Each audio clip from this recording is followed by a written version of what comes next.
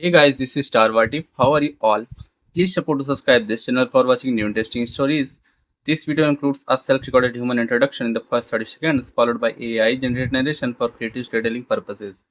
So in this video, we're gonna see second part. What if Harry was raised as James Bond's son and became the spy wizard alive?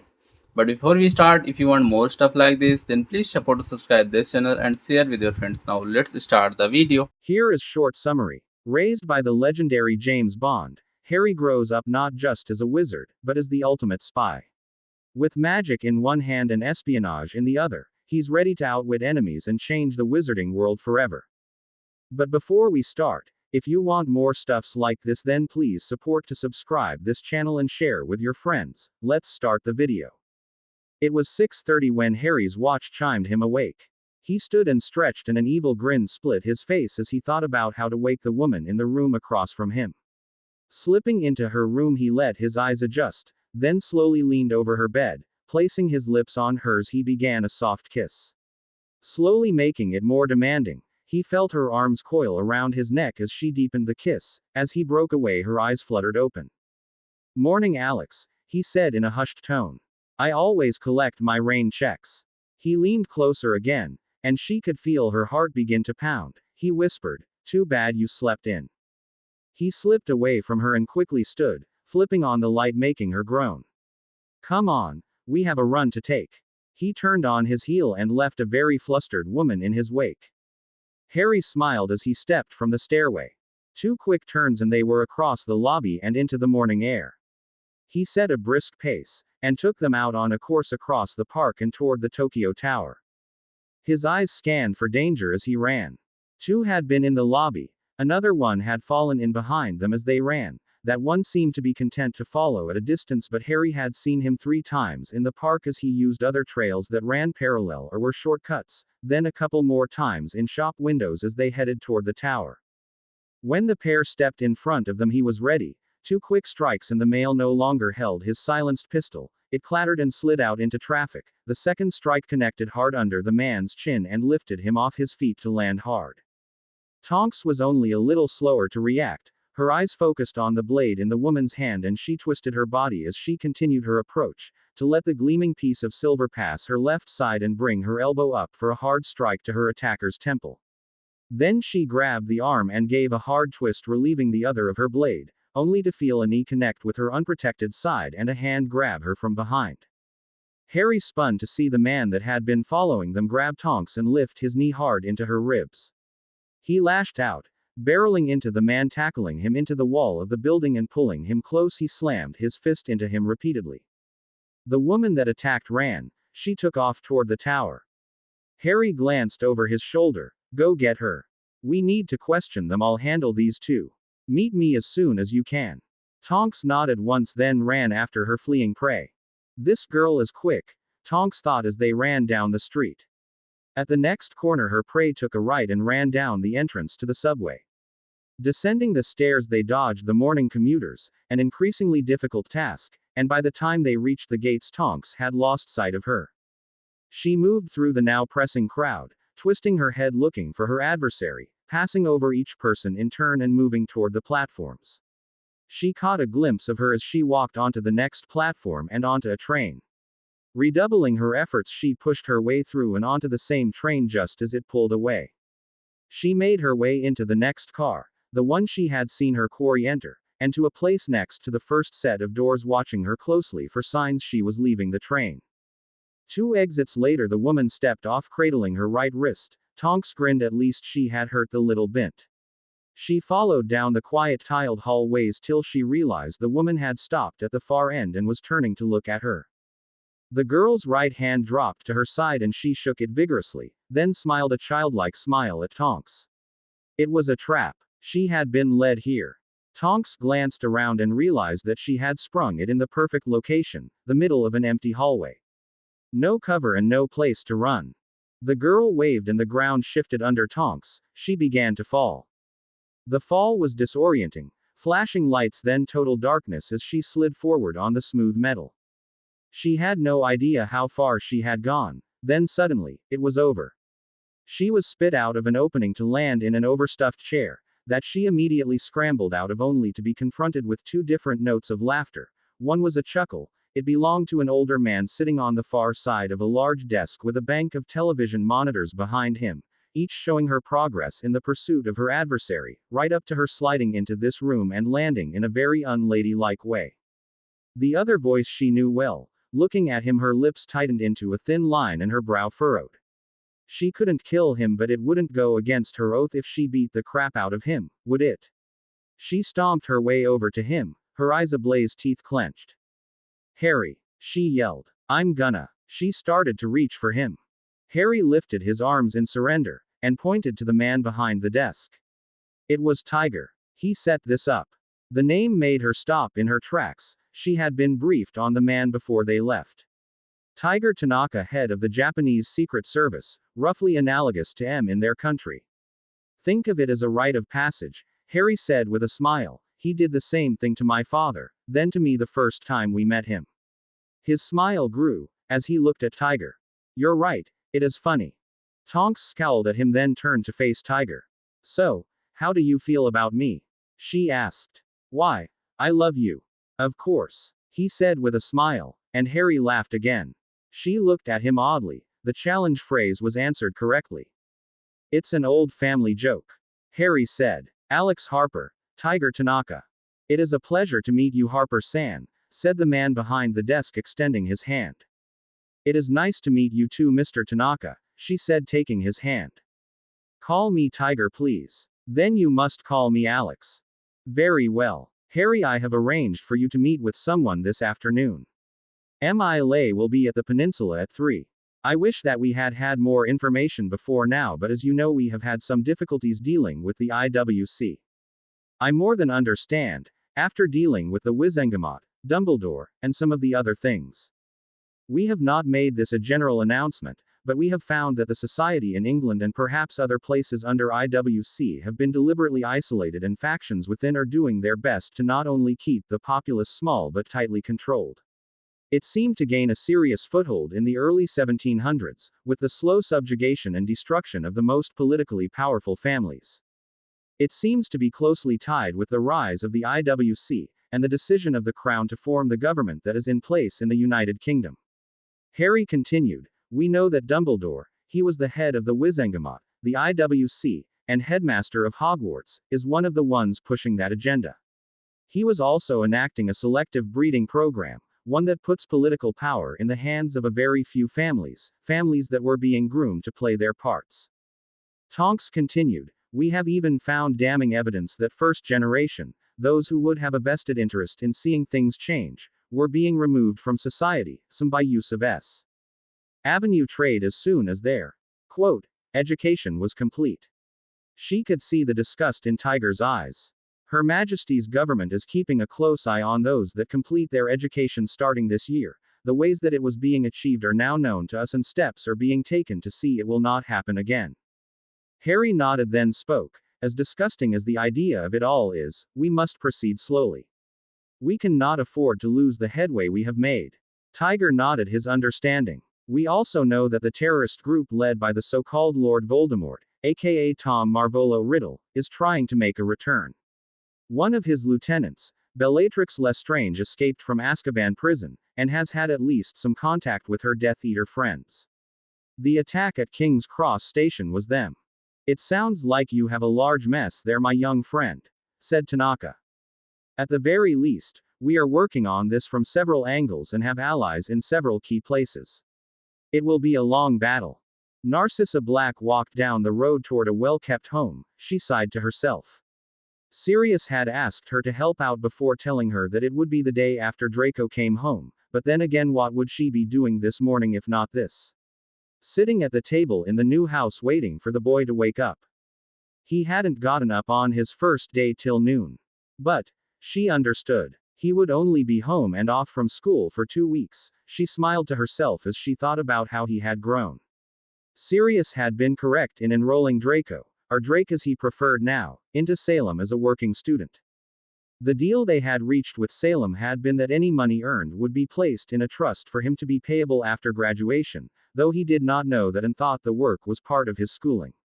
It was sad to her that she got to see him as rarely as she did, but he seemed to be growing into a fine young man.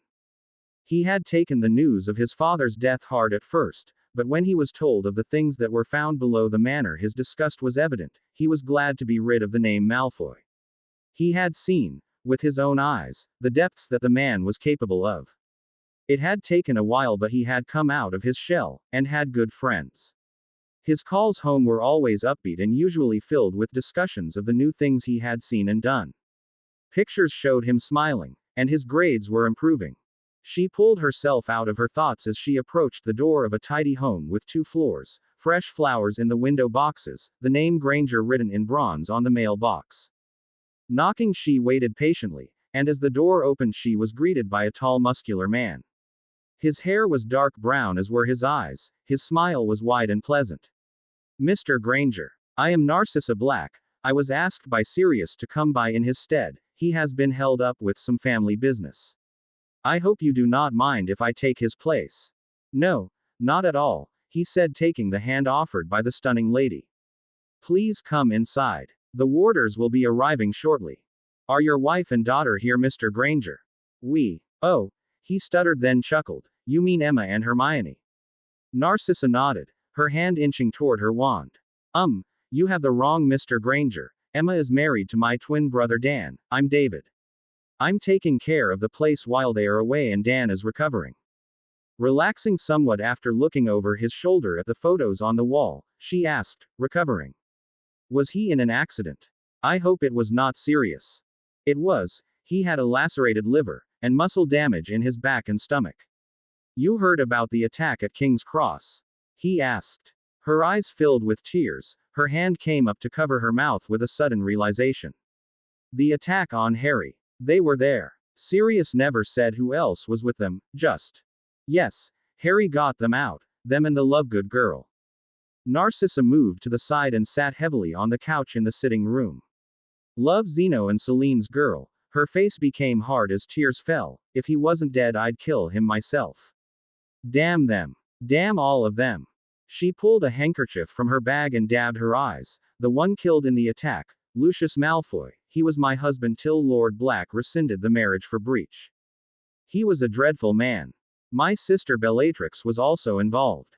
I shed no tears for his death, please do not misunderstand. You said the Lovegood girl, Luna, was there as well. And she too got away." David nodded, and she noticeably relaxed. "Good. I am glad Luna is safe. With him gone, I can finally take my place as her godmother." "He was stopping you?" he asked. "Yes. Lucius despised the family, and derived pleasure from keeping me away, but enough of that. How is it that you know of the magical world and have not had the knowledge removed by the ministry?" she asked, drying her eyes. "Oddly enough, it is part of my job. I am with the part of the government that coordinates with the minister," he said, sitting across from her. "Oh, I didn't know there was anyone like that. Several of us. Don't fret though, we are bound by our own version of your secrecy laws." He chuckled. "I see. So, you are helping your brother by arranging protection?" she asked. "Yes, more or less. The people coming toward the place were chosen by Harry, and a family member needs to be here, so here I am. He also asked for us, Sirius and I, to look everything over and make any suggestions we thought necessary." A knock on the door interrupted them, and David stood. "That must be them," he said, answering the door. After reviewing the contracts, David and Narcissa enjoyed a quiet morning as the house was warded. After it was completed, he began to escort her to the front door. He started to move but stopped and looked back at Narcissa.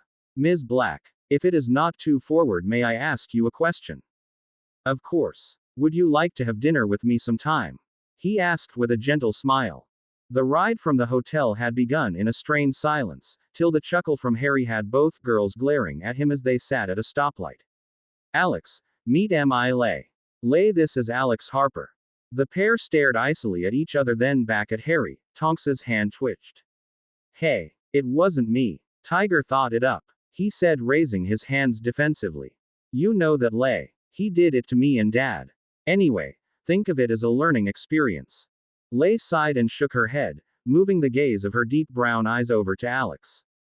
"He is correct, Harper-san. it does seem to be a form of tradition when dealing with them.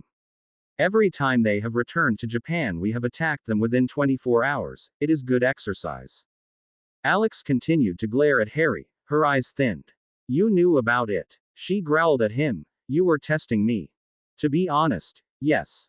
Harry said, a serious tone filling his voice. The Harry that had been joking with her moments before had disappeared. In his place sat a man of tempered steel. His eyes bored into her and made her feel like a misbehaving child. You failed. She looked down. Somewhere deep inside it hurt that she had disappointed him.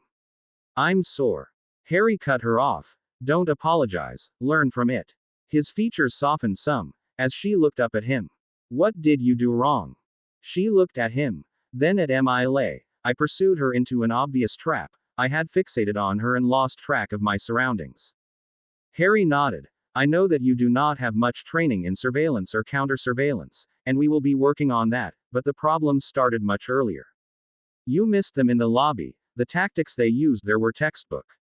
He looked at Lei. They knew I was traveling with someone they didn't know and used that to give me a chance to call them off if you were not someone that could handle the situation.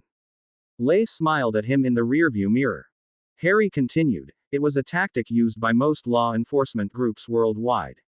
It uses more personnel than is normally available to those like us, but it also allows the situation to be easily controlled. He explained. Other groups use it as well. It is best suited for the capture of the target by overwhelming them with numbers. We will work on your observation skills so you will know most of the things to look for. She nodded absently. Your next mistake was following her into the tube. She looked perplexed. It is easy to lose someone in a crowd, and you kind of stood out. She blushed. More than kind of, Harry. I'm a head taller than most, a different race, and dressed for a run. Bloody hell, she said, I was just asking for it. Take the lesson to heart. You did well though keeping up with her.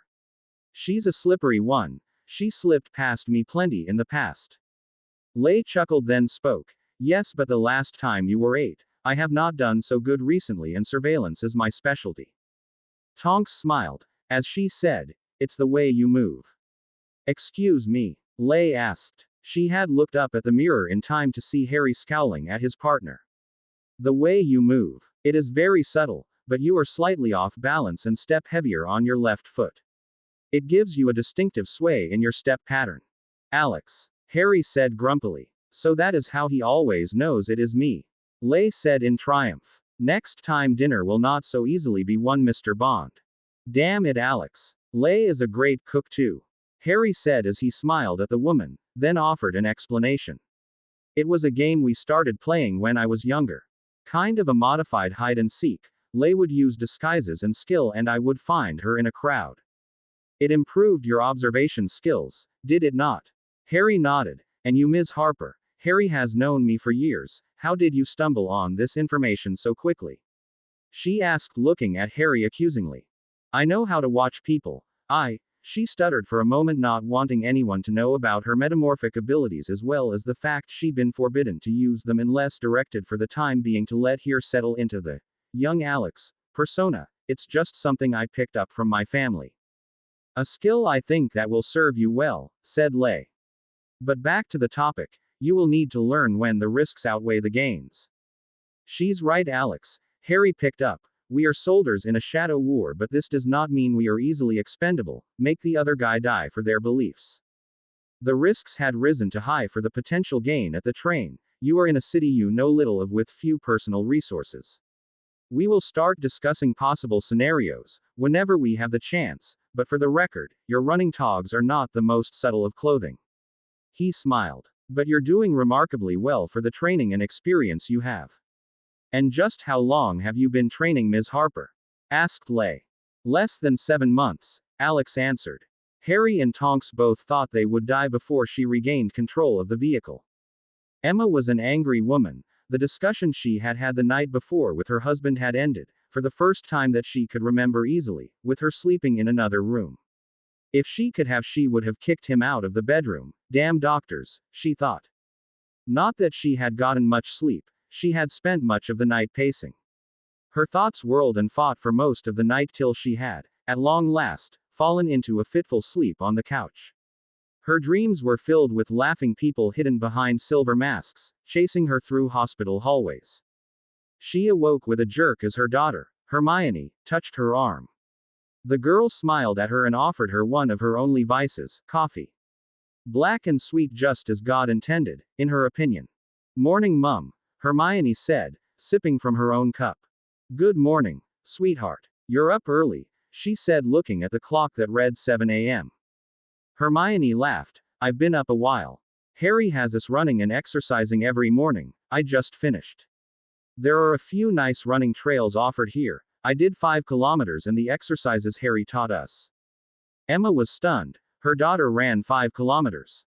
Willingly. I didn't know you were doing that.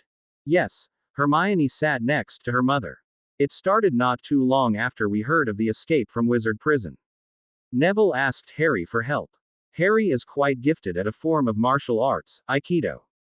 I don't believe I have heard of it, said Emma. Harry said he has been learning it from a family friend, and he practices it every day. Said something about it helps him feel centered, she said, shrugging her shoulders. I asked him to teach me. Emma tensed. Nervous. He told me that you and Dad would need to give your permission first. Her mother relaxed slightly. And you want to learn it? I'd like to. I need to be able to defend myself, Hermione offered. And I guess you have already discussed this with your father. Emma spat, standing and beginning to pace the room. He said he was done with this. Then David shows up and, she folded in on herself, collapsing onto the floor crying. A confused Hermione ran to her side to hold her. He said he was through. Emma said quietly, sobbing into her daughter's arms. He promised. Who did, Mum? What's going on? She asked her sobbing mother. A man's voice answered from the door. I did. I made a promise to your mother the year that you were born, one that I'm going to break. Hermione thought her heart would shatter looking at the pain that his eyes held. He looked weak, pale, and for the first time in her life she saw not Daniel Granger, dentist, but Captain Granger, soldier, his arms at his side, back ramrod straight. Daddy, she said in a small voice. He moved gingerly to the chair nearby, and sat gently. Pumpkin, he started. He then sat for a moment and began again. You know I was sass, like Uncle David. Hermione nodded. He looked around nervously. We, the sass, we serve at the pleasure of the crown. His eyes settled on her. I've been recalled to duty. Hermione gasped, her hand flying to cover her mouth. But, Daddy, why? He sighed, and looked at her. This was not a discussion he was prepared for. He knew it would be a serious blow to her as well as their family. Because. This was harder than he thought it would be. He struggled for a moment more, then did the only thing he could. He told her the truth. Because you are a witch, Pumpkin. Hermione's legs collapsed from under her, and she fell the rest of the way to the floor. Because of me. She looked back and forth between her parents, tears forming in her eyes. Why? Her dad sighed. Hermione, it is nothing you did. He placed a hand on Emma. She looked up at him. He smiled at her. It was just the wrong place at the wrong time. The crown has been having problems for some time with the wizarding world. He took a steadying breath and continued, because of our background, David and I have been approached to help. He held up a hand to keep Hermione from asking the questions that were already taking shape. Our government is, rightfully, quite worried by the abilities of witches and wizards. Hermione gave him a questioning look. Think about it, sweetheart. He sat quietly and waited for her as she chewed on her bottom lip, a sign she was lost deep in thought.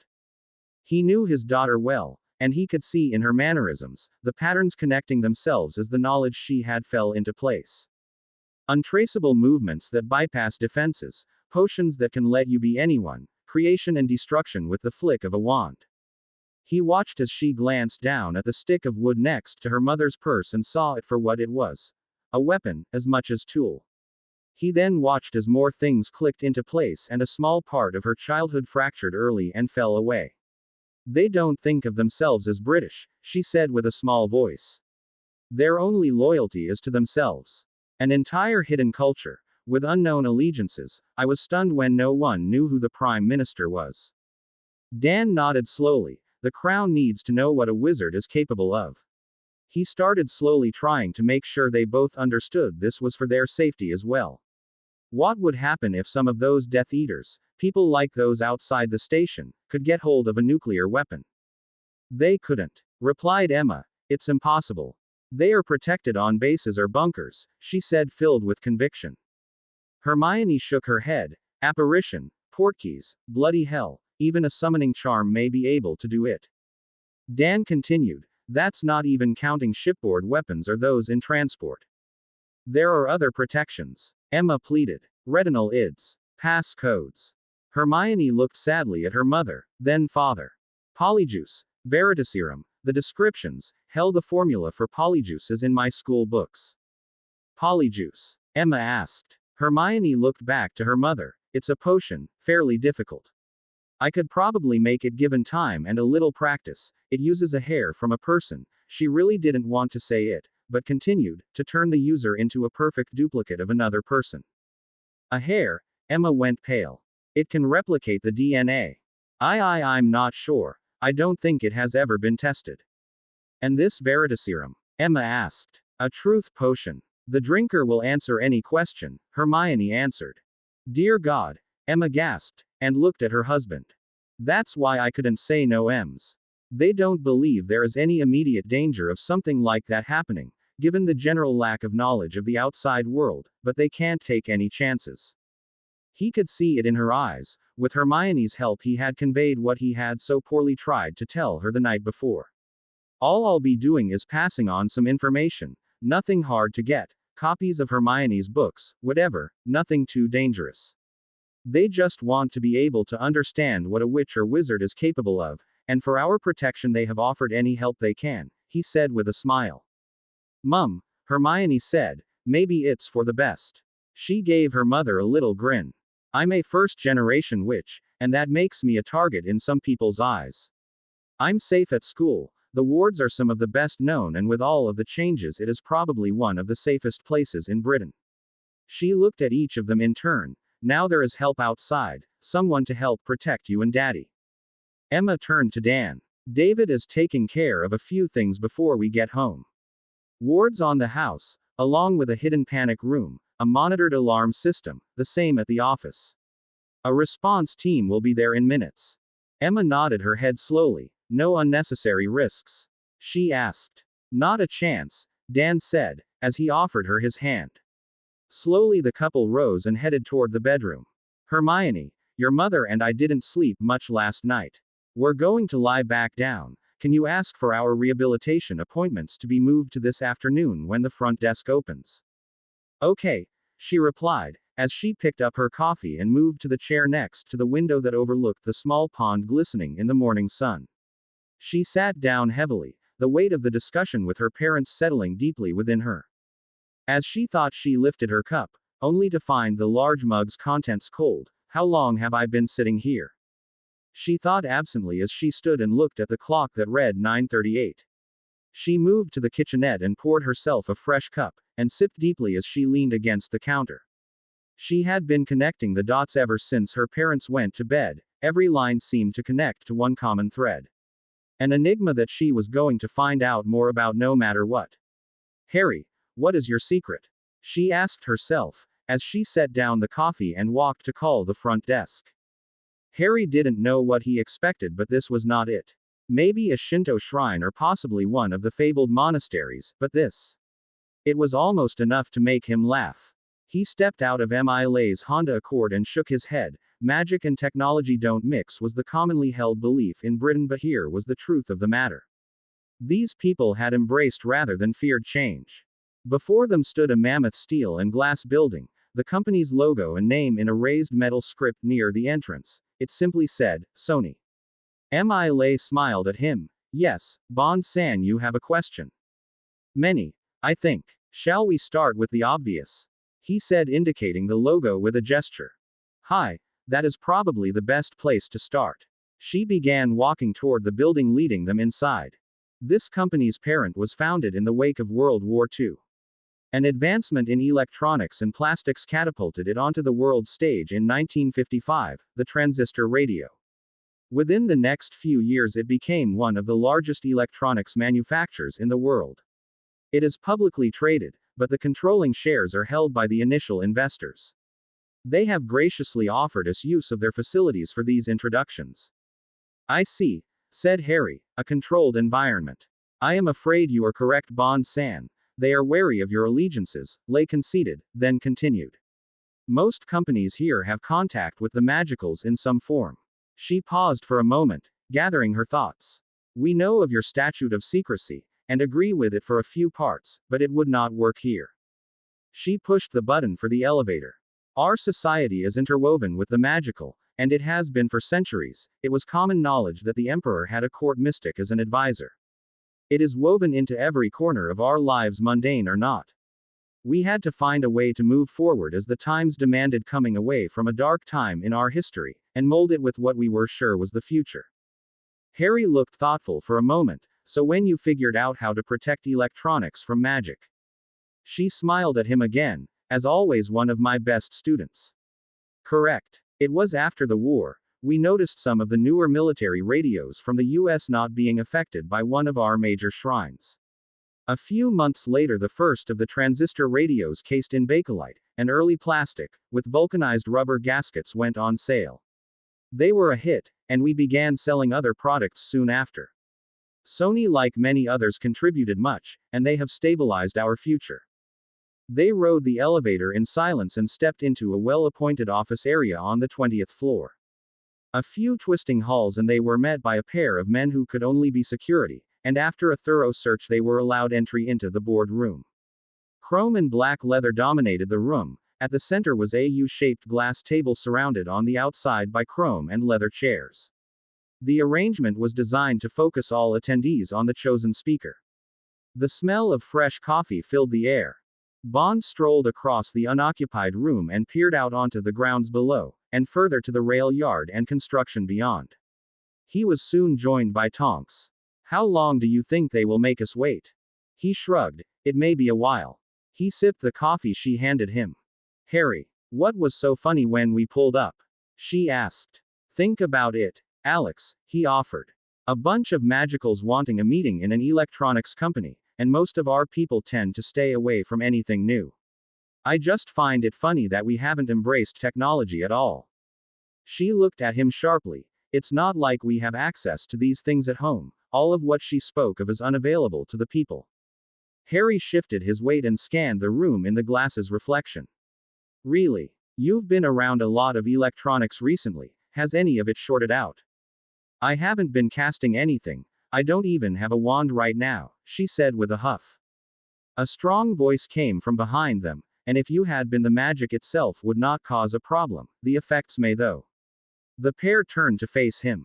He was older, somewhere in his mid-50s, and wore a dark silk suit with a golden yellow tie. I am Nakamura Yoshi. I have been asked to be your initial point of contact. Harry moved closer, then bowed. It is good to meet you, Mr. Nakamura. I am Harry Bond. This is my traveling companion Alex Harper, he said, indicating Tonks, who bowed as well, as Harry presented him with his business card. After looking at the card, he placed it in his chest pocket and returned the bow, though not as deeply. It seems odd that your government would choose one so young to speak for them. Harry nodded. I find myself in a unique situation. How much do you know of what is happening in the United Kingdom? Very little. Information about your home country is suspect at best, as much of it comes from the Daily Prophet. He motioned toward the seats around the table. Then what you know is more than a little suspect. That paper is on the whole unreliable, Harry states, with a slight chuckle. As to your thoughts, Harper-san, said the older man, I know that products from Sony and others are available throughout the United Kingdom and Europe. In fact, they are quite popular. That is certainly true, Mr. Nakamura, Harry said, stepping in before Tonks could speak. Unfortunately, our magical culture has decided to segregate itself from the outside world, he said sadly. They have missed many things, and are under the impression that they have no need of anything a non-magical can offer. That is such a loss, he replied. The very advancements that have allowed us to begin to flourish were created by an Englishman. Tonks looked at him stunned. It's true, he said with a smile. Plastic's birthplace was in England, along with the vulcanized rubber. You mean these advances could have been made by us? Tonks asked incredulously. The Americans did, we did, others have or are, he replied apologetically. But, I suspect that you are not here to arrange for an export license. How may I be of assistance? The British government, the non-magical one, is seeking allies among the magicals. We understand that issues have come from dealing without implied representation within the community, the IWC. The Crown as well as Her Majesty's government wish to relate that the IWC does not speak with her authority. And you do? He asked warily. I do, as Lord Potter Black, Earl of Suffolk and Nottingham. For this instance of introduction alone I speak for her. I have contact information for those within our government that will be available at your convenience to begin formal diplomatic relations, Harry answered back with a regal tone. I see, he said, looking thoughtfully at the young man. As Harry Bond, I have other information and a natural curiosity I hope you can arrange to help me with, he said with a smile. He chuckled at the young man. I begin to see the odd situation you find yourself in, Bond San. You seem to walk a fine line. He noted the young man's shrug. What information do you wish to pass on and what request would you have of me? That discussion ran late into the day. Sirius paced up and down the entry hall, the sound of his steps a stiff staccato. He was waiting on his remaining best friend Remus Lupin. They were the last of the living marauders. He couldn't help smiling at the thought of them, James and later Lily, himself and Remus, his adopted family. Those who took him in and made things better after his escape from home. The Potters had given him a place to live and allowed him to finish at Hogwarts, and helped him stay away from the crazy woman that was his mother. Remus was all that was left. The only other member had become a traitor, Peter Pettigrew. He fought to relax from the anger that even thinking his name caused. Today was a day for celebration. His friend, his brother in all but blood, had been found, and was coming home. When they had located him, he was living as a non-magical, refusing to have anything to do with the world that had taken away his family, his pack. It had nearly destroyed him. In the space of a few hours, the young man werewolf had lost everything that mattered, his pack and the child he considered as his own. From the information they found, he had spent years drifting, living on short-term jobs and booze. Only in the last couple of years had he started pulling himself together. He had a job as a night security guard, and was trying to clean himself up. He was just glad the investigator they hired had found him and he had responded to the letter they sent. It would be good to see him again. When the doorbell rang, Sirius froze. Thoughts raged in his head, all of them conflicting. Could he do this? Would his old friend accept what had happened? Would he hate him for what he had done? Could he forgive him? He took a deep breath, walked unsteadily to the door and pulled it open. On the other side of the threshold stood a man with light brown thinning hair and a mustache that matched. His light blue eyes shone with tears. His clothes were a little threadbare, but to Sirius none of that mattered. A smile grew on both of their faces. Hello, Padfoot, said Remus. Good to see you, Moony, Sirius replied. Aye. Sirius had no time to say more as Moony gathered him into a hug as he stepped into the house. Relieved, he hugged his friend back. He felt a sharp pain in his side. It was quick and passed almost as quickly as it came. As he pulled away from the hug, he saw the dagger in his friend's hand. It was coated in blood, his blood. He staggered to the side, collapsing against the wall, and started to slide down it toward the floor. He looked up at his friend's face. His eyes were glassy, and he had an unconcerned, almost serene look on his face where Sirius had expected to see rage.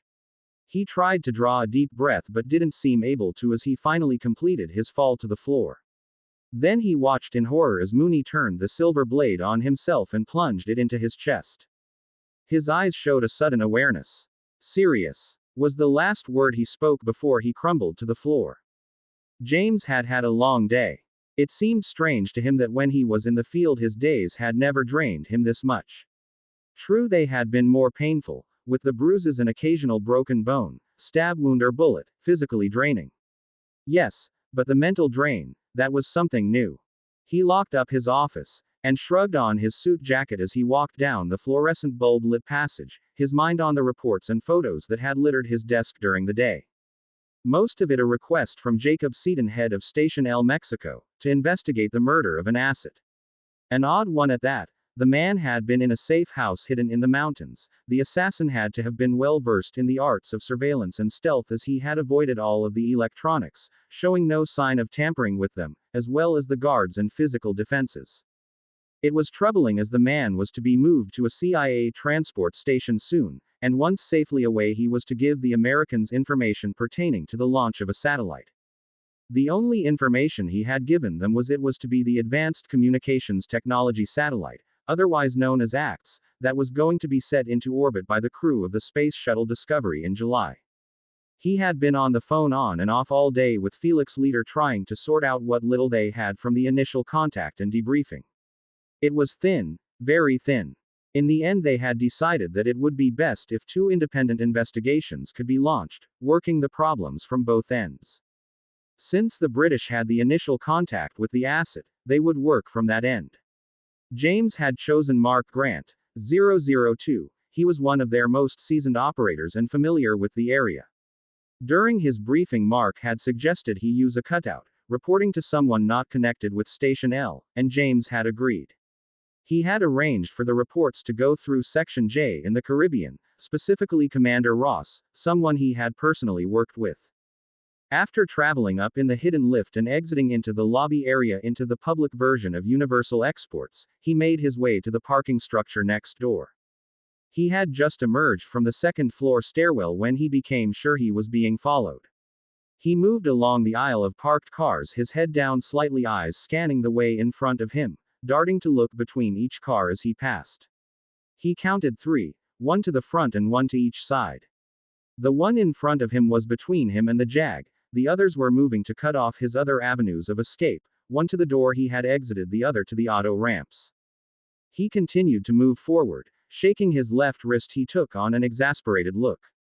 Shifting his briefcase to his left hand, he fumbled with his watch as if moving it from an uncomfortable position, while actually depressing a pair of buttons, all the while knowing that the response to the signal would arrive too late. The trio had already begun to make their move.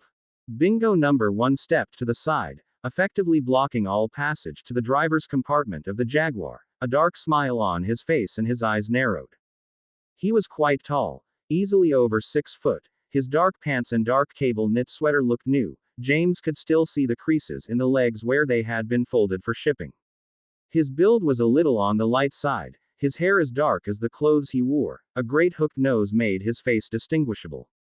The gleam of a knife hidden behind his back could be seen reflected in the Jag's paint. "Good evening, Mr. Bond," said the man, once James was within perhaps a dozen paces. "I'm sorry, you seem to have me at a disadvantage," James replied, focusing on the sounds of the other men's footsteps moving toward them. "My employer wishes to have a moment of your time. It is a matter of some importance," the man said, taking a step forward. "Then by all means please have him make an appointment. My secretary will be glad to work something out that will fit both of our schedules." James smiled his best business-like smile. "Yes, I have no doubt, but my employer is most insistent that this be done as soon as possible." He took another step, bringing himself within a long arm's length. "Yes, well, be that as it may, without the proper information, I am not sure how much help I could be," James said, tensing. "That's quite all right. After this I think I can supply what he will wish to hear." The man's arm flashed forward, the wickedly sharp-looking blade piercing the air between them. James watched as the man's shoulder dropped in preparation for his lunge and moved just as the swing began, bringing his briefcase up between them to deflect the blade away, only to have the tip burst through the fabric on his side, surprising him. Yanking the case hard to the side, he ripped the blade out of the attacker's hand. "Now, didn't your mother tell you, you could put an eye out with something like that?" James quipped. "Don't just stand there. Kill him," the man yelled. James plowed into the dark man, lifting him off his feet and ramming him hard into the rear of the Jag, the air rushing out of the man with a mighty woof. He followed the impact up quickly with an elbow to the side of his head. He spun toward the advancing men, both of them large bruiser types, charging him with arms outstretched. James moved to the right, dropping below his arms. He let the man's own momentum carry him over his back. Standing as the man passed over, adding height to the man's out-of-control movement, he did a remarkable flip to land hard on the concrete. As he turned toward the remaining attacker, a fist hammered into his jaw, and James's vision swam, his ears ringing. He suddenly found himself on all fours, his head clearing just in time to see the bruiser's steel-toed boot swing forward to make contact with his side. His ribs exploded with pain. As he was lifted off the ground by the impact, his body rolled with the momentum to stop a short distance away. Both of the bruisers were on their feet and were approaching, as James began to move, while questions flooded his mind. Who were these men? How did they know him? Who was their employer? He dismissed them as quick as they came. They were the wrong thing to be focusing on at the moment, the type of things that could get him killed. He let his emotions go cold, his mind numb, as he rolled away from them, a hand sliding into the side pocket of his jacket from which he pulled a metallic cylinder. It was a little longer than a heavy pen, and as big around as a large man's thumb. Taking a firm grip, he gave it a flick. There was a quiet sound of metal sliding on metal followed by a click as it extended to its full length. It was known as an asp, a gift from Felix, a collapsible baton made of titanium, capped off with a heavy weight on the end. Coming to his knees, he snapped it forward into the first thug's leg. There was a muffled crack followed by a howl of pain as the man collapsed, clutching his now broken lower leg. The impact of the second thug rolled him across the concrete, the asp flipping from his hand. James tried to suck in a breath, pain shooting through him. He knew he had several broken ribs, as his vision had a dark halo around it. "What's the matter, Mr. Suit?" asked the man. "All the fight gone out, oh yeah. That was a nifty toy ya got me mate with. You're gonna have to pay for that." He stepped forward and swung his leg back for another kick, when James's other hand rose from inside his jacket with the barrel of his Walther PPK leveled at the man's chest. "Hope you weren't expecting coin of the realm. All I have is lead," he said with a small smile. In the distance, running feet could be heard. James sat in his office chair, draining his second scotch, his now bandaged ribs still throbbing. As M entered, he began to stand. "Don't bother. Dr. Warmflash gave me the rundown. 2 broken ribs, light concussion, in all not your worst outcome," said M, pouring herself a glass, then handing him the bottle. "Barely qualifies as a scratch."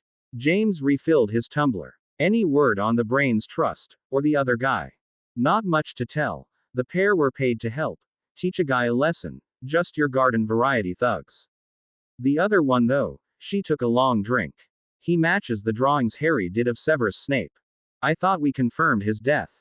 "We did. Problem is the body we had several foreign unknown substances ingested. Tech will revisit that issue starting in the morning. Have you informed Amelia?" "She is being informed as we speak." James nodded. "What about that blade? It pierced my armored case." "That went directly to Q," she said, taking another sip. "Nasty thing. When we started our cleanup, we found your case half eaten away, some sort of acid. The metal looked corroded, while the leather Q said it looked like it was attacked by Ebola virus. It's in a quarantine housing. He is suggesting its immediate destruction. I am inclined to agree." Bond nodded. "Probably for the best. Any idea what this Snape would want with you?" "Dumbledore. It had to be on his orders." James stood and walked stiffly to the wall and slid one of the whiteboards he used for case notes out of the way. Behind it was a line diagram that M recognized as the attack on Harry at the train station. "Something about this attack has been bothering me." He flipped the transparent pages down, then pulled up the first page. "Using the surveillance footage I had it broken down by individual attack." As he added each attack, shown with a line and an impact point, a pattern slowly appeared.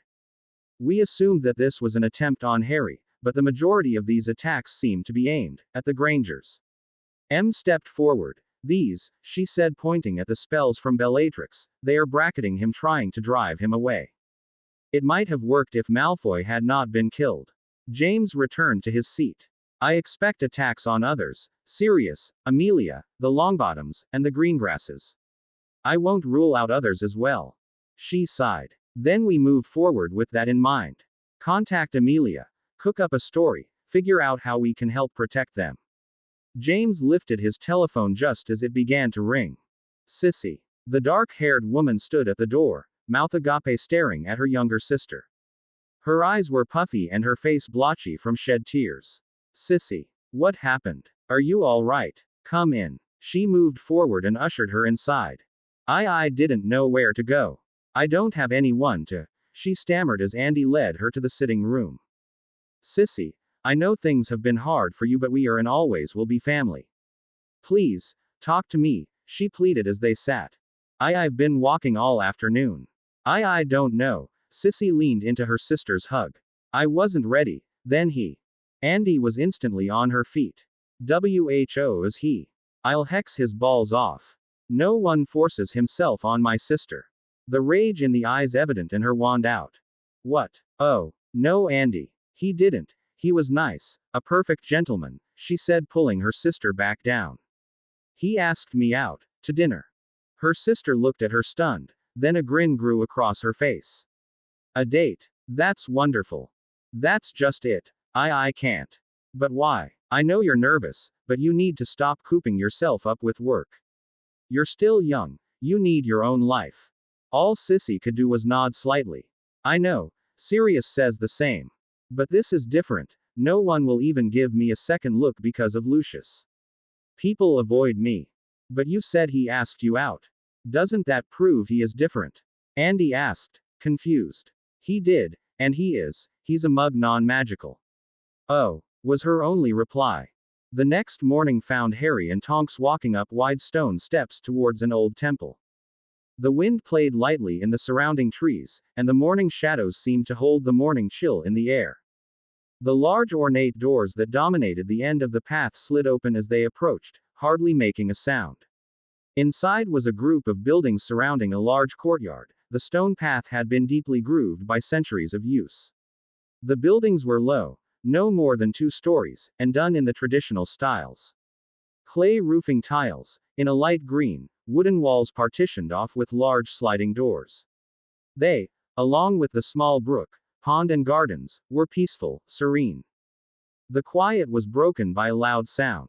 Oddly, it did not seem out of place as one would have thought. It seemed appropriate somehow. As if it belonged, as much as any other part of the temple.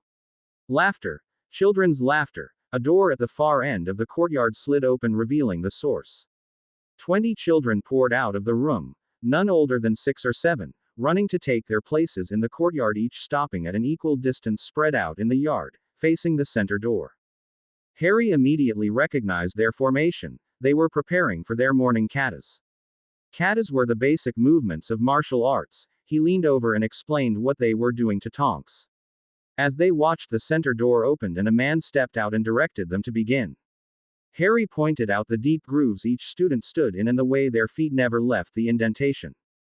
The man circled the group slowly, making the odd correction to a stance or form, then in a loud voice shouted, again.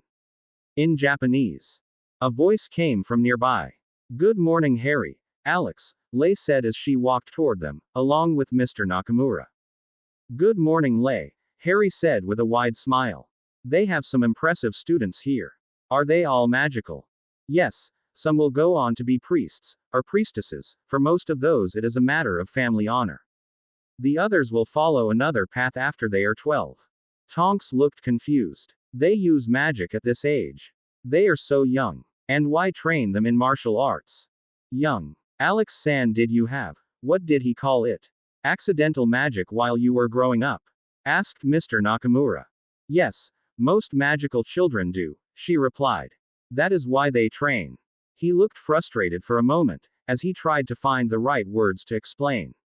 Martial arts is not what most Westerners believe.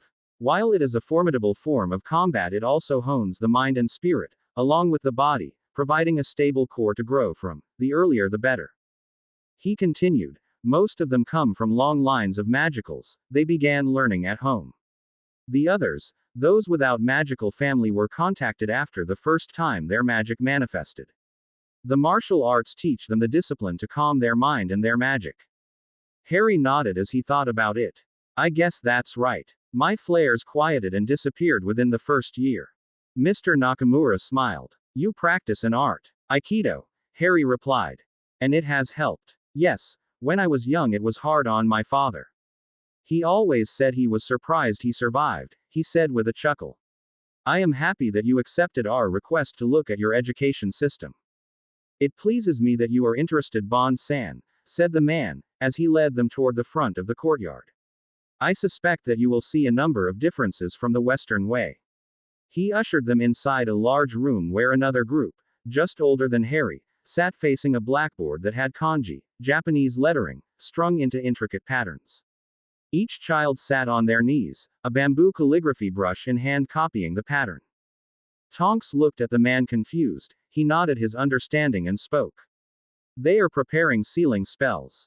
We have many oni, he searched for the correct words. Demons, creatures, other things that we use. Such things aid us in protecting our homes and community. A look of comprehension dawned on her face.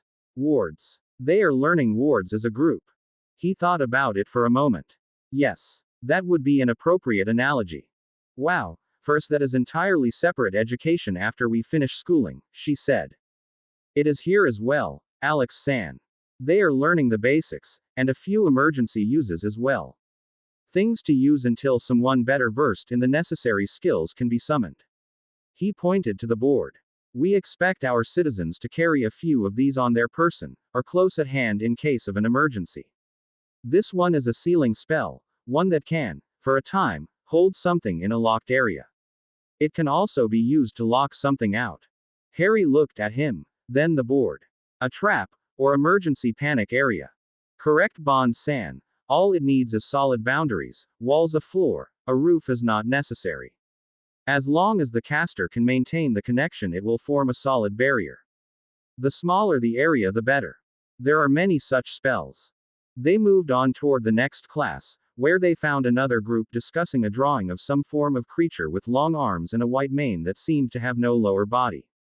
Mr. Nakamura, I don't see anyone with a wand.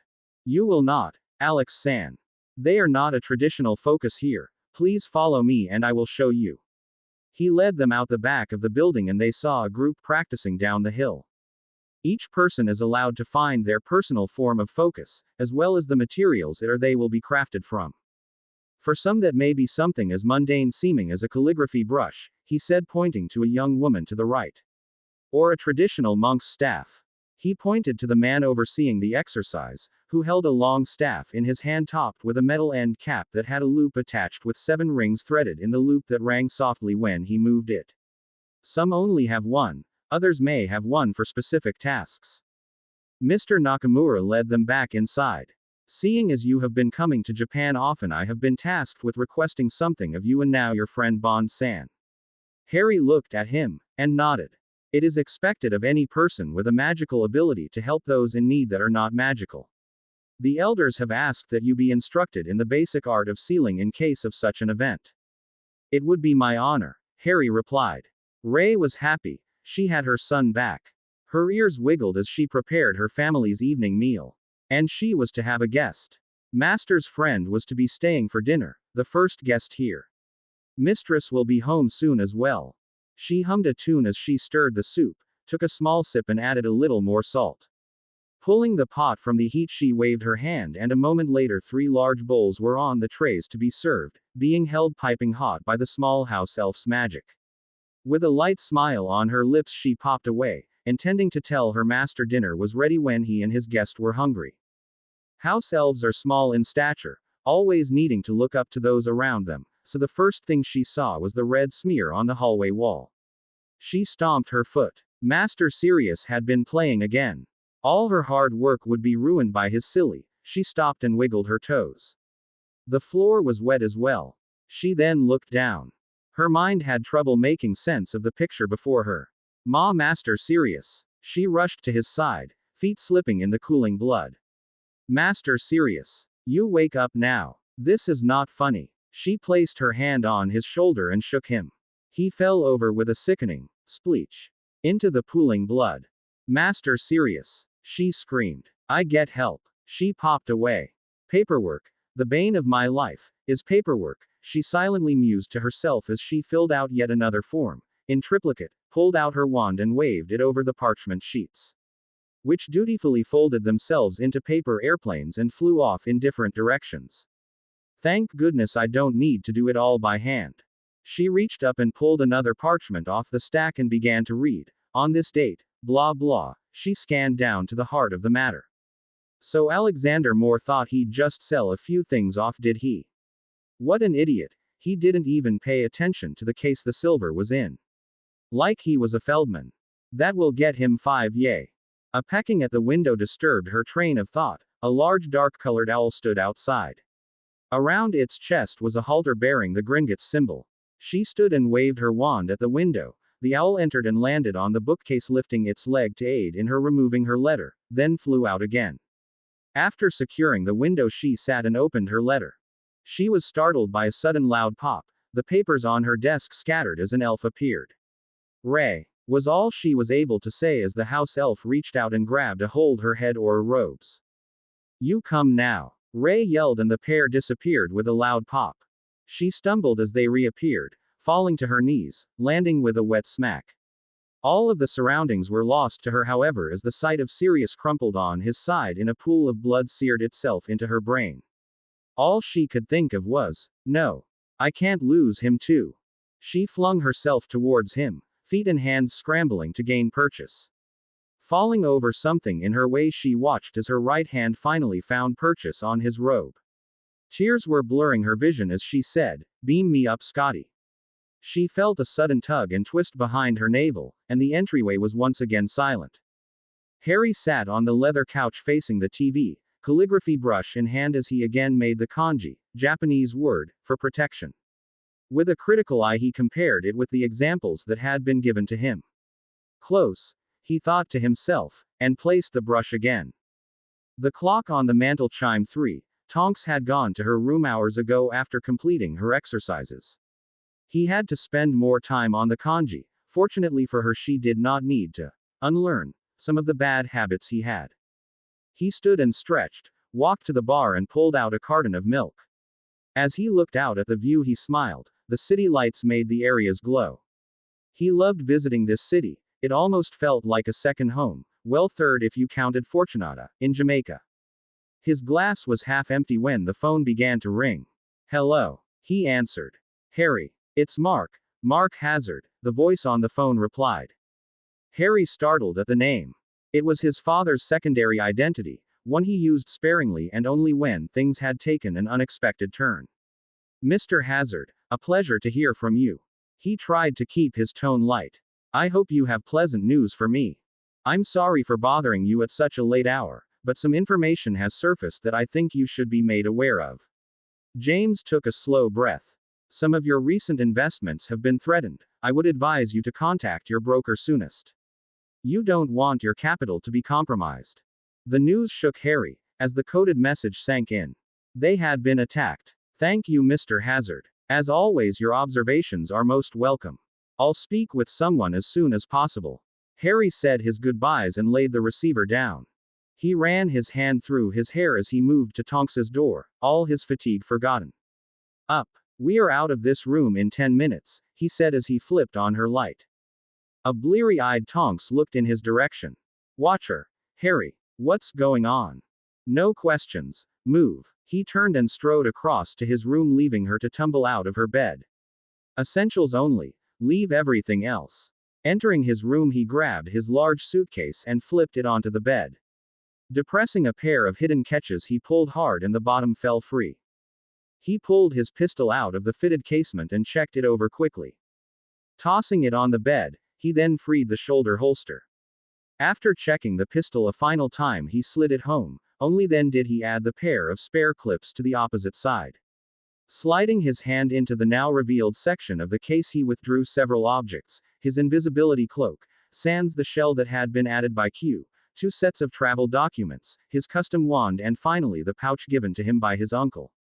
Checking the documents, one set for him, the other for Tonks, he placed them in the inside pocket of the black suit jacket he retrieved from the closet, along with black trousers, a pair of dark leather shoes and socks, white silk shirt, and a deep red tie. He looked at the ensemble lying on the bed. For the first time, he was going to put on the suit. That is how he thought about it, the suit. The one his father wore with such confidence, the one that hid who and what he was, the one that he had worn to topple tyrants, kill terrorists, and most importantly, protect the people of the United Kingdom. It had always been a symbol to Harry of what his father stood for. For the first time, he would wear that same symbol. Across the suite, something much different was happening. It was chaos. Tonks's feet has been wound in the sheets as she tried to stand. This had ended with her face first on the floor, cursing the return of her clumsiness. Clothes were scattered around the room as she gathered things and tried to dress at the same time, finally settling on a summer-weight blue dress. It was of a classic design, a square neckline, no sleeves, knee length. It was tailored to pull in at the waist, to which she added a wide dark leather belt, and a short bolero-styled jacket of matching color. Her shoulder bag was stylish, again in dark leather. To it she added her heckler and Coke 9mm that she had also retrieved from her suitcase along with 2 extra clips. Quickly buckling the 2-inch heels she stepped into the main room. She stopped short. Standing in the center of the room was not the happily laughing Harry she remembered and hoped was still there someplace. This young man was different, harder somehow. His green eyes were just as captivating, but instead of green pools to get lost in, they seemed to bore their way into her very soul. He looked her over with an appraising eye, then nodded. "We need to go." He looked at his watch. It was almost 3:30. He turned and walked to the door, only pausing to retrieve his briefcase. Algernon Croker was drunk. This was something he had not done since. He chuckled quietly to himself. It had been many years. The end of the war probably, the night he thought it was over. It wasn't over. In fact, it was still raging. It was just that the battlefront had shifted. No longer was there blood on the streets, being washed away by the rain. No, the blood was still being spilled, it was just not visible. It raged in the halls of their government, the halls of their schools, in the back rooms, Merlin knew where else. It disgusted him to know that they had all turned a blind eye to it. Bribery ran rampant in the Wizengamot, corruption could be found at every level. Even in his own department. His own department. Of course Rookwood had been a spy during the rise of Voldemort, but today. It was just as bad in many ways. Objects missing. Research gone or falsified, some even destroyed. It was enough to drive him to doubt many of his friendships. He took another deep drink from his glass. The fire whiskey burned its way down his throat and a little burst of fire popped from his mouth when he belched. He shook his head. Several dangerous objects were missing. Among them 3 time turners. Dear Merlin, what a nightmare that was. The ability to turn back time up to 24 hours. Any number of spells, charms, and runic clusters, most without proper testing, out there among the populace. He had seen the runes that had been placed in Hogwarts. Others had been found as well in other schools, thanks to Bones and her insistence on a safety and security audit of all public buildings. They were all removed. The ones in the ministry had been difficult to remove without raising undue suspicion, but it had to be done. He had not intended to get drunk, but as time progressed he realized that he had few people he could honestly trust, and needed a plan of action. As he thought, depression had gripped him and more fire whiskey had followed. Of this fact he was not proud. He looked at the near-empty bottle at his side, then the glass in his hand. Slowly he placed the glass on the table. Tomorrow. He decided, it begins tomorrow. First he would see Amelia, and confide in her as she had him. He would need an ally on this road, and she was his first choice. They would then begin deciding on a course of action. The sheer volume of the task ahead was daunting. The first thing he needed was people they could trust. He tried to stand. Wobbling he sat again in his chair and he thought, evidently the first thing you need is to be sober. He laid his head back against the chair and was soon fast asleep. Mark Grant was good at his job, one of the best. One of the few tasked with the responsibility of being a double-0 agent, licensed to kill in the name of his government. But a killer was not all that OO was. They were 1 part bloodhound, 1 part researcher, 1 part diplomat, all rolled up into a single deadly persona. You needed to chase, hunt, fight, blend in, stand out, think outside any box known, and expect the unexpected. He had thought he had seen it all, from megalomaniac cult leaders, to Nazi businessmen bent on world domination. He had broken into and out of a dozen prisons and national command rooms, killed guards and assassinated leaders. But this place had him stumped. He had walked the grounds in the daylight, with the man in charge of security, and even with a hand-guided tour and access to the plans themselves he was unsure of how the prisoner had been killed. That led him to what he was trying to do this very evening, breaking into the compound. They had been placed on high alert knowing that this was an exercise. He figured that was roughly analogous to them knowing they were protecting a high-value target. Especially when he sweetened the pot by saying if they could catch him then their jobs were secure. He knew he would have their best effort. It had taken him longer than he expected to get this far. The vulnerability he had found to get him here was in the wastewater system. The water shed down into a system of cisterns where it was collected and used as a supplemental water supply, which he followed back using the cisterns as cover. From there he had used their patrols against them. They became his private taxi service as he rode into the heart of the compound, abandoning his ride before it arrived at the internal checkpoint. Next was the internal fencing and no man's land patrolled by dogs and rifle-toting guards in body armor. He made quick work of the security cameras, feeding them a continuous loop courtesy of a pair of Q's new toys. A quick spray of himself with another such toy that Q guaranteed covered his scent from guard dogs, and he moved on.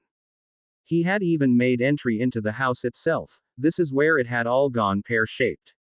Inside he was having problems circumventing one of the final obstacles between himself and his objective. Seismic sensors set on the floors and walls. They were incredibly sensitive, according to the head of security, and proved to be a problem because they were independent of each other. Each evening they were placed by security with a new battery and timed activation. Once active, the only way to stop the piercing alarm, that would then set off the others, was to purposely set them off then remove each battery. An ingenious if simple addition done by the previous security chief.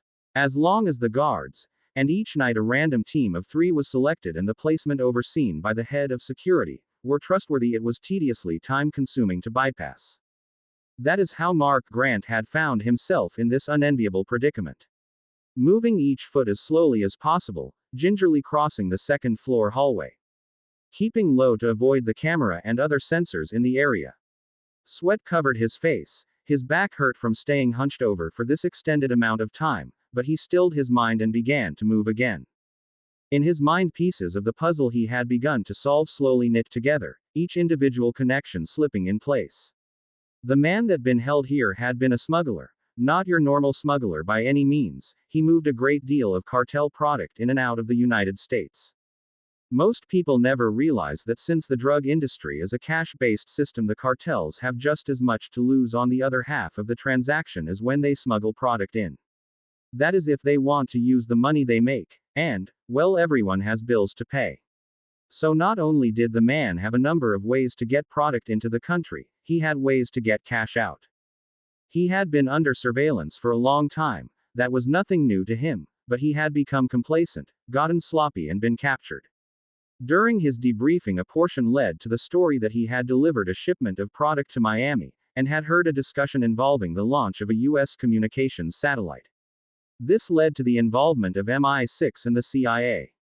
Mark had begun his investigation where most of them start, following the money.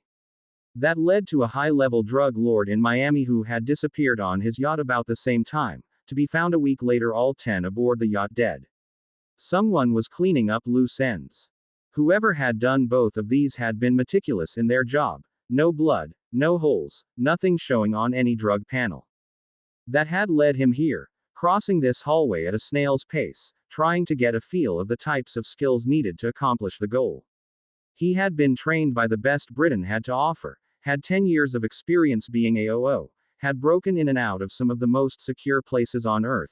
Even with all of that and every advantage a personal knowledge could give him, he failed. Harry led Tonks down a hallway to an unmarked door. Flipping out his keys, Harry thumbed the emblem on his Aston Martin key fob.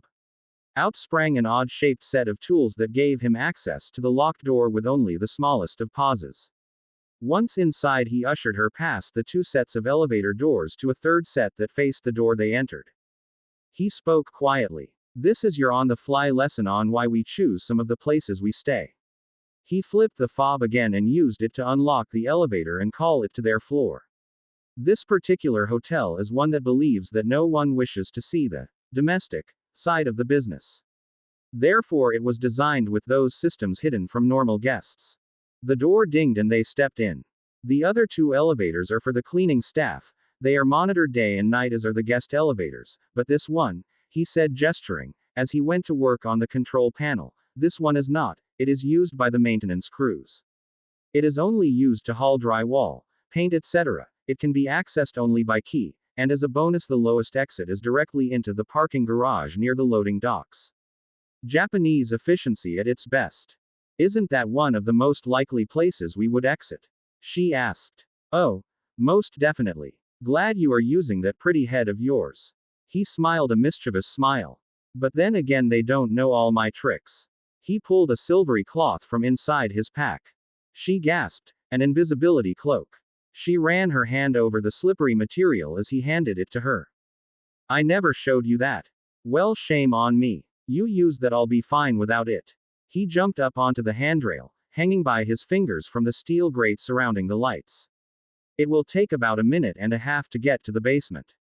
That will be plenty of time for our eyes to adjust. She watched as he pulled loose the wires to the lamp and the car went dark. She heard him land back on the floor, and something that sounded like Velcro. Wrap it around you and make sure you are covered well. When we exit, we won't be going far. Exit and move to your right. You should hear the sounds from the kitchen coming from the left. Be careful of the stairs, there will be enough light to see. There will be several autos at the bottom, those are the staff spots. Hide between the 4th and 5th cars while I have a look around.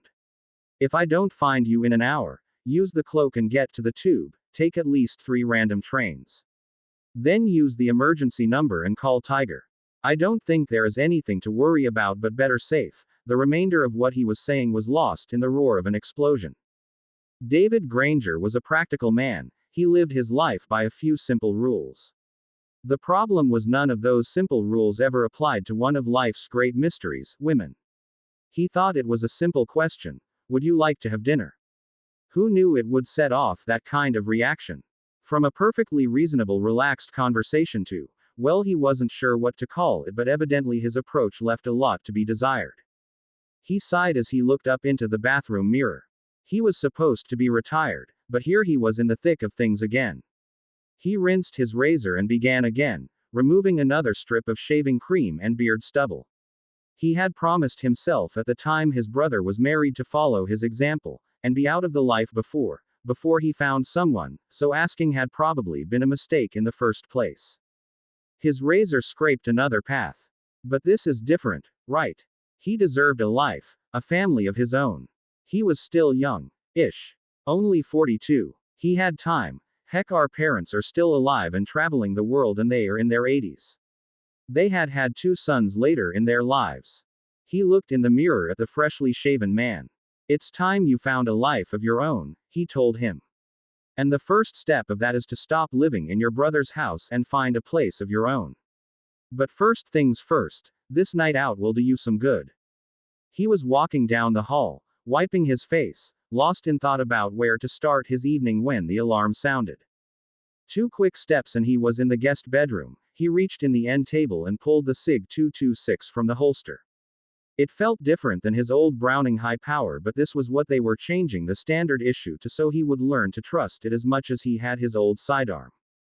The chirping alarm died as he moved toward the hallway, and he knelt and peered carefully around the door frame. He could hear voices from the ground floor, too far away to make out what they were saying, but clear enough to make out 4 different bingos. He silently cursed the fact that while the ward stones were in place, they could not be activated till his brother's family returned. That just left the passive spell work Narcissa Black had insisted on, but it was probably better than nothing. David moved toward the stairwell, keeping low. The voices became clearer. Don't care what the noise was. We have a job to do. Michaels, Johnston, check upstairs. McNeil, come with me. Kill whoever is home. If no one is here, we burn the place. David padded back down the carpeted hall, and stepped into his brother's room, leaving the door open. Moving quickly, he opened the closet door and pushed the clothes to the left, undoing the catch to the newly installed safe room that would be his fallback position. He then moved to his brother's bureau, and withdrew the knife he knew that his brother kept there, just like when they were kids. He slipped the SIG into the waistband of his pants, and moved near the door, knife ready. You go that way, said one voice quietly. The only one you need to worry about is the girl, the others are just muggles. David stayed low, his back pressed against the wall, hidden behind the partially open door. The man stepped into the room, wand forward, searching. David sprang forward just behind the man and with a quick motion had dragged his wand arm into an arm bar, disarming him, and in a flash of movement the man was dead, his throat cut before he could make a sound. Turning, David moved down the hall toward Hermione's bedroom. As he passed the stairs he could hear objects breaking. He suspected he did not have much time. As he neared his niece's room he could make out the laughter of the man within. He was taking great pleasure in destroying the doll collection that her grandparents, parents and he had helped her build, dolls from each of them from countries they had visited. Anger blazed in his eyes as he approached. The man was on the ground before he understood what had happened.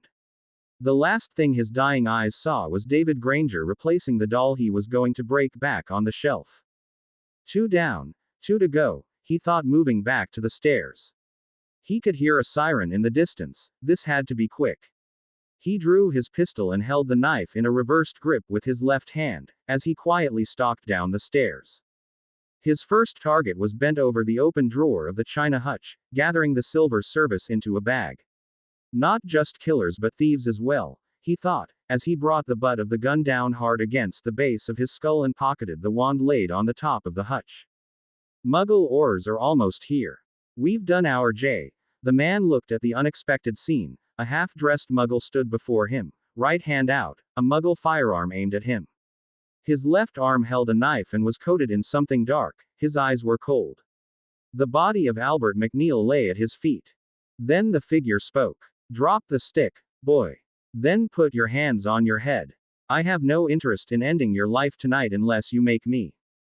He bristled at the statement. Who did this fool of a Muggle think he was to give him orders? Besides, the others were still upstairs, and he had gotten lucky with McNeil. He was careless. No Muggle stood a chance against a wizard. His father would be proud. His first Muggle hunt had borne fruit.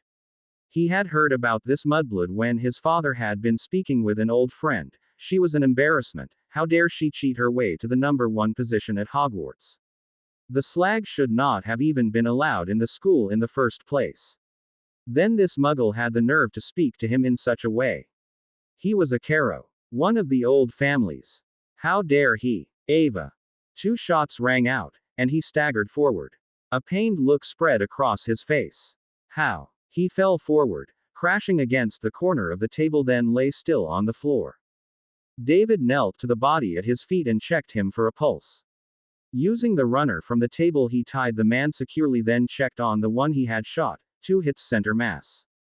Dead. Police lights flashed in the windows, giving him enough light to get a good look at his attackers. They were young. Maybe 20, all ready to kill. What a waste, he thought to himself as the first of his backup entered the house. Harry groaned as he started to sit up. He had landed on something soft. His hand moved up the surface, and fell into a warm valley.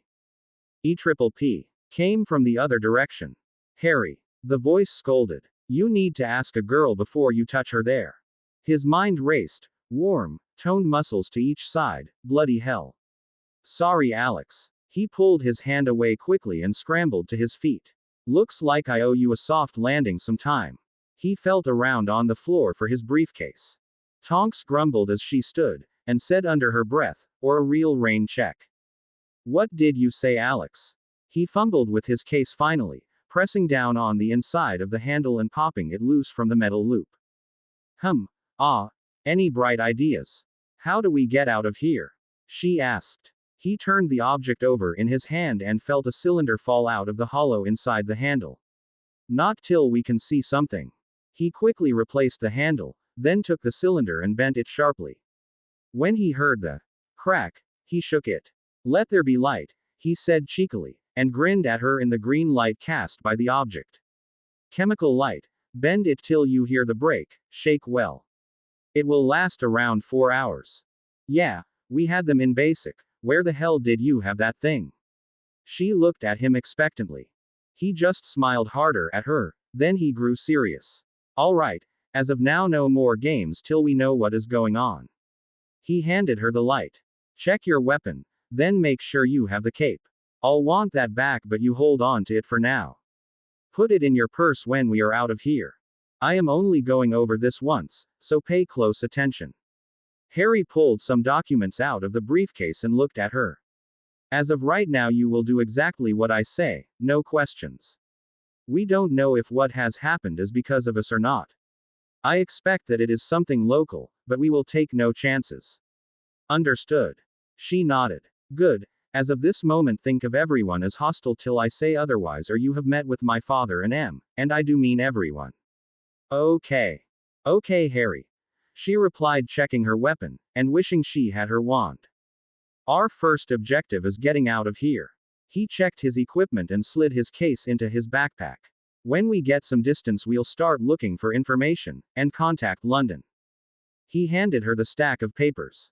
That is a new identity, valid for exit from Japan. If we are separated, use it.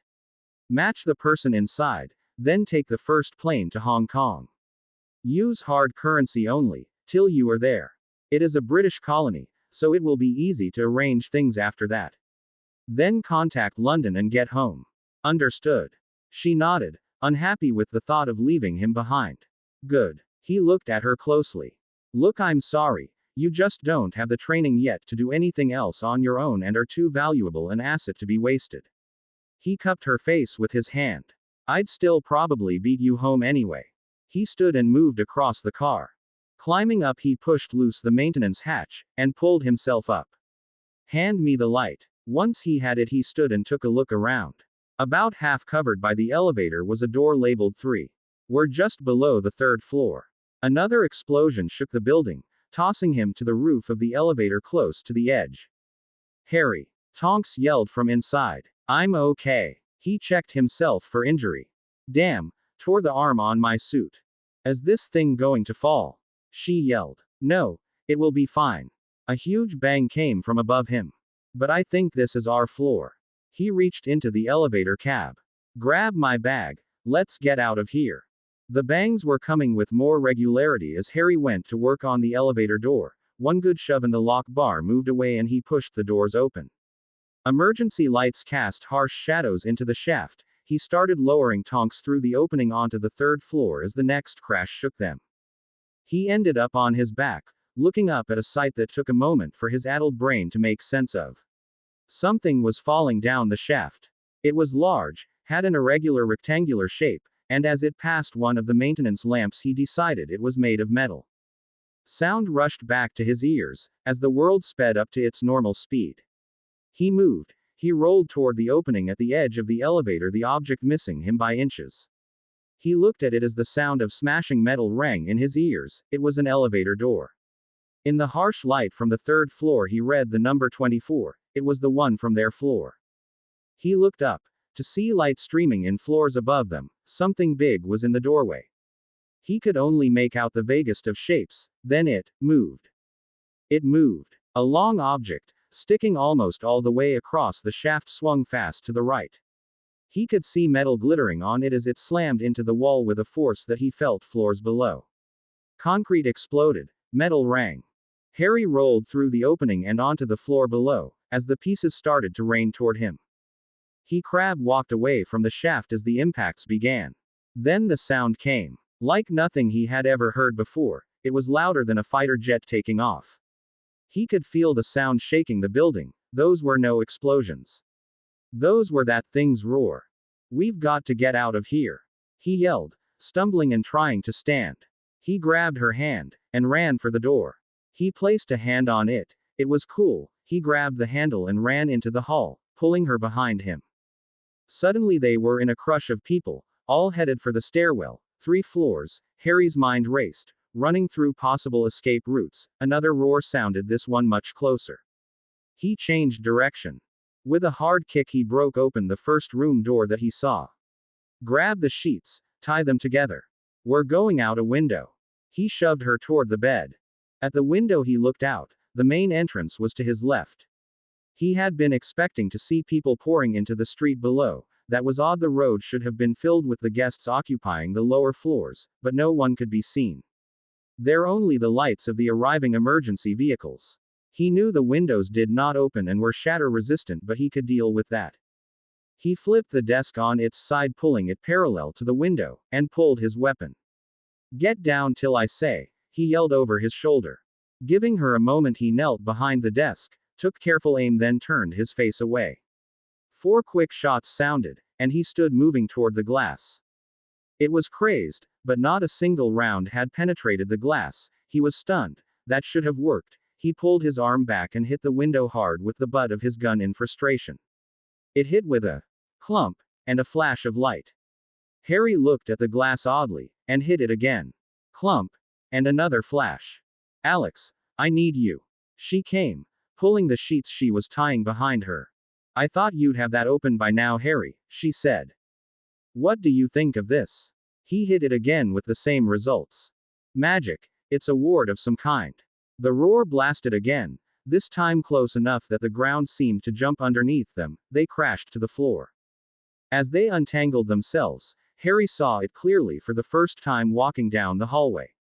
The light from outside cast it in dark shadows. It stood at least a foot taller than Hagrid. Its skin was the color of dried blood. It wore pieces of metal armor tied together with what looked like leather straps, and it carried a club almost as long as it was tall, a tetsubo. The information drifted up from somewhere in Harry's mind. A war club, laced with heavy metal studs. The most disturbing thing, though, was its face. It had great tusks growing from its mouth, a pig's nose, and where its eyes would have been were 2 gaping maws. Dark and empty, black as the darkest obsidian. Harry reached with his magic. Goshevin, he called, and his spirit animal appeared. He switched his pistol to his left hand as a thought brought the sword of Gryffindor and he felt its weight settle in his hand. Alex. He turned his head so he could see her out of the corner of his eye, her eyes wide. Alex. He repeated. She didn't respond. Damn it, Nymphadora. Her head snapped to him, eyes still wide. She backed toward the glass. Tie that off to the bureau. I'm going to try the window one more time. If I can't break it, I'll distract the thing. You get out of here. She nodded numbly. He reached down and stroked his spirit animal. Their magic joined. He felt the animal merge with him and the rush of his senses expanding. The thing's odor exploded in his mind. Blood and death clung to it, some of it very fresh. On 3. 1, 2, the monster charged.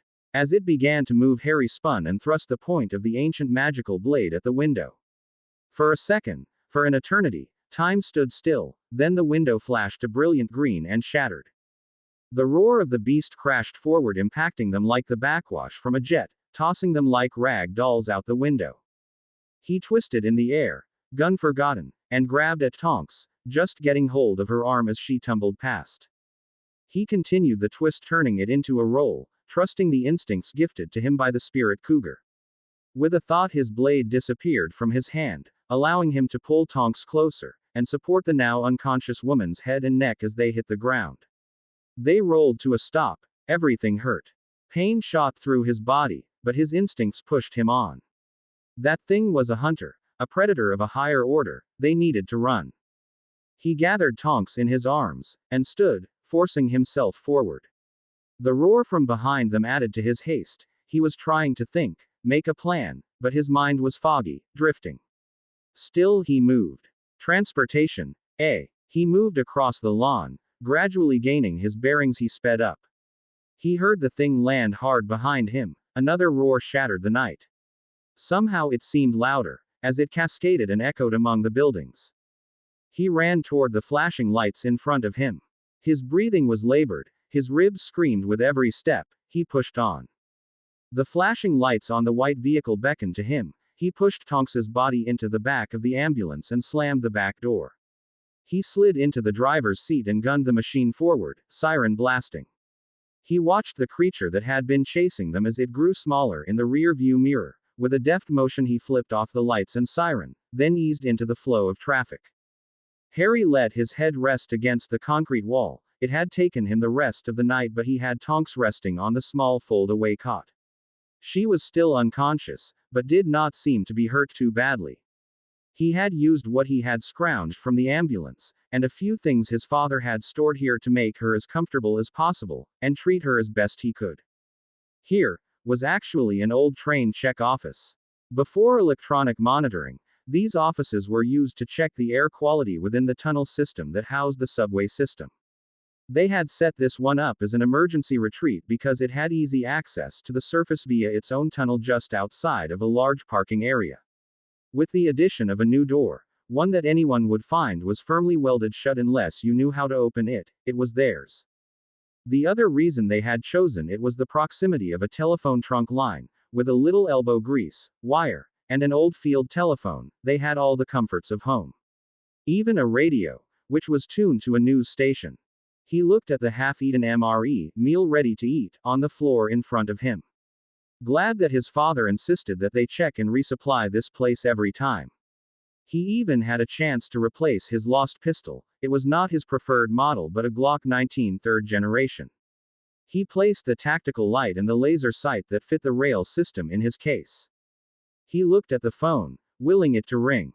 He needed more information than he was getting from the radio, and he did not dare leave Tonks alone at the moment. He took a bite of the peanut butter and jelly-covered cracker, one of the things he'd probably eat out of an MRE any time, when he heard her groan and try to move. He scrambled across the floor toward her, grabbing the tactical light. Tonks, try not to move. He looked down at her from above. Don't try and talk yet either. I have an immobilizing collar on you. I need you to look straight at me, and don't blink. It will be bright. He shined the light from the small flashlight in her eyes. The pupils retracted. You took a hard hit on the head, and our landing was hard. Blink twice if you understand. She blinked twice. Okay, I want you to start slow. Move your toes. A long few minutes later he had removed the collar and she sat up under her own power. Oh man, I feel like I was hit by a lorry. Well, I'm glad you feel that good. He said with a smile. Remember, if you feel tired, let me know. We want to keep watch on you in case you have a concussion. Yeah, I know, we went over it in basic. She closed her eyes and shivered. What was that thing? I have no idea, but I do know who I am going to ask. He said as the Gox slide snapped home. He had watched the man's car all afternoon, an uncomfortable way to spend the time as Tokyo was hot this time of year.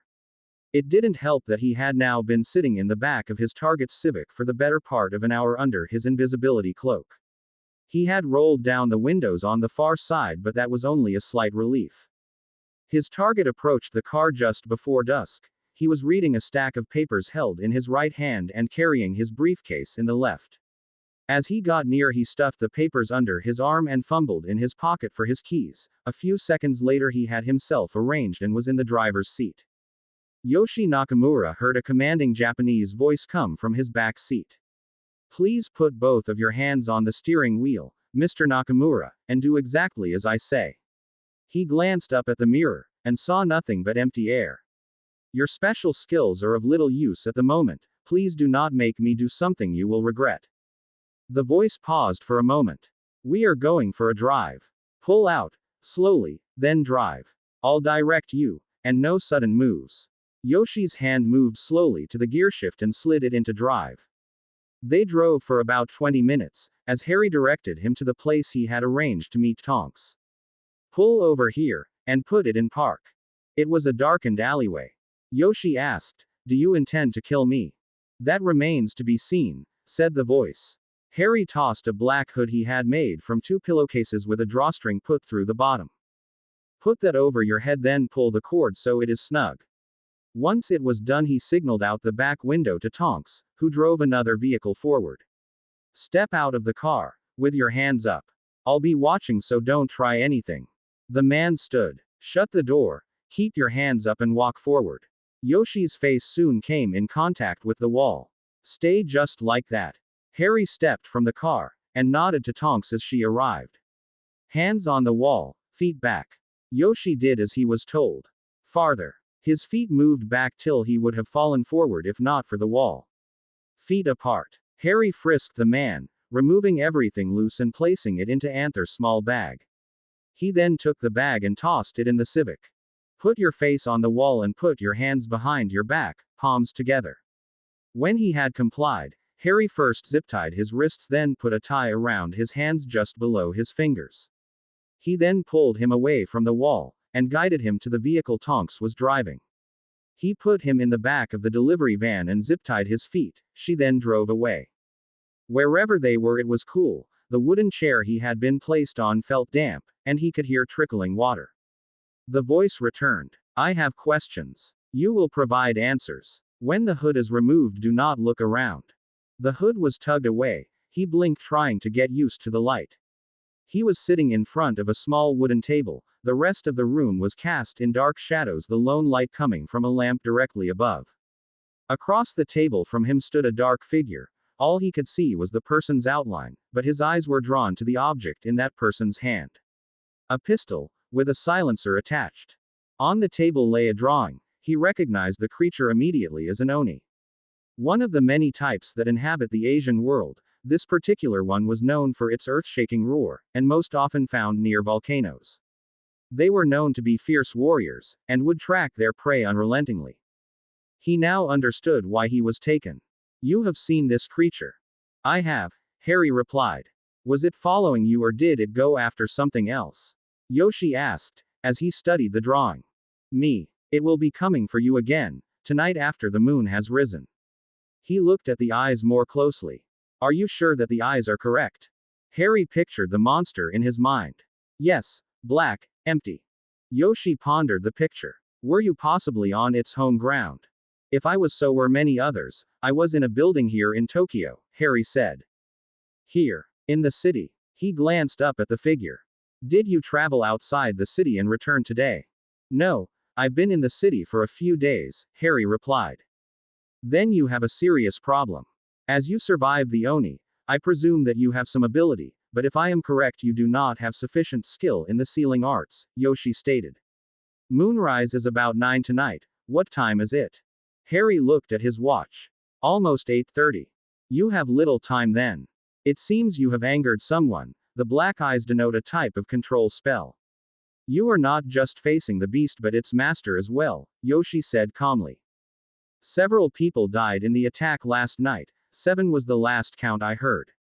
Many others injured. Someone set that thing loose in my hotel last night. Harry stepped into the light. They had also set up some form of ward around the building, presumably to hold everyone inside. Luckily something happened to that barrier, and the death toll was not worse. Harry leaned forward. Your own countryman died. My friend was injured. You are one of the few magicals I have been in contact with. Yoshi suddenly saw where his line of questioning was going. No. Bond-san, I would never do such a thing. I was the one that championed our meeting in the Council of Elders. They and I believe this is the first step in stabilizing relationships between magicals.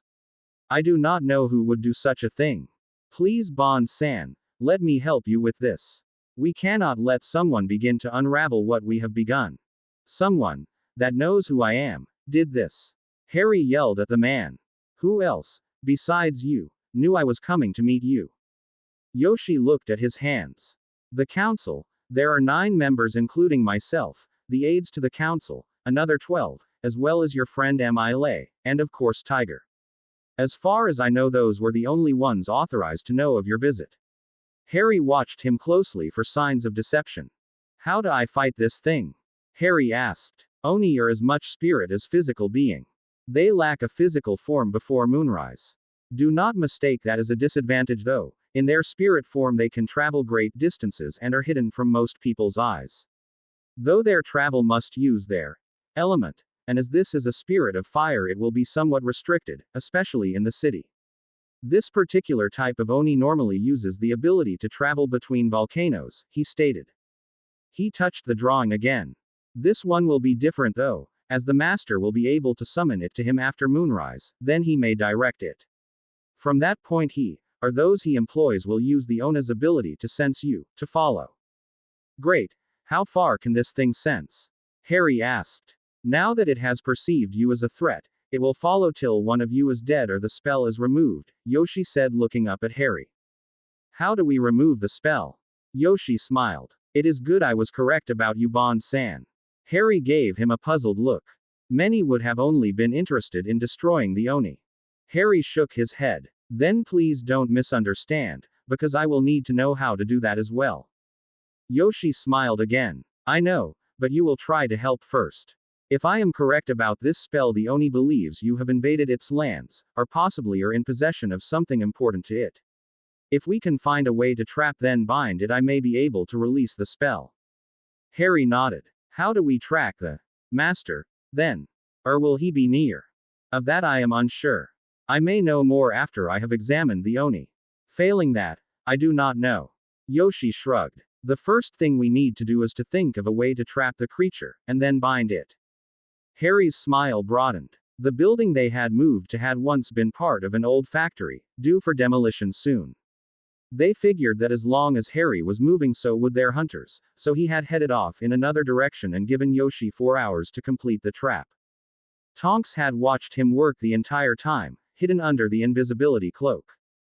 He worked with a fluid grace till the job was completed. Then came the hard part, the wait. It seemed to take an eternity for the time to pass. Finally she saw Harry pull his car into the building and park it in a darkened corner. He slowly got out and walked calmly across what had once been the assembly floor and into the small manager's office, a small cinder block building almost in the center of the enormous room with windows looking out in each direction. It had, at one time, been the only place that a person could have even dulled the sound of the machines that had once been housed here. Still hidden under the invisibility cloak, Tonks moved from the spot she had watched Yoshi from and made her way to the car Harry had driven. Just as he had said it would be, the boot was held closed with a piece of twine. She slid her knife in the opening and cut it loose. Reaching inside, she pulled out a long dark leather case, then making sure she was well covered, she moved away. It took her several minutes, but she reached her position and began to settle in. She unzipped the case and laid it open, pulling out the long sniper rifle, a Dragunov SVD with a Paseo -1 M2 scope. She checked it quickly. Harry had gone over the rifle with her, and had promised that it would perform well. Just as he had shown her that morning, she withdrew the sandbag from the case and set it under the rifle. She settled herself, then checked to see if the cloak completely hid her. It was better than any ghillie suit she had seen in her training. She began scanning the area, settling into her second fight of the night with time. Sweat dripped down Harry's face and he wished that the breeze outside would shift to help cool the room. He peered out into the surrounding night, searching not only with his eyes but his ears, straining them for any hint of his pursuers. In the distance he saw a light, then a pair of them closely followed by more. The sound of engines reached his ears, the staccato sound of motorbikes, then the deep rumble of at least 2 larger vehicles, trucks of some form. He moved deeper into the shadows. This was not quite what he had expected. He counted 6 bikes, as they slowly passed the outer door. Then came a large truck. It looked like one of the American Humvees.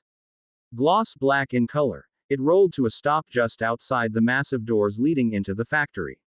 He watched as 2 men exited the vehicle and moved away outside. He listened, following the sound the bikes were making as they circled around the building. That meant a minimum of 8 outside, at least 1 more in the Humvee, and an unknown number in the gray delivery van that pulled in and stopped next to the Hummer. A speaker crackled to life, and a heavily accented voice spoke. "Mr. Bond, please step out. We have no wish to make this any more unpleasant for you than is necessary." The speaker crackled again and silence returned. Harry remained still. Soon the speaker crackled again. "As you wish, Mr. Bond." The large van's suspension groaned as he watched it rock from side to side. Then, as if a great weight had been unloaded, its suspension sprang upward several inches. The great beast from the previous night ambled around the vehicle, the gigantic club's silver nubs glittering in the moonlight. Harry swallowed involuntarily, then again as a second monster rounded the vehicle from the other side. "Oh, hell," Harry said quietly. Tonks had watched as the group approached. Harry and she had discussed several possibilities before they had gone after Yoshi. One of them had been what Harry had called the worst-case scenario, but this, a second one of those things. That was well past anything they had talked about. She pulled the rifle tight against her, choosing her first target carefully. When it started, she would be ready. Yoshi glanced up at the sight before him, 2 volcanic types. "Harry, the trap will only hold 1 for any length of time." Harry frowned. "Great. Just be ready." He looked down at the man. "I'm sorry, but their master has left me little choice." Yoshi nodded, and Harry turned back to the job at hand. "When I give the signal, set off both sets of seals. Then get down into the pit." He pointed to the deep crevice used to walk under and service the machines that had once stood here, and stay there. Harry moved toward the door, across from the monsters. He took several deep breaths, looked at Yoshi, nodded once and began to run. Harry sped across the factory floor, keeping the pillars supporting the roof between him and the monsters now entering through the large doors. He turned to the left and knelt down behind the concrete base of a pillar, pulling a small square package out of his pocket. He flipped the cover off, and holding it in his left hand he leaned around so he could see the two ambling monsters. They were 20 feet inside the wall at most, walking side by side, a pair right out of a person's worst nightmare.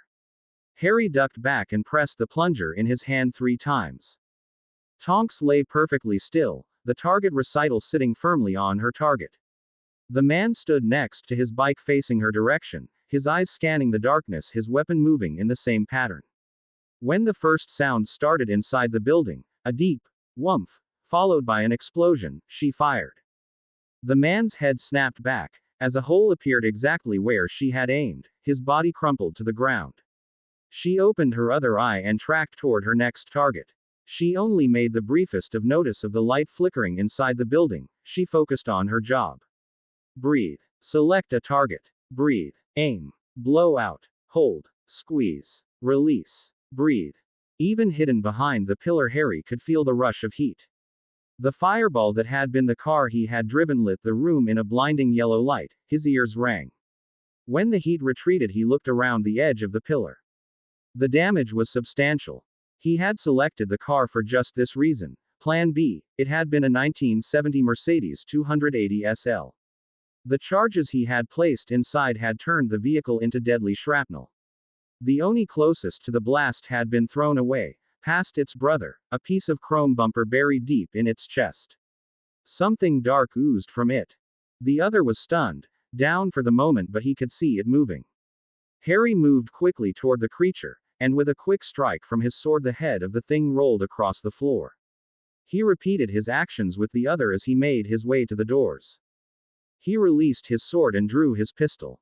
Pausing briefly at the edge of the door, he knelt, tearing loose a strip of paper stuck across the sill of the door, breaking the barrier seal with a flash of soft blue light. He then stepped into the darkness outside.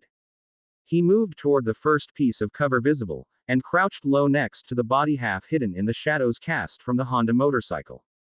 The typewriter rattle of submachine gun fire came from his right. Glancing around the edge, he could see 4 men hiding behind their bikes on the far side of the driveway, each popping up occasionally to fire in the direction he had Tonks set up her ambush. As the man furthest to the right moved to fire, he saw a small flash of light and the man fell in a tangled heap, soon followed by another. The light was on in the Humvee. A man was furiously writing something. Harry snuck closer. With a jerk of the handle, he pulled open the back door. One quick shot made sure the man in the driver's seat was no longer a threat. He swiveled his aim to the surprised man in the passenger chair. He smiled at the man, and spoke. "Would you be so kind as to tell your remaining men to stand down? I think my friend has had enough target practice for this evening." He reached forward and tore the sealing supplies from the mont's hands. Harry found Tonks lying flat on her back, looking up at the stars, eyes unfocused. Sitting down next to her, he placed his hand on her forehead. It was clammy. Her eyes flickered toward him, then away. He began stroking her hair softly, just enough motion to remind her she was not alone. He finally broke the silence, and spoke quietly. "We need to go soon. Someone will be looking for them." Silence returned for a time till Tonks spoke. I killed them." Harry remembered the feelings she was having all too well. "Yes, I wish there had been another way, but they didn't give us much of a choice." She nodded and said softly, "I know, but," she began to cry. "One of the things we are taught is Aurors don't kill, wizards and witches don't need to. I never." She broke down, into sobs. Harry gathered her up into his arms. "I know, but the world just isn't that simple. I talked with Amelia Bones about the Death Eaters, and the battles during the last war. That is what the Aurors did then. They tried to take everyone alive. It's how they were trained and it's what the laws allowed. But the Death Eaters, they played by different rules. They were killers, terrorists going against a police force. It is the same out here." He just gestured to the grounds below. Regular police would have lost against them, and the casualties on our side would have been high. I wish it was different, but our job is to walk in the shadows to find the threats hidden in them, and if possible end the threat. If we do that job correctly, we save lives. I wonder if it gets easier. She asked. No, it doesn't, he replied quietly. Do you recognize him, Yoshi? Harry asked as they looked through the small window centered in the heavy iron door. Hi, yes, I know him. He is the son of one of the elders, Ito Yakima. Harry slid the covering back over the small window. Yakima was one of the elders that voiced concerns over beginning our relationship.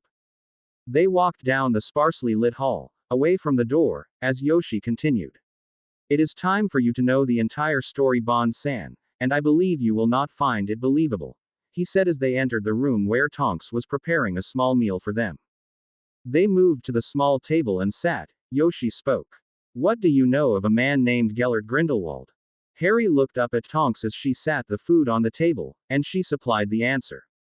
He was a wizard, born someplace in Europe in the late 1800s and became one of the most powerful dark wizards known. Till he was captured by Albus Dumbledore. Harry snorted. Yeah, right. He waved his hand to keep Tonks from speaking. Don't believe everything you hear about that man. He is not what he seems. Yoshi looked stunned. Are you not a student at his school? Harry smiled darkly. It's not his school any longer. He was let go November of last year. Along with him losing his places as head of the Wizengamot and IWC. Yoshi's eyes went wide as Harry continued. Health issues, that was the story people were told. The truth is a bit different. Suffice it to say he is not to be trusted. The look he gave Tonks told her it was not the time for that particular story. It is surprising to hear you say that, Bon-san. We were under the impression he was held in high regard by both the magical and non-magical governments, Yoshi said. Harry shook his head. He has developed an image problem of late. Yoshi thought about Harry's statement for a moment before continuing. Japan's relations with China have not always been the best. Tensions run high even in the best of times. Just prior to one of the major clashes in the 1930s, Gellert Grindelwald visited my country. The pair looked at him surprised, as he spoke.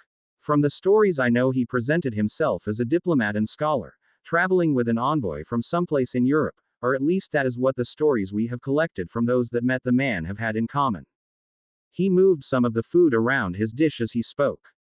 While he was here, he gained an audience with the emperor, how we are not sure. He left the country soon after. Within a month of his departure, we were involved in a conflict on the mainland. He took a deep breath. It was not till after the Americans had bombed Hiroshima that we began to understand his treachery. One of the emperor's own guards had fallen to his words, and abandoned his honor and duty. Using elixirs and spells unknown to us at the time, he set us on a path that he hoped would see many millions of both magicals and non-magicals killed. If it had not been for a quirk of fate, Gellert would have succeeded in the destruction of Japan at the very least. He smiled softly. A young girl of 12 years stumbled upon the guard casting a spell using a wand, and alerted the guards at the cost of her life. Her sacrifice saved our country, and acted as the catalyst for change. Okay, but we knew Grindelwald was bad news. What does that have to do with that guy trying to kill us? Asked Tonks. It was not because of Grindelwald, but because of his traveling companion. Yoshi paused. The look on his face was troubled. A number of pieces clicked into place in Harry's mind as he spoke the name, Albus Dumbledore. Tonks, if possible, looked even more surprised. Harry, Professor Dumbledore would never be involved with something like that. He was the one that captured Grindelwald. He's the greatest light wizard to ever live. Harry shook his head. No, that's just the image he portrays. The man cannot be trusted. What Yoshi said just helps confirm a few things that have bothered me and my father for a while. Harry stood and paced. During World War II, Dumbledore was teaching at Hogwarts, and took no interest in the war. He rarely set foot outside of the castle, or the Ministry building, till the Allies began their push inland after the D-Day invasion. Tonks was even more confused now. Why would he be involved in the Muggle War? Harry looked at her in shock. Was all of England's magical population just as blind? Alex, think about it for a moment. What year was Grindelwald captured? 1945, March 12, she said quickly. And World War II ended when? He asked. She shrugged her shoulders. I'm not sure. Hogwarts doesn't teach all that much Muggle history. Harry nodded. Something we are trying to change as well. Hitler, the leader of the Nazi Party, died just over a month later, April 30th. He paced again, trying to think of what to say. Deciding on the truth, he began. When I took stock of my family vault, I found that my heads of house kept detailed information about the lives of the Potters in a magical tome. Births, deaths, land transactions, business deals, political alliances, etc. They also used it as a journal. He took a sip of water, and sat back down. During World War II, the Crown asked for magical assistance. Tonks was now captivated. Some odd things had been encountered, things they could not understand. Due to that, in conjunction with finding magical creatures on the battlefields, it was felt that the magicals could shed some light on the situations. My family, and a few others that remembered their family's responsibilities, answered that call. Harry looked at Yoshi. I won't say what they found. Suffice it to say the other death camps were not the only type of atrocities committed. It was not till almost the end that Dumbledore made a move. The journals do not say how he arrived, just that he had. A push was being made against a castle high in the Alps, the keep set up by one of Hitler's most trusted advisors, and a good friend of the man, Heinrich Himmler. He was head of the SS as well as of one of Hitler's favored projects, one that was linked to the occult, the Society of Thule. The castle and its projects were run by Gellert Grindelwald, supposedly under Himmler's direction. And while he may have used any number of other names, we have proof of at least two that he traveled under during the war and before. If any good thing can be said for the Nazis, they were excellent record keepers. Grindelwald was part of their establishment from the beginning, his name first showing up during some of the earliest days of the party's organization. As soon as they had reached power, his group, with orders from a now occult-obsessed Hitler, were sent around the globe.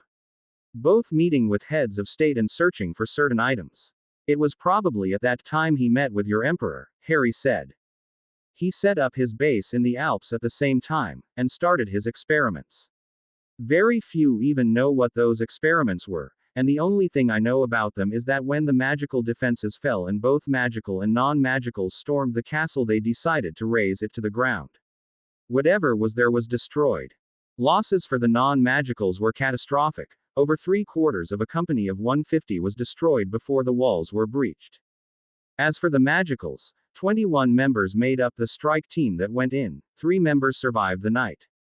Jacob McKinnon. He survived the assault but was killed facing one of the German wizards embedded in a counter-attacking SS contingent, part of the group they pursued down the mountain early the next morning. The second member was Alexander Marsh. He survived but his mind was broken. He died in St. Mungo's still in catatonic state in 1965. The final man to survive the assault was one that had joined them just days before, Albus Dumbledore. As for the battle between him and Grindelwald, we only have Dumbledore's word on what transpired. That while he battled Grindelwald, the others faced his forces, that after an epic struggle he was victorious.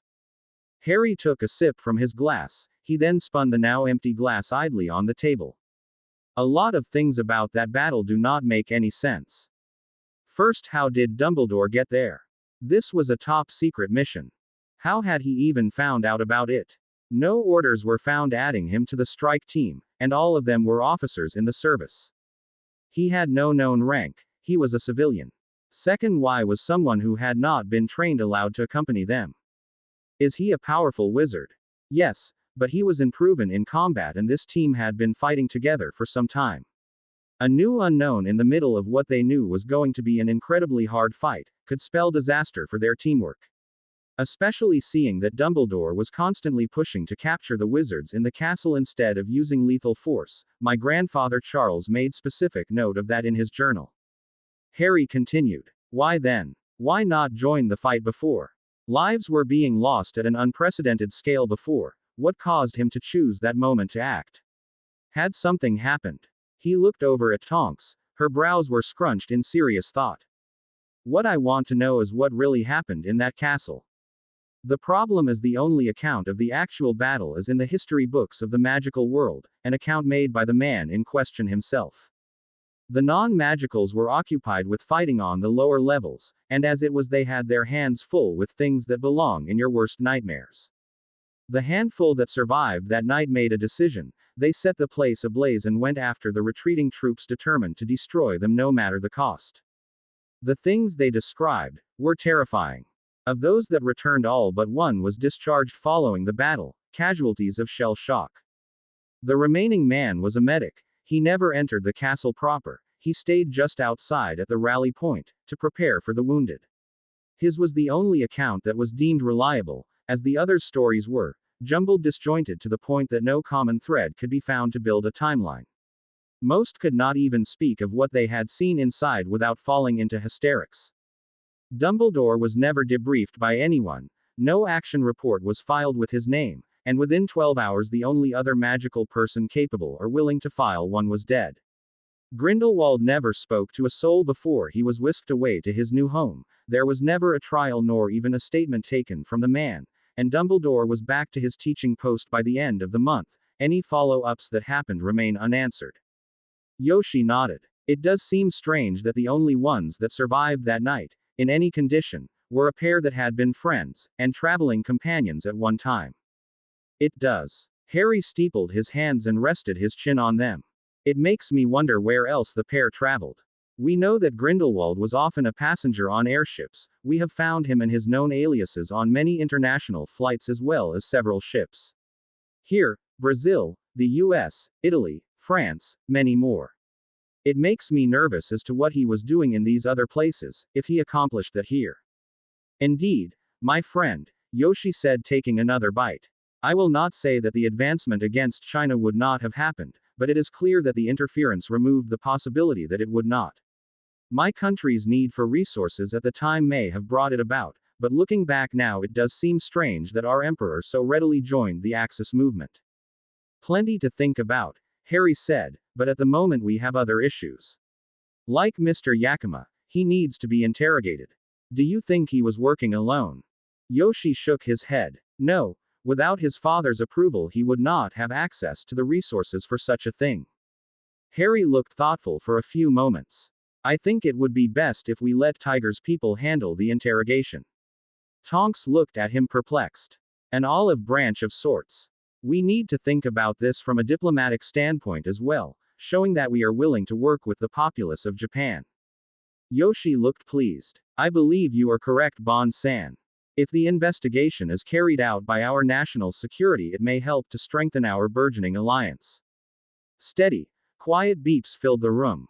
To some people the steady metallic beep would have been grating at best, but to the woman sitting at the bedside it was as comforting a sound as any she had ever been in the presence of. Each small beep told her he was still here, he was still alive, with her. Fighting to stay. The doctors were telling her to be positive. The first 48 hours had been touch and go. The damage done was bad, but worse had been the poison. It had attacked the surrounding tissue with a vicious efficiency. If it had not been for the quick thinking of the emergency staff, he would have been dead within the hour. They had removed part of his lung and a good amount of other tissue. The prognosis was good as long as they had not missed any affected tissue.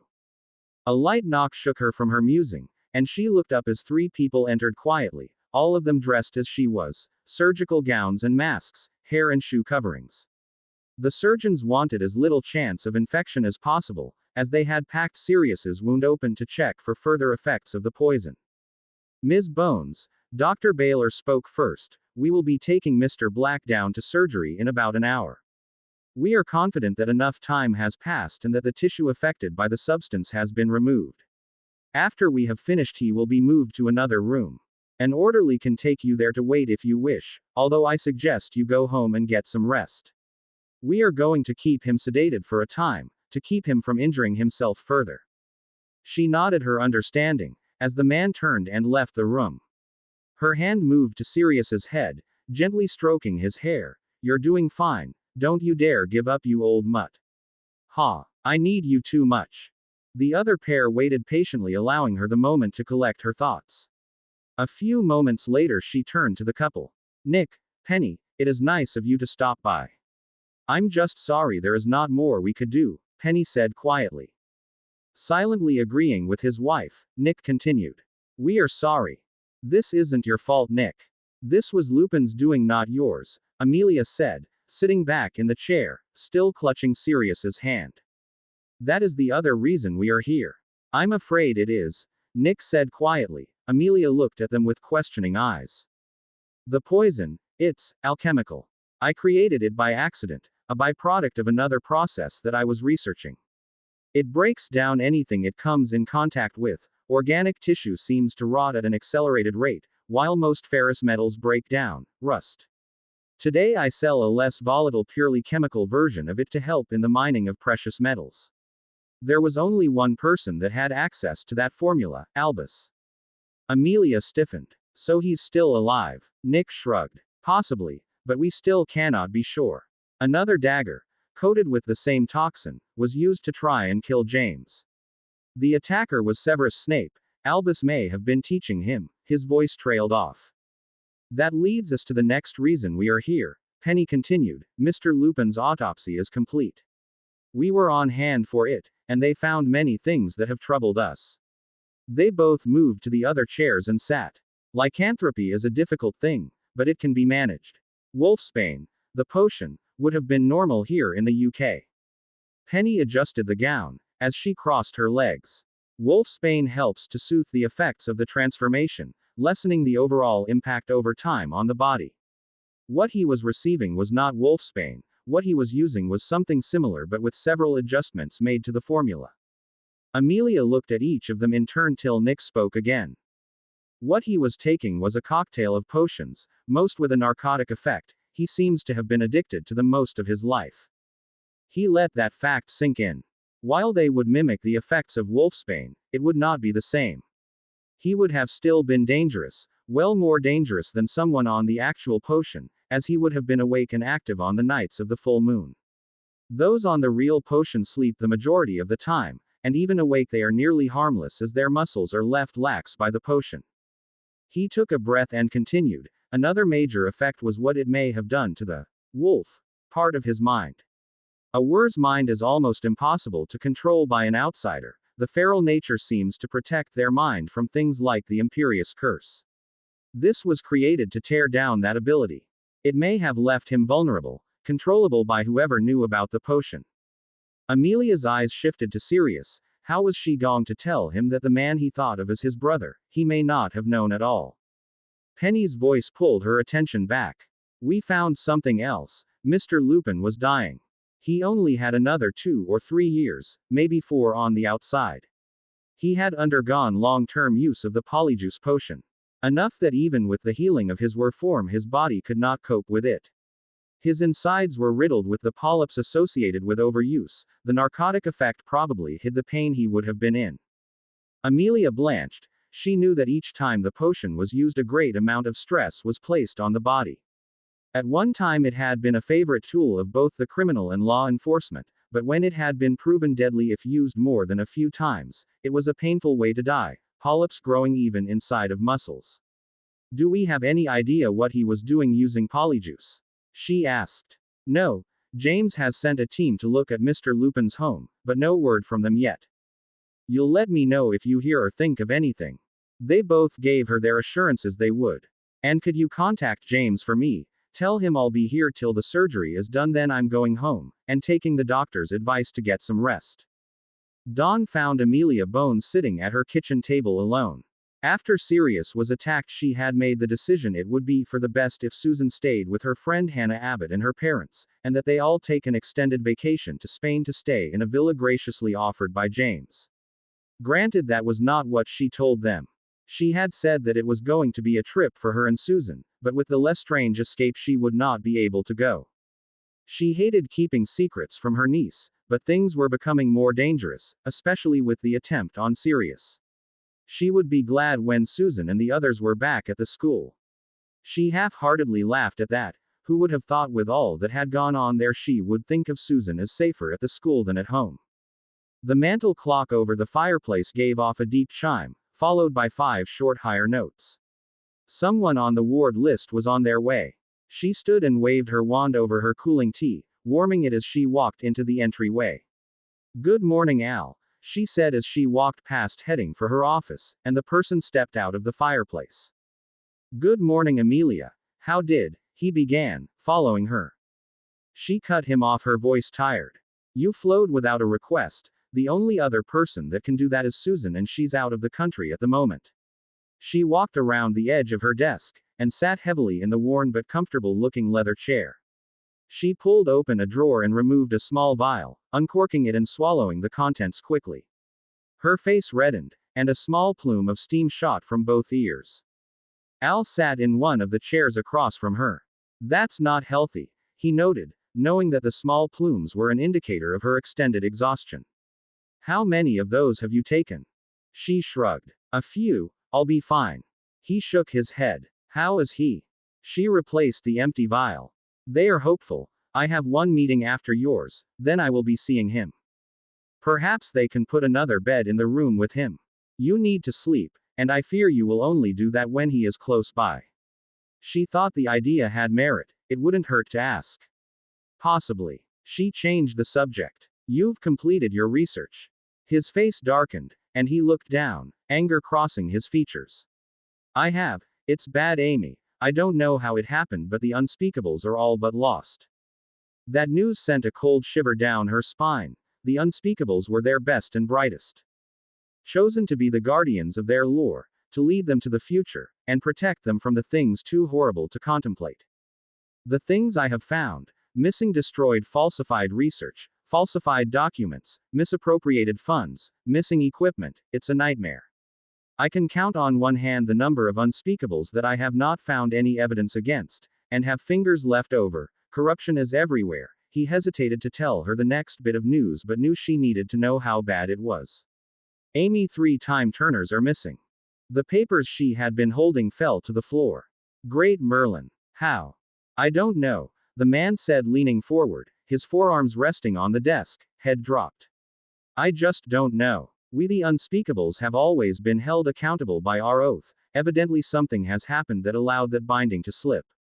I tested it last night." He pulled a small book out of his pocket and handed it to her. "Just removing that book should have been impossible. Look at it." She looked at the blue leather-bound book in her hand.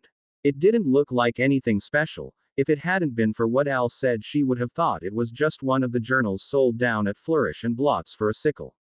Opening it, her eyes widened. "Is this an Unspeakable's handbook?"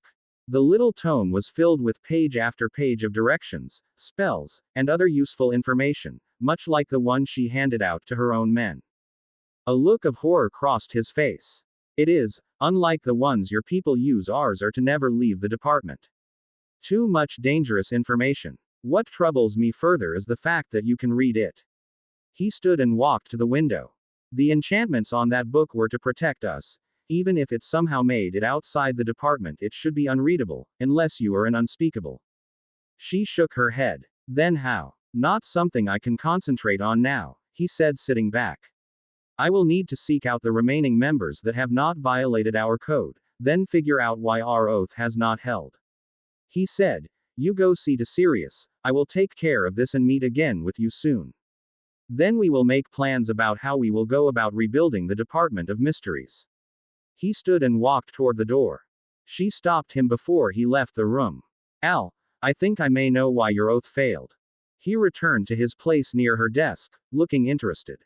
"It has to do with something I found when looking over some of our laws and how they were changed," she said, pulling a book loose from the shelf behind her. She flipped it open and leafed through to a marked page, then did the same with a book that had been lying on her desk. "I want you to read each of these carefully and tell me the differences." He peered down at the first book. The language was a little overdone but readable. It was an oath of office, one for the department head of the DMLE. The next was the same, and while the language was less flowery, elements seemed to be missing. One's concerning the protection of all citizens of Great Britain, and upholding the laws of the legislature, as presented to the Wizengamot. What the? He thought.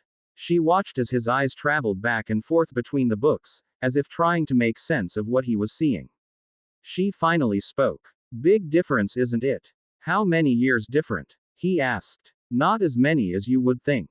She gestured to the one that had been on her desk to start with. That is the oath I took, out of that very book. This one, she said, touching a page. This is from 1765. By 1768, massive changes had begun, although none of those changes ever passed through the real governing bodies. The long and short of it is this. From what I have found, the Wizengamot was meant to deal with how to apply the laws that were sent down from the designated representation of the Crown of Great Britain. Today, that would be the Parliament and House of Lords, as ratified by the Prime Minister. She turned and pulled loose another book. Somehow our government sheared itself away from the government it was meant to be a part of. There are even seats being held open for our representative in those bodies today, complete with a special chamber and a committee on magical affairs, all of it chosen by the Defense Committee. All of which are people allowed to know about magic but sworn to keep our secrets under penalty of treason. We were even meant to have representation on that committee. She smirked. There is even an oath that was written to keep us from using magic to influence the laws and the lawmakers, as well as those trying to be elected or helping in the pursuit of those offices. This is a current copy of the Wizengamot Charter and Amendments. She handed him the book. If you read it through carefully, the authorizations of head of state stop at Article 38. We owe our allegiance to the Crown and its representatives. The Wizengamot was to be nothing more than a board of governors.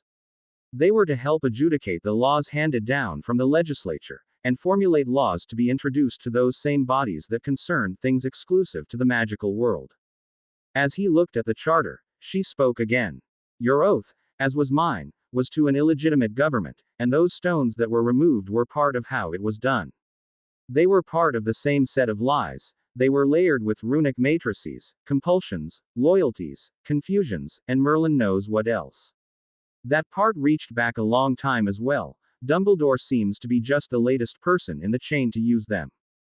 Al shook his head. But that doesn't make sense. If they were runic clusters, they should not affect the unspeakables like that. We are cleansed every time we enter the department. That's probably why the problem was so widespread. Someone figured out the oath was not holding. It most likely started small, possibly by accident, and grew from there, she said. Corruption at its basic form. He had to agree with her. It had probably been growing there for generations, like Rookwood. Augustus Rookwood, we will need to look into his life more closely soon. He was a spy for Mr. Riddle. He may have been behind some of the larger thefts. He ran his hand through his hair. We should have seen it then. He was a traitor. He came and went from our department for years. We just never made the connection. She nodded her agreement. Or some of the others didn't want to call attention to themselves. Either way, you need to be careful, Al. Those last two could be just as guilty as any of the others. He smiled. I know, I have a plan. James sat in his office staring at the report in his hand. Mark Grant, 002, was dead. His last report had come through Jamaica's station less than 24 hours before his body was found. In his last direct communication, he had advised of his intent to fly to Miami, backtracking the trail of the money that had been smuggled out of the U.S. by Alejandro Serafim, the man whose death he was investigating. When he had failed at discovering the method of entry used at the safe house, he had decided to follow rule number 1 in investigation: follow the money. The Miami-Dade County Sheriff's Office had found his body in Little Cuba, a district in the city heavily populated by refugees from Cuba and their families, his throat cut. He had contacted Felix Leiter, his friend in the CIA, as soon as the initial inquiries about the man's identity had reached MI6. Felix was taking care of things from his end, and would get copies of everything faxed to him as soon as he had them. He flipped the page to the report Mark had sent before leaving for Miami, detailing the security of the safe house. Mark's conclusion was that the man must have taken his own life by an unknown means, and that the body should be re-examined to locate said means, as the security was more than adequate to deny entry by anything short of a full assault by greater force. James turned the page to one detailing the smuggling operation put in place by Serafim. It was a wide-reaching enterprise.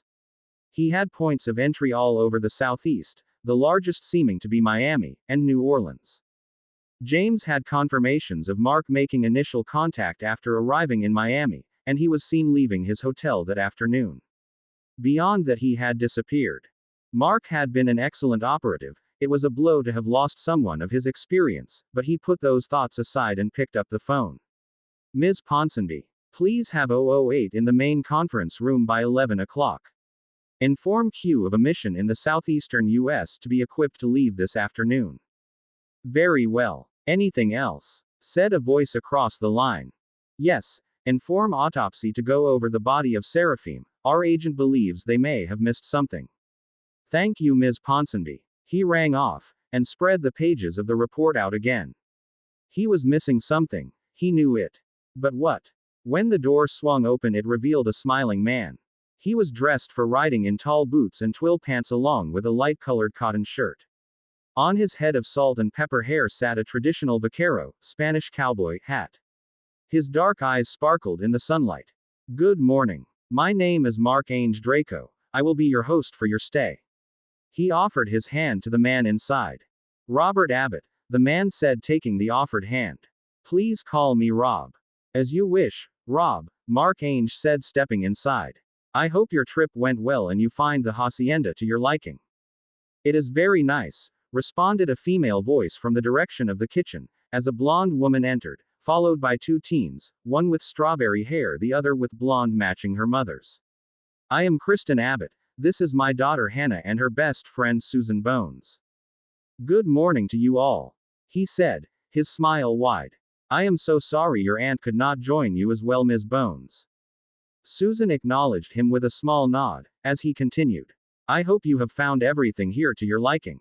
And you found the kitchen fully stocked? Yes. Kristen nodded. Excellent. I would have greeted you last night when you arrived, but with the late hour I thought this was more appropriate. He walked over to an alcove built into the hallway. If you find that you need or want anything, please do not hesitate to call the main house. He picked up a small leather book that was next to the phone. There is one of these directories next to each phone, if you have a need for them. 1 is the main house, 2 is the pool house, 3 is the stable, 4 is the garage, 5 is the kitchen. If you wish to go into Valencia for shopping, please feel free to take a vehicle from the garage, but we ask that you inform us as we may ask you to pick something up for us, and save a trip. Now, he said, looking at the girls, I think I may need your help with something. You see, I have many horses in the stables, but very few riders at the moment. How would you two like to help me exercise them? Their faces broke out in huge grins. Then you can have lunch up at the main house, and use the pool till dinner. He glanced up their parents. That is if you will do me the honor of joining me for dinner. The girls looked pleadingly at the elder Abbotts, till Kristen said, okay. Go change and take something to wear to dinner. The teens dove out of the room, chattering as they went. I will have my secretary, Marta, look after them after our ride, he said, turning back to the couple, chuckling. They will be at the pool house if you need them. I think they will find plenty to keep them busy there. Do you have many guests here? Asked Rob. No, your family and Ms. Bones are all that are here other than staff. His smile broadened. Do keep in mind that most of the staff is non-magical, and have no knowledge of magic. The couple looked stunned. I noticed that this seems to be a Muggle home, said Kristen. I am surprised that Madame Bones had arranged to stay here. Mark Ainge nodded his understanding. It was for that reason she did arrange it. She wished her niece to become familiar with how a non-magical lives. I hope you will have no difficulties. Kristen's laughter filled the foyer. No, I won't. But my dear husband may. Rob looked sheepish. He still has problems when we visit my parents, they are non-magical. He broke the stove the last time. Rob muttered, how was I supposed to know? I light the one at home with an incendio charm. And yet you couldn't tell the burners looked different, she said, crossing her arms and looking scornful. It was early. I was still asleep, he said defensively. You keep telling yourself that, dear, she teased. Perhaps you should come up to the house for all your meals. It may save on repairs. Hey, sprang from Rob's mouth as his head whipped around. At any rate, said Mark Ainge, the housekeeper I have assigned does know about magic, and speaks fluent English. As long as you do not use it outside, you should be fine. The grounds are patrolled by security, and we are warded as well, so you should have no problems. I hope you enjoy your stay. The couple hugged, and Rob answered, I think it will be wonderful. Algernon Croker was a pragmatic man, and that side of him knew that this course of action was a very bad idea. The person he was going to visit was the only one that he knew of that had ever turned down working as an unspeakable. That particular invitation's response had left no room for interpretation, along with an, understandably, angry owl, as the owl in question had been force-fed the shredded pieces. The owl had been retired, as it refused to deliver any longer, and the invitation had never been repeated. At the moment it was possible that he was mere seconds from suffering the same fate. He sighed deeply, girded his loins, and then raised his arm to knock on the door. From beyond he heard a voice curse, then the gravelly voice addressed him. "Go away, Croker. I'm retired. Come on, Moody, don't you have a drink for an old friend?" He yelled back. "No, I ain't got a drink for you, and we was never friends," said the disembodied voice. Croker gritted his teeth. "Damn it, Moody, I wouldn't be here if it wasn't important." "So you say. I'm done. I don't work for the ministry. They have no use for an old warhorse. They ain't ever had the guts to do the right thing." The voice spat back. Al hung his head. "You were right," he said. He heard a glass clatter onto the floor and the thump of someone moving across to the door. "Who are ye? You sure as hell ain't Croker. Does the eye still fog up when it rains?" he asked the door. The door opened a crack. He could just make out an older man inside. He had thinning blonde hair and his lips were thin and pinched. His right eye was a grisly sight. A large scar ran down his face and behind a false eye that spun in a brass frame held in place by leather straps. His left leg was missing below the knee, and had been replaced by a peg leg. He steadied himself with a walking stick, but it was the wand that held Al's attention. It was trained on his chest through the opening in the door, its tip glowing the sickly green of the killing curse. "Wand," the man said, "put it on the ground. No tricks." Al moved slowly to comply. Inside. As Al stepped in, he felt a spell hit him and he toppled forward. "That was stupid, Al," Moody said as he glanced outside and grabbed the wand. "You used to know better. Constant vigilance. What if I wasn't me?" Al felt the man pat around on him, searching him for other wands and weapons. "Working in that damn basement has rotted you just like the rest." He felt another wave of energy pass over him and he was free to move again. "Sloppy. I'll just hold on to this," he said, indicating Al's wand. Al stood slowly, keeping Moody's wand in sight. "I didn't want to waste any time, Alistair. This is too important for you to let old issues keep us from talking." "I'll be the judge of that," snarled the man. "All it would." "Alistair," he interrupted. Moody's face twisted in anger. "Please, hear me out. I didn't come to argue." "Then speak your piece, and get out," he growled. Al took a deep breath. "You were right, Moody. We should have done more." He shrugged. "We should have been out there with you, all of us. We were wrong. It was a war. We were needed." Damn right. You were needed." Moody pulled a silver flask from the pocket of his robe and took a deep drink. "We were dying out there. And you all were hiding behind the, 'we're researchers' crap. One word from the unspeakables and we could have taken the fight to them. No more stunners. No more schoolyard crap. Those damn families kept closing ranks in the Wizengamot. Trying to protect their precious heirs. Look what it got them. One word from your lot, to support us. That was all it would have took." Al looked sick. It was true. While the unspeakables had no votes in the governmental chambers, their endorsement could have meant the difference early in the war. "I won't make any excuses, Alistair.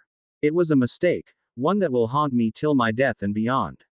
A mistake I don't want to see repeated. That is why I am here." Moody snorted at him, then motioned at him to walk toward the sitting room, only following him once he was several steps down the hall. After they sat, Al continued, "Things are bad, Alistair, worse than I believed. The unspeakables are corrupted, as is the ministry." He wrung his hands. "Then there is the mess with Albus, and the escapes from Azkaban." "Escapes?" startled Moody. "I only heard about one escape. The Lestrange woman. And what do you mean about Albus?" "Severus Snape. We suspect he is alive and with her. Though that is just a suspicion, as we have no solid proof," he said with a shrug. As for Dumbledore, it pained him to say this about his one-time friend. His illness is not exactly as reported. He is not the man we believed him to be. He was tried, and convicted of sedition and treason. What? How? Moody was stunned. What had happened to his old friend? Snape, he said quietly. He allowed the man to take up the potion's position, then made him head of his old house. Snape is the reason we have had such a hard time replacing healers, brewers, and even aurors. Most of those that survived his NEWT level courses were either from his house or from well-known potioning families. He single-handedly crippled our recovery after the war, leaving us at near the same levels as the night the Potters were killed. Moody shook his head in disgust. Albus, what were you thinking? That's not the half of it. Rune clusters were found embedded in the very stone of Hogwarts, compulsions, confundus, loyalty. Even worse, they were found in the alley, the smaller schools, even the ministry itself.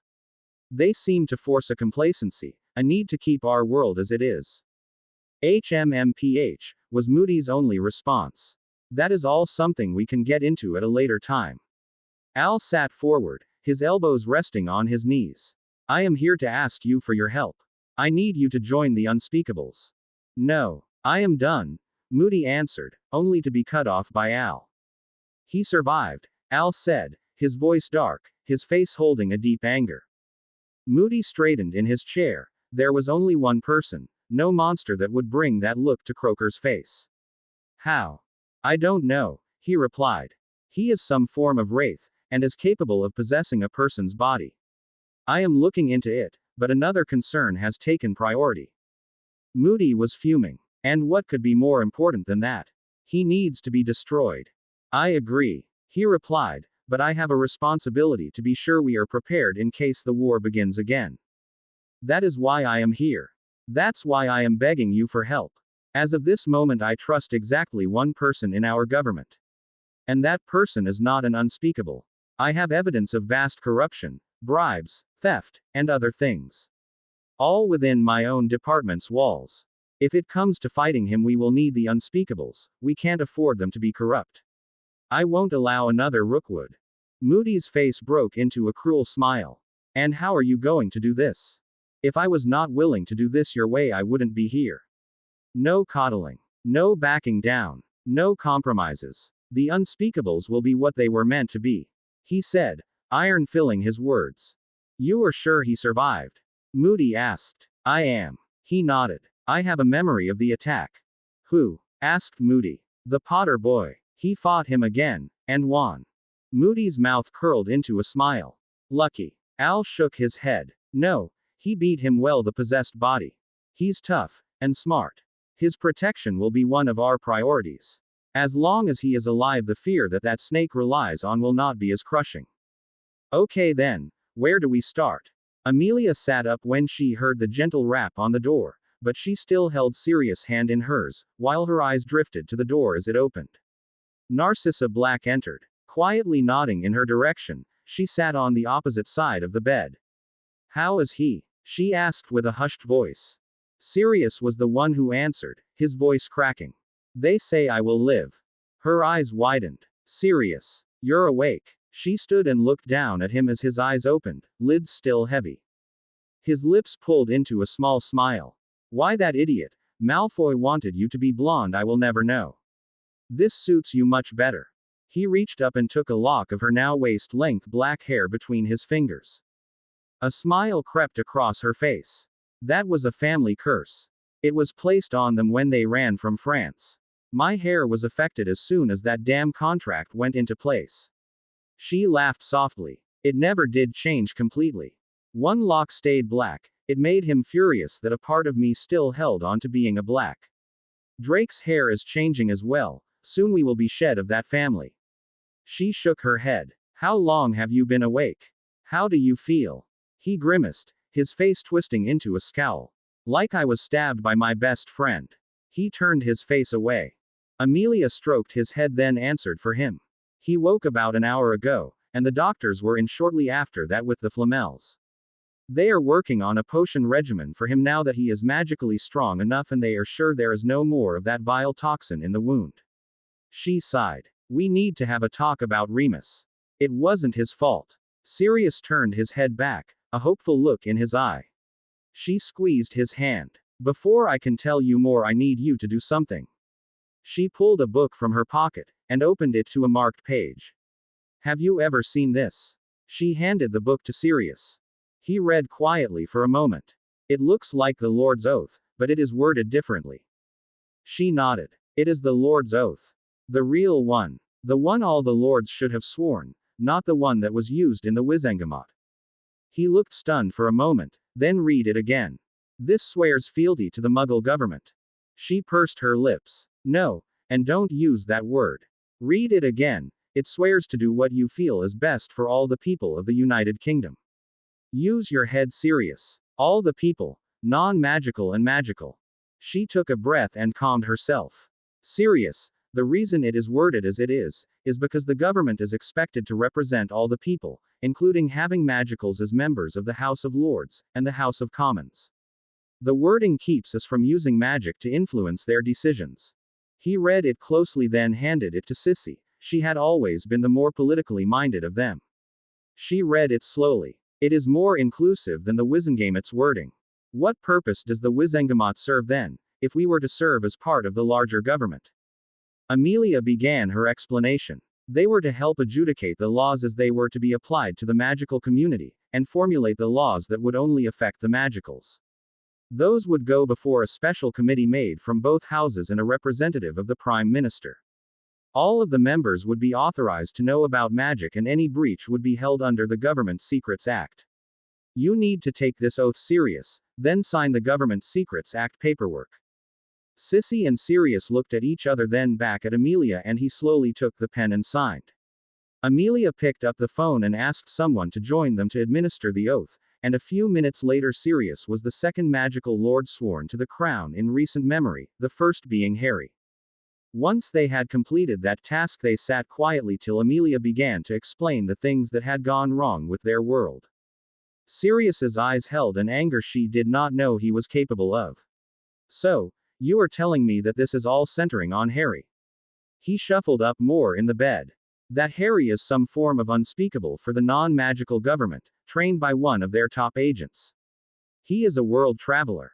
Dumbledore is a traitor. And someone has been manipulating our world for generations. Is that what you are telling me? He banged his fist on the tray table. Amelia nodded. Yes, and if it hadn't been for that young man, none of this would have come to light. He and his family are extraordinary. James was their top agent for 20 years, then spent the next 10 with Harry. He has taken him around the world and trained him in.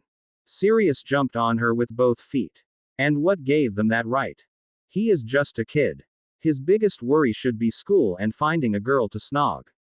Then for you to rope the blacks into this by sending Nymphadora off to learn the same things, never mind the fact that he used his place as my heir to enforce it. He flailed his arms and winced when his muscles pulled. He is the last of the Potters and Blacks. If something happens to him, 2 families will disappear. I want him out. I'm still his godfather and I want him out of this. Amelia sighed. He won't quit, Sirius. He wants this. James gave him the choice after the basilisk. He chose to stay. He is the one that pushes the training, and as for girls, have you seen his friends? He glowered at her. He doesn't need to be doing this. Sissy spoke quietly. Then who would? He has people moving in the right direction, and he has someone watching his back. She hasn't even finished her training. He yelled. And that is being taken care of, Sirius, said Amelia. As soon as she and Harry are back in the castle, they will undergo more magical training. She has already completed her Hogwarts education, and has had training from the non-magical military. She will be ready. And we will get Harry trained up as well. Merlin. Sirius blew a breath out. What a mess. He laid his head back against his pillow. He looked over at Amelia. I thought you just wanted to know how they did things, Amy. Why didn't you tell me? Why didn't Harry? He didn't know you, Sirius, and in many ways he still doesn't, she said sadly. As for me, I wish I could have, but when I was approached, it was as head of the Bones family and DMLE. It was a direct request from the government, and I was sworn to secrecy about most things, but now, she took a deep breath. They knew you would want answers about why Remus did this, and would dig into it on your own. Let alone wanting to know why you were here and not in S. He nodded slowly. And, he asked, A team of specialists went to the house he rented, and to where he worked as a security guard. She paused and gathered her thoughts, for she knew this was going to be a difficult subject. They found 2 sets of fingerprints. The markings on the insides of your fingers, each person's, are unique. Sirius and Sissy looked at their fingers, his and Albus Dumbledore's. She let that sink in a moment, then continued. They tore the house apart looking for anything. They found something in the basement. A hidden storage area. Clothes, potions, a wand, other things. She steeled herself for the next statement. Something had been done to him. Potions labeled as Wolf's Bane were in a cabinet upstairs. That's not what was in the vials. It was a potion that mimicked the effects, making him think he was harmless, weak and asleep. It actually tore down the natural defenses being a werewolf gave him against domination. They were also highly addictive, using a cocktail of drugs to cover the pain left by the change. Sirius looked stunned. She could see questions forming in his mind and continued before he could begin to ask them. We don't know how long he was using them, but the effects on his body show it to be several years at the very least. He nodded in understanding. The part that worried us more is what we found in the secret area, she said, taking his hand. It was filled with polyjuice under stasis charms, along with a large section of hair. She let out a ragged breath. Sirius, his body was riddled with polyps associated with overuse of polyjuice. He was dying. Sirius's eyes clouded. Sissy gripped his other arm. He was being used, probably by Dumbledore. Tears ran down his face. Who? He looked up at her eyes. Who was he replacing? Fenrir Greyback, she said quietly. The monster that made him. Sirius shook his head. Merlin, that bastard had him replacing the man that killed his family and made him a werewolf. He hated that man, and worshipped the ground. Dumbledore walked on. They sat in silence for a time, each lost in their own thoughts. Finally Sirius spoke. I want in. He turned his head toward Amelia.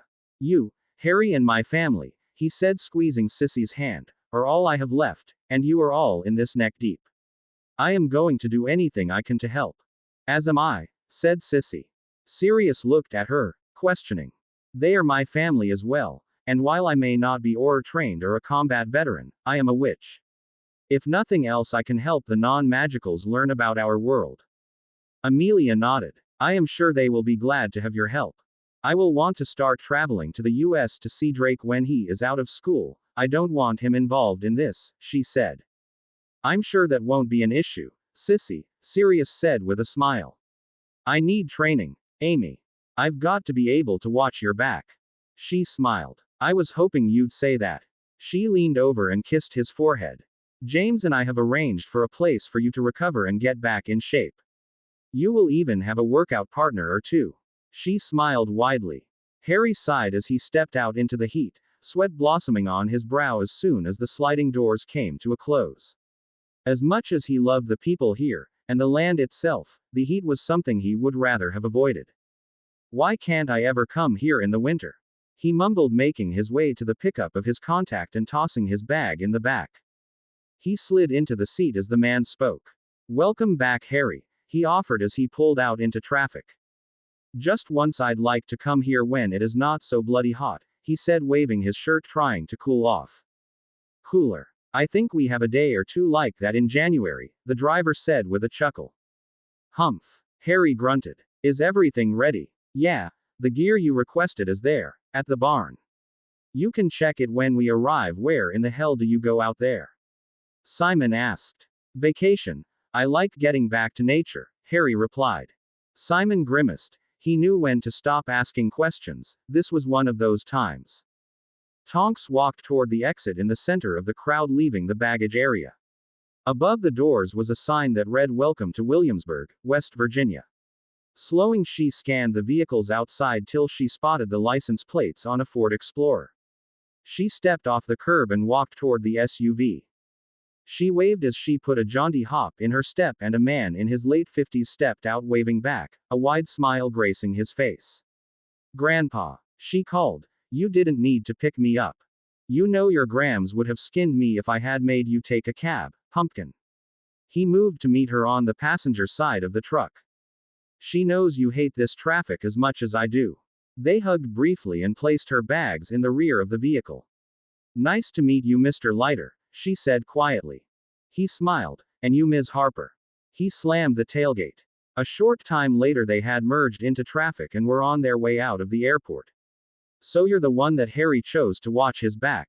He asked. I don't know about that. I still have a lot to learn, she said as she looked toward him, his face cloaked in shadows. At least she knows that much. He muttered. Well, you were sent to me because you need to be up to speed on surveillance and counter-surveillance as soon as possible. It will be my job to shoehorn everything I can into your spongy brain before the end of the summer. She almost balked at the thought. It is your job to learn it all. It will not be fun and it will definitely not be easy. You will curse me before this is over, because I'll be damned if I let all the work that I have put into that boy be wasted because you can't do your damn job. He swerved through the traffic, making her jump more than once. I am going to make you wish that you had never laid eyes on me. They passed through a military checkpoint without slowing. Welcome to Camp Swampy, or as it is better known, the farm. The CIA's primary training area. The Apache people are fierce warriors, that was all Harry had known about them the first time he had set foot in this village. Well, that and what he had seen in the movies, but he had figured a lot of that was just Hollywood. The truth of the matter was that they were also an extremely old and kind people. How old was something even they debated. Harry stood watching the sun rise. Good morning, Elder, he said to the shuffling sound approaching from behind.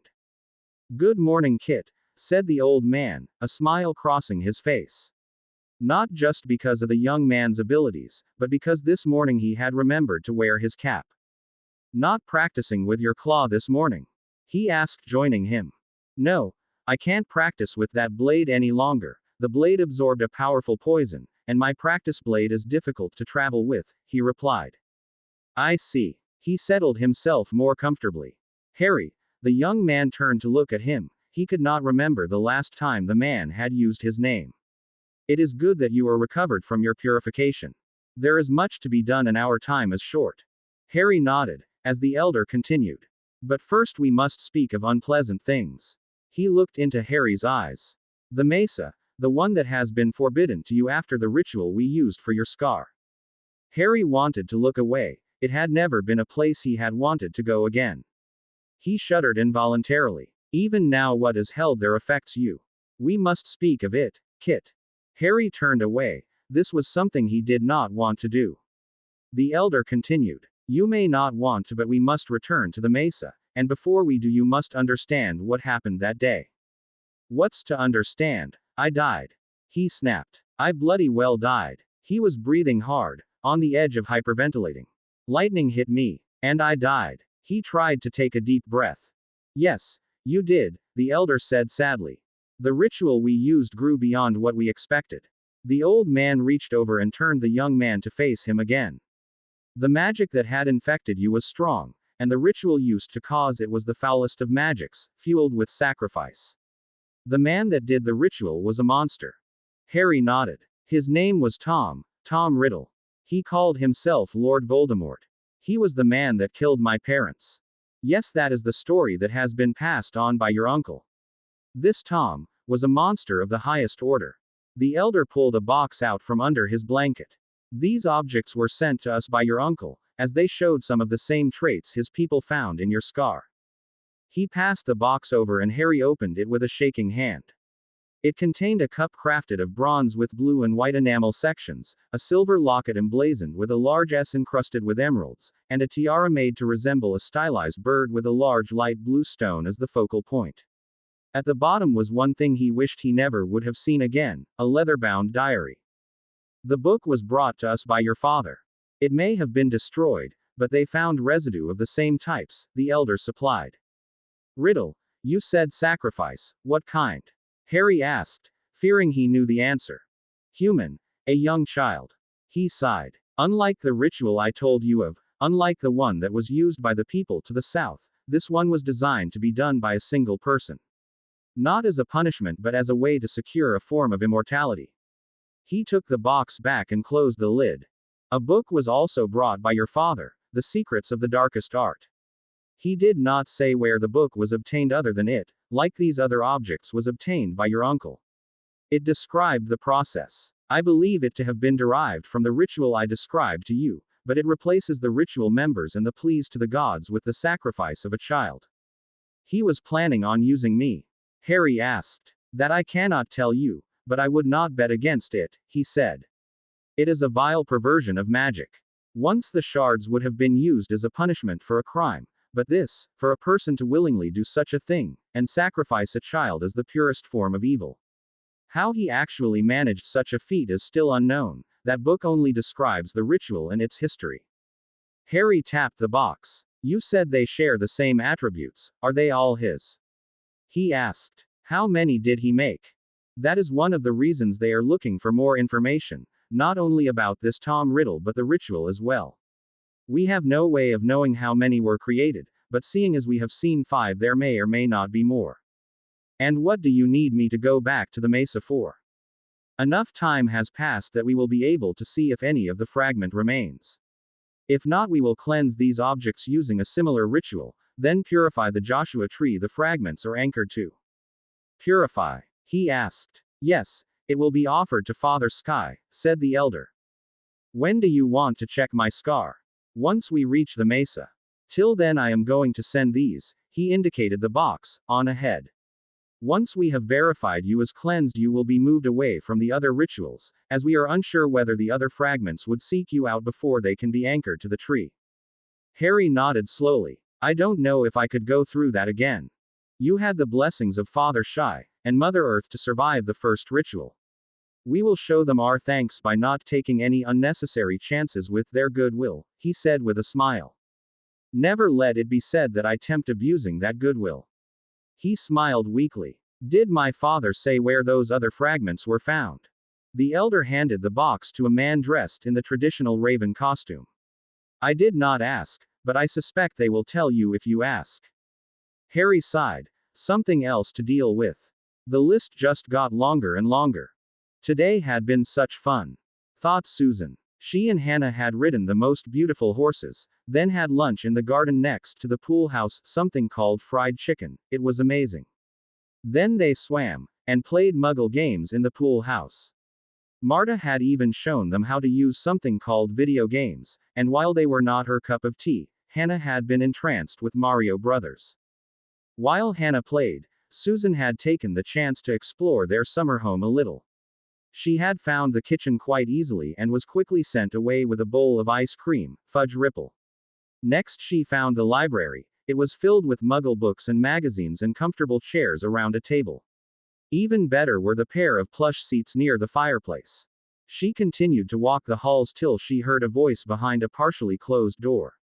I assure you they are comfortable. If anything, I think Mrs. Abbott is looking forward to it. She moved closer, peering in.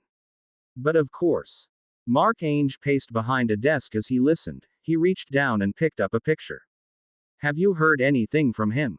He paused again, then continued. I see, yes, I fly out on the 14th. I am looking forward to see him again. He set the picture back on the desk, facing her direction. Smiling at her from the frame was a face she knew well. Harry Potter. Patricia Fields sat comfortably in the leather seat of the first-class section of the American Airlines 707 bound from Newark, New Jersey to Miami. She had gone over every detail that had been reported by Grant, 002, and had even sat in on both the autopsies. The first being that of the smuggler Alejandro Serafim, then after an uncomfortable and hasty ride crammed in a military transport bound for Washington, that of her associate Mark Grant. She pondered everything she knew as she sipped her disappointingly made Manhattan. Mark had been thorough in his assessment of the safe house. She agreed with his assessment of the situation. The place was as secure as they could make it. An airborne assault was nearly impossible given the placement of the facility and the surrounding mountains. Infiltration was possible, but entry to the secure area of the house was made near impossible with the addition of those trembler things. Something Q was keen to duplicate. As for the autopsies, those had been frustrating at best. Alejandro Serafim's chem panels had been negative, no form of drugs or toxins. No injuries visible, no general organ damage, no heart problems. All in all, if it were not for the fact he was dead, he was remarkably healthy. What they did find was something the medical examiner was at a loss to explain. Upon further study of his brain, a small amount of damage was found at the connection of the optical nerve, small electrical burns. The phenomenon was found again between the lobes of the brain. All of the burns were not readily visible, other than the minuscule area surrounding the connections of the optical nerve, but had shown up under magnification. Further investigation of the phenomenon was ongoing. The original autopsy of Mark Grant had been carried out by the Miami-Dade coroner's office, and it had been a brief one at that. He had been found face down in the gutter near a storm runoff drain. It had rained during the night, therefore explaining the lack of blood around the scene. The wound was of a type well known to them. It was the calling card of one of the local drug rings, and seeing as he had recently flown in from South America, his death was presumed to have been connected with him transporting or selling drugs. Of course, this had not been the case, and his body had soon been retrieved and sent to Langley for another look, under the careful eye of one Felix Leiter. Patricia had gone through the case photos and reports at length on the plane ride across the pond. He did not have any defensive wounds nor any other unusual marks. Although a note had been made about numerous older scars leading the coroner to the belief that this man led a violent life and his form of death, by violence, was to have been expected, would he have thought the same of her if she had been in Mark's place? Probably, she concluded. As soon as she had arrived, she was whisked off to the base medical center to attend her second autopsy in less than 12 hours. She was led to a white-tiled room filled with instruments and Mark's body on an aluminum table. It felt strange seeing him like that. She had worked with him on occasion, and now here he was lying motionless on a coroner's slab. It was even more uncomfortable when they began.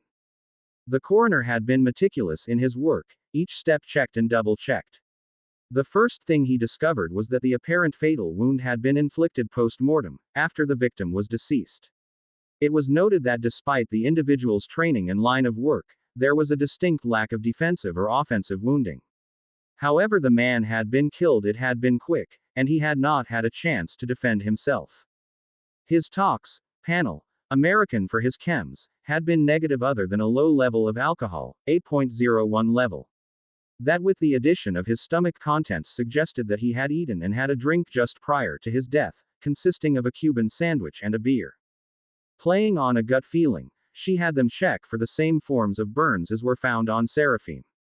Her hunch had proven to be correct. Burns had been found along with the same type of damage elsewhere found under magnification. Again, further investigation would be ongoing. She had a theory on the deaths now, one that, while thin, was plausible. Whatever had caused that damage had killed them both. She had discussed it with the coroner, and while skeptical, he had admitted if the damage could have been done all at once, it may have caused Mark's death. She had to admit it was unlikely, but it was all she had on that front. An announcement came over the intercom: Flight 158 to Miami International will be arriving on time. Please secure all belongings and return your seat and tray to their upright position. She shifted in her seat, checked her makeup, then if her dark auburn hair was still secured in the bun she normally used when traveling, and straightened her jacket. Her mind drifted back to the case as they prepared to land. Mr. Leiter, as a favor to James, had filled her in on the other side of the investigation. It had been rough going for them as well. The dates available to launch the satellite were few, as it needed to be inserted into a network of satellites. Therefore, the launch was only possible at certain intervals. All he could say about the project was that it was vital, and they needed to clear this up as soon as possible. So they had sat and discussed everything they could from both sides of the case. A leak had been found in the NASA program, one that had led to an information broker in New York. The investigation was stalling at that point because the subject had access to several high-level programs and they were preparing to sweep them all up at one time, hopefully by the end of the week. This moved the next possible launch window to the end of July, if the satellite checked out for sabotage. Failing that, it would be the middle of August. This gave them just over 3 weeks to conclude the investigation and make the first window. She shifted her bag next to her and arranged her thoughts. She needed to see the area that 002 was found in, but she needed to be careful. They had caught him and would be on the lookout for someone following the same trail. She had several decisions to make about how to pursue the investigation, but first she would clean up, have a meal and some sleep. Then she would take another look at things and make a decision. Harry watched as the storm raged above the mesa. The lightning was now coming in sheets and the roar of thunder shook the ground like an extended earthquake. The clouds swirled and bubbled like an angry pot boiling over. He could feel the waves of pressure pushing down the sides of the mighty pillar of earth, even at this distance forcing him to brace against its push. Not a few short hours ago he had stood there, in the center of the mesa where now the eye of the storm raged. It had been a beautiful, crisp, and clear morning. The only signs that anything was different were the lone twisted Joshua tree, and the absence of animal life. The elder had turned to him and said, "Kit, stand at the center of the circle of stones." He had walked forward, pushing his way through an invisible wall that was marked by the circle of stones. It was like pushing his way through warm molasses.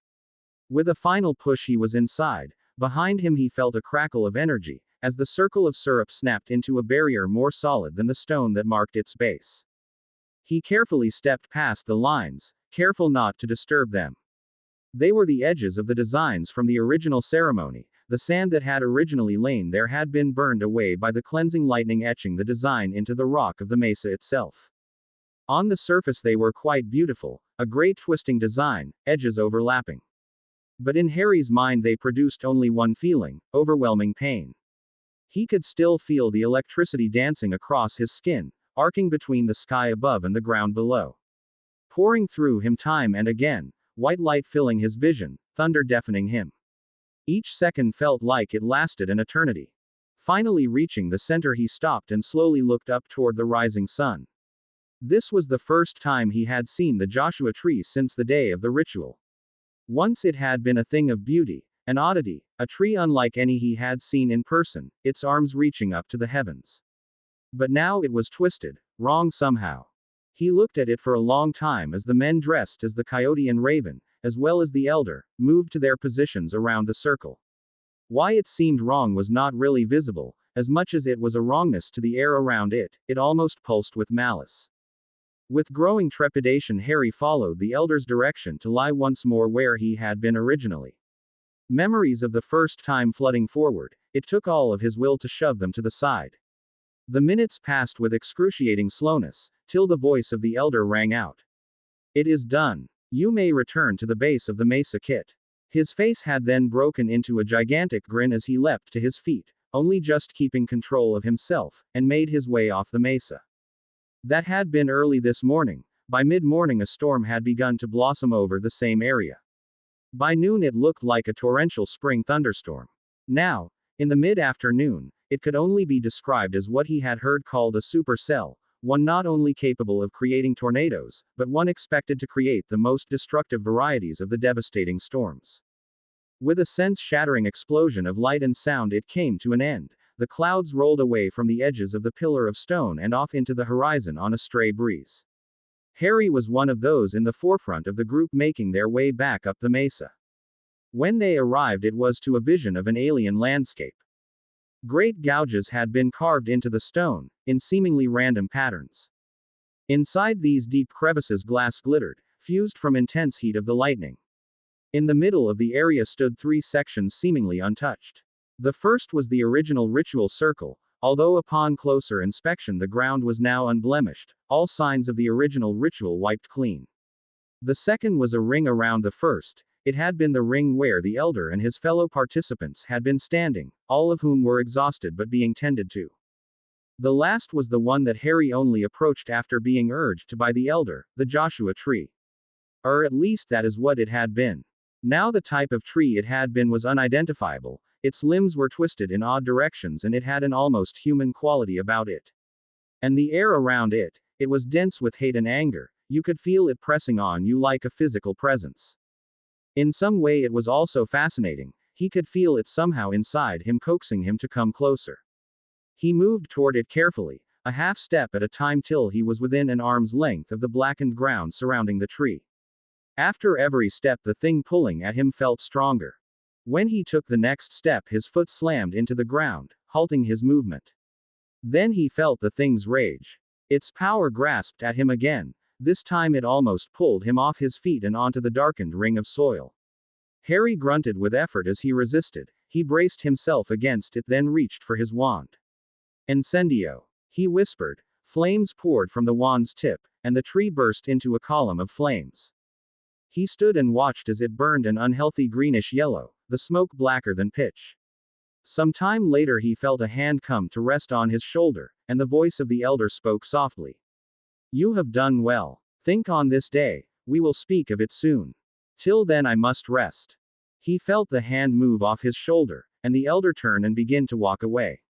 Harry took one last look at the burning tree, and then went to help the elder make his way off the mesa. Alistair Moody had been on the front lines against Voldemort and his Death Eaters. He had fought time and again against the rules that had been placed by the Ministry, staying their hand, forcing them to fight against killers with non-lethal spells. It had been a slaughter. The Auror force had been decimated, and there had been no way quick enough to bolster the ranks enough to turn the tide. He had watched as it had happened, and mourned everyone lost. Then suddenly, it was over. With their Lord lost, his ranks scattered like what they were, cockroaches. Those that were suspected of being closely tied to the movement were suddenly crying that they had been used, bewitched. He knew better. Gold had flowed and favors been granted, all to protect their own skins or the skins of their precious heirs. It had made him sick. Today had given him hope. They moved against the first of the unspeakables on their no-go list, Alphonse Rootger. He didn't know much about the man other than what Croker had told him. At one time he was a highly skilled spell crafter and researcher. He was one of the oldest members of the Unspeakables, a veteran of almost 60 years. Once he was captured, they had discovered that it was all a lie. The original spell work that he had been known for before his elevation to the Unspeakables had not been his own, according to the diary of a particularly gifted Muggle-born that had been sorted to Ravenclaw during his time in school, which they had found tucked away in his desk. But that is not what had thrown him the most. What he had learned next made him almost blind with rage. After their graduation, the man had kidnapped her and placed her in a cell hidden under his home, where she had stayed until her death, all the while creating new spells for him to discover and use for his own devices. She had lived another 20 years that way. By that time he was firmly entrenched in the Unspeakables, and had been researching ways to combat the Unforgivables, spells that were thought to have no defense. From what he had told them during their interrogation, he had spent his budget, as well as what he had made selling sensitive information, gambling. Many a death could be laid directly at the man's feet. Croker had taken over as they had quickly completed their search and sanitation of the man's home, and they were soon walking quietly away from the darkened and now lifeless manor. When they reached the end of the block, the pair of men spun on their heels and disappeared with two soft pops. Moody poured a tumbler full of fire whiskey and handed it to his friend. You said that you were prepared to do what was necessary, and tonight you proved it. He poured a glass of his own. You're sure that you are okay with what was done? Croker swallowed the mouthful of alcohol, savoring the burn. Am I okay with it? No, but what we did tonight was necessary. He took another stiff drink. When we join the Unspeakables, we are told that there are only two ways out, death or the removal of our memory, but that is a lie. After a time, the only way out really is death. Too many secrets in our heads. Even if you found someone able to alter the mind of a fully trained veteran Unspeakable, it may not be stable, and could fade over time. It had to be done. Moody nodded, and gulped his drink. What's next then? Now that you're convinced, we get you sworn in. To do that we will need to meet with the only other person I trust at the Ministry.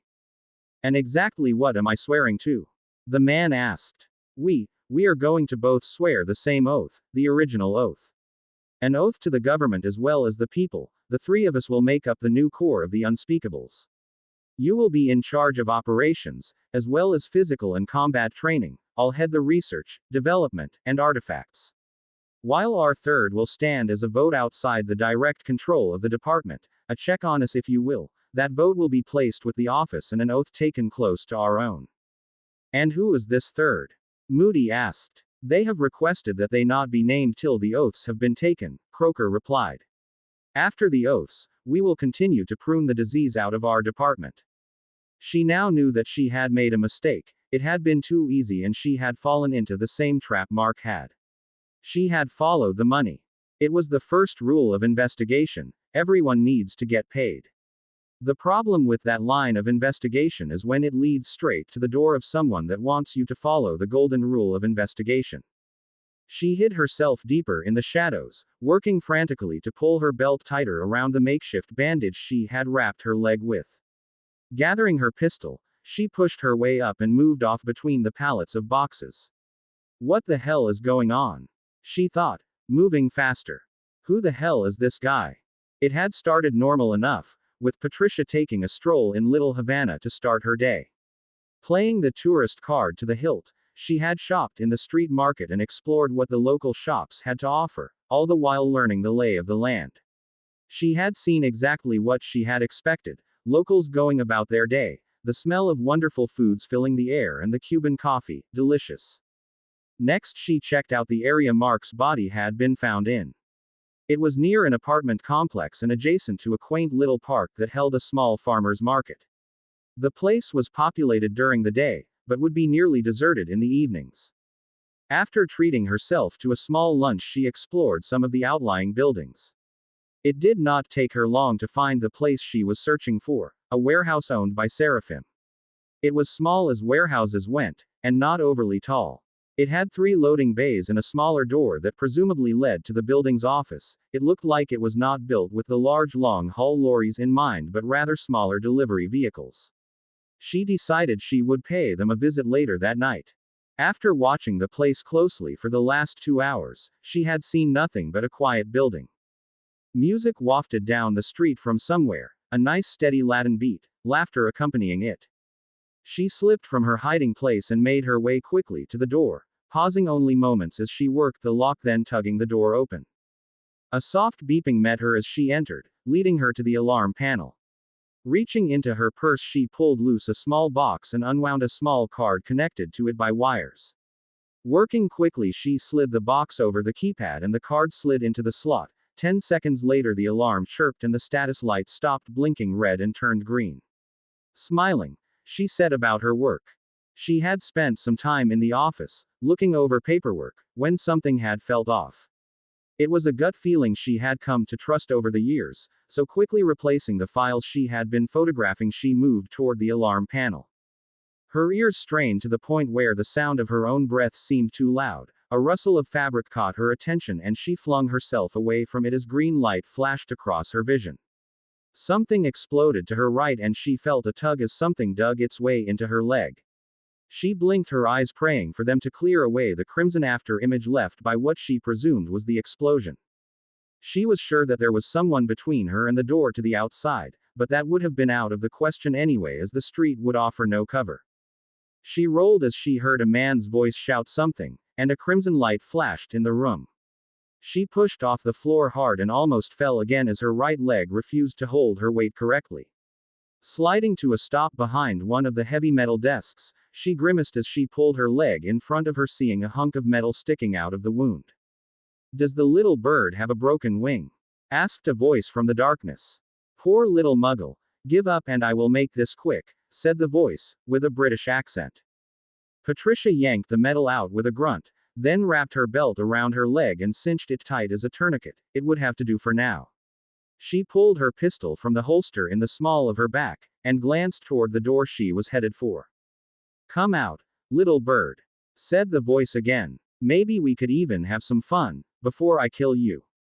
She shoved the rolling office chair in the opposite direction, and ran for the door. The voice yelled something that sounded like abracadabra, as the green light flashed again, and something behind her shattered. The door slammed open with a bang, as she crashed her way through and into the warehouse, dodging into the first aisle between stacks of boxes and shelves. With every step her leg throbbed and pain shot through her in jolts. Blocking the pain away, she ran deeper into the maze of stored goods, coming to a stop in a patch of dark shadows. She tore a sleeve of her blouse loose, folding it quickly and laying it across the wound. Then she loosened the belt and placed it across the bandage, cinching it tight. The voice once again pierced the darkness. "Come now, little bird. I tire of this game. Show yourself and I will make your death painless." Gathering her pistol, she pushed her way up and moved off between the pallets of boxes. What the hell is going on? She thought, moving faster. Who the hell is this guy? So be it. I was done with this place at any rate. You can burn with it. She heard the voice shout something about fire again and felt a tremendous heat flash through the room. Flames like she had never seen, black in color, leapt from box to box above her, rolling across the room like a living blanket of dark flame.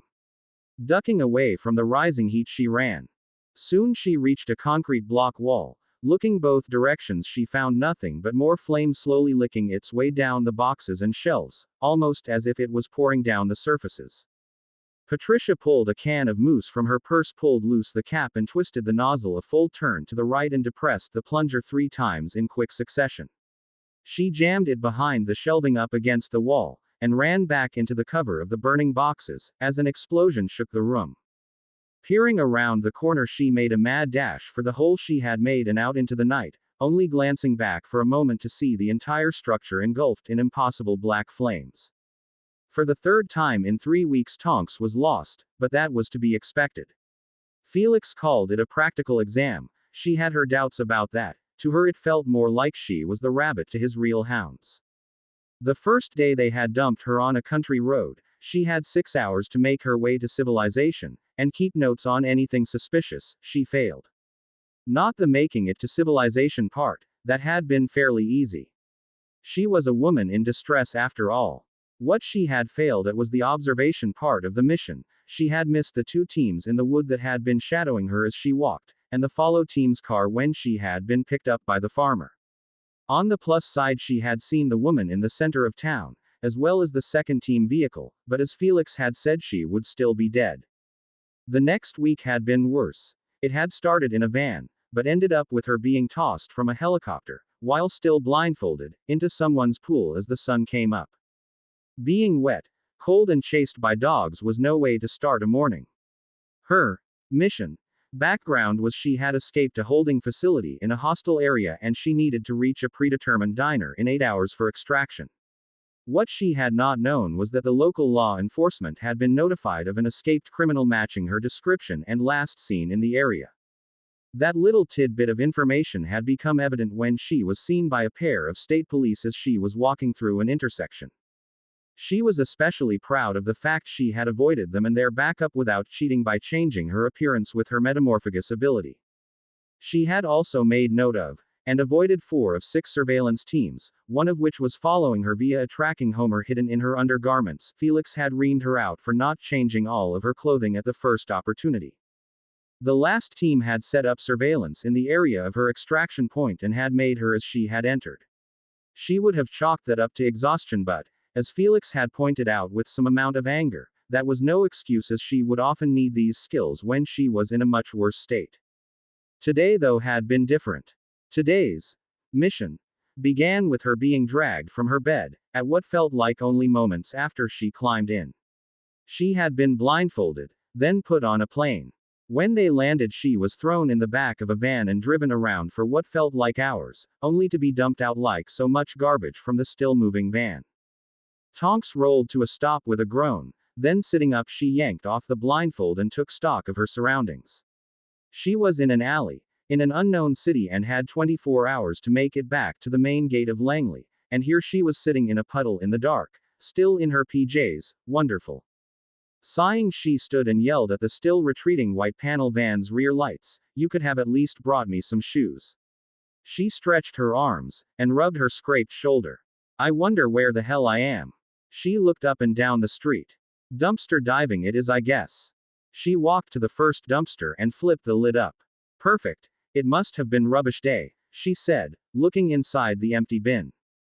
"Damn you, Felix." She circled the dumpster, her eyes landing on the information for the company that serviced the businesses. "So New York City. Crap. First things first, I need clothes." She started toward the far end of the alley.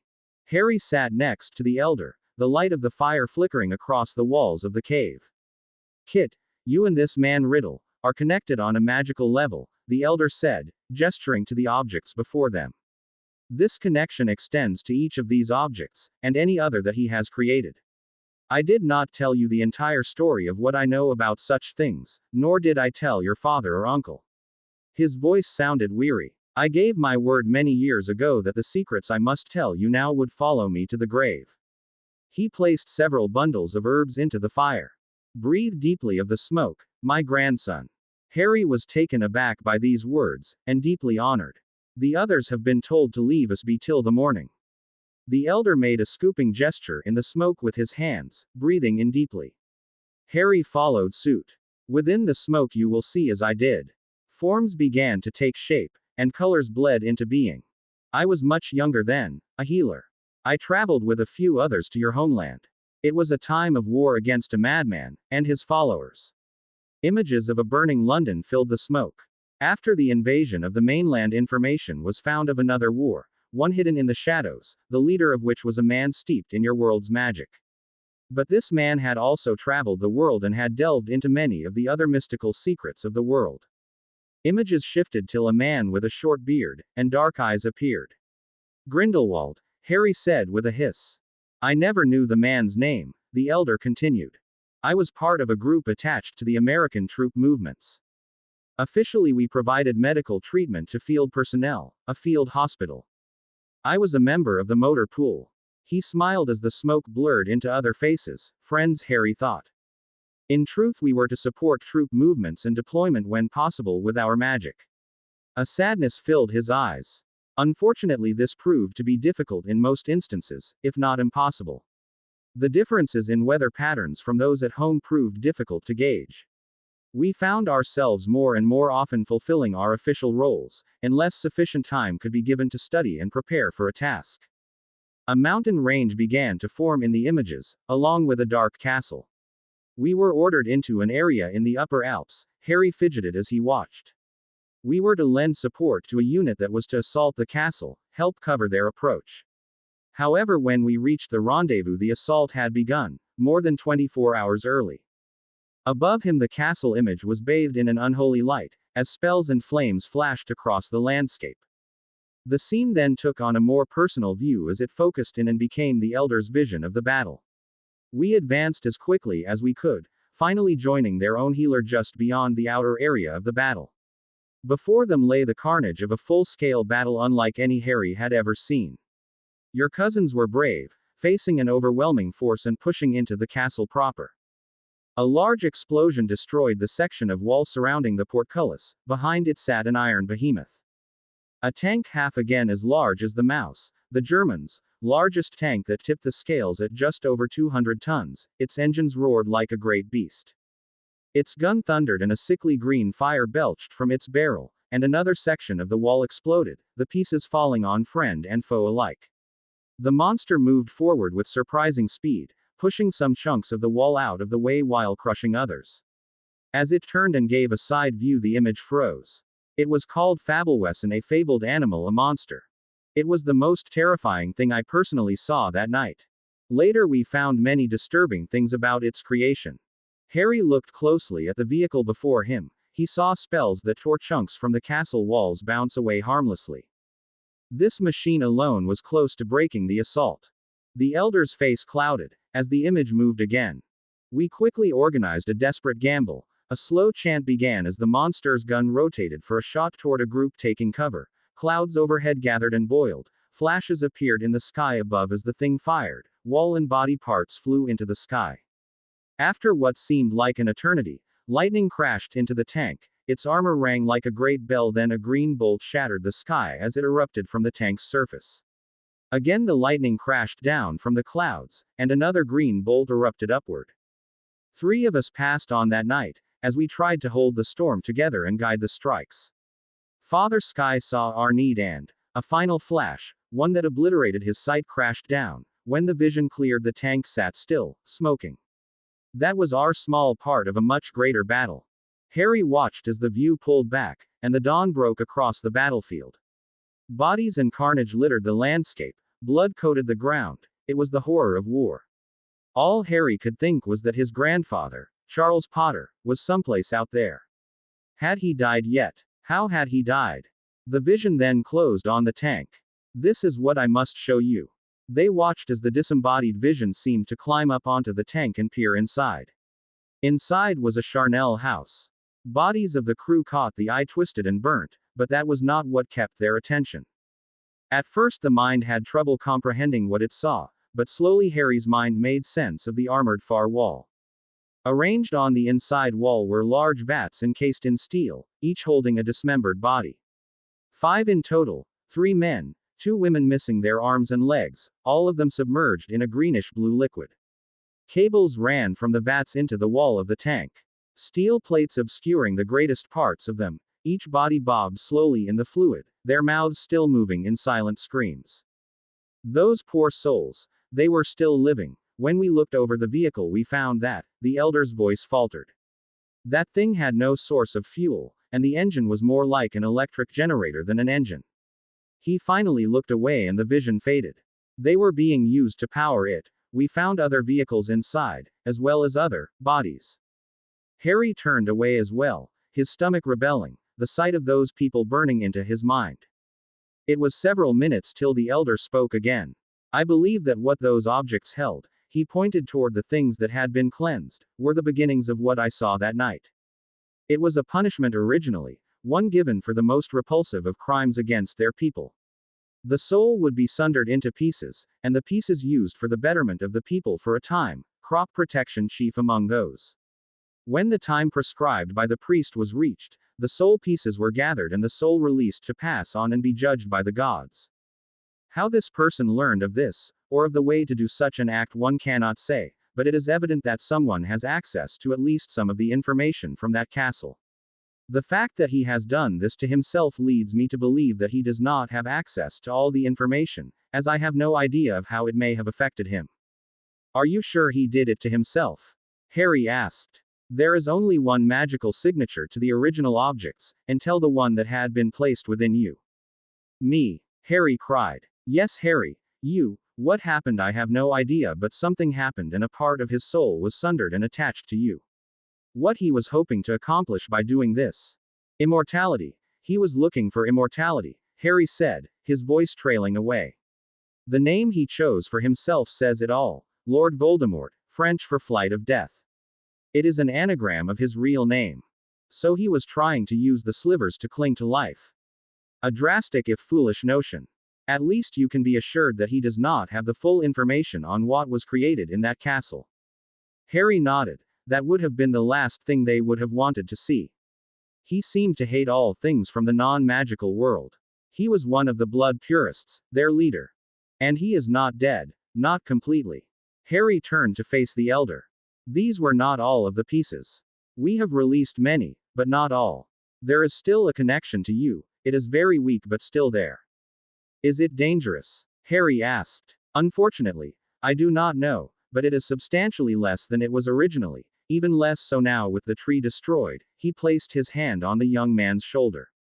You are already a powerful warrior, and are growing each day. I believe in you enough that I think of you as part of my family. Thank you, elder. Grandfather. Harry smiled up at him. Not bad, Tonks thought as she stepped onto the subway car headed toward Midtown Manhattan. Only an hour and I'm presentable enough to get by. Her mind clicked over plans, dismissing some of them almost as quickly as they came. One stop had been all it had taken to get her this far. One church, and a suitable sob story about being thrown out by her boyfriend had netted her a set of clothing and $20 to get her to her mother's.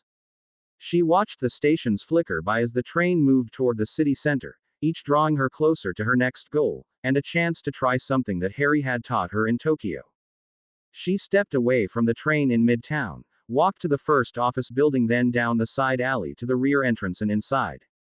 It did not take her long to find the janitor's area filled with cleaning supplies and, more importantly, their lockers. Jamming the door shut, she made quick work of rummaging through the lockers for any cash and a set of building maintenance gear. She shed her clothing, pulled on the uniform and piled a few cleaning supplies on a cart and headed off toward the maintenance lift. 2 hours later, a brunette businesswoman exited the building, briefcase in hand, her hair up in a loose bun held in place with a pair of black lacquered chopsticks and wearing a pair of stylishly framed glasses. She stepped with purpose across the sidewalk and into the waiting limousine. Once inside, she smiled to herself at how easy it had been. Harry had been right. If you look like you know what you are doing, no one questions you. The nice people in the office of Langenstein and Merrill, an advertising agency, had even offered their prospective client a ride back to the train station. The rest of the trip went off without a hitch, and before 3 p.m. she drove up to the gates of Langley in a white Buick Regal, which she had liberated from long-term parking. 10 minutes after that, she was sitting across the desk from Felix, telling him how enjoyable her day's outing had been. As her story concluded, Felix's stony face cracked into a grin. "I guess congratulations are in order. You passed the exercise with flying colors. My teams never even caught a whiff of you, and they had staked out the train station. How did you manage to slip through them?" Tonks smiled back at him. "Oh, I saw some of your people. They were looking for someone buying a ticket or entering the platform from the main building. They looked right past the woman walking next to the porter with all her luggage, and going directly to the train. Did you know you can still buy tickets from the conductor on board?" she asked. Felix laughed. "I take it was not your luggage." She shook her head. "Well, you now hold the third quickest time completing that assignment," he said, shaking her hand. "Third?" She looked at him oddly. "Yeah. James and Harry hold the top places. James even managed to make it into my office on his own. Said he flew in on a military transport shuttle flight. Harry showed up at the front gate with a young woman driving him all the way from the city in a Porsche. He was 10 at the time. Sirius sat in his wheelchair in his new room. It was his first time in a room like this since the week he and James had visited Lily's parents, the Evanses. It was the summer of their 7th year, not long after James's parents had been killed, and James was a wreck without her. So, he and his best friend had moved into a Muggle hotel close by, while James had worked on what to say and a way to get her father alone to ask for her hand in marriage. He flipped through the channels on the television using the remote control. He had laughed at that originally. They had created a wand to work a telly. He settled on football. "Sissy?" he asked, looking over his shoulder toward the kitchen. Yes, Sirius," the woman replied. "What time was my first appointment?" She looked up from the instructions for the microwave at the clock. "They should collect you at any time." She picked up the package next to her and crinkled her nose, but followed the instructions on the package, placing it in the box, shutting the door and pushing the correct buttons. The box began to hum as a light came on inside, and in short order something inside the package popped. 4 minutes, and a few ouches from burnt fingers later, she tasted her first popcorn. "Oh, Sirius, you need to try this." She brought the package in and handed it to him. "Popcorn." He smiled down at it. "I haven't had any since James insisted we see this movie, Caddyshack." He pulled out a warm handful. "I made it with that microwatt thing," she said. A knock came at the door. "Well, that will be them." He looked up at Sissy. "You know how to work this thing?" he asked, handing her the remote control. "I messed with it last night, after you were asleep. We need to get the house wired for electricity soon. I liked the show on BBC One last night, Chef. It was quite humorous." He grunted non-committedly, as he was pushed toward the door. The woman dressed in white greeted them as the door opened, looking at her clipboard. "Mr. Black. My name is Ingrid. I will be in charge of your rehabilitation." A gasp came from Sissy as she saw the man sitting across the hall with another helper, David. The man looked up at her, confusion on his face. "Pardon. Do you know my brother?" "I'm sorry," she said, apologizing. "I thought, well, yes," she finally said. "My name is Narcissa Black." She offered the man her hand. "I went to your home in place of my cousin, Sirius, when," she looked at the other people in the hall, "when the improvements were being completed on your home, Mr. Granger." Dan looked from one person to the other, then smiled. "Then you have our thanks for your help." He gestured to his wife and daughter in the entrance to his room. "This is my wife Emma, and daughter, Hermione." Sirius's eyes brightened. "Hermione, I seem to know that name." He appeared to think for a moment. "Sissy. Do you know that name?" Now facing her, so Hermione could not see his wolfish grin. "I don't know where though." He looked back toward the young woman. "You don't happen to know someone named Harry?" Hermione seemed shocked for a moment. "You know Harry? HMPH. I hope so. I'm his godfather, and if those weren't his nappies I was changing. Lil's got one thing in her life very wrong," he said with a smile. Her face fell. Then it couldn't be him. His mother's name was Tracy. Now Sirius felt really bad. No, It is the same person. His face and eyes held the same pain as his voice. This was before, he faltered, before he was adopted by the Bonds. I was friends with his parents, the Potters. Silence settled in the hallway till Ingrid spoke. Mr. Black, we must be going.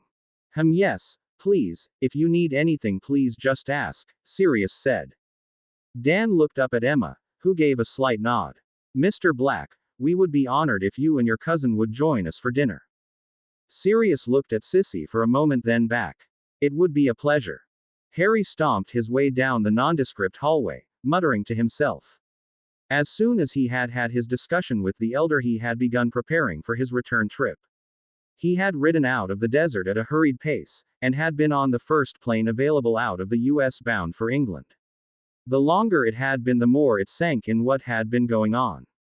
He had been running and rerunning ideas all the time, scribbling in a pad he had picked up on the way to the airport.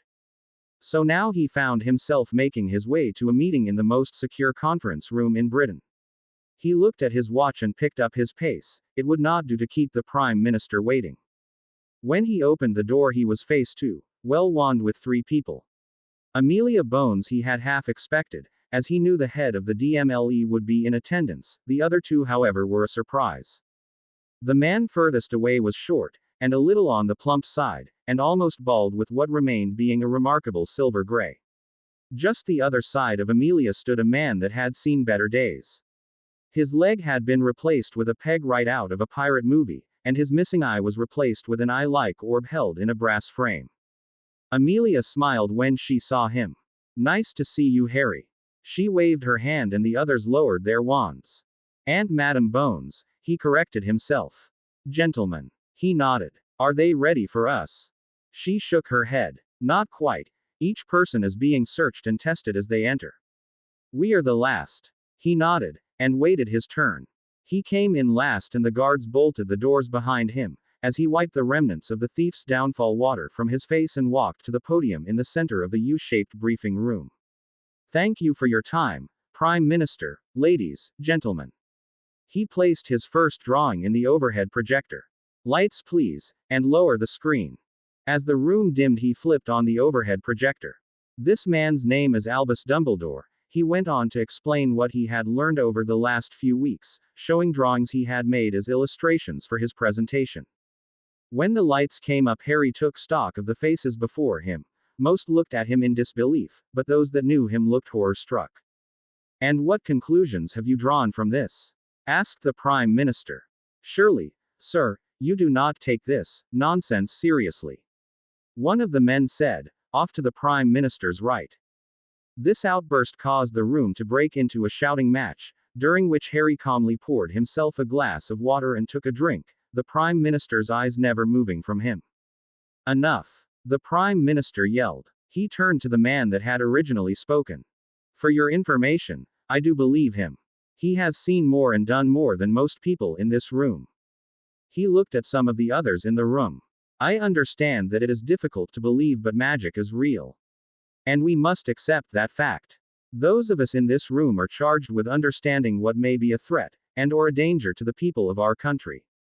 We non-magicals need to come to grips with an entirely different skill and ability set, just as the magicals included here are coming to grips with our technology. He continued, they are just like us. They too have madmen, and terrorists, where ours use a gun, theirs use a wand. We can help and learn from each other as well, we are all British. Now, as you were saying, Mr. Bond, I believe our priorities need to be shifted. He pulled out a page and slid it back into the projector. As I said, this man is Gellert Grindelwald. It is said that he was captured and imprisoned by Dumbledore. I think that is a lie. A grumble crossed the room. To verify this, we need to gain access to Nurmengard. Next, we need 2 teams to look into this castle and the experiments done there. If we run across such an abomination or some other thing created with magic he found elsewhere, we must be better prepared. The Prime Minister nodded. Mr. Croker, have you seen this form of magic or something like it before? The plump man Harry had seen outside nodded. Something like this existed in Samaria, and into the time of the Egyptians, they used canopic jars to hold the souls of the priests and guardians to protect the pharaohs in the afterlife. Occasionally one will be found intact and a protector will rise, but most of the time the magic has faded, the container damaged, or some other problem has arisen. They are fragile, and the process for their creation was thought lost. Ragnarok spoke. We too have run across the ones in Egypt, we have developed ways to deal with them as well, it is a skill taught to our curse breakers. These, however, are quite different. Those are made with a dutiful sacrifice, some forms of these are made with a sacrificial binding, and in some rare cases the life force of a child has replaced the blessing of a patron god. Harry nodded. Mr. Gold is correct. As it was explained to me, sacrifices would be made over time and power built up, then released to create the ones used in South America. One of the men asked, "What forms of sacrifice?" Harry thought a moment then spoke. "I will not sugarcoat this, it could be most anything. Flowers, food, ritual dancing, human." Murmurs filled the air. They were a warrior culture, and their enemy's blood was highly prized as a sacrifice. And they still exist? Another member asked. Not as such, Harry replied. They were lost to the invasions of the conquistadors, and the illnesses that followed. What Gellert did was a reconstruction, and a perversion of an ancient rite of victory, and while distasteful to us in modern times, quite acceptable among most peoples at some point in their history. The discussions went on late into the night.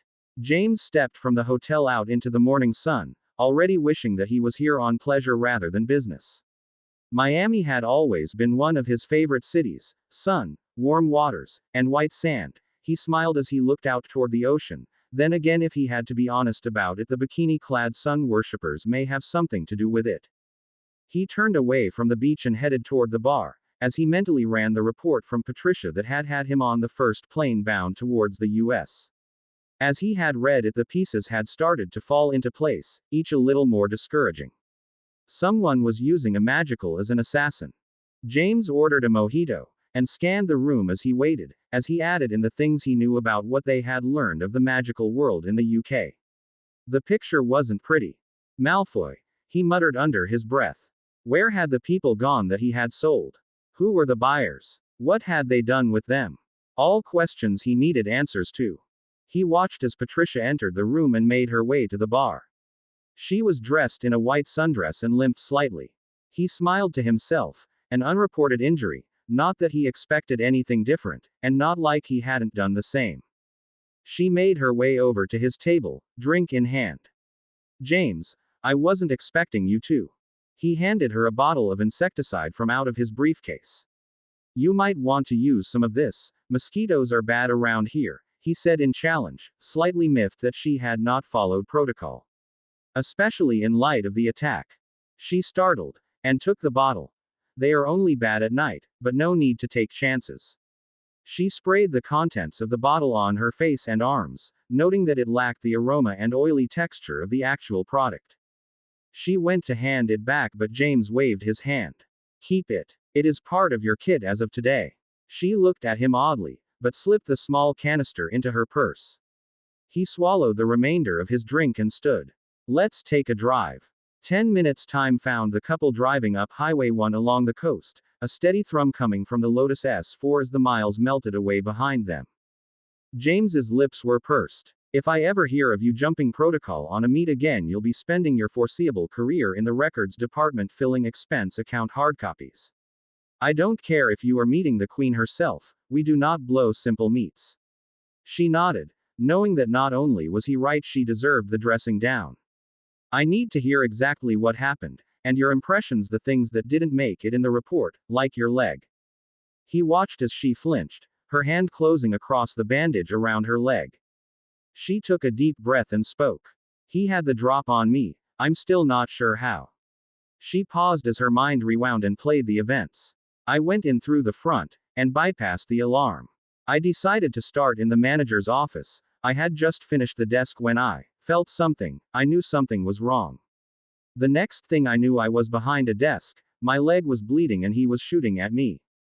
Calling me little bird, and something about mugging. Muggle? James asked. She turned her body to better face him. Yeah, then. Green or red flashes of light. Her eyes narrowed. You've seen something like that before. He kept his eyes on the road, but nodded. Yes, something we have encountered recently. Did he say anything else? I need you to think hard. Anything could be important. This is going oh sound stupid. Abracadabra, she said softly. Avada Kedavra, he said. Defend you. Defindo, he said, then continued. When he said Avada Kedavra, it was a green flash, the red was Defindo. Her mind was racing. A voice activated weapon. Something like that, was his reply. What about the fire? Was what he used some form of new accelerant? What the hell burns black? And down instead of up? I asked our expert before I left the UK. It sounds like something called fiendfire. It will burn almost anything. And where do these weapons come from? She asked, after a long pause. That is a long story. He could almost feel her aggravation at that answer, and the pause after as he thought about what he wanted to do. I am giving you the chance to opt out of this mission at this point. She looked at him stunned. Opt out. Walk away from the mission. James continued. This is an Alice through the looking glass type of thing, and will be long term if you choose to move forward. It will not reflect on you or your career if you choose to not continue this mission. She looked at him with wide eyes. What the hell? She thought. I want to see this through. That little bastard almost had me, and I. This is not about payback. He gripped the wheel tighter. This is much larger. And if you choose to continue, you will need to remember that. She nodded her understanding. James slacked his grip, then spoke again. This is an important mission, Pat. You need to be sure. She sat straight in the seat again, and watched as the beach passed. If he was giving her this option, all right, I'm in. James glanced at her. You're positive? Once you are read into the mission, there is no going back. Yes. Okay. He took a deep breath, and began. This is a highly compartmentalized operation. As of this moment, you answer only to myself or M. No other orders are to be accepted from this point on. All reports are to be my eyes only. Your mission rating is now of the highest priority, and you will have unrestricted access to any available mission resources. Unrestricted. She was stunned. That meant she could requisition anything, equipment, personnel, anything. Yes, but that doesn't mean you will not need a valid reason for the requisition. He smirked. So no out of the ordinary expenses, please. The file that you are about to be read in on is difficult to believe. I have lived it for almost 13 years and still find it hard to believe sometimes. Magic is real. M stepped into the room through the leather-covered door, followed closely by the three magicals that had been part of the briefing. She sat on the desk at the front of the office.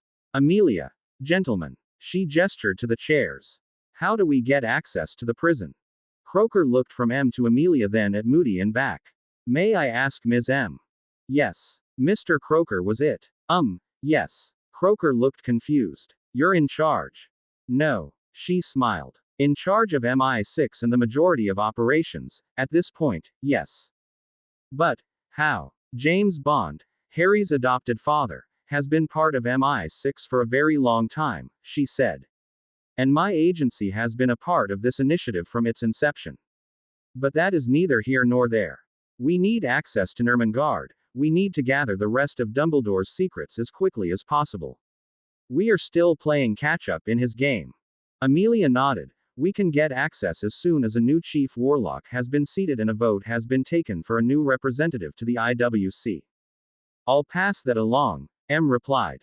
The new IWC representative needs to be someone that has no say in the government, someone that is not on the Wizengamot either. We need that person to be easily isolated, as the makeup of the IWC is still suspect. We know that other governments do not trust them and restrict access. We need to do likewise. The three older magicals looked at each other. Finally, Amelia spoke. We'll make a list of possibilities. M took the opportunity to stand. Good. I take it your meeting with Major Boothroyd went well. Moody chuckled. He will make a fine addition to the department. Croker shook his head. He seems capable, but what does he know about magic? M smiled. More than you would think. He is a quick study. Never underestimate Q. As for the decision to make him your third, he was the short list. Your department is in need of a major overhaul, not only of personnel and security, but in safety. He will help make sure that you and your new department become top-notch. Cape Canaveral is larger than one would expect, and is made up of 3 sections, The first is Cape Canaveral Air Force Base, then Port Canaveral, and finally the Kennedy Space Center. All three are independent but are required to work closely together with a minimum of disruption. Port Canaveral was once home to many specialized ships to both monitor and/or aid in the recovery of space vehicles. A few are left over, such as the ones used to recover the solid rocket boosters for the Space Shuttle. Today it is more of a commercial port, one that is home to several cruise ships. It is very public, and an extra person can be lost in those crowds. It was here that Patricia chose to make her entry. James, on the other hand, went for a more direct approach and joined a tour group inside the Kennedy Space Center itself, slipping into the group as it entered a bus bound for the assembly building on a tour. He had chosen the tour just after the noon hour to make his entry. The reason for the choice was one he had learned from experience. In the mornings, people tend to be more social, mixing and moving about more, increasing the likelihood that something out of place will be noticed. By the time lunch has passed, however, most people are in a work mode. They tend to spend more time with their heads down and concentrating. They also tend to be a bit listless and less observant due to fatigue in the noon meal. Although this could also lead to problems if you were not familiar with the cultural habits of those you were infiltrating. While the Americans went to lunch at noon almost like clockwork, if he was going to use this strategy in, say, Italy, he would not move till after 3, as they tended to eat later and have a longer meal, and in Japan he would not do it at all, and would wait till just before the end of the business day. James had broken away from the group cleanly, and made his way through the halls with a quiet efficacy, memorizing each twist and turn. Security in this area was loose, but he knew that the further he went toward the assembly area, the tighter the security. A grin grew across his face. He loved this part of the job, the challenge of doing the near impossible, and had forgotten how good the rush of doing it felt. James looked down at his watch, a Bulova deep-sea chronograph, its softly glowing dial reading 3 am. This part of the job he had willingly forgotten, the waiting. He knew that the bastard would come soon. He only had 3 days left. It was now just a question of when. He had taken up a position just outside the final assembly area. While his view was restricted, he was in a position that offered unobstructed observation of the satellite. He shifted his weight, trying to restore circulation to his legs. Hiding among the gantry struts of the indoor crane had its drawbacks. It was hot, tight, and altogether uncomfortable, but it did offer cover from both the thermal and ultrasonic motion detectors used throughout the room. Getting in had been a trick. Security was tighter than he expected, but this project had had a credible threat against it. The real problem had been the armed guard patrols. He had watched the tape of them wandering the halls for over 2 hours to find the flaw in the pattern, and without Q Branch's little black boxes, clip them to the wire of a security camera and they would record a 4-hour loop of video. Evading them would have been impossible. He had wondered why someone was after a communications satellite. From what he had been able to find, it was just what it seemed, a satellite communications system, but seeing it up close he found it was something much different. True, it was a communications platform, but it also held some optional extras. At least 3 high-powered cameras were still being tested, and they looked beyond anything he had ever even heard of, the next generation of next-generation technology. This was what somebody wanted to stop. From what he knew about this satellite, it was the last of 8 that made up the Advanced Communications Technology Satellite System (ACTS). A system that, on the books, was a dual-task system. The first was part of the Mars rover project, a high-powered transmitting and receiving platform to re-establish control of the rover after the original failed. The second part used the transmitter as a military-grade encrypted communications system for embassies, although it could be used for covert ops as well. What was not widely known was that the satellite was also tasked with part of the Global Positioning System, backups for a system that was already 25 years old. The addition of the cameras interested James, and he would report them, of course, but his first priority was the defense of the satellite against a terrorist. He settled in again, the pain in his legs relieved at least for the moment. Between the warmth and the silence he was almost to the point of nodding off. The only thing holding slumber at bay was the mental discipline to stay focused on the task at hand, honed by years in the field. With a loud crack, 5 men appeared in the center of the room. They stumbled but kept their balance as the alarms began. They reacted quickly and began firing colored bolts in every direction, as if they expected to arrive in the midst of an enemy. Cursing himself, he blinked furiously, trying to clear his vision. He'd been a fool. He had expected an infiltration, not an assault. His position was based on it being a lone agent, or perhaps a two-man team, but this was a five-man assault unit. James gathered his feet under him and moved to the far side of the gantry, as he lifted his silenced Walther and took careful aim. Then he pulled the trigger twice.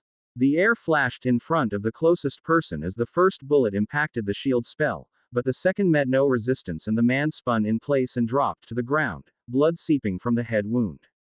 He pulled back behind the steel superstructure and started climbing the ladder to the next level. He could hear yelling, but the wail of the alarms covered most of it. James slipped up onto the catwalk and peeked over the edge to see three men standing guard as the fourth rolled their companion onto his back. James took aim again and fired 3 times in quick succession. The shield on the one farthest to the left flared brightly, then again weakly. The third round, however, tore into the man's shoulder. His wand arm dropped useless to his side, the wand clattering away. James had learned a lot from watching the tape of Harry's encounter at the train station. The shield that they used had a serious flaw. While a single round of a small caliber weapon could be deflected by a normal shield, and while it could be bolstered by the wizard to stop a second bullet, it needed to be recast afterward, leaving the person vulnerable for a few seconds. James moved again. He knew that them not knowing where the next attack was coming from was his best defense. He ran down the catwalk, firing the remaining rounds toward a third man, skidding to a halt behind another section of the crane as he reloaded. He took 2 quick deep breaths and chanced a quick look toward the team. He watched, fascinated, as one of them spun on his heel and disappeared. He was just taking aim again when a splash of green impacted the metal near his head, showering him with sparks. James spun to his left, dropping as he did so. The third man was running toward him down the catwalk. Another spell leapt from his wand, this one a sickly yellow, that impacted where James had been standing moments before.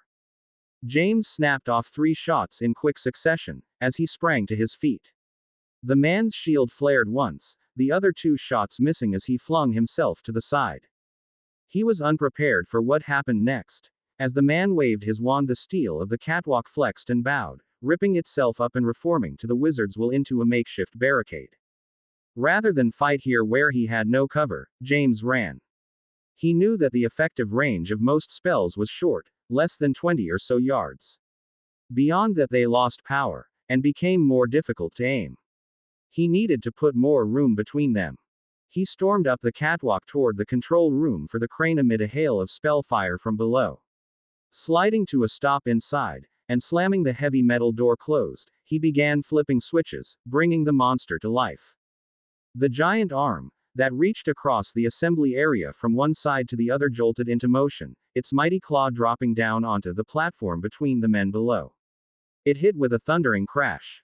James then jammed the joystick to the right, pulling the claw across, ripping the steel platform to shreds and dropping the pair into the darkness below. James was almost knocked from his feet as some form of spell impacted the control room door. He turned to face it as another impact shook the cabin. Reaching into his pocket, he withdrew and snapped the asp to its fighting length. His only choice was to be ready when the door broke. But that impact never came. James stood in the cabin breathing hard, eyes flickering from the door to the window, his back to the far wall. Almost a full minute passed, then as suddenly as the sound had begun, the alarm klaxon came to an end. A voice came in from outside. Anti-apparition and port key wards are in place. Throw out your wand and surrender.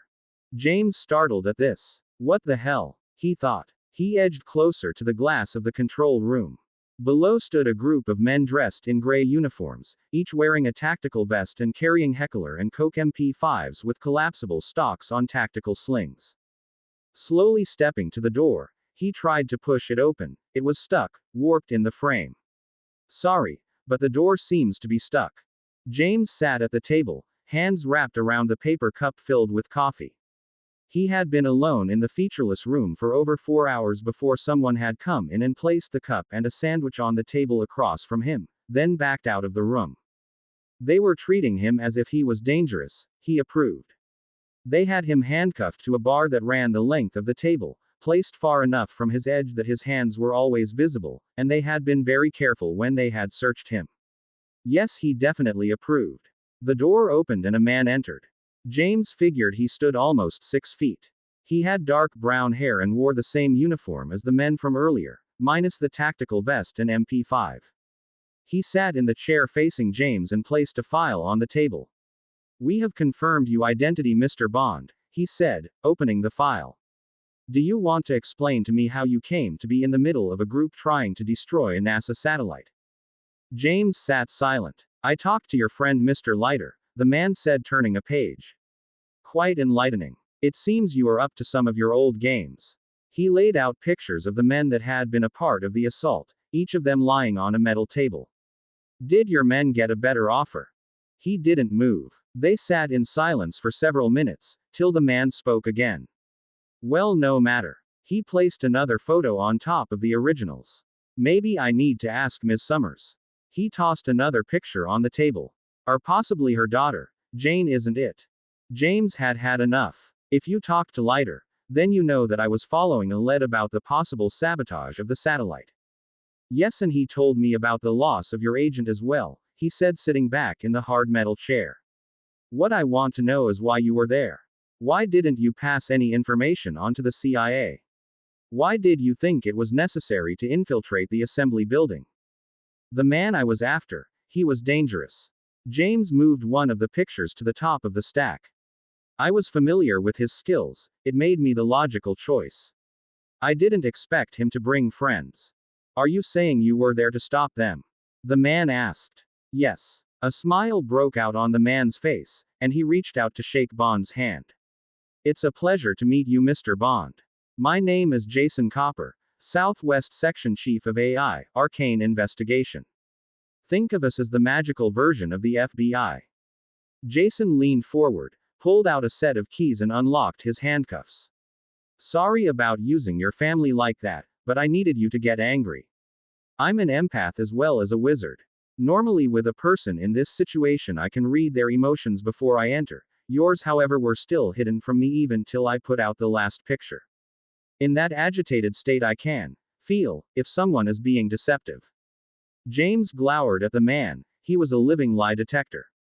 "I've made sure that no one other than myself knows of their connection to you," he said. "Our community is close-knit, and your name is listed as an emergency contact on Jane's employment contract. I'll give you my oath that only I will know this and I will not divulge it." James nodded. "His name is Conrad," he said, pointing to the picture James had pulled up. "Albert Conrad. We don't know who he works for, but we do know that he was effective. A total of 15 deaths have been attributed to him in the last 4 years. After the death of Seraphim, we suspected him. Until recently he always worked alone." He pulled the other pages out. "These we have only seen recently. They showed up a few months ago, and became local muscle for a man named Philip Pregent. He was a small-time dealer in illegal artifacts till about the time Conrad showed up on our radar." He pulled out another photo and passed it to Bond. "That's him." Suddenly he expanded, into South Avenue Trade. James muttered a name under his breath. "Malfoy. Excuse me." The man supplying him, his name was Lucius Malfoy, James said quietly. "Was?" asked Jason. "Yes, was. He died at the beginning of summer, the terrorist attack at King's Cross in London." "It seems we have much to speak about, Mr. Bond." James sat next to Patricia, looking at Jason Copper across an old metal government desk. The entire room seemed to be a holdover from the 70s, the quintessential government office. Hard metal chairs, the cushions, just as hard as the chair, picture of the president on the wall, Bill Clinton, award plaques, a map of the state. Even the cool, musty air that seemed to be a part of any government building. Copper shuffled the papers on his desk, then looked up at Patricia.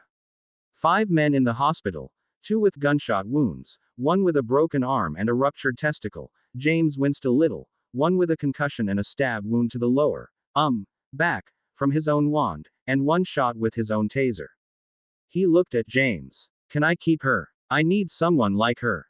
James smiled, as Copper turned his attention back to Patricia. "I'm just glad my men had body armor on, or I'd have lost them for more than just a week. Pat looked stunned. A week. She looked at James, confusion showing. I told you they can do amazing things with their magic, he said with a small shrug. Copper laughed. They'd be back on the job tomorrow if it wasn't for Michelson. His is the most serious injury. And the only one that can't be fully healed. She looked sheepish. I didn't see the patch on his shoulder till it was too late. Copper waved his hand at her. In a way, I am glad it worked out that way. My teams needed a reminder not to take non-magicals lightly. The two of you infiltrated a highly defended base, and subdued or killed a total of 13 magicals with only training and mundane weapons. I am going to be using this as an object lesson for some time. He turned to James, a more serious look on his face. But, we have other things to discuss. Just what do you know about that satellite? James leaned forward and picked up his cup of coffee. Not much. It's a high-power communications array, usable for the Mars rover as well as embassy communications. He kept what he knew of it being used for Spec Ops missions to himself. It also has a stop-gap use as part of the GPS system in emergencies. Copper nodded. It is, but it also has other uses. I'm sure you saw the cameras. James's lip curled up just a touch. Those were created for one specific task, finding things hidden magically. James looked at him oddly. In the last few years we have been having trouble with several groups, from drug traffickers to organized crime gangs, using magic to obscure their movements. That has always been a problem, but not nearly at the scope we have been experiencing in the last 20 years, and it is on the rise. He stood and walked to the map of Florida on the wall and waved his wand at it, upon which it shimmered and became a word map. This satellite was to complete a system that would catalog magical abnormalities. He motioned to them to take a closer look. He pointed to an area in northern Scotland. The map was actually a composite satellite image, and where James knew Hogwarts and the town of Hogsmeade stood was a void. Unplottable charm, along with a mix of others. We know that is where Hogwarts is. Depending on the type of camera, or system, different things show. He waved his wand, and the map darkened, spots of yellow showing. Infrared. In the winter all the houses show up like beacons, and you can make out the shape of the castle, sort of. He waved his wand again and the map returned to normal. The same technology had been used on the satellites, but at a much increased power, along with a few things that can actually pierce some of the spells and wards. He sat back behind his desk. Someone doesn't want that system complete. Could it have been this Malfoy? Or someone he works for? James scoffed. No, almost all of the British wizards we have had contact with wouldn't even know what a satellite is, much less how to sabotage one. They are more backward than any group of magicals I have run across. The most high-tech thing they have is a steam engine. It was Copper's turn to look confused. But most of the ones we have been tracking seem to have been British. James nodded. They probably were. Malfoy was A.S. Aver. Only he didn't traffic in girls, but in young men. They would have been recent graduates, most from non-magical families. He was part of what is known as the purebloods, someone that can trace both of their parentages back generations in their world. We have uncovered many atrocities done in the name of blood purity. James took a deep breath. We know that years' worth of male first generations have been sold off. The females were taken advantage of, trapped in their hidden world with no support and no place to go. James glanced at Patricia. Her face was as still as stone, but he could feel the tension and anger almost radiating off her. We are changing that, he said as an assurance as much to himself as her. Copper looked at the woman and back. How many? James kept his voice even. It varied, sometimes less than 10, one year as many as 20. Most only graduated with owls, ordinary wizarding levels, at the age of 15. Very few would have their newts, nastily exhausting wizarding tests. Hogwarts is the only school that offers those. As far as I know, they would still need to be taught how to do some of the things you are talking about. Copper nodded. Do you know the reason why we avoid contact? Part of it is the IWC, said James, and Albus Dumbledore, unless we are mistaken. Why don't you tell me what you know about both of those subjects? Harry walked down the hall of the hotel. He was glad that they had scheduled a few days for him to visit his grandfather. Since starting at Hogwarts, he hadn't gotten to visit with him as often as he would have liked, so he treasured each chance to be with him. The next 5 days here at the Nürburgring were such a time. He tossed his bag on the bed, and drew in a deep breath, catching the scent of perfume in the air. He pivoted, drawing his pistol in one smooth movement, turning to face the only other door in the room. A fair-skinned woman stepped out of the bathroom wrapped in a fluffy white towel, drying her dark brown hair. His arm dropped to his side. Damn it, Anya. Anya Amasova peeked up from under the towel. Harold. You know damn well it's Harry. Ems. She clucked her tongue at him. I hate that designation. She stomped her foot. Then use my name. But I like Harold so much better, she purred, moving behind him and wrapping her arms around his neck, all the time avoiding the arm still holding his pistol. Do you greet all your old friends with a gun? Or do you just have something against me? She breathed in his ear. Since when have you been a friend? And just what do you want me to hold against you? He smirked, shaking her arms loose, turning to face her. Besides, you're old enough. You finish that sentence and I shall be most cross with you. Her face was bunched up in mock anger, but her eyes glittered with mirth. Harry holstered his pistol, and smiled up at her. Why are you here, Anya? Can't I just drop by to visit? She asked coyly. You. Never. I've never known you not to be on the job. Her face fell, and she plopped onto the bed. You have now. I've been retired. He sat next to her. What happened? She turned her head away. They said I'm too old, too out of touch, not what they needed. They said I wasn't. He turned her toward him and she collapsed on his shoulder crying. They said I wasn't beautiful, I wasn't capable anymore, they tried to have me eliminated. So you came to see Dad, Harry said softly. I thought he'd be here, with you. He meant to be, but there was a change of plans. Harry glanced around the room. Look, you go wash your face and get dressed. We'll go get some dinner. He tilted her head up. You are one of the most beautiful women I have ever known, trust me. He smiled softly and kissed her cheek. She nodded and went into the bathroom. Harry grabbed his bag and opened it, grabbing the Nikes and flipping the soles off, and started scanning the room and phone as quickly as possible. When he finished, he placed the phone to his ear and dialed. A few moments later, a voice clicked on the line, Universal Export. Harry broke in. Day code, Phillips, rate, equipment. Operator code. G56 deciseconds 3 call sign, Strider. The voice on the other side said, verifying, switch to scrambler in 3, 2, 1, mark. He flipped the switch on the sole over the phone. Imitate. Message begins. Harry took a breath. Agent encountered. Designation. Star. Request all current information. Claims no current affiliation. Instructions. Current situation. Surveillance. The voice waited for him to finish, then answered. Understood. Will contact. He hung up. A few moments later, Anya stepped out of the bathroom, straightening her fashionable little black dress.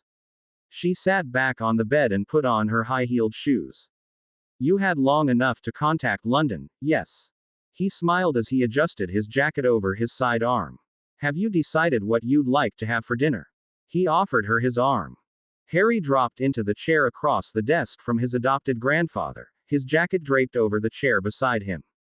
He loosened his tie as he spoke. Anything from Dad? Mark Ainge nodded. I spoke with him while you ate.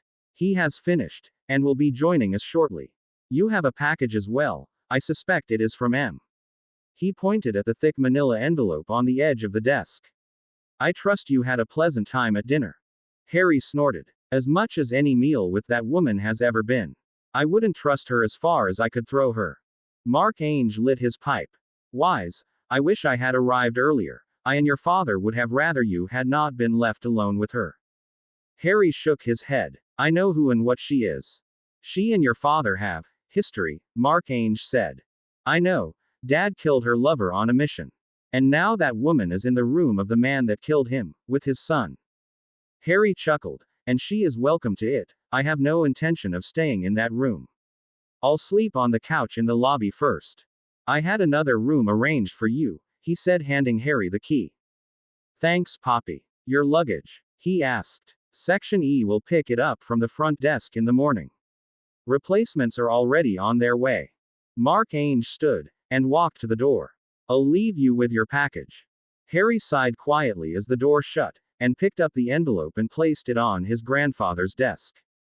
After opening his penknife, he made an incision just below the clasp on the envelope flap and inserted the knife blade, moving it to the right, severing the security line to the explosive device inside and thus disarming it. He then opened the envelope. Pulling the paper out, he laid each page out on the desk, 10 pages in all, along with a small package. He placed his hand on each page in turn, saying, "For Queen and Country." Writing or pictures faded into existence on each page as he did. He smiled. To think my birth father and his friends had figured this little bit of spell work out when they were still in school. He looked at each page in turn, frowning more at each one. Hermione knocked on the door. It was time to get some answers. The door cracked open and the face of Narcissa Black greeted her. "Hermione, how may I help you?" "Good evening. I'd like to speak with Lord Black, please." Narcissa was a little startled by her formality. They had been with and around the Grangers for several weeks now, and truth told, she had become quite fond of the young woman and her family. Giving her a puzzled expression, she answered as protocol dictated. "One moment please, and I will ask if my lord is receiving visitors."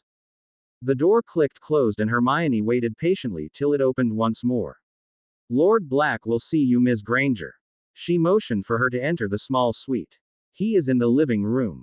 Hermione walked past the small breakfast area and kitchen, and into the well-appointed living room.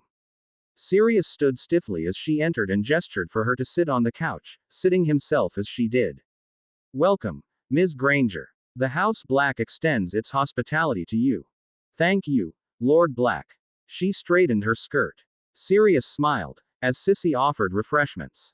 "Okay, Hermione. Enough. What is with?" He waved his hand at her. "All of this?" She looked at him with a glare that would have done McGonagall proud. "I have questions, Lord Black, and I would like answers." He glanced at Sissy, who shrugged, then back at Hermione. "What questions do you have, my dear?" She concentrated on his face as she spoke. "You are Harry Potter's godfather." "Correct." A puzzled look crossed his face. "You know that I am. And you are and have been romantically involved with the head of the DMLE, Madame Amelia Bones?" She asked. Once again he glanced nervously at Sissy. I am. How did? I saw her leave this morning when I was out on my run," she said in answer. "I'm not sure," he began. "If," she stepped on his reply, "she had been the head of a non-magical police force, and you were married, I might believe that you were brought here to recover from your accidental injury," she said, making little air quotes. "But seeing that this is a non-magical facility, I doubt that you were sent here by the ministry." She eyed him expectantly. "Especially when you add the fact that your injury has not been reported in the Prophet." He didn't answer, so she continued to lay out her case. "One of the other facts that I know is that most of the patients here are recuperating from injuries gained in military service. So I find myself questioning why you are receiving treatment here." He stuttered over his answer. "S Street. Mungo's. The new hospital isn't completed, and the H-healer said the injury, they said that non-magical rehabilitation was necessary. One of them recommended this place. And you just happened to end up here. Across the hall from my parents." She gave him a skeptical look. "Then there is all the time you are spending with my father." Her gaze moved to Narcissa. "The both of you." She looked back at Sirius. "Not long after he questions me about all kinds of things, I want to know what is going on. My family is involved," she said, her voice becoming strained. Sirius looked stunned. Why not ask your father?" he asked. She snorted. "He couldn't tell me no matter what he wanted. He could never get clearance to tell someone my age. I know something is going on, and somehow it all centers around Harry." Sirius stood and walked toward the window. "And what makes you think I could tell you, if there was something going on? You are a lord. I could swear an oath." He visibly winced and turned to her. "I won't accept it." Hermione shrank away from his yell as he spun away. "You have no idea what you are asking." Sissy knelt next to the now sobbing girl. "An oath is a most serious matter, Hermione. If you ever violated it, it would cost you your magic at the very least, and most likely your life. It can't be entered into lightly." Hermione nodded. But I need to know. Harry, my father, Uncle David, they're all involved. I want to help, she said weakly. Sirius turned back to her and knelt on the other side. You're still young. You don't. I do, she cried. Don't you understand? Everyone important to me is putting themselves at risk to help. Sirius rubbed his face. Sissy spoke softly. Make her your vassal. Sirius was dumbfounded. But. Sissy shrugged. It is the best choice. Once she is in service of House Black, she could know, and our house magic would keep her from speaking out of turn. There would be no chance of her violating an oath. Sirius stood again, and paced the room. Dan would need to know. Give permission. Sissy shook her head and spoke again. No. As a magical with no house standing and no other magical family, she is within her rights to approach one of the most ancient and most noble families for protection. Sirius stuttered to a stop. Protection. It will bring her into our house's influence till she comes of age, then she will become a vassal of House Black, she said. Sirius dropped into the chair, and the room was silent other than the whirring of the air conditioning for a very long time. Finally he spoke. I want you to think about this. You are asking me to go behind your parents' backs with this, is that what you want to do? She chewed on her bottom lip. Aye, she shook her head. He smiled, patting her shoulder. Talk to your parents. I'm thinking that it would not be a bad idea for you to be under the protection of House Black, but that is a decision for you and your parents. She nodded slowly, and stood. Thank you for your time, Lord Black. She sniffed and wiped her eyes. Narcissa showed her to the door. Do you think she'll talk to them? Sissy asked when she returned. Not tonight, but soon, he said. I should have expected this. That girl is just too smart for her own good. She reminds me of you, in some ways. Sissy laughed as she sat. When did you learn to be a parent? You did so well with Drake, and now Hermione. You didn't learn that from my dearly departed aunt. Sirius's face took on a downward cast. Charles Potter. He was an amazing father. I try and do what he would have. He was more of a father to me than any Black ever was.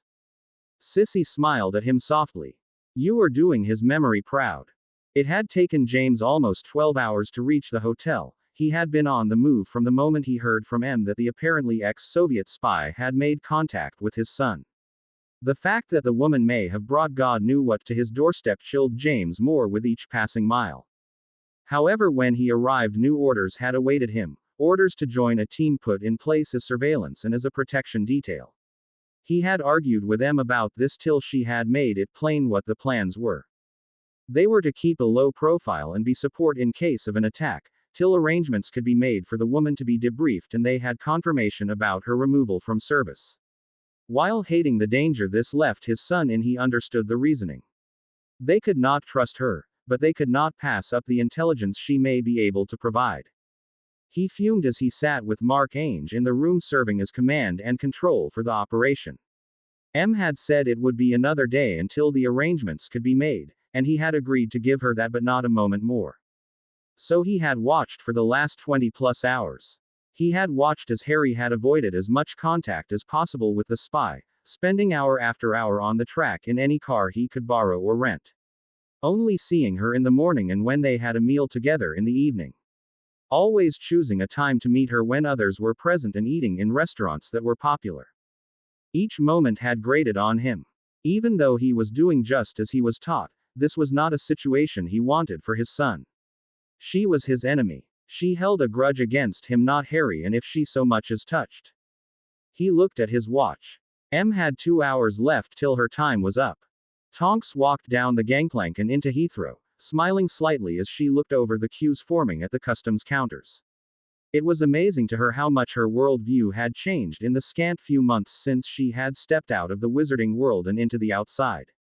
From the day she walked into that small room at Whitehall to today, she had seen and done things she had never thought possible. She has seen the great man-made spires of New York, seen the night lit up like day on the Strip of Las Vegas, seen Los Angeles and the island paradise of Hawaii, seen magic unlike any other in Tokyo, her lips turned down.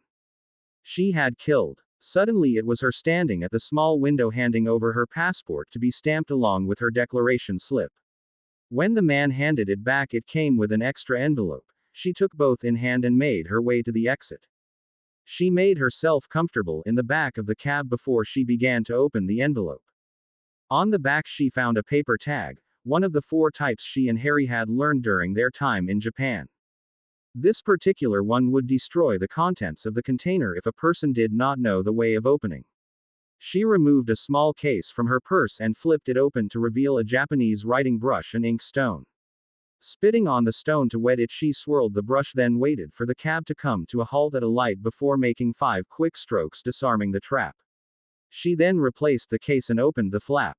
Inside she found a slip of paper with an address, with the number 451 below, then a list of numbers and letters, R45L15 R34L12, a combination. The question was to what? She leaned forward, changed the destination with the cab driver, then sat back and thought, Harry, what are you up to? James grumbled as he stood. M's time was up. It was time to get his son. Whatever arrangements she needed to have complete had better be done because his son's part in this was over. He walked to the door and flung it open and ended up face to face with someone beginning to knock, Amelia Bones. She was dressed in a conservative gray pantsuit, and had her hair up in a stylish yet business-like manner. I trust the room meets with your approval, sir? She asked after lowering her hand. It does, though the view leaves something to be desired, he replied. It could be worse, it could be raining. She smiled. It's good to see you, James. You as well, come in. He motioned. She shook her head. We don't have time. The arrangements that have been made are on a timetable, and if we miss our start time, the rest will be thrown off as well. Where is the person to be moved? He stepped out into the hall. Harry's original room. Follow me. They walked to the end of the hall, and when he indicated that they had arrived, she nodded and leaned down, placing a small straw under the door. Connecting a green vial to the end with a bulb, she squeezed 4 times, then nodded and withdrew the straw. James knocked, and they heard feet moving inside. They stood outside till Amelia tapped his shoulder. He then went to work on the door. In short order he had it checked and unlocked. When they entered, the room was silent. James called out quietly, Anya. It's James. He moved farther into the room, feeling his way more than seeing it in the darkened room. When he found her, it was with a weapon drawn, her back against the wall and the desk in front of her as a barricade. She was as stiff as if she had been made of stone. He straightened and called back over his shoulder, clear. Amelia stepped inside. She'll be like that for just a short time. We need to be quick. James removed her pistol and searched her as Amelia prepared for the next step. Placing another vial at her lips, she poured the contents into the woman's mouth and tilted her head so it moved to the back of her throat. A few moments later, Anya's body gave a jerk and she swallowed involuntarily. Her eyes focused, momentarily growing wide, then she collapsed in a boneless heap at their feet. Okay, I give. What the hell was that stuff? Potion of petrifaction. The magical diffuser is something Q and Croker came up with. This was draft of living death. She'll be out till she is given the antidote at her destination, she said as she flipped her wand and levitated the body to the bed. So what is the plan? He asked. First we strip her. Everything goes. Be sure to search everywhere. Then, she pulled a roll of duct tape, a tracksuit and an old boot out of her bag. We put this on her. Hurry. We don't have much time. In less than 5 minutes they had her changed, hands and legs bound and the boot taped firmly to her foot. Amelia looked down at her watch. Almost time. Cut me a few of her hairs. James looked confused but did as he was told. As he handed them to her, the body gave a shudder and seemed to spin on the spot and get sucked down an invisible drain in the center of her stomach. What? Where? He looked at his companion, confused. Portkey, she said after pulling out yet another vial, and dropping the hairs in. We know they are coming for her, so she needs to die. She tipped up the vial and drained it, then dropped to her knees as the pain gripped her. James watched stunned as her skin lifted and moved as if rats moved underneath. In just a few seconds, Anya stood before him, gathered the discarded clothing and went into the bathroom to change. Less than 40 minutes later, James slid out of the seat of his Lotus and watched as the Audi burned. He had been surprised at the elaborate ruse in as little time as they had. It had even included a body matching Anya's description. He had chased the transformed Amelia Bones through part of the hotel, places where they both would be seen and caught on surveillance, then continued the pursuit out onto the streets. He waited a few seconds more, then slid back into his car and drove away. Sirius was emotionally exhausted. Explaining to the Grangers the politics of the wizarding world had been harder than he initially expected. In the end, however, they had seen the wisdom of accepting the protection of a wizarding house, and that House Black was preferable to House Potter at the moment because House Black had more living members to strengthen its magic. It was decided as well that the entire family would be taken under the wing of House Black as vassals. This was a little twist that had been discovered by Sissy's research, and while it had not been done in several generations, and never by the Blacks, there was a precedent for it, and it provided at least a minor amount of protection and status to the family of a Muggleborn. Besides, Sirius thought it was a great way to thumb his nose at the blood purists, and his dearly departed mother as well. The ceremony went as expected right up to a point. Hermione's parents were easily accepted, after adapting the wording slightly for Daniel to be sure the oath would not interfere with his oath to the crown. It was when Hermione's oath was undertaken that things went a little off kilter. Nothing happened. No flash of light confirming the oath and no form of contrary reaction either. There seemed to be no reaction of any type. That had sent the elder Blacks onto their heels. They had never seen nor heard of such a thing. They were at a loss for an explanation, but wanted to figure out what was happening as much as the Grangers, so at the moment Sissy was in the library in Onyx Manor poring over everything she could find about vassals and the oaths of family. If that failed, he was not sure what they would do next. A knock roused him from his thoughts, and he moved to answer it. Opening the door, he found a strikingly beautiful woman outside. Blonde hair fell in soft curls that just brushed her shoulders, her blue eyes seemed to sparkle in the changing light. "Mr." She looked down at her clipboard. "Black?" she asked, looking back up at him. He nodded. "Excellent. My name is Bobby Martin. I am with the hospital. I help evaluate patient care. May I speak with you for a few moments?" Again he nodded. "Please, come in. May I offer you some tea?" he asked as they entered and moved to the living area. "No, thank you," she said. He felt a hand grasp his wrist, and the next thing he knew he was crashing to the floor face first, all of her weight adding to his own, forcing the air out of him as they hit, his right arm being wrenched behind him along with his left leg. Before he could breathe again, the weight was gone and something had tied his arm to the length of his ankle. "So this is all it takes, beat you serious?" asked a voice. "A pretty face and a crap story." He craned his neck to see the person behind him, who was no longer blonde but had bright pink hair. "Nympha." She stomped lightly on his shoulder. "No. Alex. Call me Alex." He watched as her hair changed again, as she adopted the look she would use at Hogwarts. It was mostly her own, but with a tweak here and there to hide some of the Black heritage. Her face was a little rounder, cheekbones a little less pronounced, though still quite lovely. Then back to Bobby. She sat on the chair so he could still see her. "Well, what do we have here?" She sat back in the chair and steepled her fingers, a smirk across her face that would have made her mother proud. "The mighty Lord Black laid low by little old me," he grumbled. "Untie me." "What's in it for me?" she asked. "Nim." She kicked his shoulder again.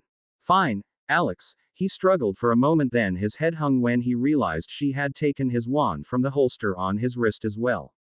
"What do you want?" She crossed her legs, thinking for a moment, her left leg swinging as she pondered. "I want your word that you and Harry will help convince Mother that I keep the name Alexandra. I like it." "Fine, whatever," he said. "But no one hears about this."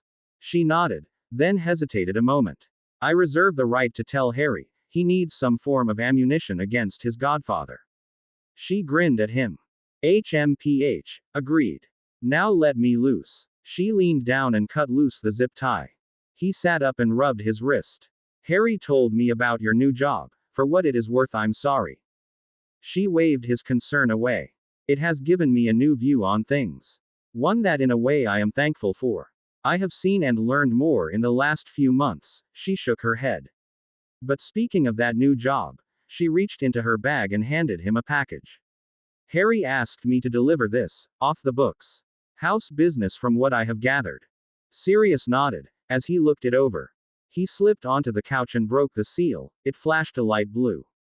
He pulled out a sheaf of paper and began to read. After turning a few pages, he started to laugh. Harry, that's ruddy brilliant. Tonks looked at him confused. Well, she asked. He looked up from the last page. He shrugged. It was something he wanted to run by me and ask my opinion on. It will take a little looking into to see if it is possible. He smiled. If it works, it will be one hell of a prank. She groaned at his marauder nature coming to the front. All this for a bloody prank. She almost yelled. I thought this was something serious. Suddenly he understood her outrage, but couldn't help himself. He laughed. No, my dear NY, she glared harder at him. Right, sorry, Alex. It is something important, a possible business arrangement that may prove profitable, but until I have a chance to look it over completely, I am not certain that it can be done. It just has a chance to also be a brilliant prank. He shoved the papers back into the envelope, folded it and placed it in his pocket. Anyway, do you have a message you wish to pass along to your mother? I will be leaving here in a few days, and will see her soon after. Tonks was slightly aggravated by not being told what was in the envelope, but nodded anyway. Anya sat up with a start, her head snapping around taking in the room, and took stock of her body. Her wrists were a little sore and stiff, her clothes had been changed but she seemed uninjured. The room was not very large, perhaps 3 or so meters square, and looked much like any other high-security cell. Except that this one seemed to be formed out of white plastic, it was smooth and seemingly one piece. The only openings she could find were the 6 holes about 3 meters off the floor, and what appeared to be a 15-centimeter glass panel that was flush with the wall about head height. There was no sign of a door anywhere. Even the toilet seemed to be molded of the same material. She sighed, and stood. Wherever she was, it was instantly apparent she was here for a while. At the foot of her bed was a small table molded from the wall. It was close enough she could sit on the bed and use it as a desk. On top of it were a few books and magazines, and what looked to be a letter. She walked over and opened it. Anya, I hope that you find your accommodations acceptable for the moment. I know that it is not to normal standards, but it is secure. Your debriefing will commence shortly. James. She snorted. Well, she had asked for this. She moved back to the bed after picking up one of the books and wondered what they were waiting for. Harry sighed with relief as he stepped into the house. The summer had been much more stressful than they had expected. Hopefully that would all be behind him and he could relax some before he went back to Hogwarts. Hell, even Hogwarts would have been restful compared to this summer. May, I'm home, he shouted, walking through the kitchen and dropping his bag next to the island. Harry. The woman walked in from one of the front rooms. Welcome home. I wasn't expecting you for a couple of days. Something came up at Dad's office, and Poppy and I thought we'd come home with him. We don't get to spend enough time together since I started school, he said. She nodded. Will Mr. Draco be staying with you here? I believe so, he said, going to the refrigerator and pouring a glass of milk. He'll be in later, however. So please plan on food for 3. He'll be here till I go back to school unless something comes up unexpectedly. Food for 4, she corrected. Ms. Lovegood will be arriving home soon. In fact, any time, I believe. He could not believe he had forgotten about the petite blonde and the fact that she had been living in their home the entire summer. Any problems with her staying here? She had a few issues the first week or so alone, May said, sitting at the kitchen table. She insisted on learning to cook. Evidently her mother never got the chance to teach her. The poor girl. I had to replace the toaster. Evidently they are not made to toast 6 loaves of bread continually. When I came in that morning, every piece of bread in the house had been toasted, and she had gone down to the corner store and bought even more. It was stacked everywhere, and she had gone through all the butter and jam as well. He laughed in spite of himself. That's my Luna. From the door behind him he heard a reply. Yep. He spun to look at her, a smile crossing his lips. What he saw wasn't what he expected, not in the least. Luna. 2 pops disturbed the tranquil morning, heralding the arrival of 3 people. While all 3 were magical, for one of them this was her first experience with this particular form of wizarding transport. Ugh, was all she managed to articulate as Sirius grabbed hold of her more securely to keep her from toppling over. He chuckled softly, as the young woman glared up at him. I tried to warn you. She gathered her feet under her, your explanation left something to be desired. That was worse than you led me to believe. He shrugged. It was about what I was told before I was first side-along apparated. You get used to it. She harumphed at him, then asked, so where are we? Sirius bowed with a flourish. Welcome to the Black ancestral home, Onyx Manor. Behind him, in what Hermione had thought was a wooded area, a large set of iron gates faded into view along with a wide gravel drive. In the distance was a well-manicured garden and a large stone manor. Sissy slapped him on his shoulder. Stop. She adjusted her jacket, and turned her attention to Hermione. We brought you here to test a theory. As you know, something odd happened during your oath to be a vassal of House Black. I have a theory, but I need your help to try something both here and one other place. Hermione nodded. What do you need me to do? Just place your hand on the medallion with the black crest, state your name and request entry, she said, directing her to the center of the gate.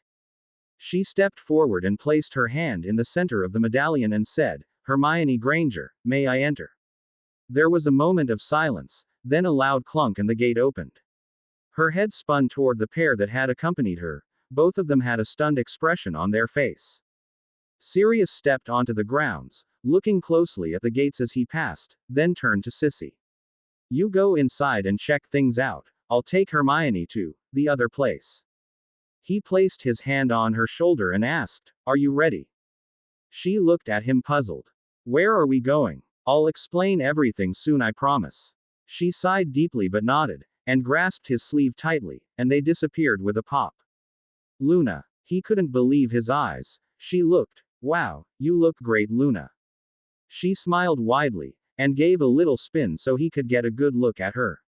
She was wearing a pair of well-faded jeans with a lightweight emerald green sleeveless blouse and tennis shoes, but most surprising was her hair. She had cut it to just above her shoulders and had it pulled back away from her face with a dark-colored headband.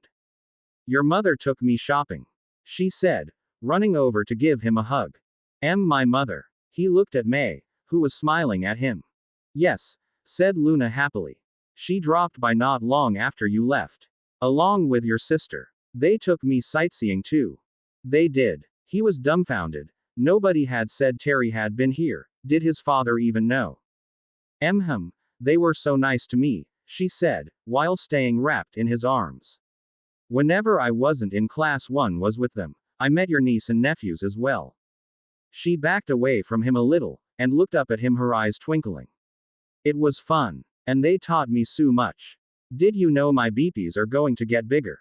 His eyes grew wide and he immediately found a spot on the wall very interesting.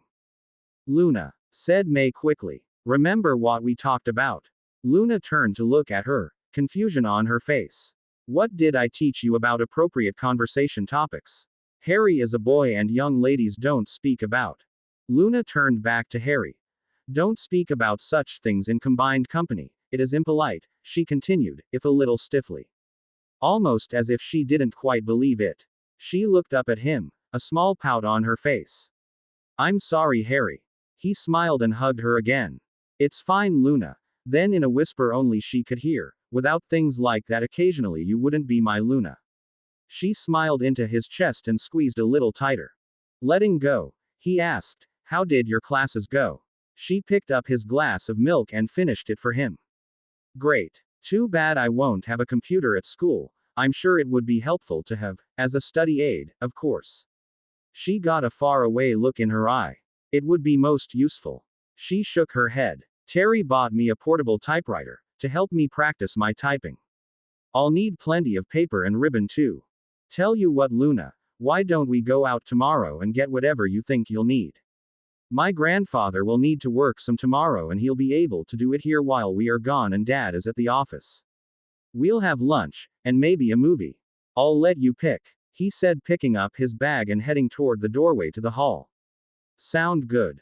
Perfect, she said softly. Hermione and Sirius arrived with a pop, though this time Hermione was steadier on her feet. "See, told you you'd get used to it," Sirius said. She just glared at him. "So where are we now?"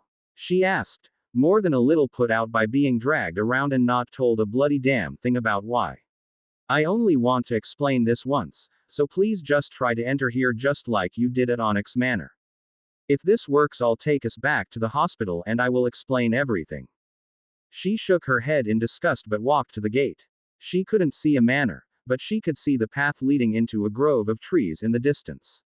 She placed her hand on the medallion at the center of the gate and said, "Hermione Granger, may I enter?" There was a short pause, then the gate gave a loud clank and opened slowly. He stepped forward, as if to enter, but seemed to walk into an invisible wall. He looked down at her standing just inside the gate. "I guess that confirms it. Come on, Hermione, let's get back. Once Sissy returns, we need to talk with your parents." She stared at him for a moment, then back at the open gate. The crest was different from the one on the gate of Onyx Manor. "Whose home is this?" "It's known as Crochenwaith," he said with a quiet voice. "We need to talk to your parents, come on." The gate closed with a clunk right after they disappeared, and silence returned to the street. Anya sniffed. The smell of roast beef and fresh bread filled the air around her. Lowering her book, she saw a platter of food and a drink sitting on the desk. She hadn't been asleep and hadn't heard or seen anyone. This left her with a conundrum. How did it get here? She sat up and slid to the edge. It smelled wonderful. Roasted potatoes and vegetables, fresh bread and the meat succulent and moist. "Apparently they do not mean to starve me. That would be such a waste," said a voice from behind her. She spun in place, the knife from the place setting held in a loose fighting grip. Her eyes narrowed when she saw the face that had appeared via a view screen hidden behind what she now knew was two-way glass behind the small sink. "James," she growled. "Anya," he replied. "I thought we had an agreement about Harry. And I kept it." She stood and moved to get a better view of the screen. "I kept him out of my report. I was looking for you." "So Harry said, and just what do you want from me?" She smiled. "Your help. I need to disappear." She sat heavily on the bed. "They dismissed me. They tried to kill me. I need your help to disappear." She looked up at the screen, tears streaking down her face. His face stayed neutral. "And what are you going to offer my people for their help?" She sniffed, and her face hardened. "I won't compromise any of our agents." James's voice broke in. "You need to give us something, Anya." "But I will give you some of the people that give the orders," she said, breaking into a small smirk. "As long as you give me a promise." "And what would that be?" he asked. "I found out something a few weeks before my retirement." She spat. "Someone in command sent my Miklos after you. They knew he and I were involved and arranged for our time together in the area of your mission, then used his death by your hand to set me against you." James did a masterful job of hiding his surprise. "Why?" he asked. "I do not know," she replied, shrugging. "I was quietly looking into who gave the orders before my last mission. Evidently I was not quiet enough.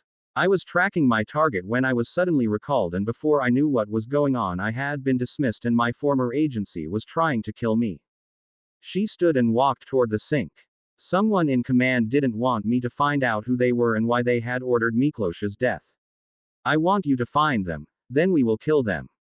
It had taken some fast talking to keep Hermione from her answers till Narcissa had returned. When she had they gathered in the sitting area, Sirius waved his wand and then said, "I put up a muffliato just as a precaution. Anyone listening in will only hear a buzzing sound, though if our suspicions are correct, and our little experiment lends credence to it, it was not necessary." "Sissy, was everything in order?" She nodded. "Yes, Sirius. I checked the wards and entry journal in Onyx Manor." She accessed the grounds as if she were already a vassal of House Black. The Grangers looked confused. "But that couldn't happen till after the oath," said Hermione. "Normally yes," replied Sissy. She turned to Daniel. "I need you to think about anything you may have said to Harry after the attack at King's Cross. What did you tell him?" Daniel's brow furrowed. I don't know. I told him to protect her." "And he agreed?" she asked. He nodded, and she smiled. She became a ward at that point, a ward of House Potter and, because he is heir, House Black. "A ward?" Hermione asked. "How is that different than an oath of vassalage?" Sissy chuckled. "Well, at this point Harry could be considered your guardian, magically speaking. He is in charge of your magical life until such time as you reach majority." "What?" exploded from the Grangers as a group. "Your guardian," explained Sirius. He is responsible for you now in the magical world. Daniel exploded from his seat. I just meant for him to stay with her till her mother or I could be with her. Sirius shrugged, but Magic saw it differently. You all had been confronted by a magical threat, and when you asked him for a boon, his magic must have felt that he meant to protect her indefinitely. She now has some of the best protection possible in our world. Magically, she is part of the Potter family, even more closely bound than a vassal. While you, as a vassal, could find and request entry to a protected black property, unless it was occupied by a family member, you could not enter. Hermione, on the other hand, is seen magically as family of both the Potters and Blacks and could enter freely. Sissy continued, if you wished, he would also be responsible for her financially, her education, and any supplies, clothing, etc. that she is in need of. You're kidding, Emma said. What other decisions could he make for our daughter? Anger evident in her voice. Sirius decided to put a stop to the explanations before they got any more ideas. None that he would do, unless she and you requested. Think of it like the agreement you signed with Hogwarts when she started, but now instead of the headmaster acting in loco parentis, it will be Harry. Daniel didn't look happy about this turn of events, but Emma spoke first. What will it mean when she reaches majority? She could ask to be released if she wished, just as you can ask to be released from your oath, and any family secrets she was privy to would remain protected. Although she would lose the house protection outside any involvement of those secrets. Daniel grumbled a moment later. I think Harry and I need to have another talk. The ice tinkled in James's glass as he swallowed the last of the scotch it contained. It was a good single malt, not his preferred Speyside Cardhu, with its sweet, smooth, silky, uncomplicated flavor. She seemed to prefer the Dalmore 18 and its more intense taste and aftertones of nutmeg and cinnamon. Not a bad choice in his mind, in an after-dinner roll, but on its own or before a meal he found it to be too strong. He could feel M's gaze on him. She most likely had questions about the mission that had originally brought him in contact with Anya, as well as their relationship afterward. He poured himself another drink and replaced the decanter on the credenza, and turned leaning back against the dark English oak. He sipped his drink again before beginning. I was laying low in Austria after finishing an assignment, when her lover, Sergei Miklos Borzov, and his team were dispatched to prevent my exfiltration. He was the commander of a SPENAZA team that was in the area training at the time, although if her new information is to be believed, they were detailed there to place them directly in my path. I had never considered that they had been chosen for any other reason than their proximity at the time. He sipped his drink again.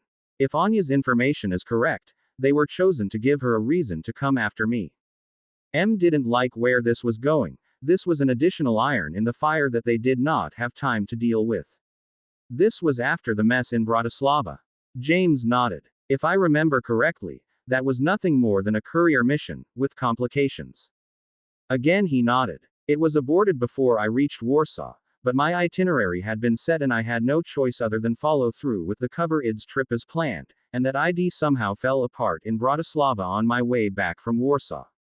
He moved to one of the new leather chairs. She had finally redecorated, and James was not a fan of the new contemporary look, especially the uncomfortable chairs. It took me 3 days to get out of the city and across the border into Austria. Did you ever find out how the cover ID was blown? She asked, while jotting down a note. He responded in the negative. No, and I don't know if anything came of the follow-up. I was told to expedite my return and was immediately dispatched on a mission, the Stromberg thing, where I ran up against Anya for the first time. M tossed a folder across the desk so it landed in front of Bond. The investigation was inconclusive. We found no holes in the ID and none in your travel itinerary. It was concluded that you were most likely recognized by someone during your travels. James nodded. That was always a possibility, one that all agents accepted. Theirs was an exclusive group and it was always a possibility that someone could recognize him. Hell, he had even run into J.W. Pepper several times. God, the man loved to travel. His mind was pulled back to the present when M asked him a question. What were you doing during the 3 days you were in Austria? Developing local contacts, he said with a smile. I did a little skiing as well. She tossed another folder at him. I took the liberty of checking on that. local contact, you were endeavoring to cultivate. She's gone. I am having someone from Station P looking into it. I want anything you can remember added to the file before the end of the day. He picked up the folder and glanced through it. It was sparse, but that was not unusual for an undeveloped asset. Lilia Grishin. He mentally went over what he remembered about her, which wasn't much. Blonde. His thoughts drifted at that point, remembering the time he had spent with her in the small ski cabin high in the mountains. She was very athletic, as he recalled. I'll drop by Special Branch and sit down with the identification system and put together a composite picture. She nodded. Good. See that you do. We need to find out what is going on and if her accusations have any merit. She changed topics at that point. Are Harry and Tonks set to return to Hogwarts? James smiled. They need to go to the alley this week. Harry and his group are meeting there Thursday.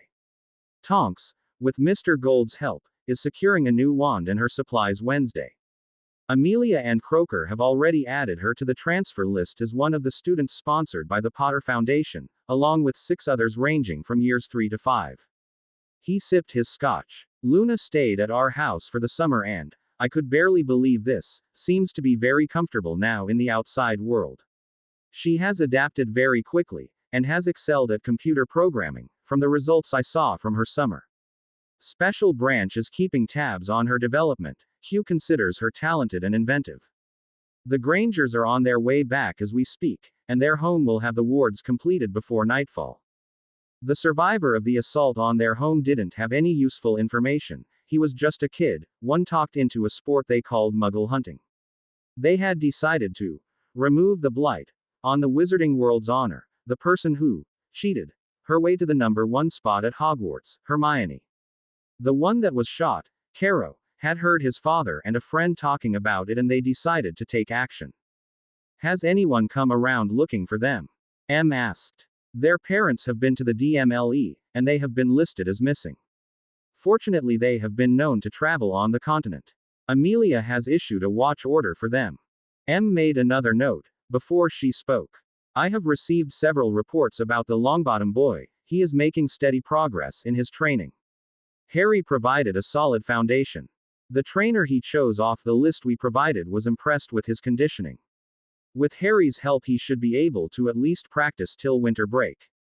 James agreed. Moody will be taking Pat or myself up to work with Harry and Tonks.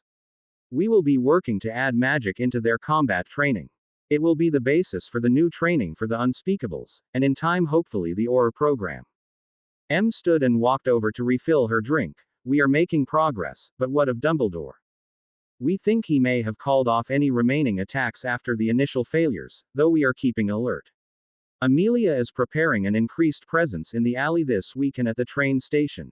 Dan and David are going to qualify with their handguns tomorrow, and will go along with Sirius and the kids.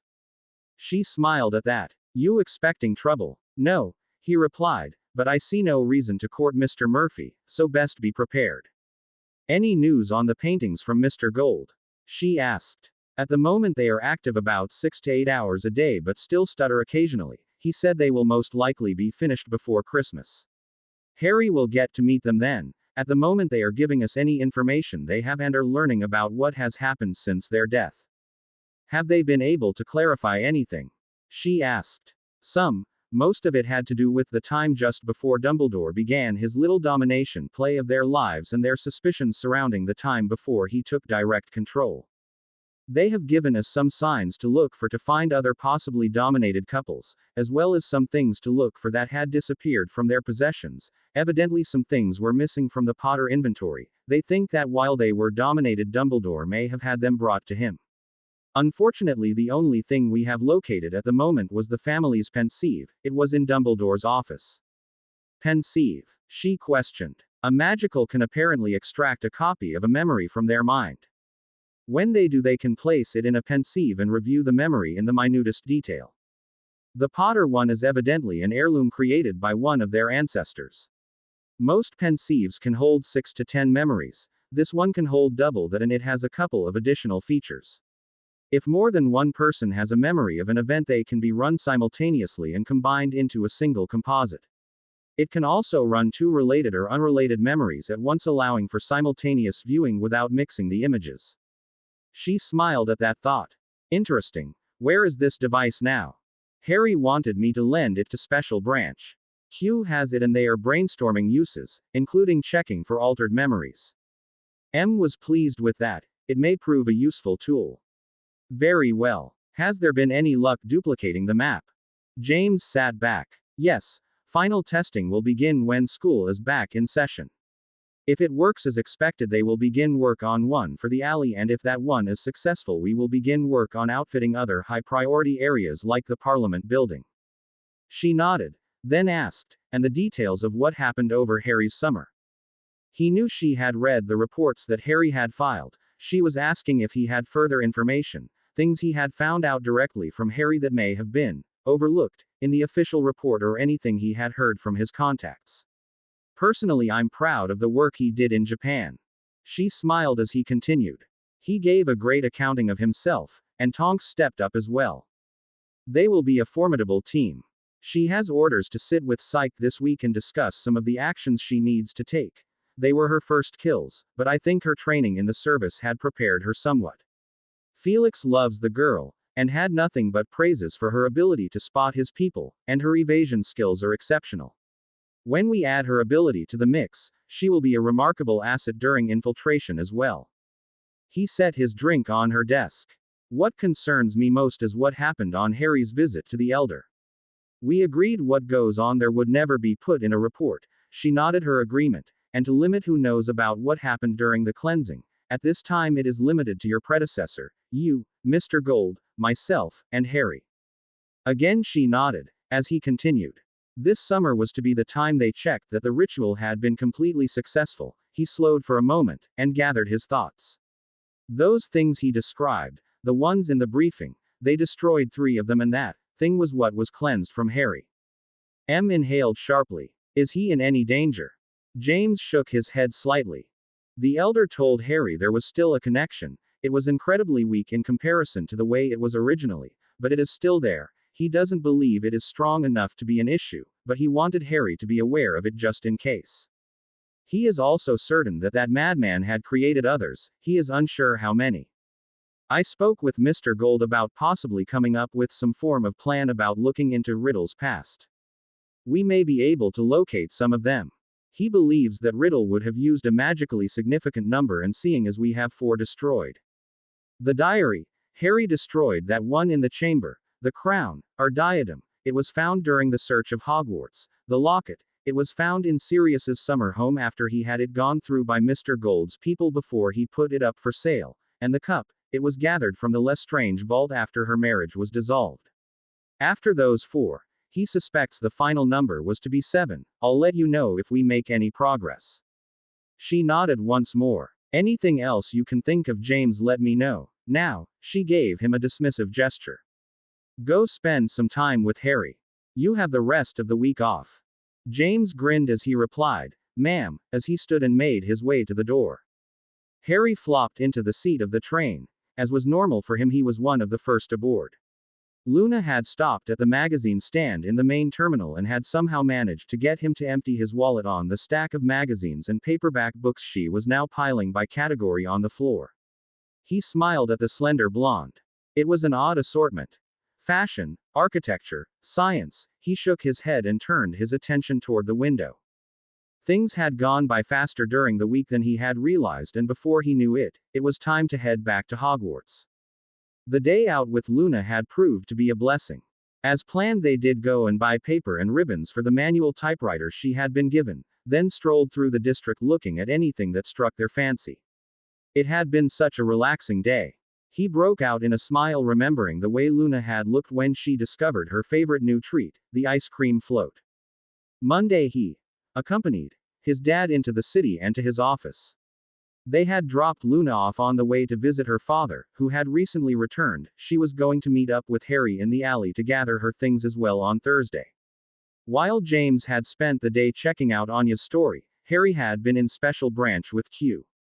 He was formally introduced to both Moody and Croaker, and they had then gone over Harry's new trunk. It was quite the piece of work. It looked identical to his original and even had the extra compartments hidden on the outside that gave him access to an extra pistol and clips. Moody explained how to access each of the 3 magical versions on the inside. The first was a standard school trunk inside with enough room for all of his supplies and clothing. By activating a set of hidden runes and closing the lid, the next version became available.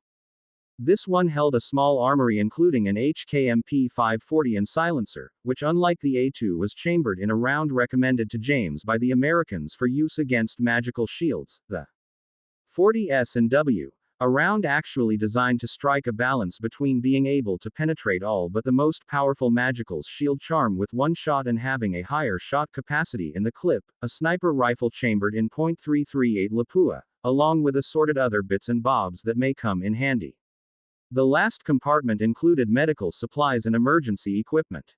After that, they had met with his father and Pat and discussed the training he and Tonks were going to do, as well as where Mr. Gold's people had already helped to move several items to the castle through the outdoor entrance of the Chamber of Secrets, and were in the process of arranging the training area. It would not be complete till the second week of school, and a schedule would be worked out after they had received their timetables. The funny thing was he and his father had spent the entire next day digging through what Special Branch had put in his trunk and reorganizing, so things that would be more useful would be easily accessible, including preparing his tactical vest. Even if it was work, they had fun doing it together. Thursday had started off well, but within minutes of meeting up with the Grangers, things had become uncomfortable. He had barely said hello before he felt the glares of the elder Grangers land on him. They steered the group toward the bookstore, and just before they entered, the 2 men asked to speak with Harry for a moment. He grimaced. That had been hard for him. In the end, though, it was a situation that, while undesirable, did offer a large amount of protection, and he agreed that was all it was. He would not exercise any of his rights unless it was an unavoidable emergency. The door of the compartment slid open and he glanced up to see the Pottles enter. He stood and greeted them. Namaste, Padma, Parvati. You look well. It's good to see you both. I hope you had a good summer. Luna looked up from her magazines after grabbing one off 2 different piles, and jumped up, hugging each girl in turn. Hi, she said. Something for you to read. She handed each a magazine that was suited to their interests. They looked confused for a moment, each glancing down at what they had been handed, then at each of their compartment mates. Parvati spoke. It is good to see you as well, you too, Luna, Harry. How are you able to always tell us apart? Padma looked a little disappointed. Yes, I wondered about that as well. We thought that we would have you for sure this time. We even wore each other's clothes and jewelry. He smiled and indicated Padma's hand. You have more pronounced calluses developed from writing. He smiled. And a few other things, but I think I'll keep those to myself. Padma nodded, then looked at Luna. She just shrugged. You're Padma, she's Parvati. They both smiled at that. The others slowly arrived and they settled in for the trip north, each receiving at least 1 magazine or book chosen from the stacks by Luna. Their travel hours passed filled with laughter and stories, then as dusk fell, something in the air changed. It felt as if something was pressing down on them. The train jerked and the screech of its brakes sounded. Harry's face turned automatically toward the window.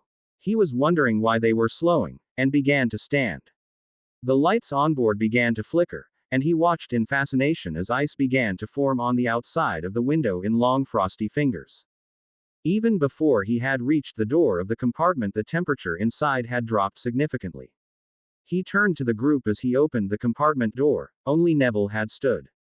Stay here, he said, as the door snapped shut.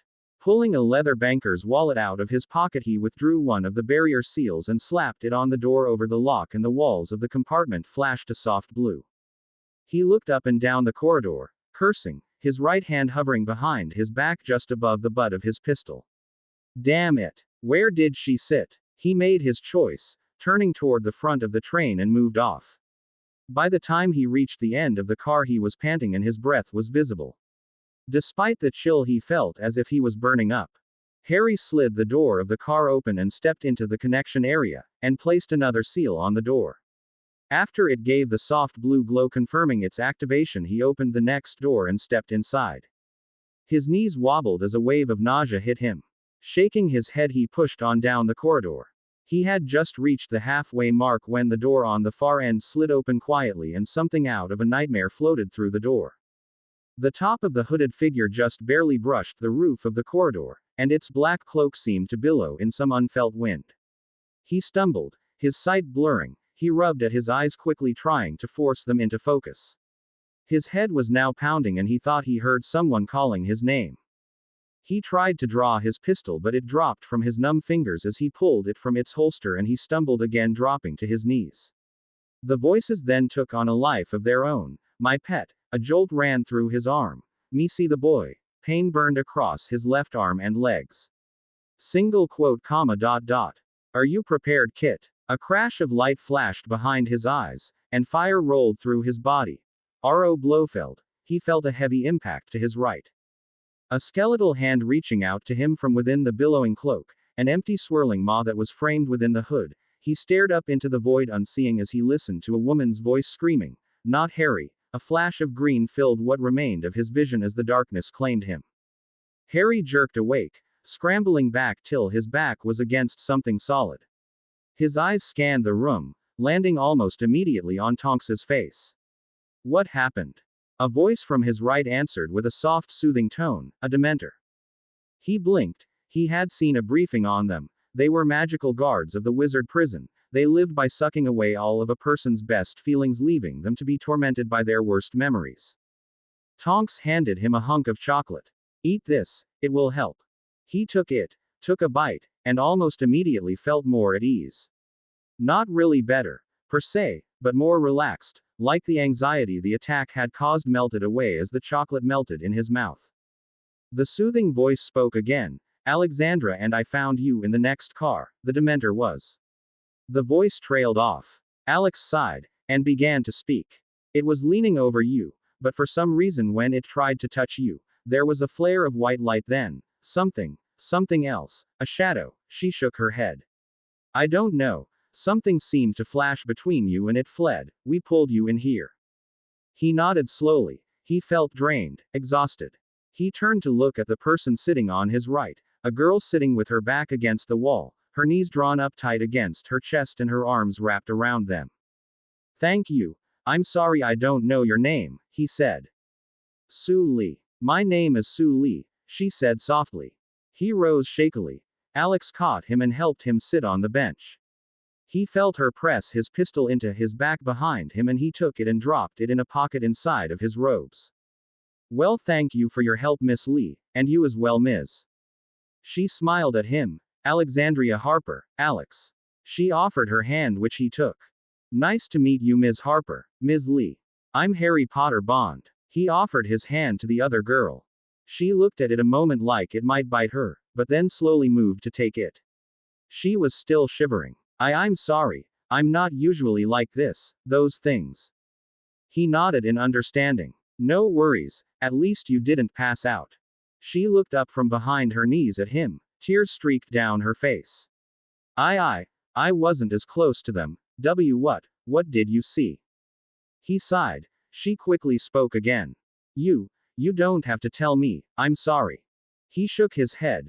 "No, it's all right. Some of it, I'm not sure about." He took a deep breath and began again. "I saw Quirrell, Professor Quirrell, first." He glanced at Tonks, then back to Sue Lee.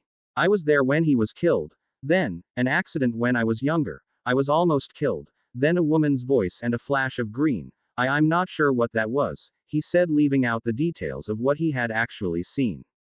She went back to staring at her knees. "I saw my parents. They were killed before I was sent here to live with my grandfather. I hate this place." Tonks almost felt compelled to say something. "Come on, Sue Lee. Hogwarts can't be all that bad." She snorted, as she looked up at her. "It's useless. I hate using a wand." She looked at Harry. "Where did you learn?" She held up the wallet he had his sealing tags in. Harry stared wide-eyed at the banker's wallet. He had nothing. He wasn't prepared for anyone learning what those were. So he went with something simple. "I have a sensei. For Aikido. He saw my wand in my bag. He's teaching me. He thought it could be useful." She nodded, handing the wallet back. "I see you are still a novice." She looked at Tonks. I learned the same seal when I was 7. She looked back at Harry. I can help you learn a few others if you wish. Harry smiled. That would be great. His face fell. I'd better go drop the barrier around the next car. He stood, still a little shaky. Su Li grabbed his hand. There is no need. When you lost consciousness, that seal would fail. I'd still better go check on my friends. He moved to the door and paused. Turning, he grabbed both girls by the hand. You saved me from embarrassment. By not leaving me in the hall, my new heroes need to protect me from the prying questions they are bound to ask. He winked at Tonks. This would make it easier to introduce her to the group. Harry slipped down the stairs that led from the boys' dorm in the darkness, hidden under his invisibility cloak, and slowed as he approached the common room. Peering in carefully, he saw Alex, leaning against the wall just inside the passage that led out to the entrance, hidden behind the Guardian portrait, partially hidden in the deep shadows. He crept across the room and around Tonks, not a difficult feat given the passage was wide enough to walk to east. Smiling slightly, he said, someone might think you were waiting here for some form of romantic rendezvous, or are you a voyeur? With a muffled eep, she spun to find just Harry's head floating in the passage in front of her. Harry, what? How? He flung the rest of the cloak open, and gave her a wide grin. Her eyes widened as she asked, Harry, is that in your invisibility cloak? I meant to ask about it. Where did you find something so rare? Quote. He nodded. It was my father's. Evidently it has been in my family for generations. Tonks looked at him confused. But that's not possible, he said in reply. So Madame Bones informed me. His voice trailed off. We can talk about this more when we get to where we need to go. If we're friendly, we can both fit under it, he said as he slid his wand into a groove hidden up in the darkest shadows near the top of the portrait frame. With a click, the frame opened. By the time they reached their destination, Tonks was having to fight a blush. If it hadn't been for her metamorphagus ability, she would have been as red as a beet. As it was, she felt as if she was running a fever, and the way Harry had his arm around her waist and rubbed against her when they walked, it was very distracting. Thankfully, she already knew her way around the castle, and knew where they were when Harry led her through the door and into the second floor, girls' bathroom. Harry, why are we going into Ning Myrtle's bathroom? She asked with a whisper. Ning Myrtle, he asked quietly, leading the way to the sinks. A ghost that usually hides here. She's emotional. Most of the girls tend to avoid this bathroom, she replied. Convenient that, he said as he removed the cloak, then pulled a tiny tape recorder from his pocket and pushed play near a small decoration of a snake wrapped around a shield. The floor gave a shudder as it seemed to ripple and reform into a set of stairs leading down. After you, my dear. Her head moved between him and the staircase a couple of times, then she started the trek down. She heard the sound of scraping stone after a while from behind her, and looking back, she watched as the floor resealed itself. She glanced at Harry questioningly. He smiled and gestured for her to keep going. We found this place during my first year, Harry explained as they continued down, but could not access it till an incident took place here last year. It's known as the Chamber of Secrets. Tonks stumbled, as she came to a quick stop. The Chamber of Secrets. How? What? Why? Harry was smiling when she turned to face him, but his face fell when he looked at the wall not far below where they were standing. Let's go on down. We're almost at the bottom. You should have a recorder like mine in your kit. The tape will allow you to enter this staircase. When Mr. Gold's people got access, they redid the warding. It used to be in something called Parseltongue. Now the activation is in one of the older dialects of Goblin. If a professor is trying to gain access, the lighting down here will flicker to red in 3 pulses. Only the headmistress, deputy, and the heads of house know how to access it, and it takes 2 of them to activate the locking system. She nodded, as she stepped off the stairs onto the floor below. But how? When Hogwarts closed, all the kids were sent home for Christmas break your first year. She turned to look at him. They got access then. He joined her and guided her toward the large vault-like door, held in place by bolts that looked like snakes. Not exactly. We didn't get access till last year. He showed her another slot and slid his wand into it. These slots were placed on any doorway that has some form of protection. Once you know where they are, you will have access to just about any place in the castle. That includes the headmistress's office, the staff's private quarters, and any of the houses. He stopped speaking as the sound of stone grating on stone began and the vault-like door opened, then began speaking again as they stepped inside. We can also open the hidden passages leading out of the castle. It would take 2 professors to do that as well, but no one can open them from the outside. That will immediately set off the wards, even at the far end of the tunnels or the tunnels themselves. So we will need to make arrangements if one, or both of us need to leave the castle. Aye, that you will, said a gruff voice. Tonks's pistol seemed to almost materialize in her hand as she spun to face it. Good reflexes, lass, but you won't be needing the gun. Not tonight at any rate. Harry was pleasantly surprised. His uncle had said that they planned to make a few changes to the chamber, but the removal of snake motifs from the main chamber was not something he had figured was a part of the plan, and the changes they had made to the statue at the far end made it seem much less ominous. Alex, I'd like you to meet, he gestured to the man, ex-senior Auror Alistair Moody, and MI6's own Patricia Fields, one of my father's best, and last but never least, my father James Bond. Tonks looked at each person in turn. She had never heard of Ms. Fields, but the other two. Alistair Moody was a legend among the Aurors. He had the highest capture record, well more of a kill most of the time, of anyone during the war. And then there was James, evidently a legend in his own right given the stories from Tiger and Felix.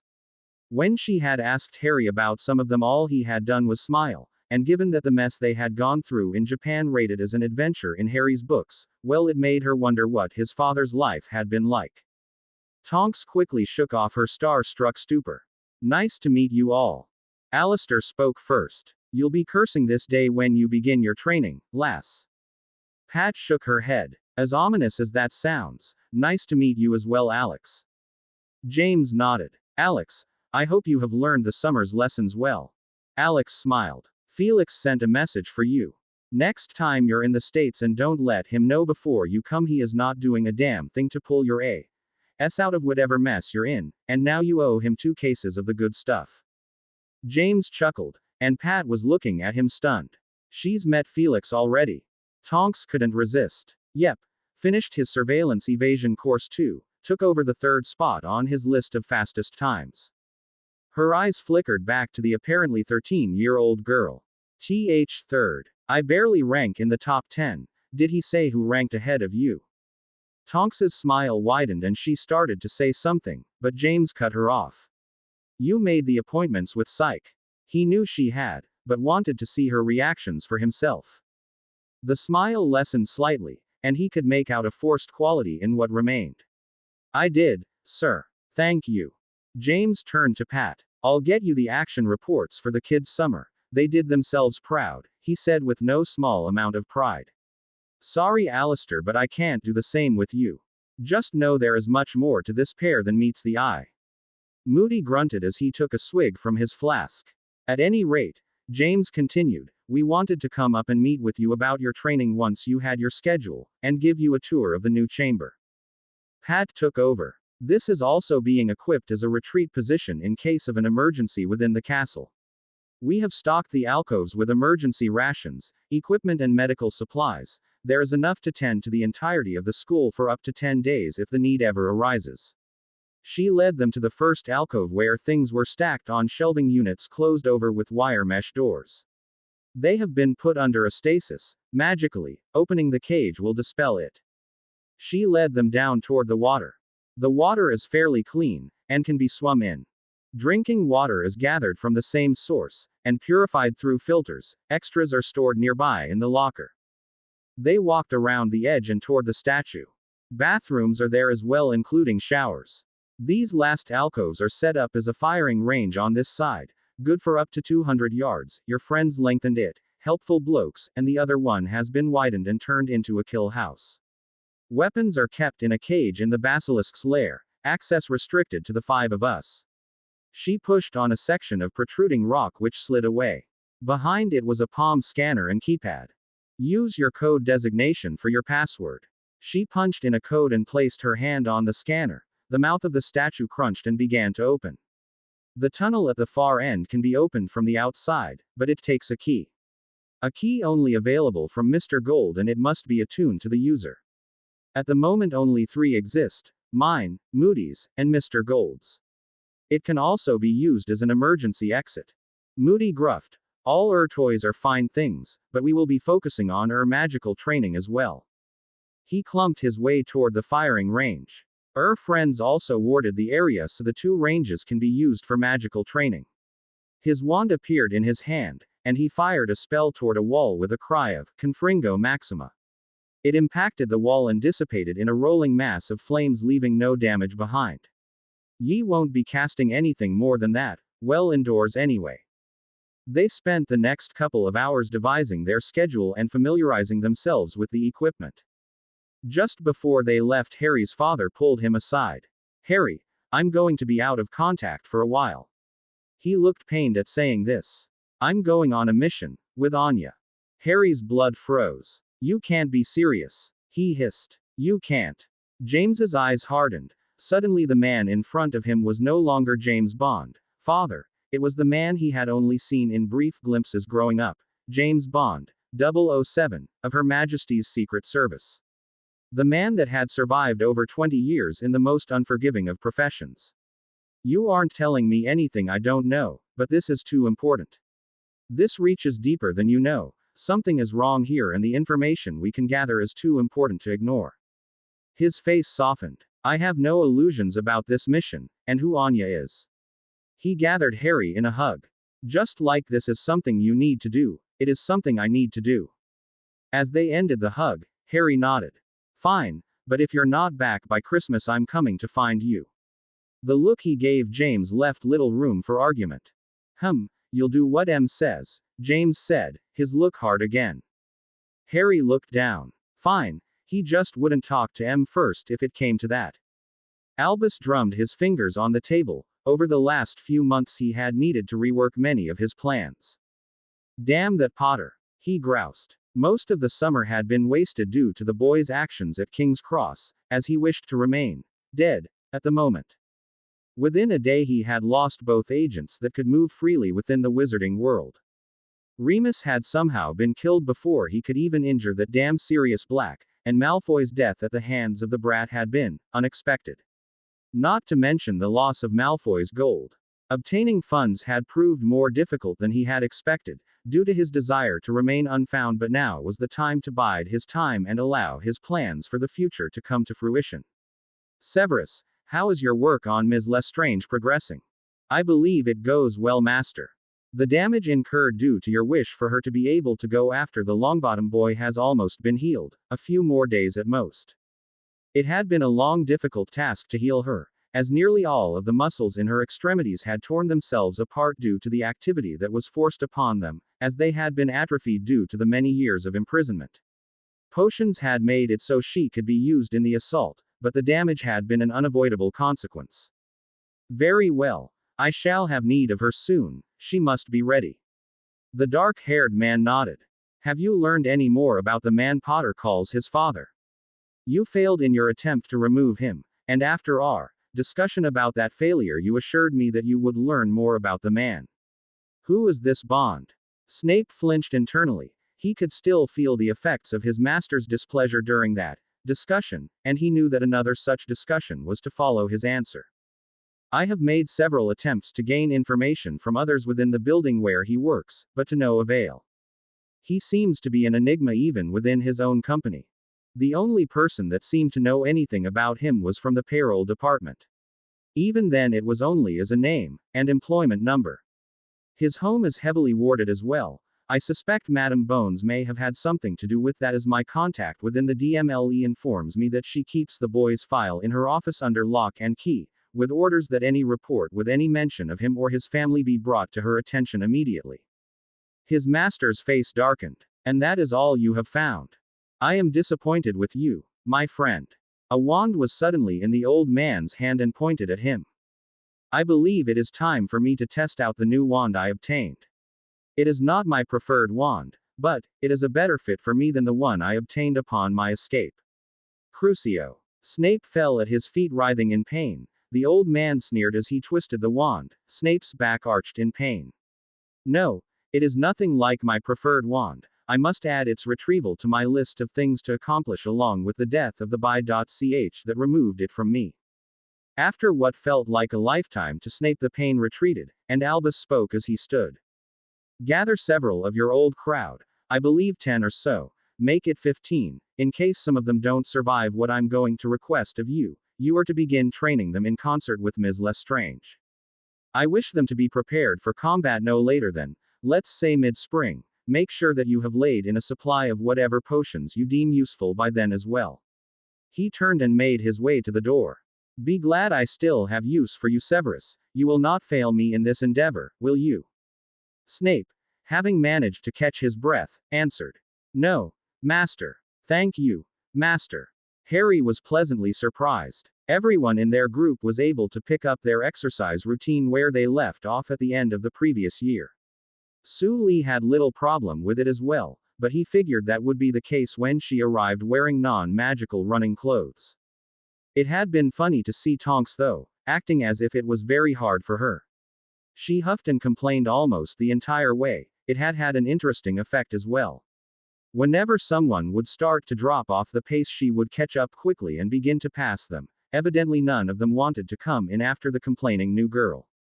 Hermione though had been by far the largest surprise. She matched him stride for stride the entire distance. From the moment he started stretching to the last steps of cool down, she had stayed at his side. He figured her uncle and father had something to do with that. It was only after they had finished that she asked him when she could begin training in martial arts, and when he said he would only begin if and when her parents had agreed, she quickly produced a letter from her parents allowing her request. He had to admire the girl's drive. She had decided on what she had wanted to do and pursued her goal with dogged determination. He soon agreed, telling her she could begin joining Neville for training as soon as a room had been arranged. Little did he know a barrage of owls had left soon after the others had heard him accept her request. That had led him to the office of the headmistress. He had requested a moment of her time during breakfast, but she had been on her way to renegotiate several contracts dealing with supplies for Hogwarts, but she had offered to meet with him after the evening meal. As he walked, he mused over the number of changes that had accompanied the new year. They arrived on Wednesday, the 1st, on the express, just as they would have normally. The first change he noticed came during the headmistress's address. As she outlined the new school policies and banned objects, each head of house rose and handed a stack of papers to each person at the head of the tables, indicating that they should take the topmost and pass them down. List is available in your student handbook. A copy has also been hung in each common room on the new announcement boards, which I suggest you check on a routine basis, as any announcements or new information shall be posted there, as well as next to the maintenance office. I also wish to inform you that the potions classroom has been moved to the room at the end of the second corridor. It was decided that this room provided better light and improved ventilation. Please make a note of the change, as the map in the student guide is now incorrect. Finally, as you see from the pages you were given, the Hogwarts school song now has a single score. Please follow along as Professor Flitwick acquaints us with it. Who knew the little man had such an impressive singing voice? The next 2 days had been a surprise as well.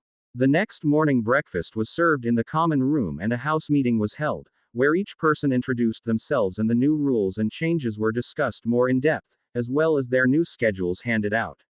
He had smiled when he saw that gone were the days where you only had class with your house. Now classes were arranged on student merit, 1 advanced, 2 standard, 1 remedial. Advanced classes would be afforded the time to debate, improve, or experiment as time and the professor's discretion allowed, perhaps even have additional free time if they wished. Standard classes stayed the same, while those in remedial classes had extra classes assigned to them to keep them on schedule for the year. If a person was ever in more than 2 remedial classes at a time, they had the choice to either hire a private tutor, at their or their family's expense, or move to a lower grade level. But that was for the future. At the moment all classes were standard. After the first quarter's grades were tabulated, classes would be shuffled, and new schedules would be handed out based on this system. The next revelation was when they went to the Great Hall for lunch. Gone were the long tables. In their place were a multitude of smaller round tables seating 4 to 6, or longer rectangular ones seating up to 10. Service was now buffet style with food set out along the walls to the left and right of the entry, so they were encouraged to mingle between the houses. During the afternoon and evening, each head of house, along with their new associate head, another professor chosen to be the representative of the house if the head was not available, met with each student in turn to discuss their future plans and any issues a student may wish to be addressed in private. That evening they were also told that until Saturday noon, they were in a general amnesty period for any objects on the banned list. If any such object were then found, the new disciplinary procedures would at that point come into effect.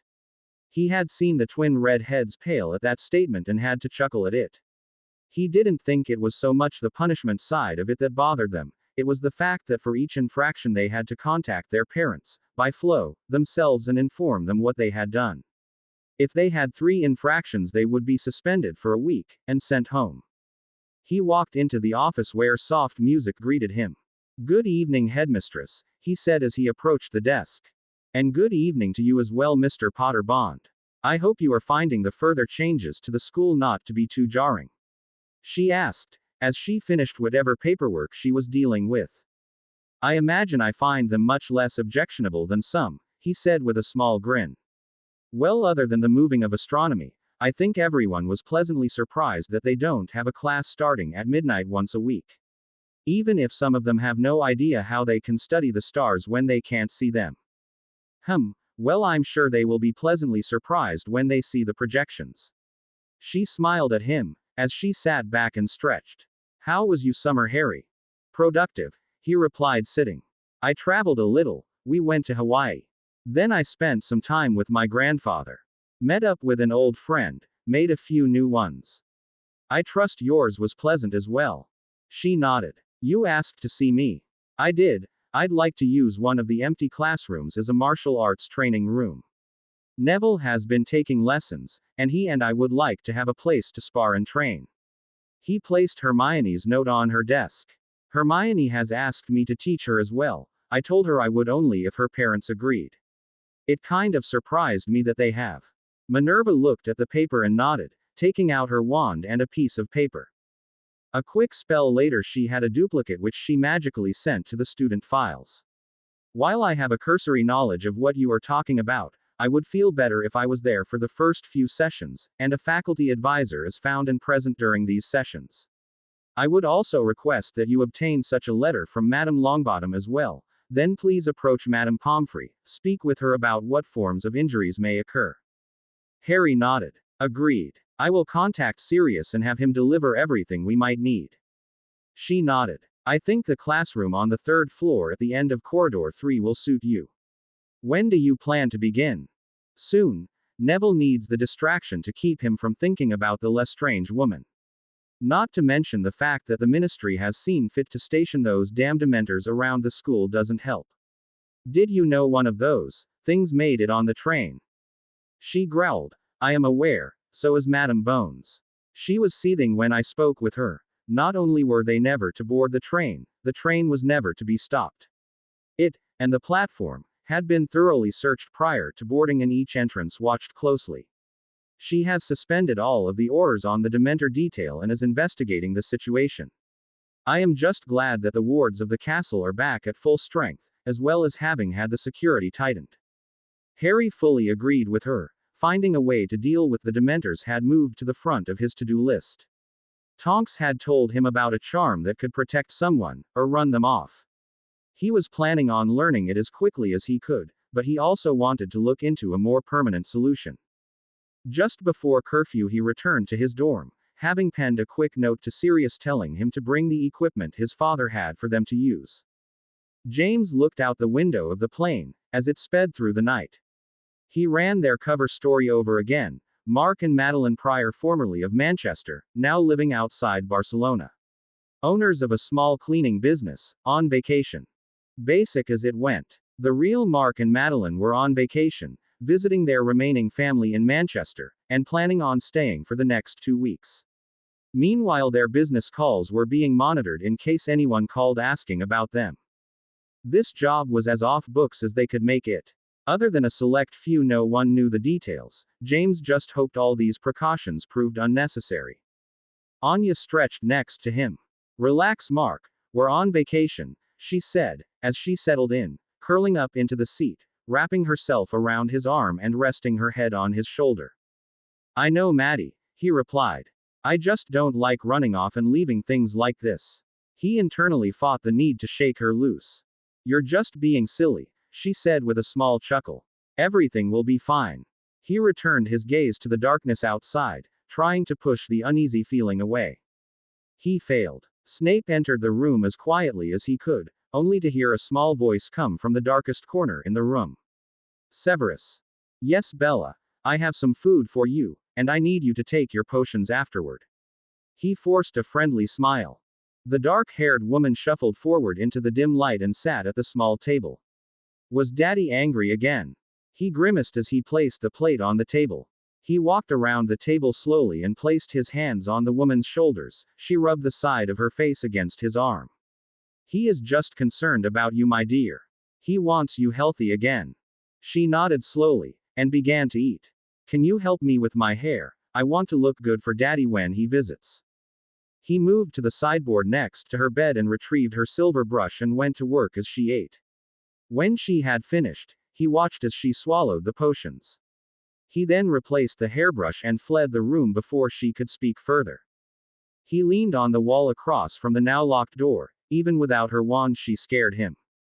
He shuddered as he gathered himself. If it were up to me, that woman would not live to see the morning, he said quietly to himself. A song drifted to his ears from under the door. Hush, little baby, don't say a word. Daddy's gone to bring you a baby bird. If that baby bird doesn't sing, Mommy will help you pull off its wings. He tried to shut out the sound of the song as it continued and he moved away. Street. Petersburg. Not one of James's favorite cities. Oh, don't get it wrong. He thought the city was beautiful enough, its architecture amazing and the food excellent. No, it was the fact that the majority of the covert operations for Russia were run from here. Originally, it had been the home and training ground of SMERSH and the Eastern Unit of the GRU, Soviet Military Intelligence, both of which were to be later absorbed by the KGB. In truth, that never happened. SMERSH still operated as a nearly autonomous arm of the KGB, although it had undergone a metamorphosis into a group now known as SMASH after the reformation of Russia. The group was known to be populated with hard-line Communist Party members, from both their military and intelligence community. That alone would make them dangerous, but add in the fact that they operated with both government and criminal element blessing behind the scenes. They were terrifying. And here he was operating in their backyard. He grumbled as he shook the rain off his coat in the entryway of their hotel. He looked over at Anya, her hair plastered down with rainwater. I think a warm shower before dinner. What do you say, love? She nodded. Maybe. Have something sent up. Sounds good. Then we can make plans about what we want to see tomorrow. As they made their way to the lift, James was lost in thought.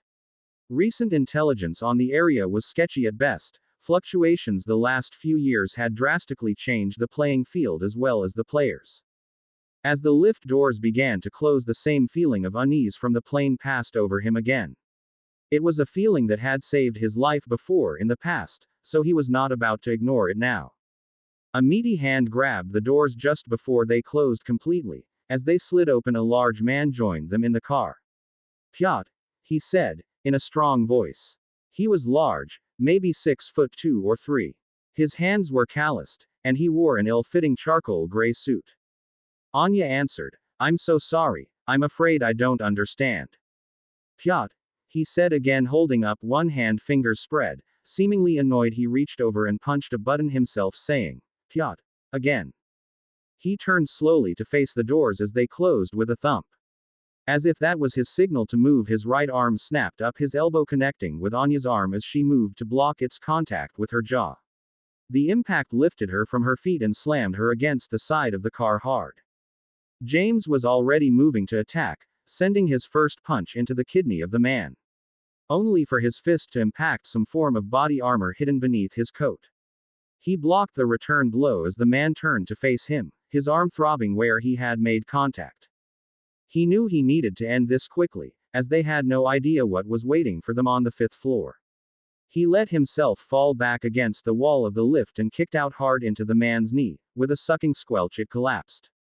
In an instant, he was on him again, as he drew the small knife from the small of his back, sliding it deep into his opponent's throat. He looked up at the floor counter as the man's struggles slowed. The 3 lit. His mind was racing. How did they find them? Where had he made a mistake? They had only been here 3 days. Had Anya contacted them without his notice? He shook his head, clearing his thoughts. Now was not the time for that. Get clear of the situation first, then figure the rest out. Turning to the stunned Anya, he said, "Up. Or I leave you here." James stood, pulling off his shoes and popped the heels loose. Pressing himself into the corner, he waited for the lift to reach the 5th floor. As the door slid open, he tossed the first heel out. A massive flash and a bang followed. He counted to 3, then threw the second heel. Again a flash and bang rang through the hallway. James sprinted into the hallway, gun in hand, to find 2 gunmen, both of whom had been caught by the second grenade. 2 quick shots and he was moving on and down the hallway at a run. 10 minutes and a stop past the laundry later, he was walking down the alleyway behind the hotel. He had had a little trouble with the man that had been stationed in the stairway and had a bullet graze on his left side to show for it. Anya had stayed with him. At some point upstairs, she had taken a bullet to her arm. Sirens could be heard in the distance. He gestured at the catering van parked next to the rubbish bin. They were inside and on their way down a side road before the first police car had skidded to a halt. James glanced at his mirrors, checking for anyone following, then looked at Anya. "I believe we have outstayed our welcome." She slammed her hand against the door. "Niet. I will not leave without answers." James shook his head, and turned down another roadway, finally pulling to the side of the road. "Did you contact them?" he asked. Her head snapped toward him. "What? Why would I do that? They tried to kill me." He turned toward her, gun visible low at his side. "Then how did they know we were here? You were dead as far as they should be concerned, the night we smuggled you out." He kept his voice even. "There are only a handful of people that know you survived. New hair, teeth, contacts to change your eye color." She looked at the gun, stunned. "I wouldn't." Her face grew angry. "Maybe it was you. They had to have recognized you." "I took the same precautions," he stated. She looked confused. "James, I promise you, on the soul of Sergei, I had nothing to do with this. I do not know how they found us. Are you absolutely certain of your people? Could one of them?" He shook his head. "No, only a handful even knew of this mission. None of them would do something like this. Even the funds were set up independent of our system." She sat back, but left both hands visible. "Yet they found us." He knew she would not make such a vow lightly, so he doubted she had contacted them. "The question is how," he said softly, starting the car again. He needed to find different transportation, then a place to regroup. Harry stepped into the chamber. He was early for their training, but he hoped Moody would be as well. "Moody," he called. "Aye, lad." The grizzled oar stepped away from the firing range. They met in the small sitting area. "I was just practicing with one of toys. Amelia and Man Q are insisting that they be included in the unspeakable training. She wants it to eventually be given to the oars as well." Harry knew what she had planned, and heartily approved. "Well, if you need any pointers." "No, Lass Patricia has been teaching me in Croker." He sat heavily in the chair. "I know that they are effective. I saw the video, was it?" Harry nodded. "But it's still difficult for me to believe. They said you got old Lucius with it. Was that him in the—" Harry nodded again. "It was him. Sirius told me that Sissy said he got exactly what he deserved." Moody chuckled. "Right. So he did. Now, what are ye down here looking for me about?" Harry's eyes went cold as he said one word. "Dementors." Moody studied the younger man's face. I expected you would want to know about them. Especially after what I heard about what went on with the train. I need more information. Alex has me working on the Patronus charm," he said, "but that is just a defense, it only runs them off. How do you kill one?" Moody sat back. I don't know. I don't think it has ever been done." "Great," Harry said. What can you tell me about them? Moody looked pensive for a moment. I don't think they see, in the traditional sense. I know that the ministry uses special wards to contain them, and muggles can't see them. I may not be the best person to ask about this, Harry. I can cast a Patronus, but I don't know that much about Dementors. I could ask Croaker. He may know more. Harry sighed. Could you have him write up something for me? Till I understand more about them and can protect myself, I'm not inclined to leave Hogwarts with them just flitting about. Right you are, Moody said. From what the report said, you have an unusually strong reaction to them. Do you have any idea what saved you on the train? He nodded, knowing full well it was his spirit animal. I have an idea, but I don't think it is something I can count on every time, Harry said with a small grin. When you talk to Croaker, have him look for any way to destroy these things. If something was to happen and we need a way to combat them, run any information by Q2. All right, Moody said. I'm not a fan of the damn things myself. Always seemed too dangerous to just have running around. Sirius sat at his desk as Sissy read the pages he had prepared. When she looked up from them, he asked, well, what do you think? It's an interesting approach, she said. I believe it may be feasible, but not without some risk. May I have some time to review the laws involved? Of course, he said with a smirk. I don't think this is an urgent matter at the moment. How long will I have to research this? I can start right away, but this will take quite a bit of time, and I was hoping to visit Drake. He wishes for me to be there for the holidays. He smiled softly. I don't think that will be an issue.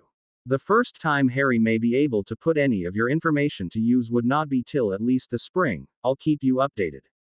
She nodded her understanding. I will try to have it prepared when he has need of it. Have you given any thought as to when you are planning to pass your lordship to him? Not for a while yet. There are still a few things that I need to straighten out in the black finances. I don't want it to be necessary for him to deal with some of the people that our family has had business dealings with in the past, he said, with no small amount of disgust. I don't want to deal with most of them. Anyway, how is Drake getting along? Well, his grades have been excellent, as you know, she said with pride. He is working hard to get caught up in the studies he was lacking. I think the work program has shown great dividends as well. When the new year started, he was promoted. He isn't in the kitchen anymore. He was moved into the office staff for the cafeteria. He has shown that he has a talent for scheduling and budgeting. Sirius smiled widely, as she continued. He seems happier now. He has even started saving some of his wages to buy an auto. Make sure you find out how much he spends. We'll add that to his account, Sirius said. Thank you, Sirius, she said. You've done so much for us. You're both family. Never forget that.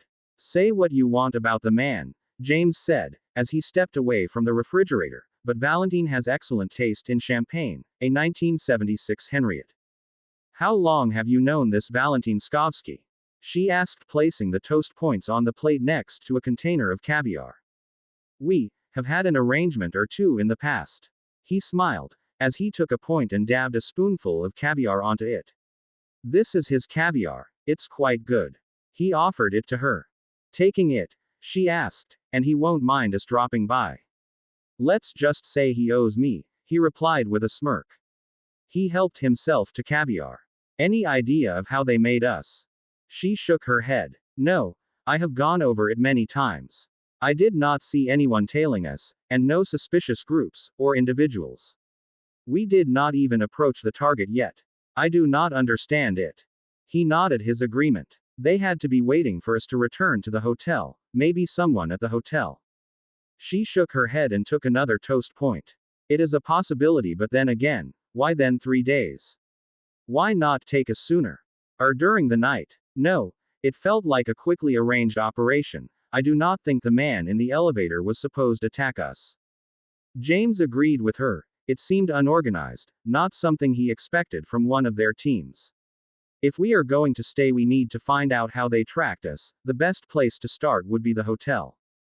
James stepped out of the shadows and into the alley, flipping his collar up on his jacket as he went. Rain had started just over an hour into their surveillance some 8 hours earlier. They had figured 2 days were sufficient time for them to think they had left the area, so far they had not seen anything out of the ordinary. He pulled his hat down, and blended into the group of people entering for the evening shift change. Hanging near the rear, he listened to the people's discussions. Unfortunately, he heard nothing of interest. He continued down the corridor, past the employee area toward the service lift. Pausing at a door marked Personnel Manager, he smirked. Placing his hand on the knob, he inserted the wire end of a pistol-shaped device. 3 pulls of the large lever on the front and the auto pick clicked and the handle turned. He stepped inside. He had to chuckle as he dug through the files of the employees, taking a photo of each person's record and employment photo. Sometimes government bureaucracy made his job so much easier, like this case. Not only did the Russian love of complete paperwork labor against them, but so did their organization method.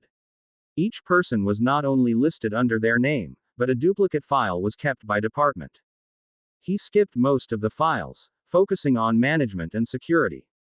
When he was done with those, he went through the front of house staff, including the front desk and bell staff. He looked down at his watch when he finished. He had 3 hours left till change of shift. He wanted a look at both the manager's office and security before then. Just over an hour later, he had completed his search of the manager's office, and made his way down to security. He knelt next to the doorway and slipped a vial out of his coat pocket, attached the spray bulb to the top, then slipped the small tube under the door and pressed the bulb 3 times. After waiting 30 seconds, he unlocked the door with the auto pick. Inside, he found the 3 on-duty guards asleep. Working quickly, he looked over the room as he placed each guard in a position that mimicked them falling asleep at their post as quickly as he could. The equipment in the room astounded him. It was all state-of-the-art. Color monitors showed a number of public hallways. Each camera could even be independently controlled and zoomed as needed. He had only seen a few places with such a sophisticated system. It even surpassed the ones in the hotels in Las Vegas by magnitude. He grumbled as he looked around. What in the hell do they need a system like this for? He bent over the control panel and tapped a few buttons, cycling the monitors through their paces. Zooming one of the cameras in, he depressed the capture feature. A picture of the person appeared on a dark monitor to his right. Below it, a small blinking line of text appeared, transmitting. What the hell? He watched the text blink a moment, then went back to searching the room. He knew his time was limited, so he took pictures that he could reference later. He had just stepped to the door and retrieved a second vial from his pocket when the printer in the corner of the room sprang to life, startling him. Moving quickly, he snapped a picture and moved out of the door. Placing the bulb on the vial, he repeated the process he had used earlier. Q. I hope you got this stuff right, he mumbled under his breath, thinking about the armorer's explanation of the confusion draft. He had assured him that when used with the sleeping potion, it left the person disoriented and confused about recent events, much like the drug Rohypnol, only in aerosol form, effectively obliterating any recent memory they had. James made his way back to the employee entrance and left with the shift change. James spread the pictures out on the table so they could look at the employee photos. Recognize anyone? He asked. Anya leaned over the table studying each photo. Nyet, I do not. She started going through the employment history for each of them. This one, she said, handing the page to James. He was GRU, but he left before they joined the KGB. He is not high in the staff, but he may be worth looking into. James nodded. There is more to the manager than meets the eye as well, he said, placing another stack of photos on the table. He has a direct line telephone that is unlabeled, as well as a pistol hidden in the desk. He spun one of the pictures toward her. He also has access to more substantial firepower. She looked at the photo of a small armory, including 2 automatic rifles and a submachine gun. Are these in security? No, he said, they have access to a few pistols. These are hidden behind a panel just to the right of his liquor cabinet. She nodded. He then placed the final pages on top of the others. I think this is how they found us, however. Their security system is top-notch, better than any I have seen outside a major military facility. Independently controllable cameras, with high-powered zoom, and photo capture capability. The cap to this is, he placed the last photo on the table. I used the capture feature when I was there, just to get an idea of how the system worked. Somehow it was able to access this. She picked up the photo. It had a complete biography of the person pictured. How? I'm not sure, but I think this may be the same type of system the Americans are creating. It uses something called facial recognition. She looked at him confused. It uses a computer to analyze the face in a picture and compares it to those contained in a database. So this is how they found us? She asked. Most likely, he said. From what I gathered from my briefing on the project, just changing hair color, or eye color won't fool the system. He sat across from her. The database also needs to have a picture of a person to compare it to. He tapped the photo of the man who had been checked. He's KGB, does the format of the information look familiar? She looked again. It looks like a KGB personnel dossier, mine would have had my picture in it. He nodded. And they may have a picture of me as well. But that is not what is important. I need to get this information to MI6. If they have this system in place at this hotel, it may be in others as well. She nodded her understanding. And that could put your people at risk. How accurate do you think it is? I don't really know, but from the way the capture-capable cameras are arranged, it needs to be an almost full-on frontal picture. Facial appliances, or dark large lens glasses, if you can disrupt the computer's ability to see the points it uses for comparison. She nodded. You work on getting the information to your people. I'll begin working on new documents and disguises for us. I'll also see if Q has any other ideas about how to get around it.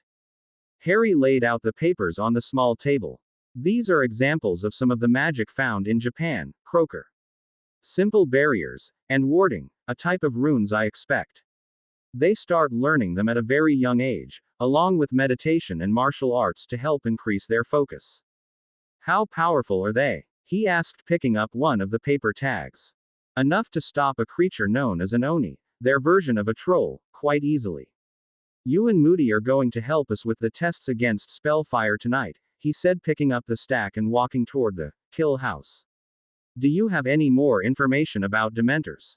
Unfortunately, we do not know much about them or where they came from, Croker said as he followed. They appeared for the first time in the 1500s, during the early witch hunts. They seemed drawn to those of magical blood more than non-magical, but would attack both given the chance. He watched as Harry applied the seal and the outside of the structure glowed green for a moment. It took almost 100 years before we learned how to combat them, and another 50 to round them up. Originally they were placed on the island that became known as Azkaban. The prison was constructed later. He watched as Harry returned and set up several weapons to test against the structure. Does it take any of your energy to maintain? Harry shook his head. It is charged when it is drawn. I can make about 6 at a sitting, Alex can do 5. This is one of the first barriers taught. I call it the safe room. It will stay up till I take it down, unless it is broken, or if I'm knocked unconscious. I've been told that there are others that don't have the last limitation. This one, however, was designed to be used by younger, less experienced. It can also be reinforced by direct application of magic. Croker nodded, and continued his briefing. The runes used to contain them are fairly intricate, and the control runes ridiculously so. Only myself, Madam Bones, the minister and the prison warden have access to the control runes. Harry leaned against the firing table. We need to get this information to M. She will want wards around several buildings. Can you tell me how to destroy one? He shook his head. No, it's something we've never been able to do. Even the killing curse is ineffective. Any chance of getting one to experiment on? He asked. No, their numbers are closely monitored. He paused, thinking. But it may be possible to have one of them escape. The way they are being used at the moment, spread around the country, we may be able to use that to our advantage. Harry smirked. Give it some thought. Let's start the tests with small arms. I'd like to be done with the firearms by the time Moody gets here. Harry coughed as the smoke cleared. I think that covers the last of the spells. Why did you want to do that anyway? We saw it did block the Reducto, but not the Defodio. Why try an Expulso? Isn't it more powerful than either one of those? Moody shrugged his shoulders. Yeah, I thought it may be blocked because of the different nature of the curse, and I wanted to see what the difference in damage was like.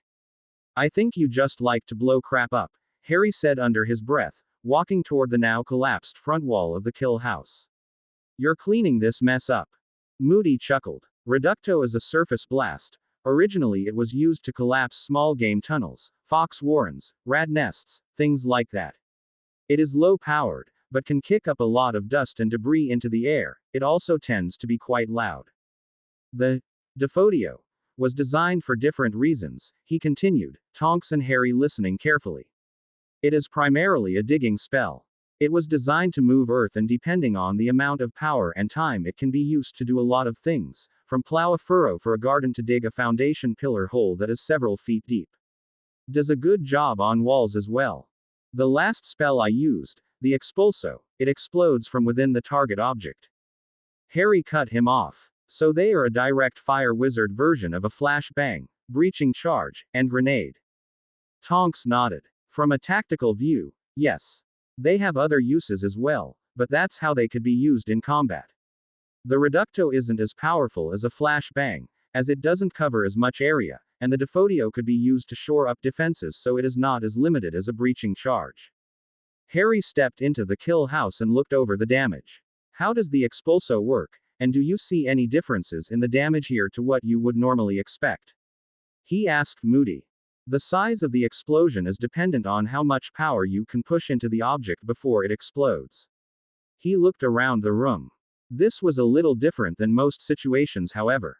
He pointed to the area that had been obliterated by the spell. I aimed at the door, rather than the stone of the wall. It made the explosion a little more energetic. The power of the spell is limited by the size and durability of the object it is aimed at. He kicked the remains of the door. Wood, like this door, has a low threshold and explodes rather spectacularly, but it is more for show than effect. The pieces tend to be small and light, so they do little collateral damage, but I guess that your seal did something to the spell, as the chunks are larger than I expected and I had to put more into the spell than I normally would have. He tapped one of the blocks that made up the wall. If I had hit one of these, the pieces from it could conceivably kill someone, but only the one block would explode. Harry nodded, then looked around at the floor. I want to try something. He waved his wand over the area, pushing debris out of the way. I want all of us around the corner of the corridor entrance. Moody, do you think you can hit this floor tile? He asked, tapping his foot on the 4-foot by 4-foot stone. The retired Auror replied, as what Harry wanted to see dawned on him. Why would you want to be seeing that? He asked, his remaining eye wide. I've noticed it as a standard design element in most wizarding buildings and businesses to have heavy stone tile flooring. Granted, this one is larger than a lot of them. Seeing what he was after, Tonks knelt next to the tile in question. And I'm betting there would be a difference if it was one lying on the surface versus one that is actually part of a floor. It may be, agreed Harry. The blast pattern could be greatly different. She nodded her head, and aimed her wand. In short order, she had cut the tile into 4 pieces. That is closer to most stone tiles. After they had exited the corridor leading to the kill house, Moody leaned back around the entryway, aimed, then muttered, Expulso. The effect was immediate. A powerful Catham rang through the Chamber of Secrets. Their ears were still ringing as they approached the kill house entrance. If there had been anyone inside, it would have been a charnel house. Shattered stone was everywhere. The walls showed impact marks from the debris, from about waist height up. Harry whistled softly. I think this is something we need to keep under our hats. James sat back after taking off his shoes, and rubbed a spot in the arch of his foot. It had taken most of the day, but he had gotten a report out on the afternoon plane to Hong Kong. In a few hours it would find its way to M's desk. He grunted as he found the sore spot. New shoes were not a thing you wanted to deal with on a mission. He was really feeling his age on this one, he thought to himself. Between the rain, the cold, and the shoes, he was feeling every one of his 55 years hanging on him, or maybe it was more the mileage. He looked up when Anya entered. I will never let Q talk me into having shoes with heels that are destroyed when you use his equipment again. Better than the beat that they tried to get me to wear. The padding was plastic explosives. She smiled as she put a plate of food in front of him. He looked at her for a moment, trying to decide if she was having him on or not. It would give a new meaning to lift and separate. If something went wrong, he deadpanned, after he figured she was being truthful.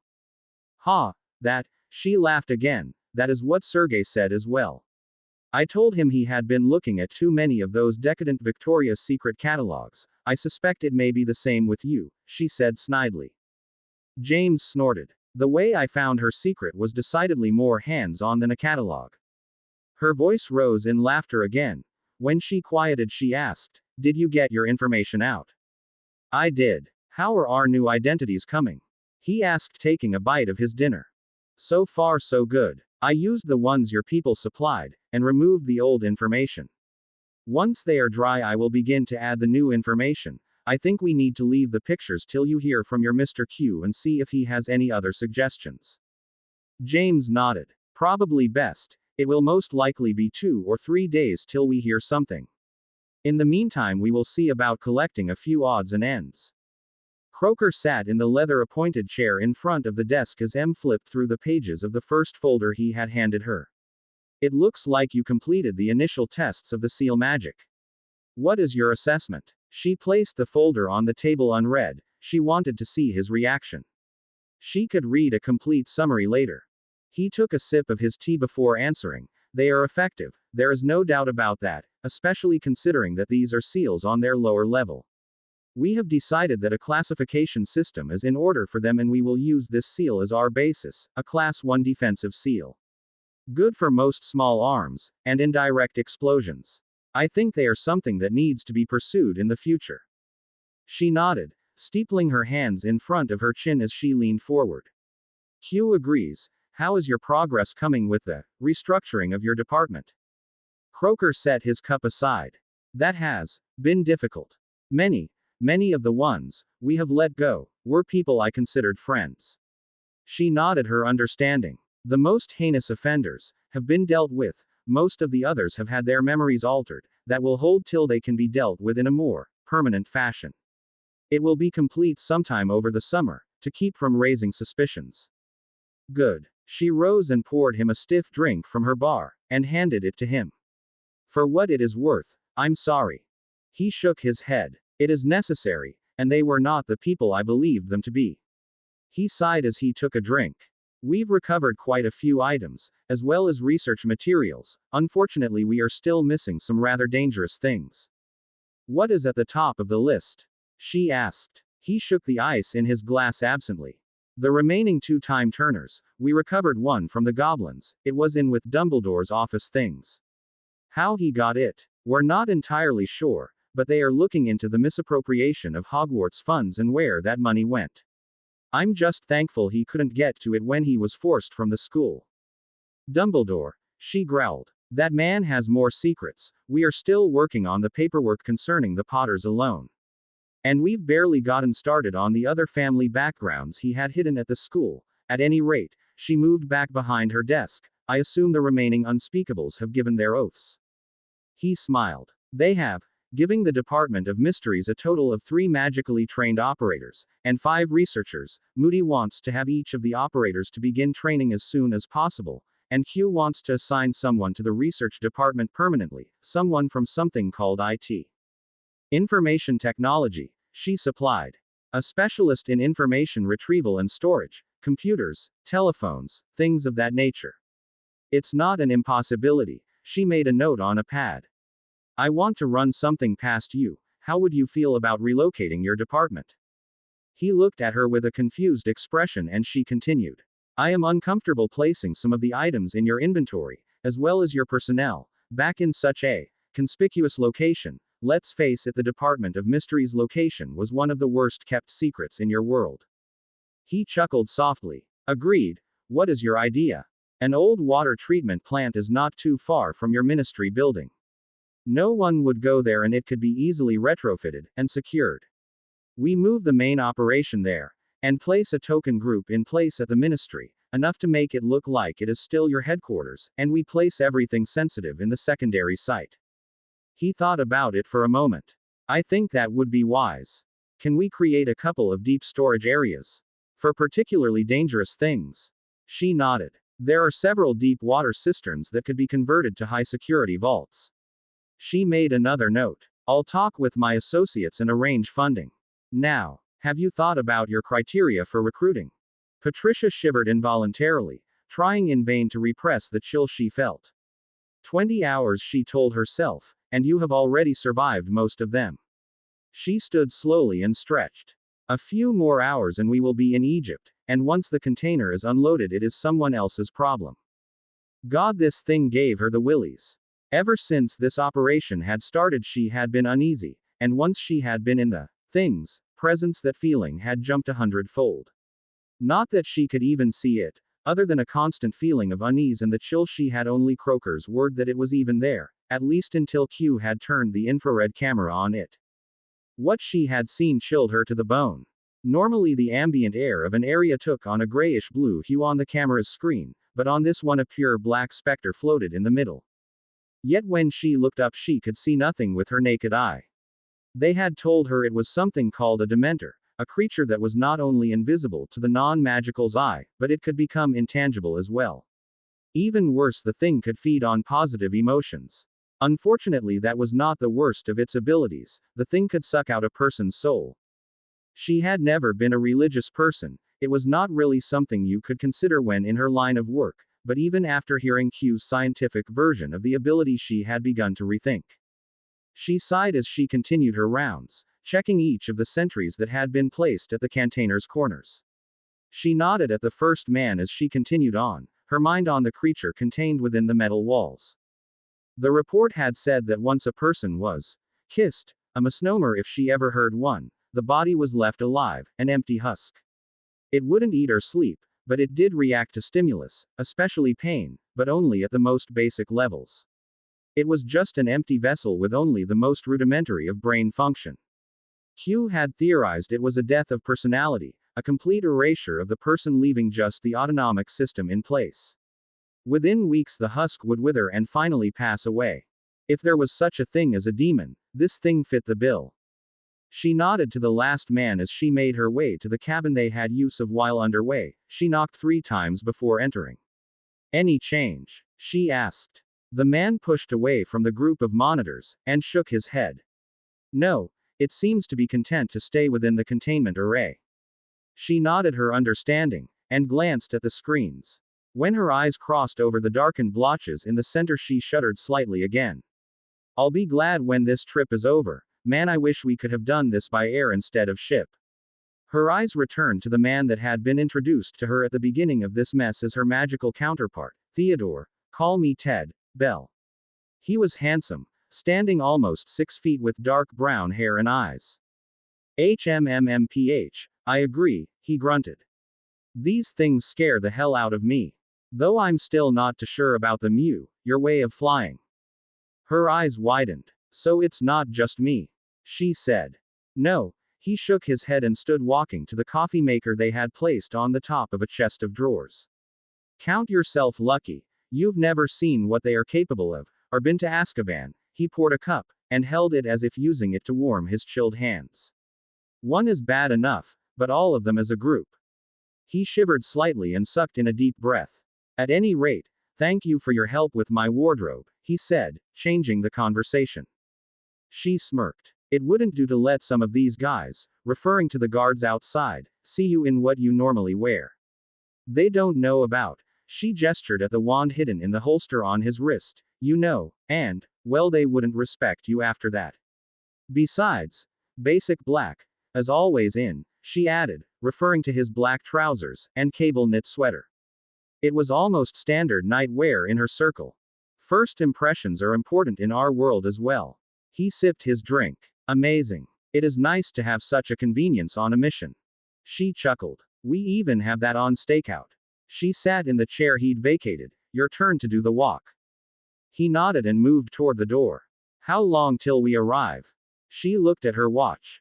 We're well over halfway. So, 5.5 hours. He nodded as he opened the door. It can't come soon enough for me. She watched as he closed the door and locked it. She had just settled in, cup of coffee in hand after making the standard, situation nominal, report, when she noticed the black blob on the screen begin to move. In seconds, what originally looked like slight agitation became much more as the creature bounced around inside the containment array. Moments later, a piercing wail reached her ears. She sprang from the chair and was pulling her pistol as she tugged the door open. The sound impacted her like a physical blow, forcing her to her knees with hands over her ears. Her eyes began to water as she forced them to search the hallway, only to find it empty.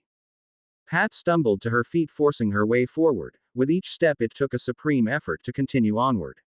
She paused momentarily at the bulkhead door leading onto the deck, steeling herself for whatever lay beyond. Peeking through the small porthole, she could see the container, and one of the guards writhing in pain on the deck, screaming in an unheard voice. Before she could open the door, she watched as an explosion shook the container, ripping a section of the top loose and tossing it skyward. Ice flowed from what was left, cascading across the deck in the blink of an eye, streams of stars so black they stood out against the night sky blasted into the air. Stunned by the sight, she hesitated, not much but some, only to find that the door would not open when she rammed her shoulder against it. Piercing cold shot through her hand and she ripped it away from the metal handle, leaving hunks of skin attached to it as she did. She watched helpless as frost began to form on the walls inside the hull, quickly thickening into a coating of solid ice. The only thing she could do was back away from the incredible cold emanating from it. Turning, she broke into a run down the hallway, toward a different doorway that would eventually lead a different section of the deck. It wasn't till she was approaching that bulkhead door that she realized that the shriek had faded. It had taken way too long to get this far. The short-haired woman sighed as she walked up the pathway toward the stone building that held the most feared wizard of the last century. It was known as Nurmengard, the prison that held the wizard known as Gellert Grindelwald. She never wanted to see this place. All her life she had been told stories about him. His defeat was legendary in her world, just as legendary as the horrible things he had done in the name of his mad crusade.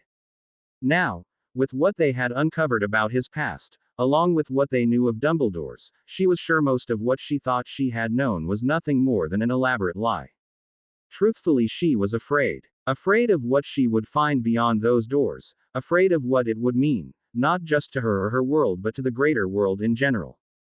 As she stepped inside, her mind wandered to what they had learned as they were gaining access to this place. According to the ICW paperwork, this place had a respectable budget, but on further inspection the majority of the money had gone to a Philip Marcello. Someone who, on further inspection, did not seem to exist. Where nearly a third of the budget went was unknown. That had been troubling, but then they found that only 4 guards were assigned and that they had been hand-chosen for the job, and paid well, by Dumbledore. That had set off more than a few danger signals, enough so Moody and Croker had left for the site immediately while she, with the help of their new ICW representative Jacob Ogden, son of the creator of Ogden's Old Fire Whiskey, continued with the paperwork jungle to gain official access. "Amelia," said a gruff voice as she entered. "Moody," she replied, shutting the door. "Do I want to know?" "HMPH," he grunted as he gestured to the unconscious man next to him. "Only 1 guard was here at any time. 1 week a month each. When we got here he was asleep." "Wonderful." She shook her head. "Was he even here?" Moody stood and hobbled toward one of the interior doors. "If he was, he has since passed. There is a body. Croker is inside. Said you wouldn't want the scene disturbed before you arrived." He followed as she passed. They walked through a short hallway and to another door, which Moody opened with a flick of a wand. What she saw beyond the porthole took a moment for her to process. She looked slowly from the left to the right. 4 walls towered an easy 60 feet into the air around an open courtyard. In the center stood a cottage, not very large, but it looked well cared for and comfortable. It had a well-kept garden full of flowers out front, along with a couple of large patches filled with edible vegetables along the sides. Moody chuckled. "I may move here when I retire again. It's nicer than my house." She nodded slowly. It may have been a prison, but it was definitely a well-gilded one. "I'll be stayin' here," he said. Croker said my bein' inside could be a problem. She slowly walked through the garden as she looked around. It was immaculately kept, but she noticed something odd about it, rather something unusual for a wizard garden. There was not a single magical plant in the entire garden, it was entirely mundane. When she reached the door she knocked softly. "Croker. It's Amelia." "Come in, Amelia," said a voice from inside. Inside was just as well kept. It was furnished with comfortable, well-made things, things much like what she may have chosen herself. Amelia, may I introduce Pixie?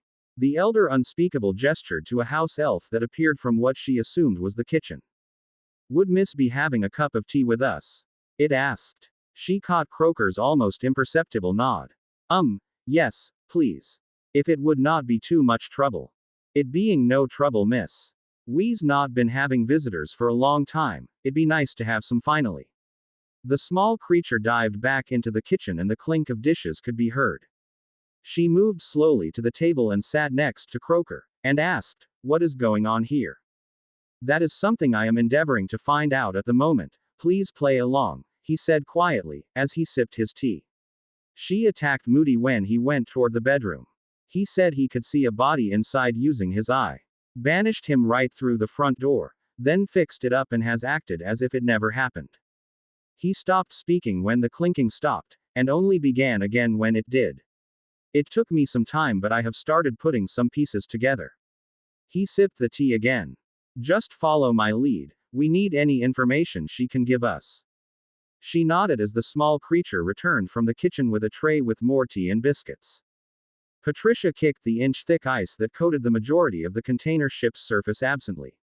It was bad. 3 of the men assigned to the security detail had died before they, the crew and she, could free them.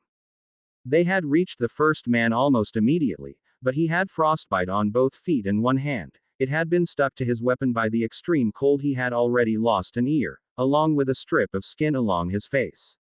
When they tried to move him too quickly, it had remained attached to the deck plate. When they found Ted, he was in better shape. The cold just didn't seem to affect him as much. He was coated in ice as well, but it wasn't as thick. The people on board had said he was lucky. Patricia had her doubts. She had thoughts of a different kind. His magic had somehow protected him.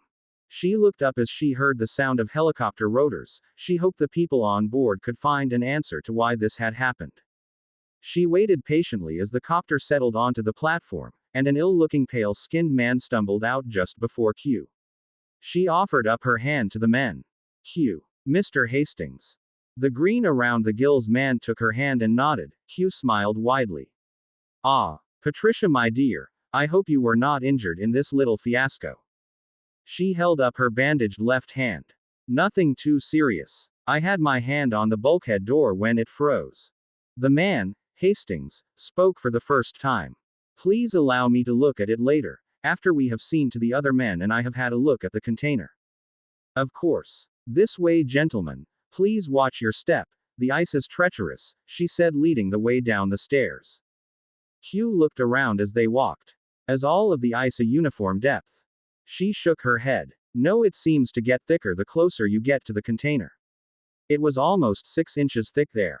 He nodded. Any sign of the... His voice trailed off, almost afraid that invoking the creature's name would conjure its appearance. She shook her head and looked at her watch. No, and it's been almost 3 hours since the incident as well. Both he and Hastings looked relieved. Did the crew accept the cover story? She sighed. It wasn't the best story she had heard, but it would serve as long as no one dug too deep.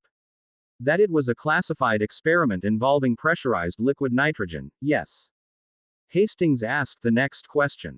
How large was the area affected? She shrugged. That is hard to determine. We were focused on rescue initially. When we had accounted for everyone, I took a look around. Most of the ship was covered with ice, and I could see some ice still clinging to the side of the ship and floating nearby. He nodded. Understandable. I think I should look in on the survivors first. I may be able to do something to help them. Q agreed. Patricia, I'd like to take a look at the surveillance films before we look at the container. She led them to a doorway that let them inside.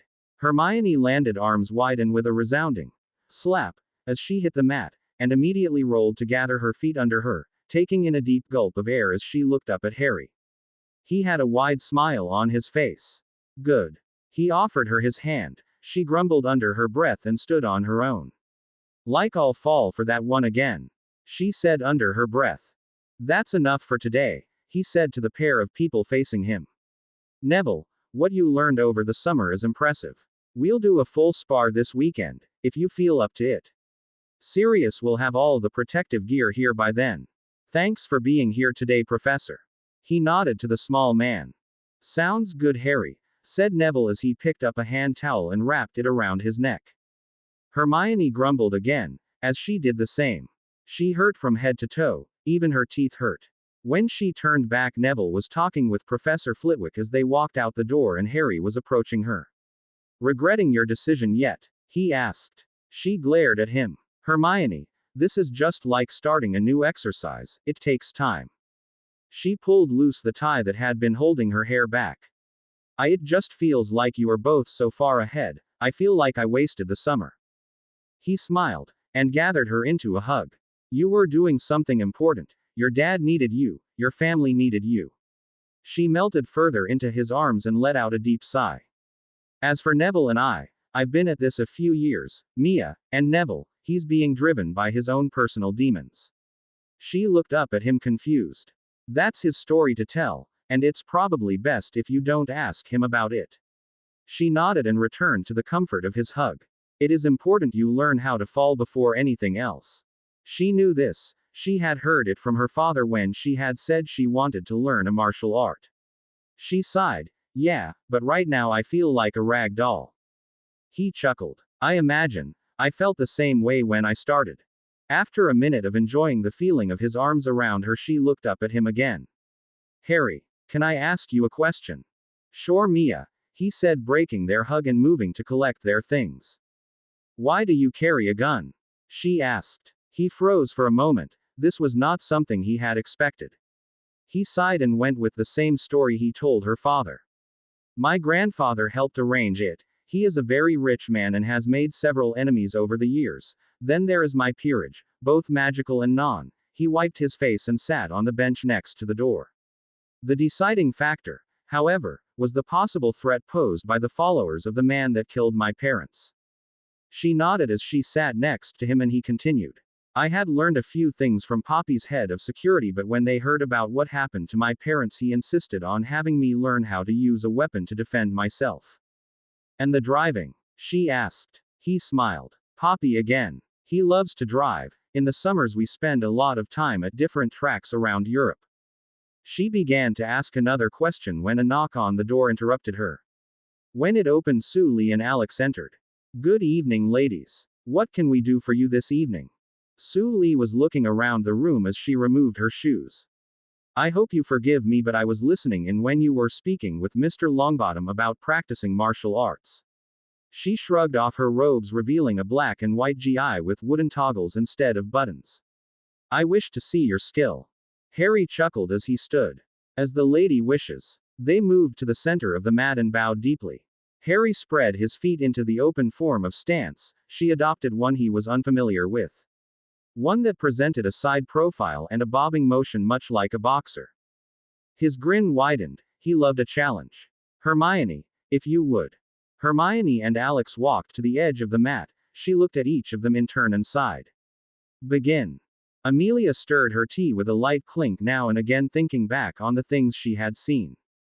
It had taken the majority of the afternoon and a lot of talking before Croaker was satisfied with the house elf's story.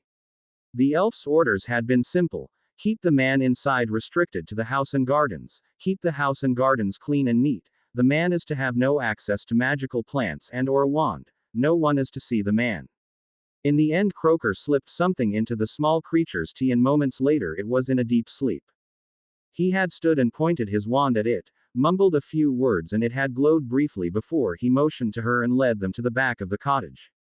He went slowly, casting detections as they went. In the bedroom they found the body. The body was nothing more than a dried husk dressed in nice everyday robes. It was as if he had lain down for a nap and passed away. They had immediately set to work. Everything in the room was carefully catalogued, bagged and placed in a magical trunk that Croaker supplied. Most of the things they found seemed very generic: 6 sets of robes identical to the ones he was wearing, stack upon stack of books, but no pictures, nothing personal. The desk had also been of little use. It was impeccably clean, the ink well full and quills like new. Nothing they found gave an indication of the man. She looked up when the door to her office opened. Croker sat heavily in the seat across from her as he waved his wand in an intricate pattern she now knew well, a muffling charm. Something happened with Project Cloak. This made her sit forward. She knew of the mission to grab one of the Dementors but had not heard of the progress. He pulled a packet of pictures from his cloak and passed them across to her. Wizarding photos of what surveillance video showed during the crossing to Egypt. She opened the folder and looked at the first picture. A large black blob was afloat in a sea of gray. Suddenly it began to rush around the picture, backward and forward, left and right, up and down, seemingly impacting on an invisible wall only to rebound and crash off in a different direction. Then, just as suddenly as it began, the blob came to a halt and seemed to shudder. Then explode. The picture then reset and the sequence began again. She watched the entire thing 3 more times before she moved on to the next photo. He spoke as she did. The statements from Patricia and the crew that saw the explosion, an incredibly loud piercing scream preceded it. This picture was from a different camera, black and white, looking down at the container. The top and sides seemed to bulge slightly, then the top was suddenly missing and a fountain of the darkest black seemed to spring up in its place, smoke, or steam pouring with it. When the picture reset, she moved on. The next photos were of the normal Muggle type. The ice formed in moments. 3 of the guards were killed by the ice, 1 injured badly. Ted Bell is suffering from severe depletion of his magical core. 1 crewman was knocked or fell overboard and froze as well. She tossed the package on the table, and stood. Damn it. She grabbed the fire whiskey from the cabinet along with a pair of glasses, and slammed it closed. Any idea why it happened? She asked as she poured them both a drink. Not at the moment, but we'll be looking into it, he said, taking the drink and swallowing it in one gulp. A moment later he belched the small gout of flame that gave the liquor its name. But we did learn something. That had her attention. When it happened, the wail came from the others as well. Reports are pouring in from those that heard it. So they could feel one of their own dying. It is dead correct? She asked. Apparently, he said. I do not feel it is prudent to try and procure another until such time as we have some form of answers. She nodded. I agree. How long until Bell is recovered? If we have an emergency, he thought, a couple of minutes. A week. Otherwise I want him to rest for at least 2. And the other man? She asked, unsure how much they could help a non-magical. The potions Hastings tried did little if anything, however the poultice and salves did quite well. Not as well as on a magical mind, but well enough that he was able to save several of the man's toes and all of his fingers. He will have a scar where the skin was torn off his face, but it will not be nearly as bad as if it had been left the way it was. His ear, however, nothing could be done for its loss. She nodded. There had been some speculation about how magical medicines would work on a non-magical, but this was the first place it had really been tried. How long do you plan to monitor his progress? We have arranged for Hastings to be one of his doctors until such time as he is released. So at least that long. He used some of the same items on Patricia as well, so we will be keeping an eye on her too. She nodded as she finished her drink, then gathered the file. Have you informed M? She's my next stop. You were closer. Make sure James sees it as well. She looked thoughtful for a moment, as she handed them back. Have Moody take a set to Harry and Alex as well. I already did, he said as he shut the door behind him. Harry walked down the slope that led from the entrance of the Chamber of Secrets toward the small seating area where Alex was working on perfecting the barrier seal Su Li had taught him over the weekend, after their second sparring session. Their first session had left them both panting and bruised with no clear winner, but he had a suspicion that she, like himself, had been feeling him out, probing for the extent of his skills. Then when the weekend arrived, as well as the pads that had been promised, she had challenged him again. Her style was fluid and supple. Just when he thought he would connect with a solid blow, she would somehow twist and the blow would only hit with minimal impact. His, on the other hand, tended to be more rigid, focused on blocking strikes and then countering. An unintercepted strike would be absorbed much like a boxer. As different as the styles were, they were a good sparring pair. Alex, he greeted as he approached. She made another mark with her brush, then looked up. Harry, I think I've got it. He looked over her paper and nodded. It looks correct. I think you can try and power it. She nodded and placed her hands over the paper, her brow furrowed in concentration. 30 seconds later she slumped back into her chair. How does this one work again? Harry sat next to her. It will set up a barrier over an opening, say in a hallway, no door or anything necessary. Just slap it on the ground and it will cover an area up to 10 meters. She nodded, then placed her hand on his. Harry, what happened today in Dada? He had known he would need to give her an explanation after that. He took a deep breath and began. Stupid boggart. The class had begun as most others, everyone talking as they came in to take their seats, only to find all of the desks stacked neatly along the sides of the room. In the front stood an armoire. It was a full-size one like they had in their dorm rooms.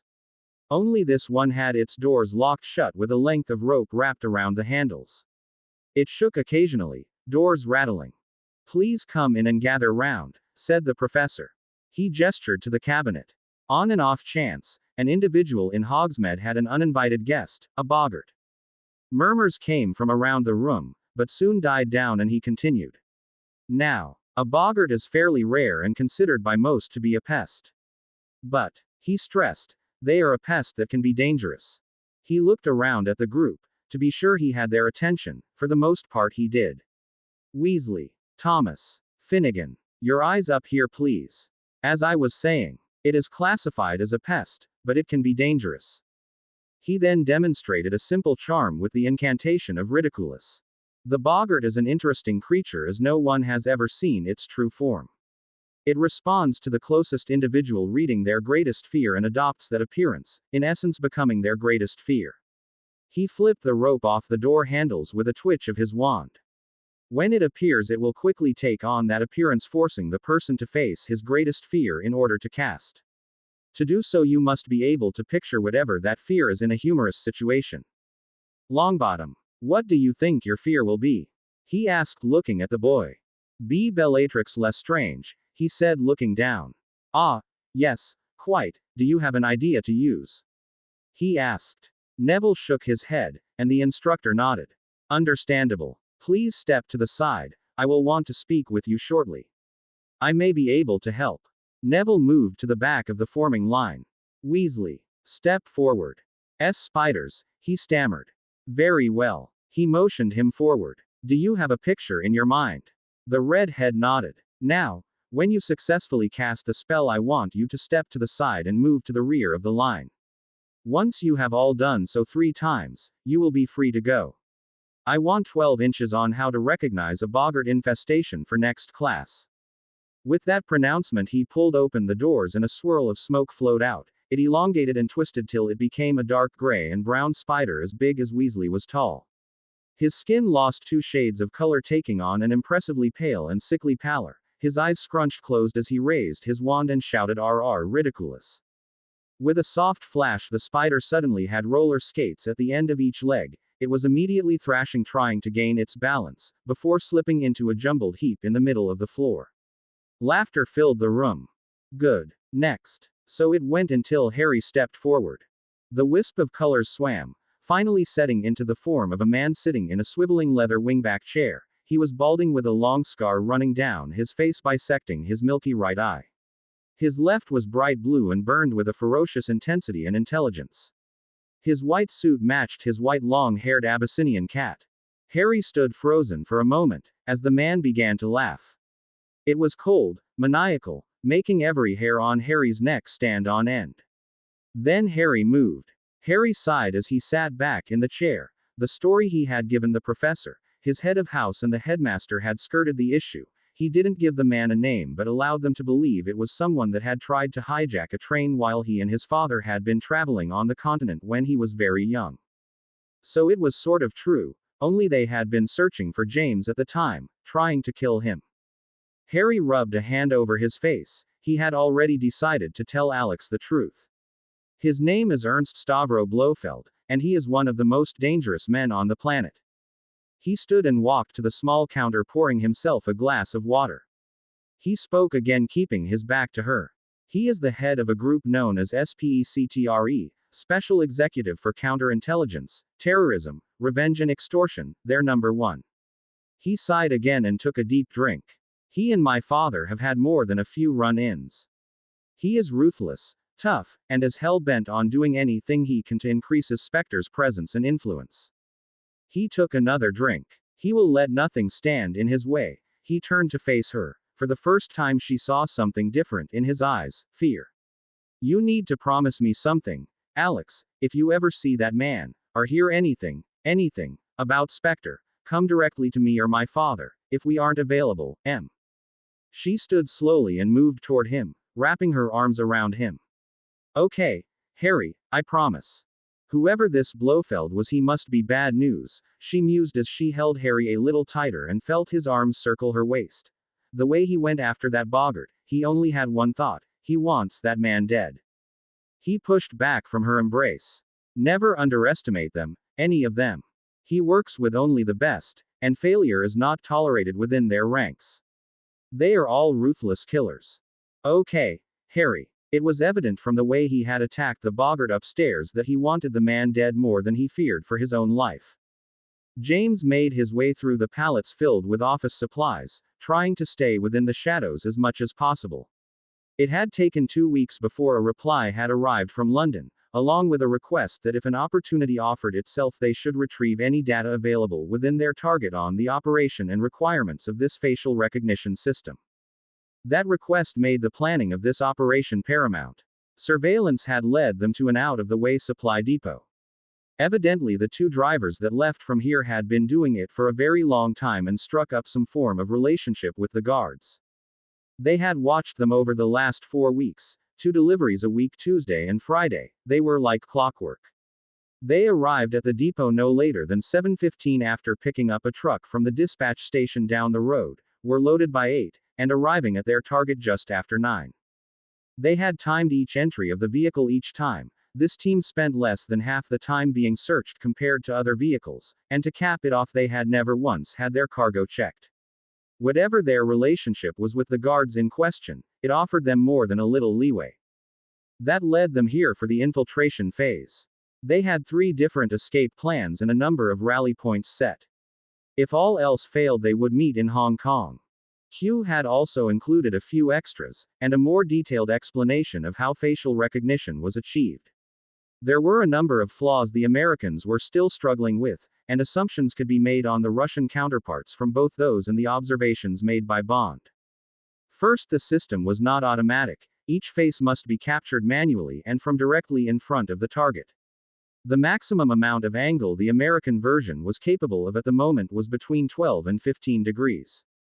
Any more than that and the processing power of the computer increased dramatically, along with the complexity of the program.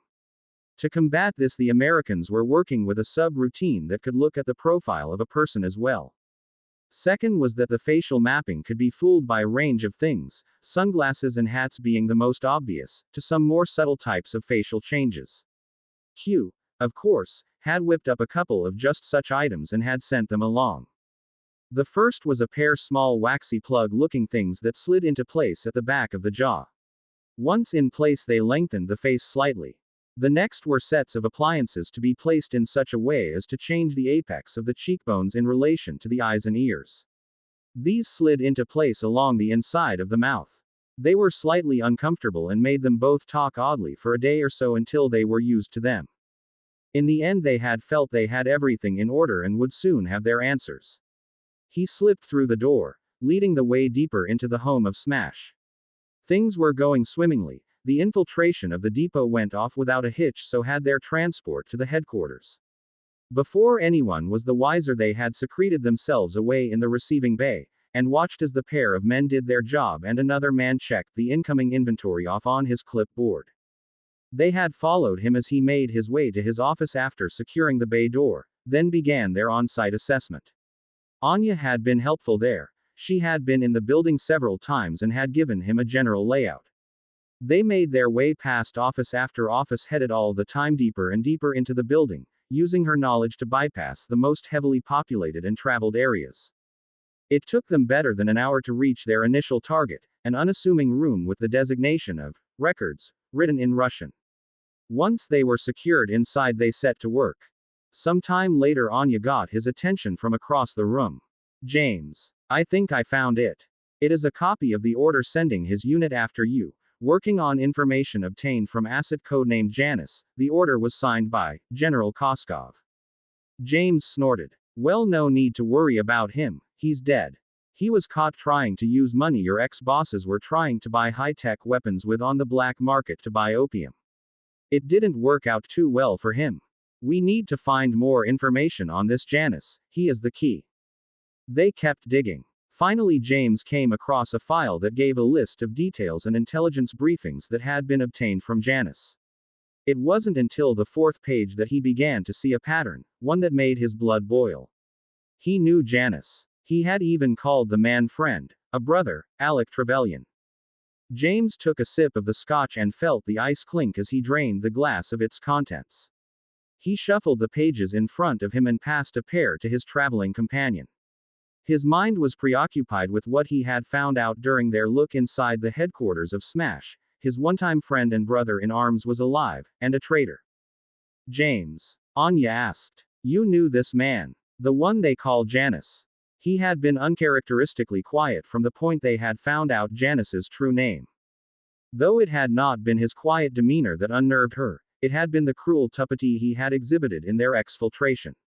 Once he had seen the name, he began tearing the files apart looking for any information on both Alec Trevelyan and his code name Janus, spending much more time on it than they had originally planned and ignoring her urgings to leave. It wasn't until the guard patrol began to enter that he took any notice of anything else. When the door rattled, he had ducked down behind one of the cabinets, only to reappear when the door swung open, silenced pistol in hand. 2 shots thumped. 2 guards dropped, a bullet to each one's forehead. His voice had been cold, almost mechanical afterward when he told her to pull them inside and secure the door. That was the way the rest of the mission continued. Opposition was not avoided, it was faced with tough efficiency and dispatched. Before that moment, she had always thought of James Bond as the soft Western spy, more interested in gaining information through deception, stealth, and seduction. Obsessed with his toys from his Q section, drink, and debauchery. This was not that man.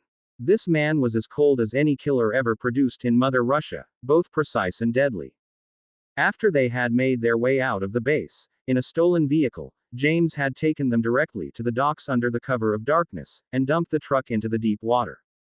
Then he led them to a freighter preparing to sail.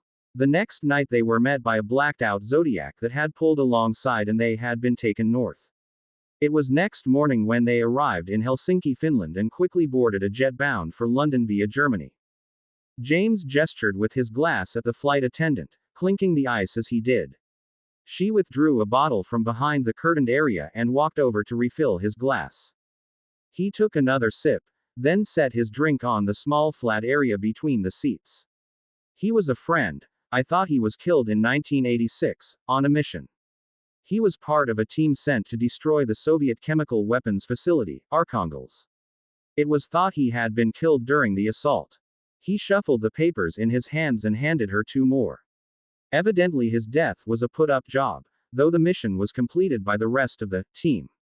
He was 006 at the time. Now, granted that I have not been able to go over everything and my summary is not complete, but it seems that when he died, he began working with some of the hard-liners within Smash. He became a link between them and their less savory brethren that entered into the criminal underworld. He handed her another page. He offered them a line of plausible deniability on many actions both at home and abroad. Lord knows what information he brought them from our side: training, numbers, missions, informants. I'll get M to start checking and see if he has had contact with anyone within MI6 in the last few years, find out if there is a leak. Anya looked over the pages, and nodded.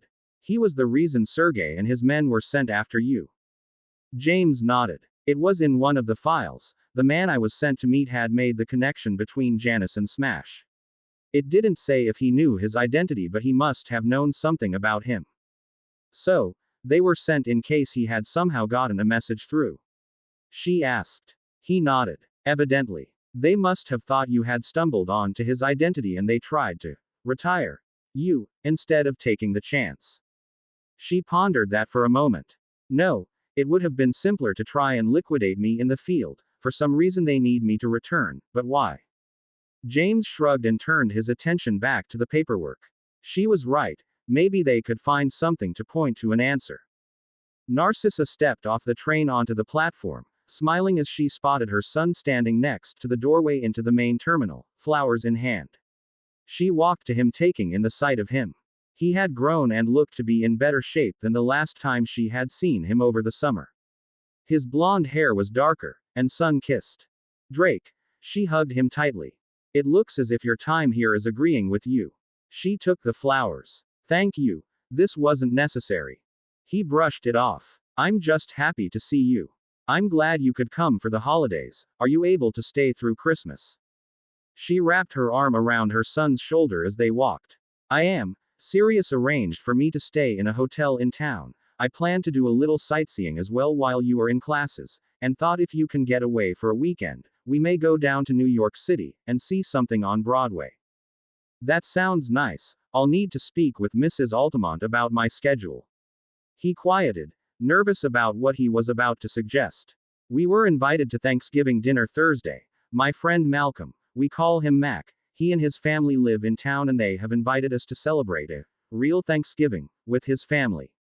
She nodded. If you would like to, that is very nice of them. He nodded. I would. They are good people. When the emergency call came in, James was in his office, finishing a note to Harry. Minutes later, he was standing in the operations room of MI6 looking at a wall of static-filled monitors and trying to figure out what exactly had happened. Bill, what happened? He asked. Something in Russia. Some form of event, replied Bill while looked on and technicians worked trying to get a handle on whatever chaos had occurred. We've lost 3 geocentric satellites, covering most of western Russia and a large part of China. One of the men in at a terminal called back. Low orbit satellite will be in range in 5, 4, 3, 2, mark. The screens coughed as the static dispersed and images filled the screens. The satellite will be over the affected area for approximately 15 minutes. Nodded, then addressed the room. I want military and scientific installations verified first. Next, power plants and distribution centers. Find what killed our systems. A man appeared next to M. Their military chatter is elevated. We are reaching our saturation level. She nodded again. Do your best to sort it out. We need to know what happened. We have a destroyed building. A suspected satellite control installation in Severnaya. Isolating image. Putting it on. Screen 2, said a voice from the front of the room. M spoke to the 2 men at her side. Short list of anything that could cause this.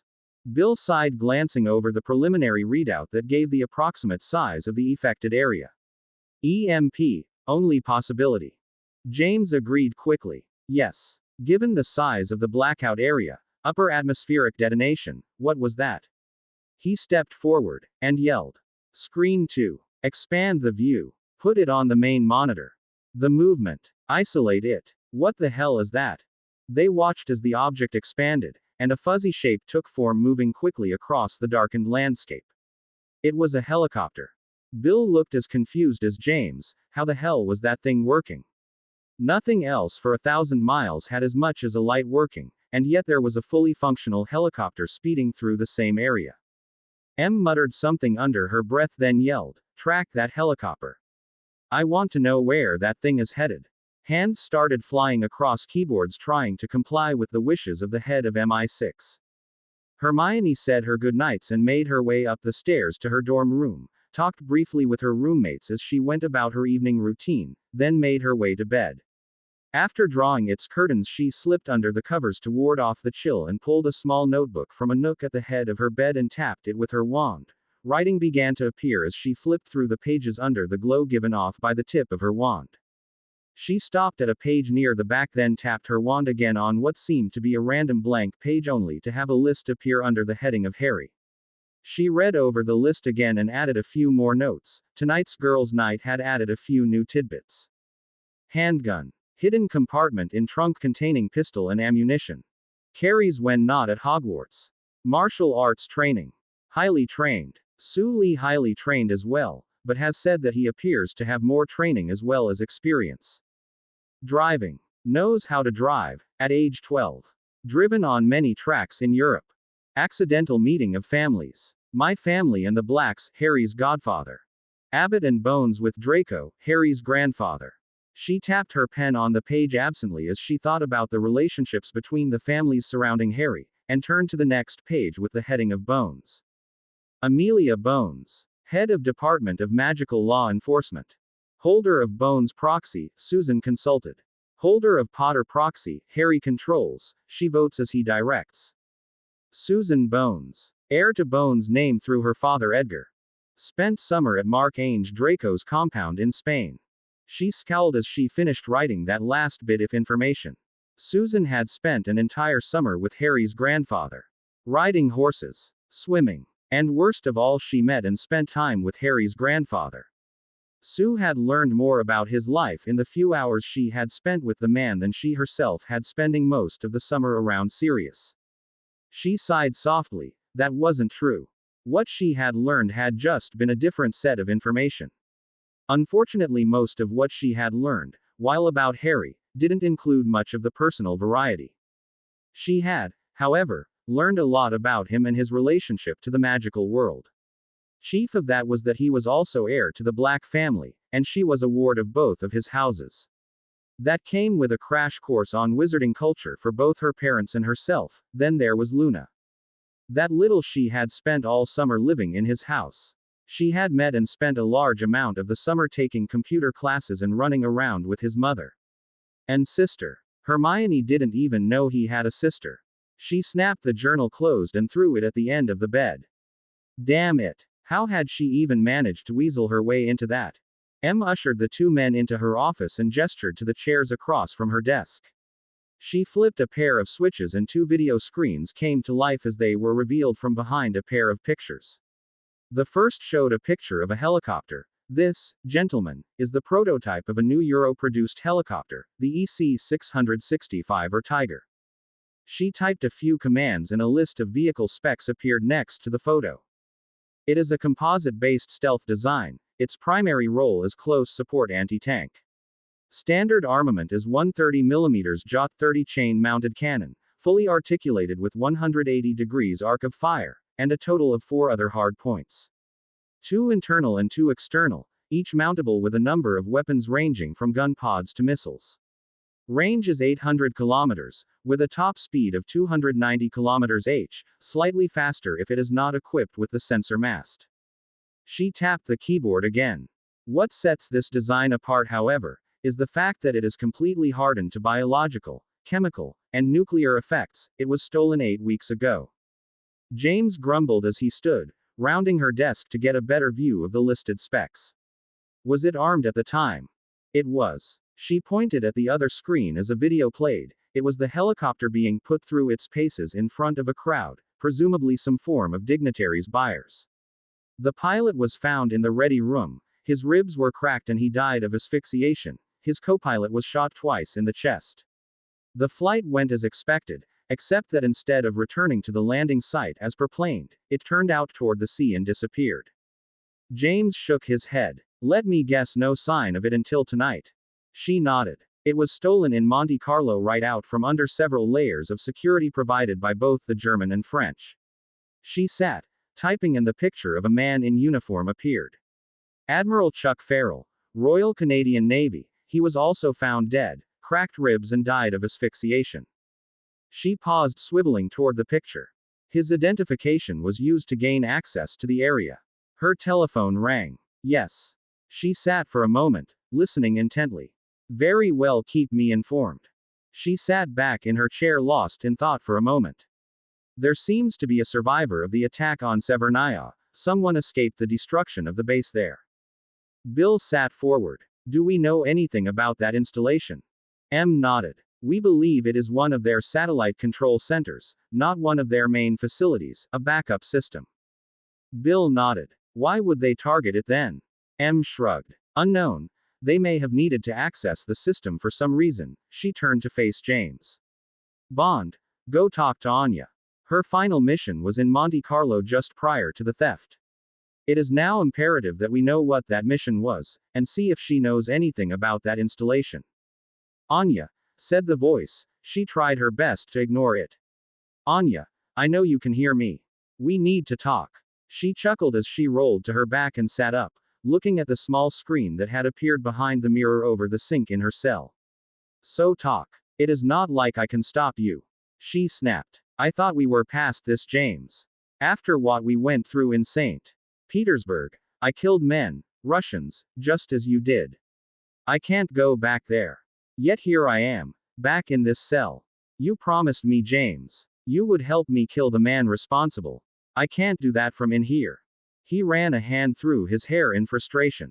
And I'll keep that promise, if possible, but something has happened. He paused, studying the angry woman for a moment, preparing to gauge her reactions to the news.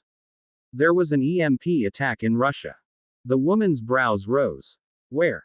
She asked. James shrugged. It seemed to be an upper atmospheric detonation in the northern area. We believe it was an attack on a satellite station at Severnaya. A confused look crossed her face. Severnaya? She asked. He nodded. Why? And if it was an atmospheric detonation, how would you have identified that facility as the place attacked? He watched her closely, looking for signs of deception. We don't know why. As for the way we know, one of our low-orbit satellites was able to be repositioned and we spotted something moving away from the facility, a helicopter. She looked stunned. The Tiger. You know about the Tiger? He asked. She pulled her feet up onto the bed and hugged her knees. It was my last mission. Her voice trailed off. I was sent to gain access to it and its designs. Not to steal it. He asked. No, she answered. Though the possibility was spoken of, it was not worth the chance of an international incident. It was stolen, wasn't it? James nodded. An admiral was killed. He nodded again. Canadian. Another nod. Chuck Farrell. He was a nice man. Not the best at keeping secrets, but a nice man, lonely. She took a deep breath. He would have been my target as well. I would not have killed him, however. That is why they had me return. I have used him as a source several times. His position was not one I would have easily given up. His information has been too valuable. If the decision had been made to steal the helicopter, then I would have avoided him and made other arrangements. He would have been the most direct route, the least risk. James pondered that a moment. It was true that such an important asset was valuable, extremely so, as this was an admiral, and stealing the prototype was a much more hazardous operation than the information. Not only that, but reverse engineering the helicopter would be slower than using the classified construction information and designs. And you have no idea as to why that installation was a target? He asked. She looked lost in thought for a moment, then shook her head. No actual information, just rumors.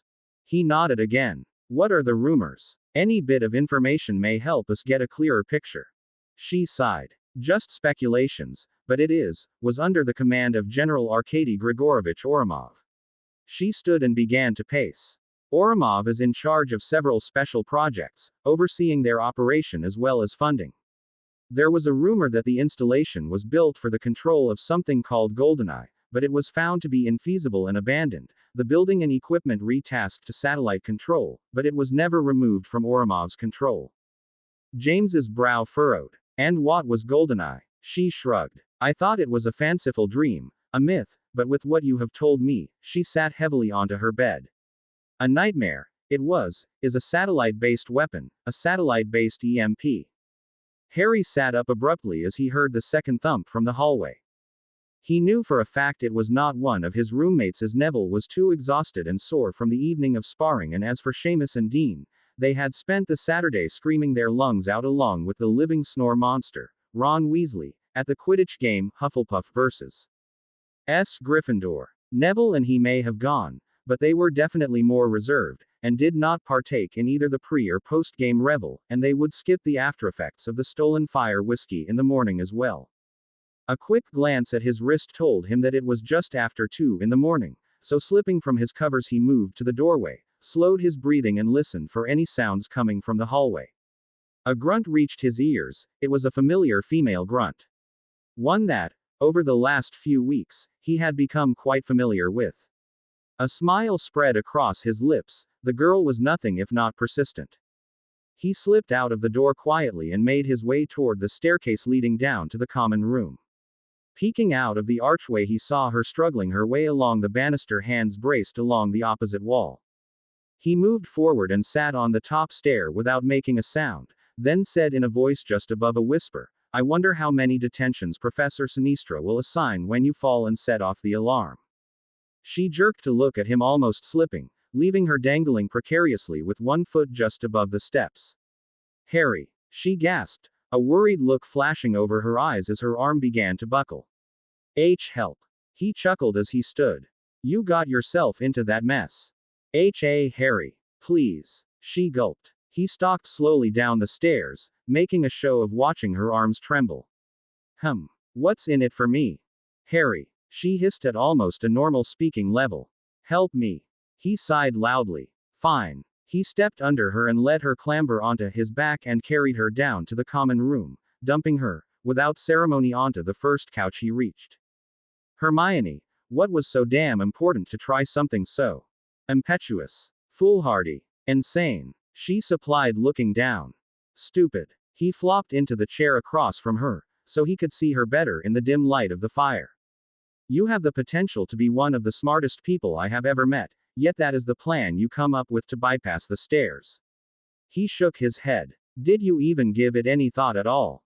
Her head sprang up, aggravation plain on her face. So how would? Then she remembered he had managed it, during their first year. The joke on the twins, "You made it into the girls' dorm as a firstie, how?" He leaned back, and laughed.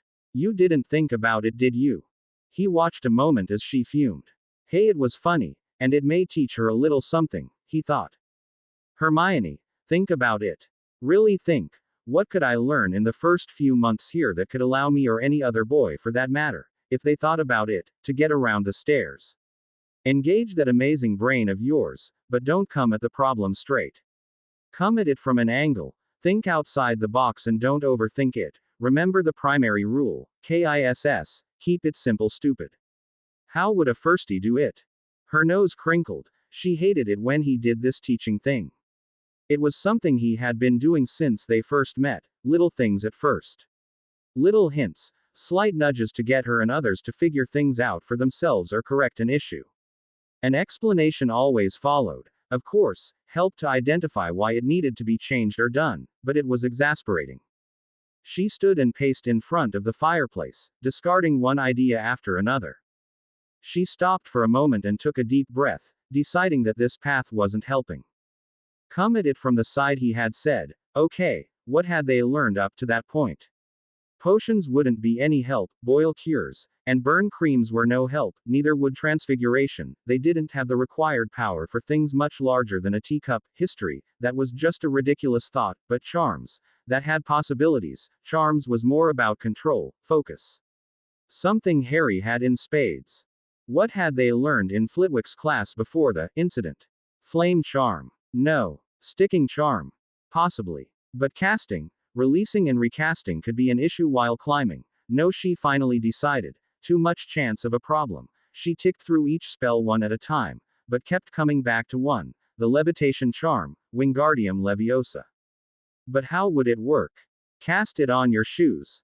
No. Controlling 2 spells at a time would be too difficult. He'd need to stand on something. Something that he could easily lift and carry once he was upstairs, but big enough and strong enough to stand on. She glanced around the room till they settled on an object.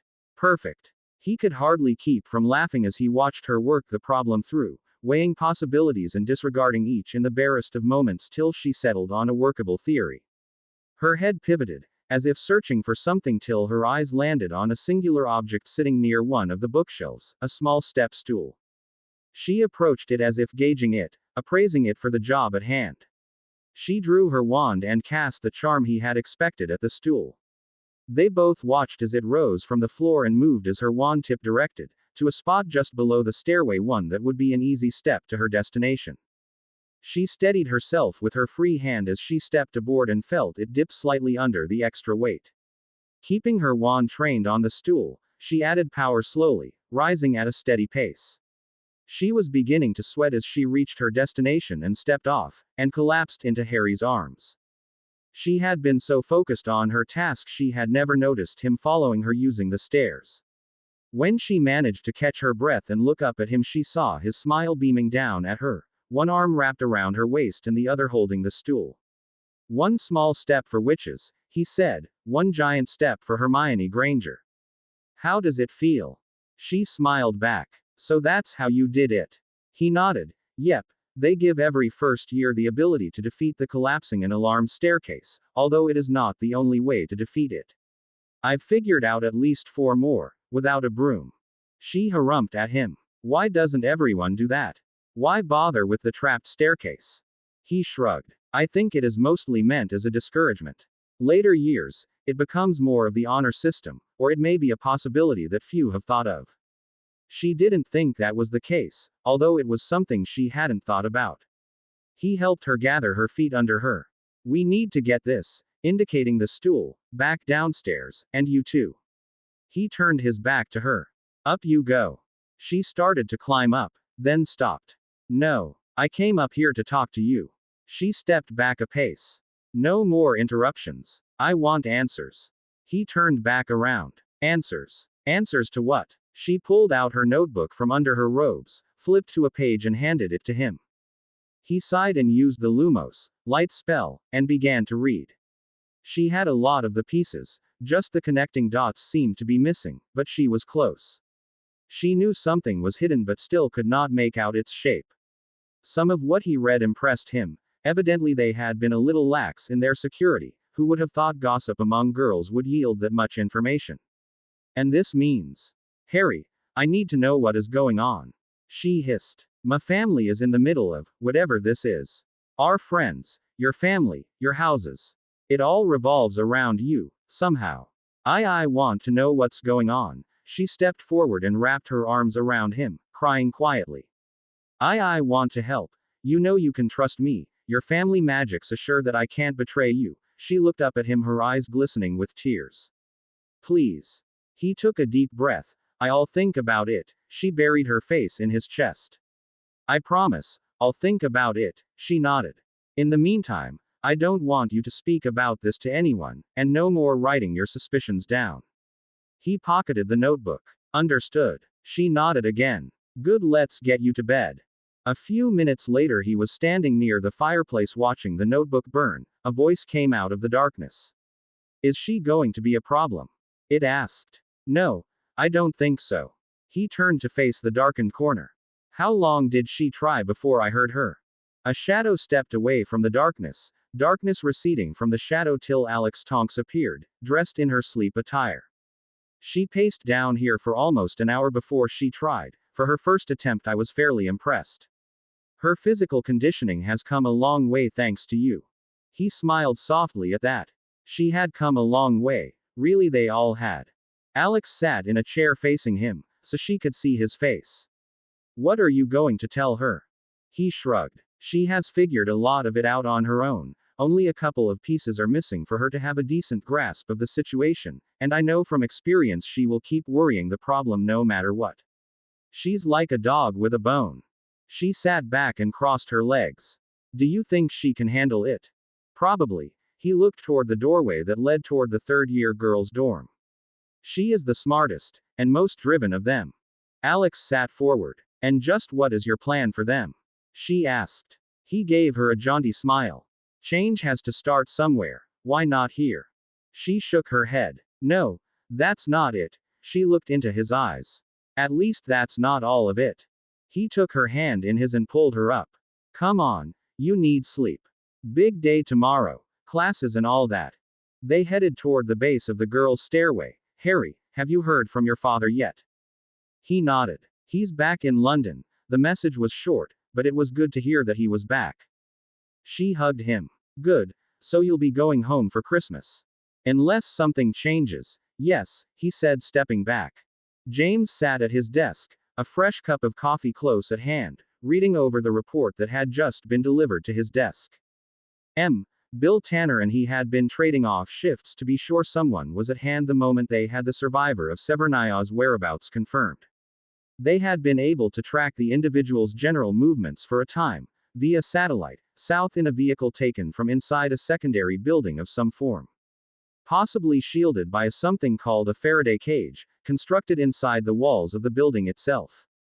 It had been a simple task to follow the only vehicle moving on the ground after that as the survivor made their way south. Agents were then dispatched to the most likely destinations. It was an all hands on deck type of situation, so all available personnel had been alerted and redeployed. He had also been in contact with the CIA, Mossad, and several other alphabet soup groups about the incident, feeling them out about what they knew about what had happened. Easier said than done, and after the 10th call he suspected only the Americans had any real idea what was happening, and that was because Felix had quietly passed him a name, Jack Wade. He flipped open the file. Jack Wade, CIA, stationed in St. Petersburg. Great. Dark eyes watched the man from the shadows. He had been following the human from just after he entered the village. The map that his chief had supplied had worked flawlessly, and one of the people on their watch list had finally appeared in Hogsmeade. A smile spread across the goblin's face. Severus Snape. One of the 3 targets he had been on the lookout for. His weeks sitting in this human village with his brothers had paid off finally.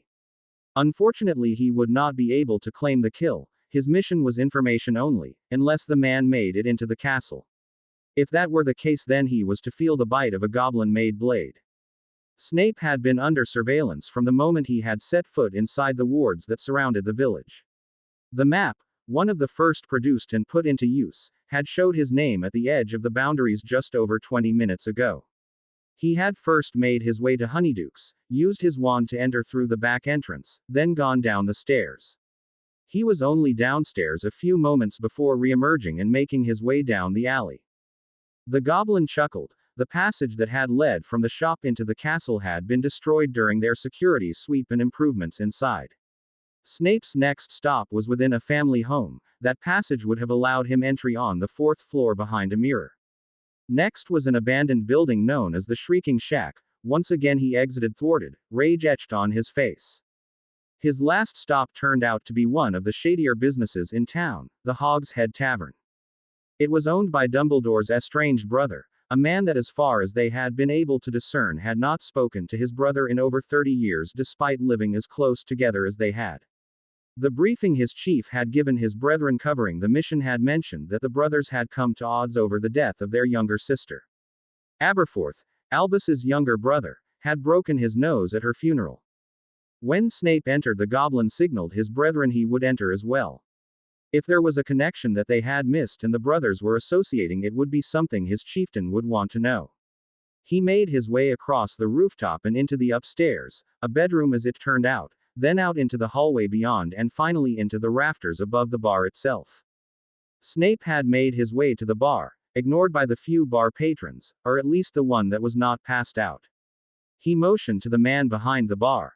Aberforth didn't move. "You aren't welcome here. Get out." Snape looked around. Business is doing well enough to refuse. Yours, or to be more exact my brother's money, is no good here. You have no business here, the gray-haired wizard said. Snape sneered at the man. I don't work. Aberforth laughed. Don't try and lie to me. You are no more free of him than you are of the mark on your arm. He pushed himself away from his seat and limped forward. Get out, Snape. You have no business here. This place is the one thing in my life left that man has not destroyed. His infatuation with Gellert cost me my leg, my sister her mind, and eventually the lives of both her and my mother. The only reason this is left is because he deemed it beneath his notice. His wand appeared in his hand. Now get out. A cutting curse smashed into the bar near Snape's hand. Snape looked around the room quickly. I'll remember how helpful you were. With a sweep of his cloak he strode toward the door.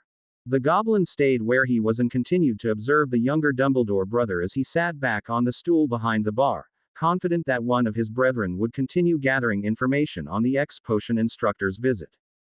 He would need to report this oddity to his chieftain. The man had come here for a reason, and they needed to figure out what that reason was. James sipped his coffee and looked up at the clock. 003 had been in St. Petersburg for a little over 24 hours. He looked back toward the phone on his desk, willing it to ring. He stood abruptly, desk chair rolling back into the wall. Sitting here brooding wasn't doing anyone any good. He needed to do something to keep his mind busy. He knew Jackson Howell, 003, was a good man. He trusted him to get the job done.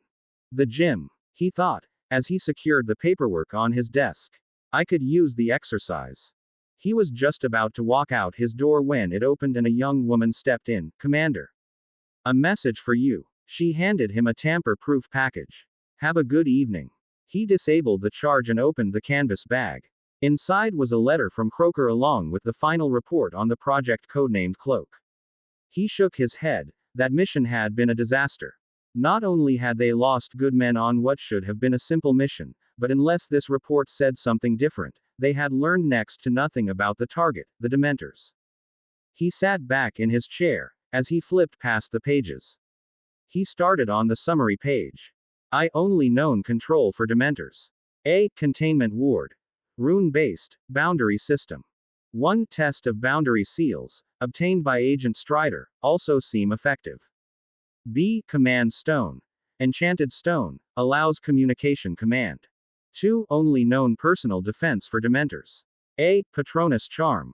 Spell. Difficult to cast, person needs extreme mental fortitude to be able to cast in presence of Dementor. 3. Conclusions. A. All future unspeakables be trained to cast Patronus charm. B. Agents Strider and Glenda learn soonest. C. Research of containment wards and boundary seals must be a high priority to defend priority personnel. D. Research of control stones ongoing. 1. Creation of new stones impossible at this time due to theft of research from Dom. He flipped through the remaining pages, scanning each in turn, then slammed the folder onto the table. It had been just as he expected, other than the possibility of the boundary seals, they had nothing new. Of the few unspeakables they had, only 2 had the ability to place the containment wards, and only 1 of them had actual experience doing so, as such that had become their full-time assignment at the moment. He slowly unfolded the letter that had accompanied the file. At least that held some good news. Harry and Alex were well on their way to casting their Patronus. According to Croker, they both could create the shield form, the first stage, with each casting. Alex was able to partially form her corporeal version. No definitive shape was identifiable as of yet, that would be a significant step toward the completion of the spell. He expected her to be able to completely cast the charm shortly after the holidays. Harry, on the other hand, was showing signs of becoming frustrated with his lack, his perception, not actual fact, Croker noted, of progress. He was able to produce blobs upon casting, but further progress had been slow. Croker had gone on to say that he was concerned about Harry exhausting himself with repeated castings. He would push himself to the edge of exhaustion every session, to the point Alex was beginning to be concerned as well. James sat forward and placed the letter in the secure compartment of his desk. He'd give that some thought in the near future. He secured the report back into the tamper-proof case and made his way out of his office. The Range Rover rolled to a stop at the end of a long drive framed on each side by stone pillars, each crowned with tarnished bronze stags. Etched into the stone below the one on the right was one word: Skyfall. The driver grunted at the 3 men in the car. This is it. Out. He then reached to turn up the heat, as the men complied. Ted Bell slid out of the vehicle, his feet crunching on the inch or so of fresh snow, zipped his coat shut and pulled his hat down over his ears. The wind cut through him like a knife, sending a chill through him as he looked out beyond the gates and down the lazy path of the drive. It was hauntingly beautiful. Trees and slow-rolling hills sat beyond the moor, all coated in a thin layer of snow. A lake spread to the left of what seemed to be an old manor home. Don't just stand there. Shut the bleed-in doors, yelled the driver. He pushed the door shut and 2 other thunks followed. The trio retrieved their bags from the back. No sooner was the hatch closed than the Range Rover made a tight circle and drove back the way they had come. They stood for a few moments looking at each other, all with the same question: what now? As if in answer, they heard a buzz coming up the drive, a man riding some form of small, bright red, 4-wheeled vehicle. It sputtered to a stop just in front of them and the man stepped off. He was dressed in dark colors, other than his bright red knit hat. He walked up, eyes as hard as steel boring into them. Good morning, gentlemen. My name is David Granger. Welcome to Skyfall. This will be your home for the next 6 weeks. While you're here, I will be your commander. You will obey any order I give without question. Hand over your wands. He looked them over, as they slowly complied. This was going to be fun. Grab your gear, and hoof it. Breakfast will be on the table for the next 20 minutes. If you miss it, that is your problem. He swung his leg back over the saddle of the vehicle. It roared to life. Move it, ladies. David smiled as he parked the four-wheeler and strode inside.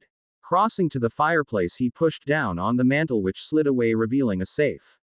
He dumped the wands inside and set the time lock for 5 weeks. Let's see how they get along without their toys, he said to himself, as he made his way to the living room, where he peered out the window with his binoculars, making note of his new recruits' progress. One of them had made it past the first bend. Coach, Robert Koch, if memory served. He kept a steady if lopsided gait due to his decision not to use the shoulder straps on the duffel they had supplied. The other two moved at a slower pace. The one on the left, Ted Bell, he reminded himself, seemed to be keeping up an almost constant stream of encouragement toward the older man next to him, Jason Park. So, Bell exhibits some team skills, Park needs physical work, and Coach seems to be a loner. Well, you've got to start somewhere. Sirius was sitting with his feet propped up on the edge of his desk, flipping through the pages of legislation he would propose during the next meeting of the Wizengamot, when a voice roused him from his thoughts. If Sissy saw you sitting like that, she'd have your head. He chuffed, and wiggled his feet.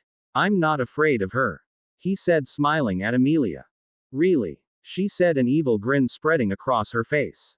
Oh, Dill. The little elf appeared next to Amelia. Sirius's feet were immediately on the floor as he sat up. She started laughing. The look on your face. Dill, please join us for a few minutes. She walked around the edge of the desk and gave Sirius a quick kiss, as they moved to the sitting area. Dill, Sirius asked, how is Dobby? Dobby is doing well, she said proudly. He is almost fully recovered from what Bad Master has done to him.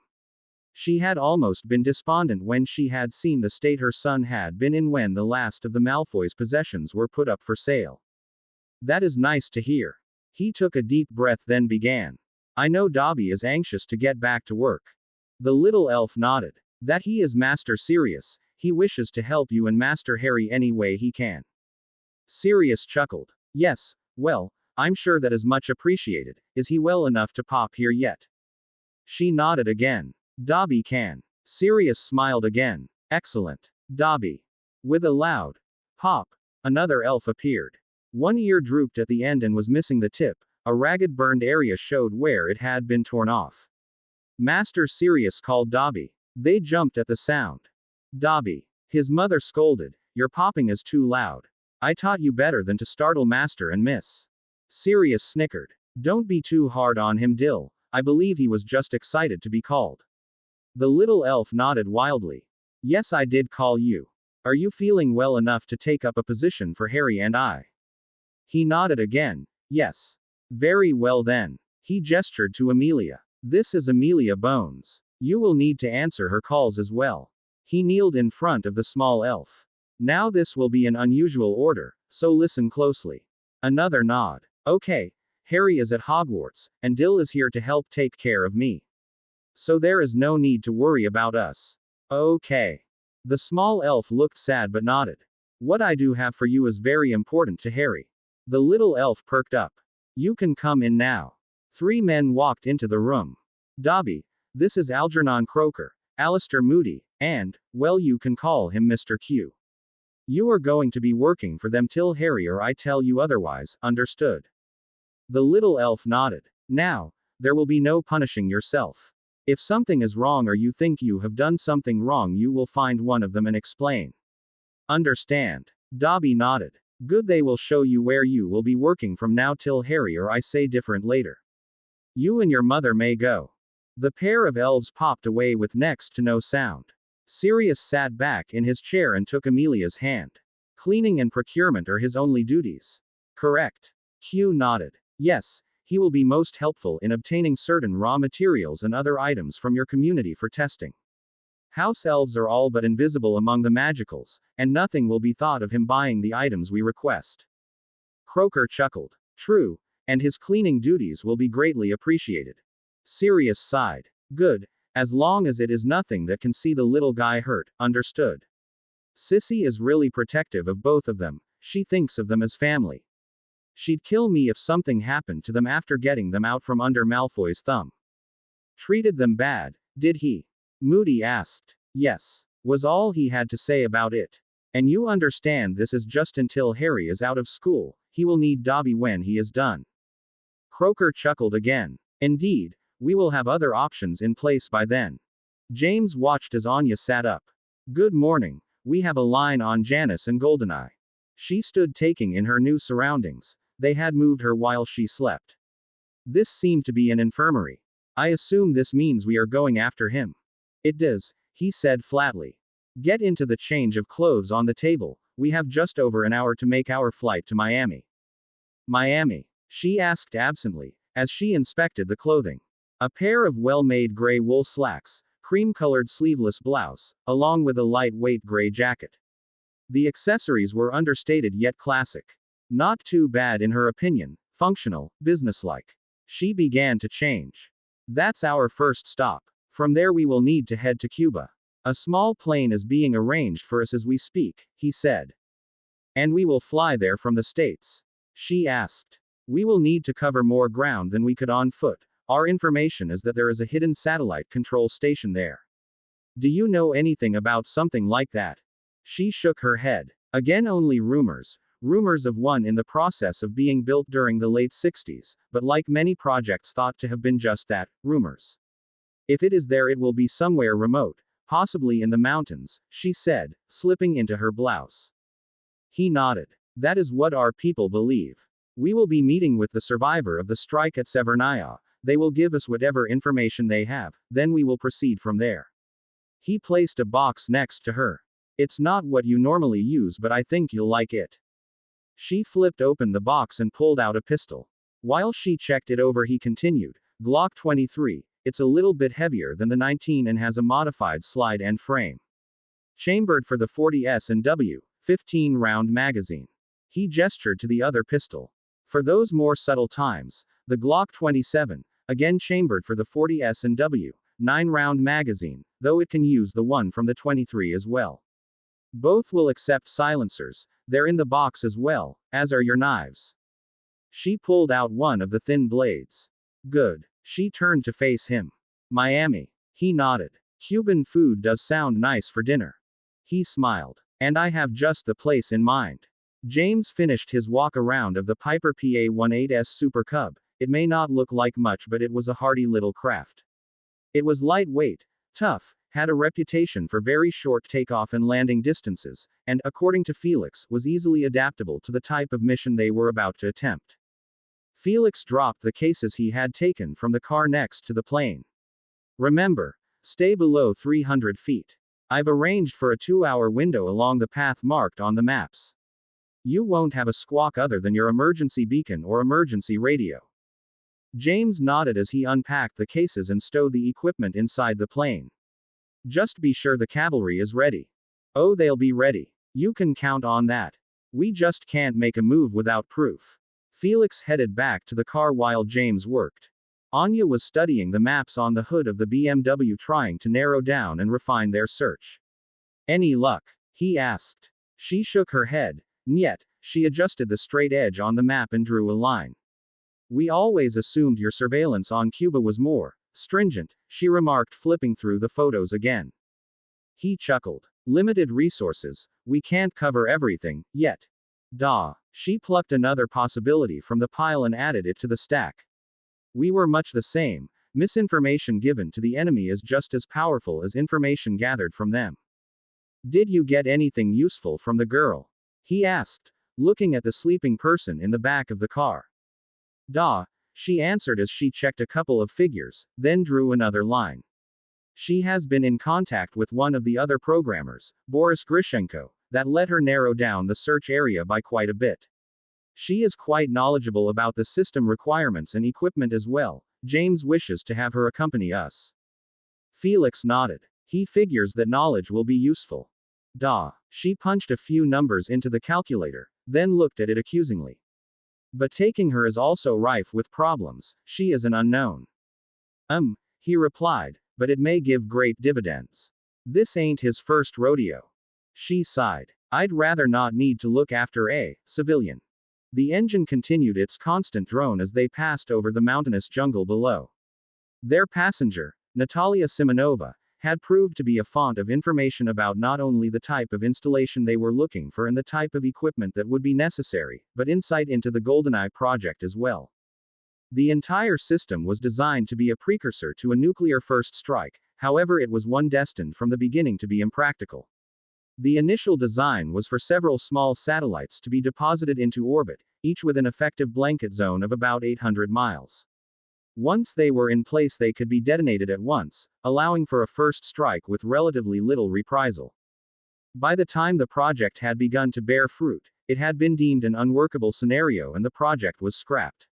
Unfortunately, 2 of the weapons had been deployed and they needed to be monitored at all times. This led to the installation's conversion to a secondary satellite control center and her subsequent stationing. The people placed there were among the best computer programmers available, most with no formal training in the field, in short self-taught hackers. The man she had been in contact with, Boris Grishenko, who fancied himself the self-styled king of the group, was the lead programmer for the system. While she, merely, worked on the satellite redeployment systems, something he seemed to take great joy in reminding her about. The most important information she had at the moment was about the antenna they were on the lookout for, which needed to be a dish form, directional antenna.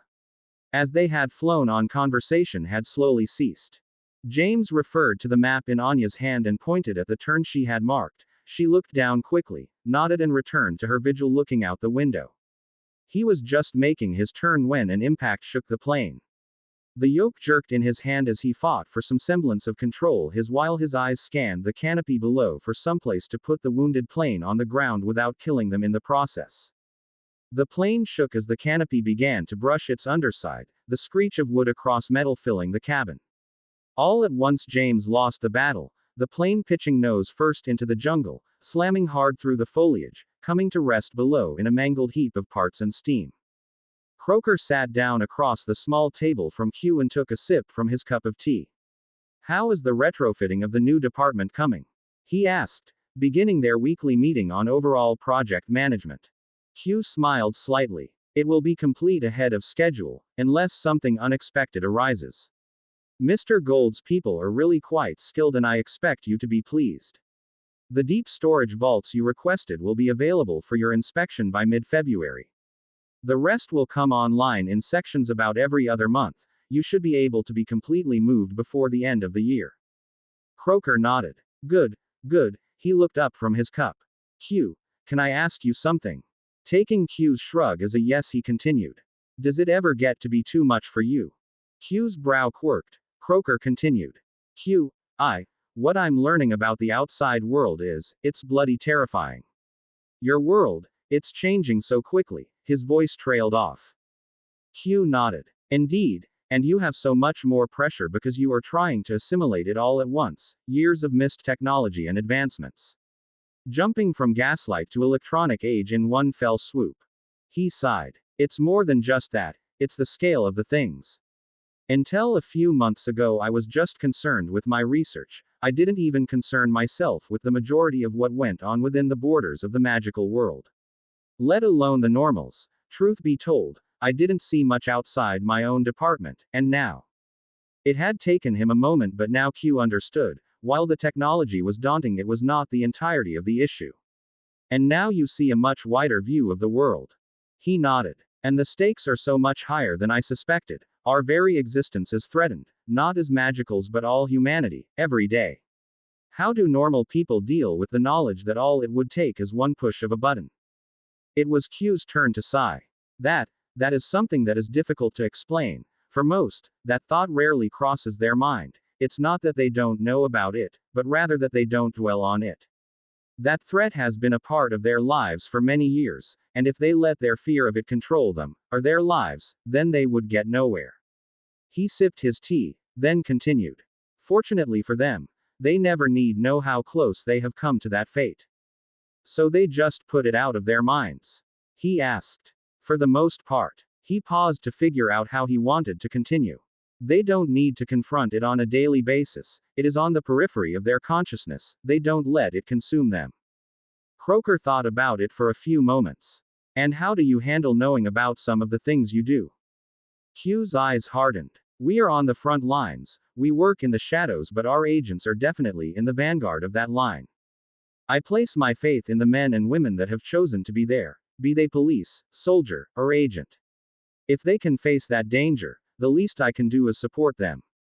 If that means facing some of the more fear-inducing things in this world, so be it. I have to take solace in the fact that both they and I have done our best. It was something I had to learn to make peace with, and I expect that is something you will need to learn to do as well. That had given Croker a lot to think about. James stood, hands on his head, looking at his one-time brother-in-arms Alec Trevelyan, Janice. He had listened to the man's tirade about how they both had been used. Chosen because they were orphans, expendable, trained to think of queen and country before themselves, how his family was a Cossack clan that had sided with the Nazis and how that had been hidden from him and later used against him, denying him his rightful place. James had only half listened to him and his mad ramblings, just enough to keep the man and his goons' attention. Hoping Anya and Natalia were using the distraction he had provided. He had separated from the pair as soon as he had made sure they both were conscious, and led the incoming guards on a merry chase down the mountainside toward the lake below. As he dodged his pursuers, he had beheld an amazing sight. The lake had drained as he approached, revealing the antenna they had been searching for, built into the floor of the lake itself. A cable-driven focal point shifted out of a hidden doorway and rose into position overhead. In the end, his merry chase had led them through much of the underground facility till they had arrived near the control hub. Once there, James had hidden near tanks filled with liquid nitrogen till Alec himself had appeared, along with several additional guards. Outnumbered, he had surrendered, though he did leave a small gift hidden beneath one of the tanks.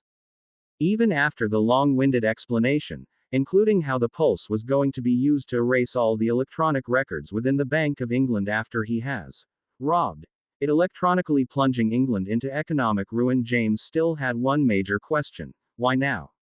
He was doing far more damage to them by working with their enemies. He had the ability to compromise nearly all of their future operations at his fingertips. What had made this the priority? Revenge. That didn't make sense. He was doing more damage to their country by way of information. Yes, it would be a devastating blow, globally, but this was an all-or-nothing gamble. Something that the Alec he had known would never have taken, not with the things that James had seen in St. Petersburg at his fingertips. The risk just didn't match the reward, even if it was purely about revenge. Then there were his backers, the people that put up the money and equipment for this little endeavor, presumably the Russians, or at least the hardliners. What did they get out of this? Economic chaos. Probably. Was this a chance for them to assert themselves within their current government during the upheaval it would cause? Possibly. At the moment, that didn't matter. That was a question for the future. At the moment, this little plot needed to be stopped. It was time for another distraction. Moving slowly, James depressed a pair of studs on the side of his watch, causing the gift he had left upstairs to explode with a tiny pop. Within 2 minutes, alarms started wailing as the cooling systems began to fail. Alex spun toward his computer expert and started demanding answers.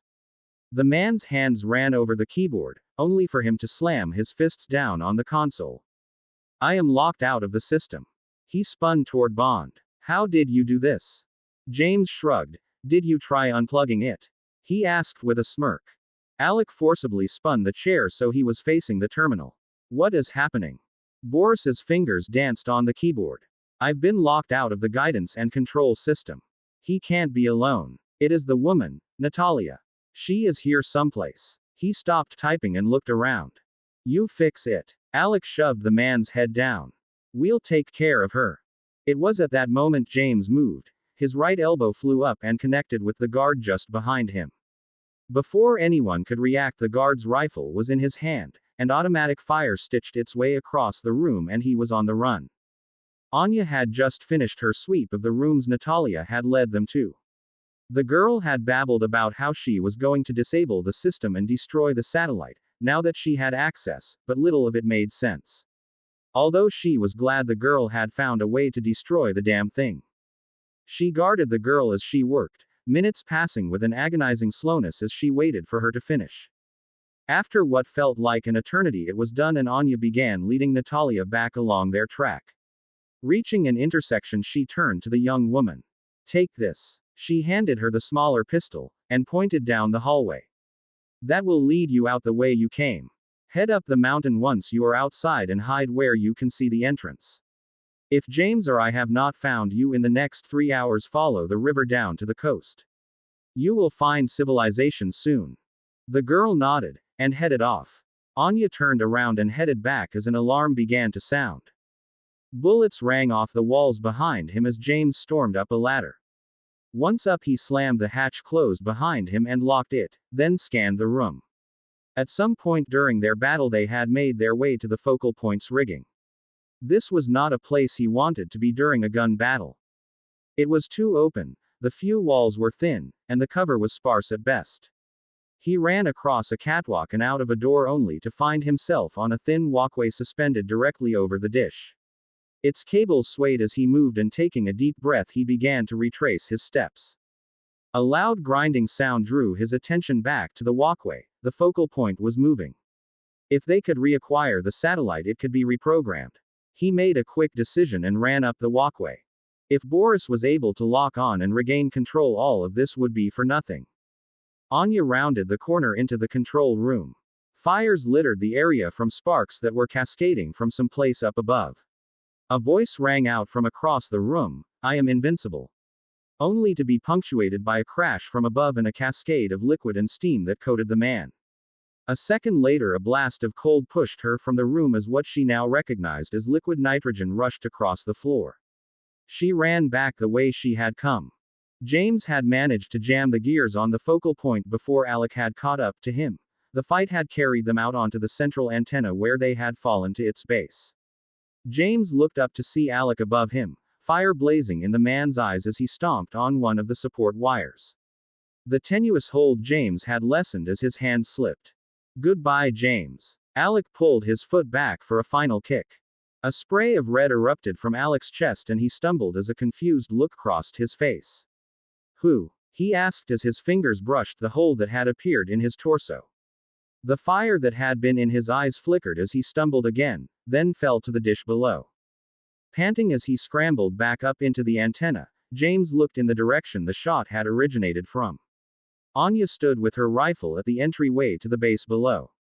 James slammed the preliminary report on the table, anger getting the best of him.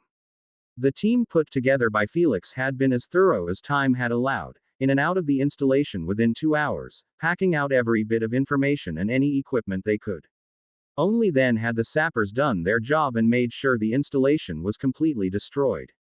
And while GoldenEye was no longer a threat, and the detonation of the last warhead had only done minimal damage in comparison to the estimated scope of what could have happened had it detonated over the intended target, it still had done considerable damage.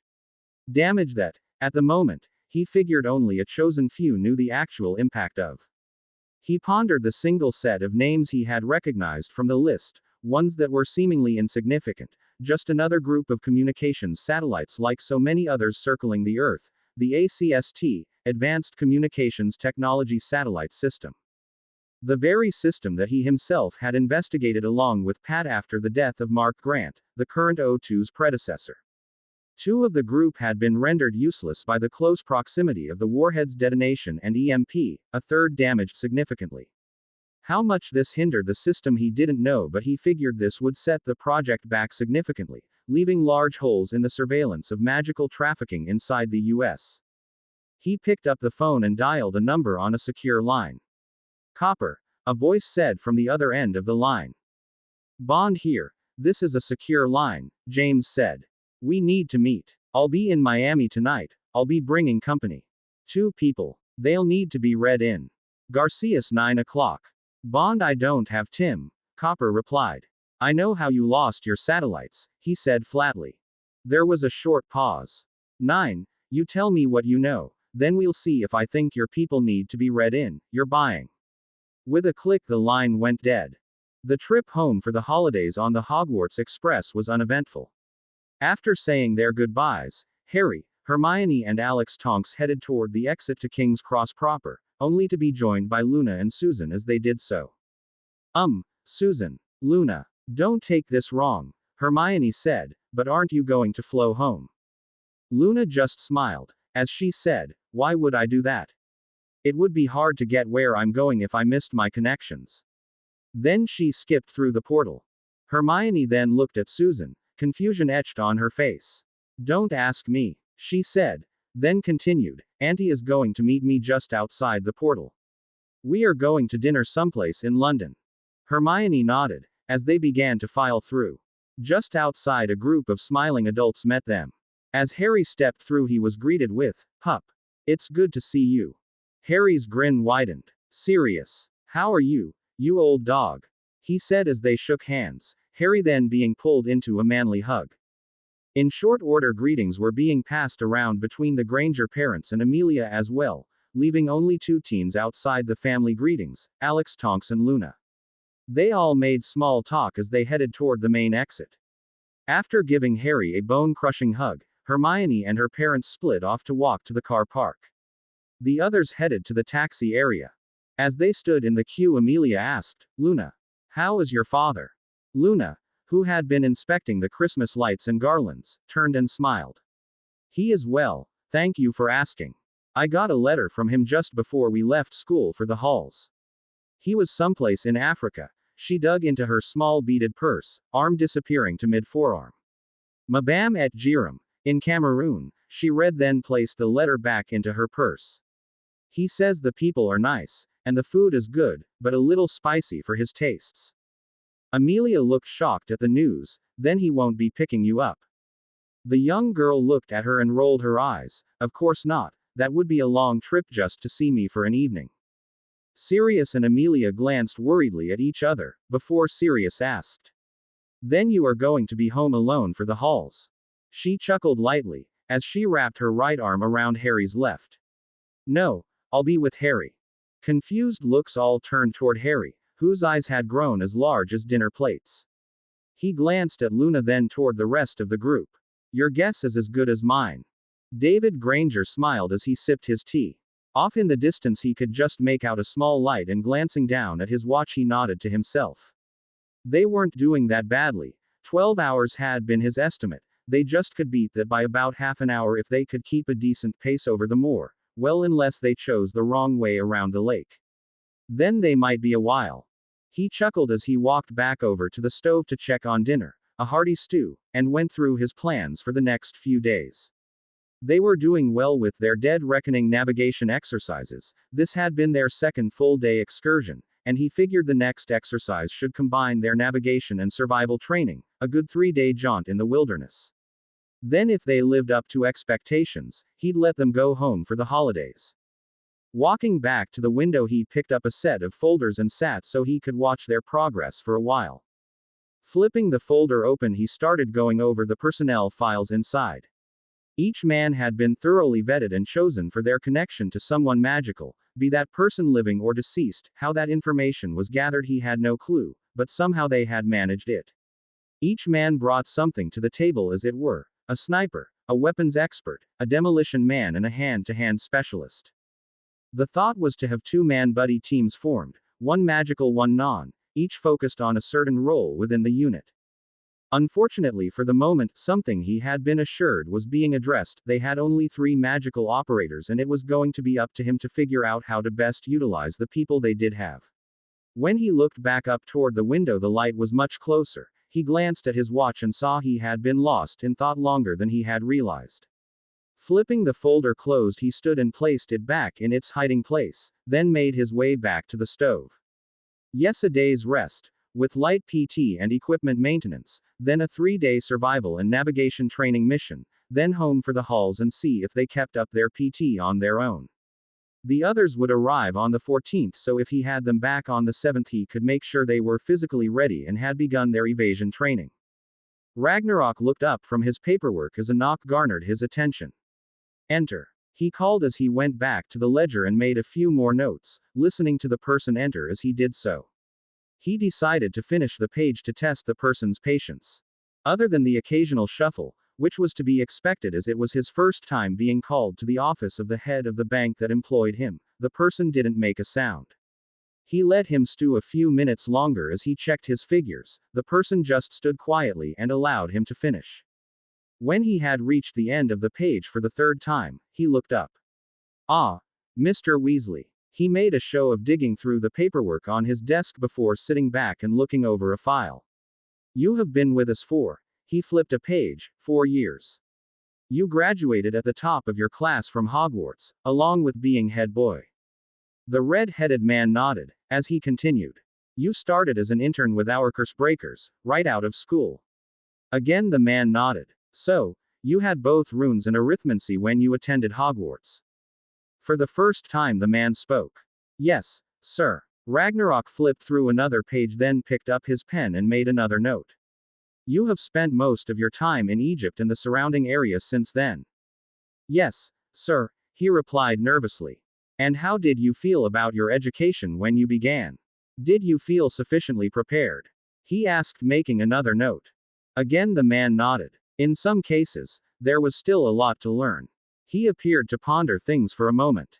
My grounding in runes was more solid. The arithmancy being used by the Cursebreakers was more advanced than most of the things we had covered, but the basics I had were sound.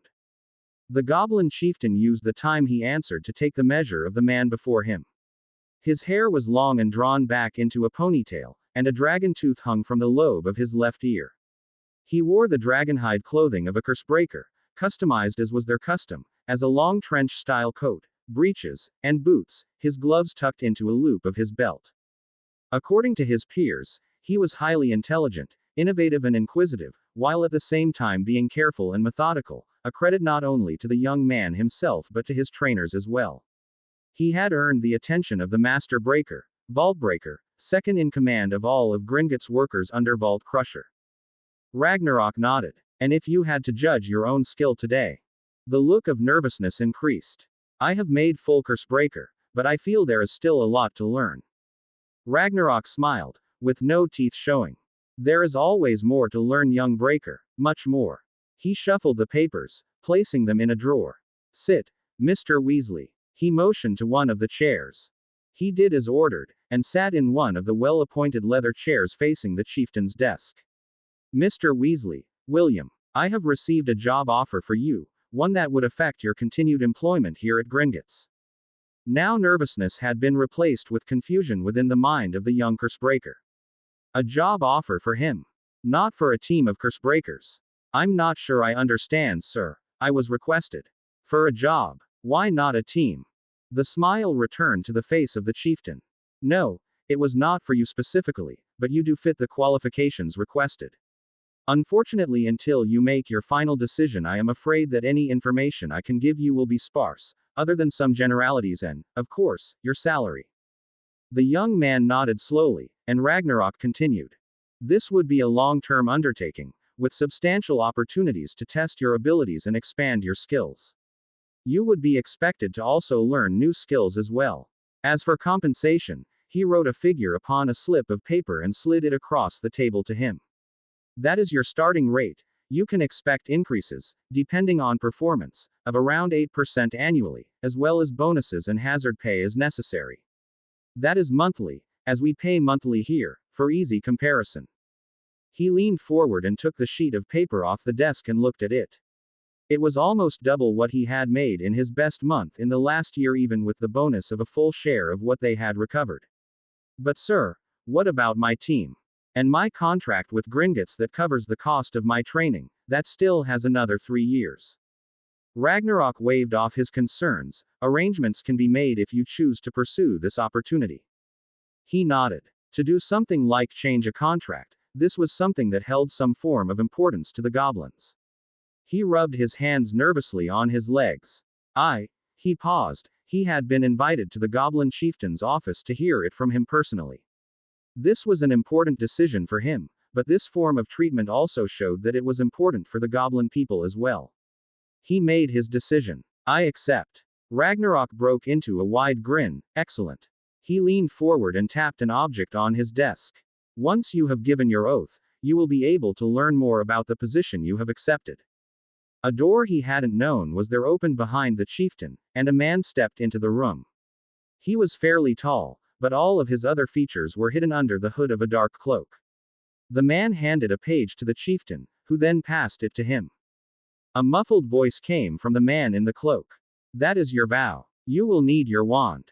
He sat there stunned, paper in his hand. He had only seen one such cloak before. This man was an unspeakable. The voice came from under the hood again. The vow Weasley. He shook off his stupor, then looked at Ragnarok, who nodded. Drawing his wand, he made his vow. As soon the small eruption of light from the end of his wand signifying the binding of the vow ceased, the man in the cloak pulled it down, revealing the gnarled face of Alistair Moody. I hate that damn thing. Welcome to the Unspeakables, Weasley. He held out his hand. The stunned young man shook the offered hand. Thank you. Ragnarok gained his attention again. As far as anyone need know, you still work for Gringotts, and will occasionally still join a team we send out. That excursion will be added into your normal pay as a bonus. He nodded numbly. It wasn't till he had followed Moody out of the hidden doorway that the idea began to set in. He was now an unspeakable. Harry sighed as he picked at his dinner. He had hoped to be able to handle his pickup tonight like he normally would, a quick ride while he changed, have his gear checked while he was debriefed, then home. But that was not meant to be. Instead, here he sat at dinner with Sirius, Amelia, Susan and Luna. Tonks had gotten off easy, he decided. She had waved off the invitation and climbed into his cab and ridden away. Fortunately, she had also figured out his silent request to make alternate arrangements for his checks and debrief after having hung around long enough to overhear where they were having dinner. He had been signaled just after the entree arrived that they were ready with fresh clothing that matched his, and equipment in the restroom as soon as he could get away. As he was changing, they also told him they were changing out his trunk with a duplicate and would have a team following Sirius's car, just in case. He had nodded as he primed the Homer capsule he had been handed and slid it into place below the insole of his trainer. He was then informed he would be gathered from the rendezvous nearest his home at 4 a.m. for his debrief, as it was expected Luna was going to be headed there with him. He had groaned audibly at that. He doubted he would make it home much before 11 o'clock, and if Luna was along, she would be bouncing off the walls with a mixture of excitement and sugar. His attention was brought back to the present when he heard Susan ask, Luna, why are you staying with Harry over the halls? Didn't you want to go with your father to Africa? That sounds like something you'd love. The slight blonde nodded. Oh, it is. We went to Kenya when I was 9, it was beautiful. The people were wonderful too. She replied. When Daddy did ask me if I wanted him to ask for permission for me to accompany him, I decided I wanted to try something different, so I told him I'd rather stay with Harry. Everyone at the tables turned toward Harry. His attention, however, was entirely upon Luna. He had a bad feeling about this. Sirius's next question went a long way toward turning that feeling into a reality. Luna, why would your father need to ask permission? She shrugged lightly as she spooned up another bite of her bananas Foster. I'm a ward of Lord Potter Black. He could almost feel the eyes of everyone at the table boring into him as Amelia asked, how did this happen? Luna smiled brightly, and was more than happy to retell the story of how she had been attacked at Hogwarts, then how Harry had come to her rescue, and finally how when her father asked him to continue to watch over her he had agreed. While Amelia had known about the attack, she was surprised that Zeno had known the old ways well enough to be able to take the chance that presented itself to move his daughter into the protection of one of the old families. The others had been stunned by the story of the attack, and as Susan thought about it, she realized that was the time Luna had become part of their group. Sirius chuckled. Well, how about that, pup? I'm proud of you, but if you keep this up you'll need a bigger house. He then broke out in a deep belly laugh. At that the three females looked at Sirius in confusion. Harry spoke while Sirius fought to regain his composure. Hermione, her dad accidentally asked the same thing of me after he was injured in the attack by Bellatrix Lestrange. His voice trailed off. He looked at Luna, and asked. But he doesn't need to ask permission for her to go with him, why would your dad? Luna shrugged. However, Amelia had an answer. It would just be protocol. In most cases, unless it was in direct conflict with something you wished Luna or Hermione to do as head of house. He thought about that for a moment then nodded. Luna, did you want to go with your father to Africa? Luna shook her head slightly. I've been to Africa, and most of Europe at one point or another. She spoke a little softer. I saw the pictures of your trip to Hawaii and the United States. I'd like to see something like that, and I was hoping you had something planned with your family. I was kind of hoping to see Terry again, she finished barely loud enough for Harry to hear. He nodded numbly. Well, I was planning to fly and meet them tomorrow, but you don't have a passport. She excitedly dug into her beaded bag, arm disappearing almost to her shoulder. This. She pulled out a small black book and handed it to him. Daddy always said it was simpler to have these when you travel, especially in non-magical areas. Her smile broadened after he had inspected it and handed it back and said, well, I'll see what I can do, but no promises. Harry trudged his way into the kitchen through the back door. It had been a long night. Dinner had taken more time than he thought necessary. Who in their right mind needed 3 desserts? Evidently Luna did. And Sue had followed right along. Between them they had all of the offerings and traded bites back and forth of the ones they didn't order.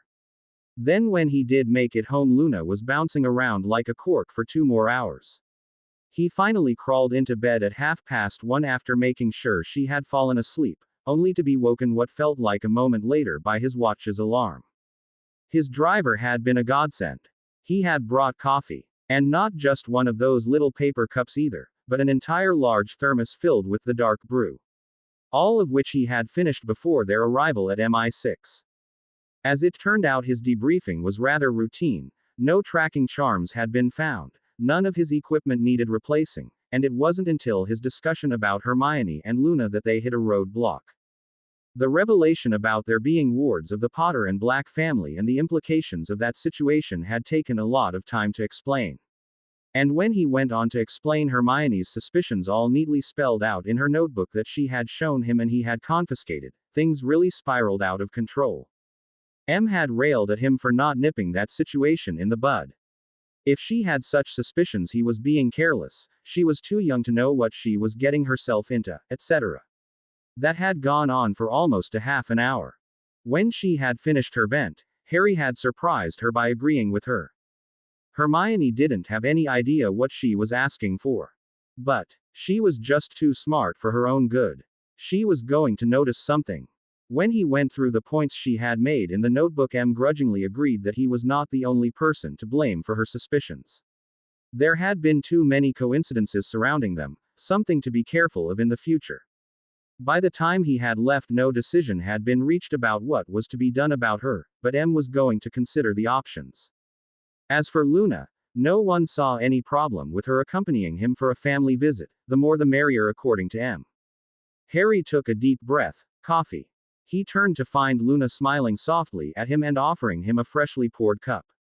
Good morning, Harry. Did you have a nice run? He nodded as he took a sip. Not bad. Not as strenuous as using the stairs in Hogwarts, but not bad. She sighed. You could have woken me, I'd have kept you company. You need the sleep. We got to bed late, and when I woke up I knew I wouldn't get back to sleep. He sat at the table. Besides, we need to talk about you going with me today. The next thing he knew, she was sitting on his lap, arms wrapped around him in a hug. James walked across the wooden veranda that made up a large section of Garcias, a restaurant renowned for its seafood, making his way toward the table chosen by Jason Copper, Southeast Section Chief of AI, Arcane Investigation. Copper, he said after the code phrases had been exchanged, offering his hand. What did I want from Pat? The other man asked. James smiled at the challenge. To keep her, being more careful than normal. He nodded, taking the offered hand and gesturing to the chair across from him. It's a tense time. I've set up some privacy wards already, so we're good there. You said you know what happened to the satellites. James nodded as he sat. Have you ever heard of someone named General Arkady Grigorovich Ourumov? Copper shook his head. How about Alec Trevelyan, or Janus? Again the man shook his head.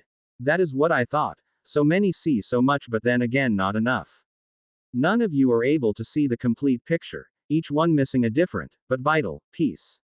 He went on to explain the theft of the Tiger helicopter and its part in the theft of GoldenEye, as well as the roles of Alec and General Ourumov.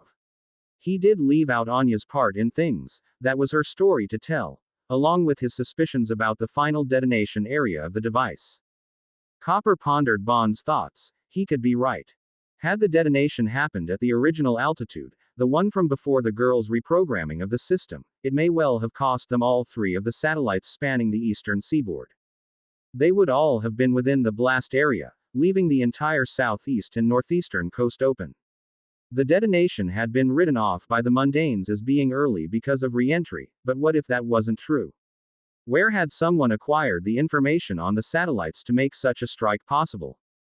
A thought struck him. The satellite you protected, it was one of the ones destroyed. If this isn't a coincidence, they targeted it twice. James shook his head. I don't believe in coincidence. Not like this, and if we don't read these two in, then no one will be checking out a possible connection from their side, or with their point of view. Copper had to concede the point. They didn't have the resources to look into this, especially if you took into account that they had a leak somewhere if all of this was true. Okay, I'll agree, and you're sure of these two? James nodded. One of them you already have spoken to, Felix Leiter. He's CIA, one of the best men I know. The other, well, she's harder to explain but will be a massive asset if you can get past her history. She is ex-Smash, and before you ask, yes, she can be trusted. After recent events, she has burnt those bridges. Her name is Anya Amasova. Once known as, though she detests the designation, she is tough and resourceful, one of the best I've ever seen. Copper looked at him confused. Okay, Leiter, I get, but why should we trust this Amasova? James chuckled. I told you she burnt those bridges, and when I said that I meant it. She was the one that went into Smash headquarters with me. She's a dead woman if they find her. So, you want her to work with Leiter? He asked. No, she needs to disappear. Officially she is dead, but one of us was recognized when we went after Smash. You liked Pam so much I thought you'd like to have someone like her around for a while. Copper sat back. If she could be trusted, she could be an asset. I'll think about it. Harry pulled his coat a little tighter as he stepped out of the terminal building and onto the tarmac, Luna close behind. They had to hurry, as according to their pilot the main part of a storm front was only a few miles out. If they weren't off the ground soon, they may be stuck for hours. Stepping onto his grandfather's jet, he was greeted by a rousing round of hellos from the other passengers. Passengers Harry wasn't expecting. Mark Ainge smiled widely. Ah, Harry, it is good to see you. He hugged the confused young man. I was led to believe you know our other guests, he said, gesturing to Sirius, Amelia, and Susan. He then embraced the young woman boarding. And you must be Luna. A pleasure to meet you, my dear. Harry growled at Sirius. And you couldn't have said something about this last night. His godfather pointed at Amelia. Talk to her. I didn't know till this morning. She didn't even let me pack my own bag. He looked at her incredulously. Really? An angelic smile met his glare. This is a good chance for all of us to relax.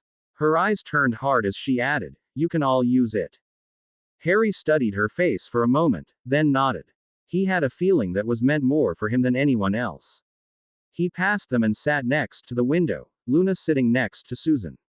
Shortly after they had buckled and Mark Ainge was seated next to him, they were airborne. His grandfather leaned closer to him, his voice muffled by the sound of the jet. Your father is fine, he is in Miami and will meet us in a day or two. Harry nodded, then asked, where? The older man patted his hand. We will be staying at Fortunata. Have you been there before? Harry shook his head. No, I've been to the Caribbean, but never San Monique.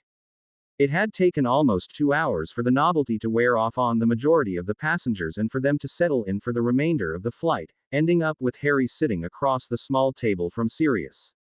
Harry, we need to talk about a few things, he began, then trailed off, looking down at his hands. Looking up again, he started again.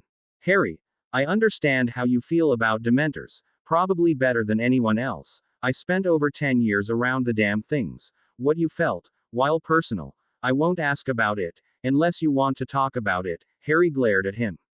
Right. Okay. But Harry, you're not doing yourself any good exhausting yourself trying to learn the Patronus charm. I won't be helpless again. He growled. Sirius held up his hands. I'm not saying you shouldn't learn it, and I know you'll get it.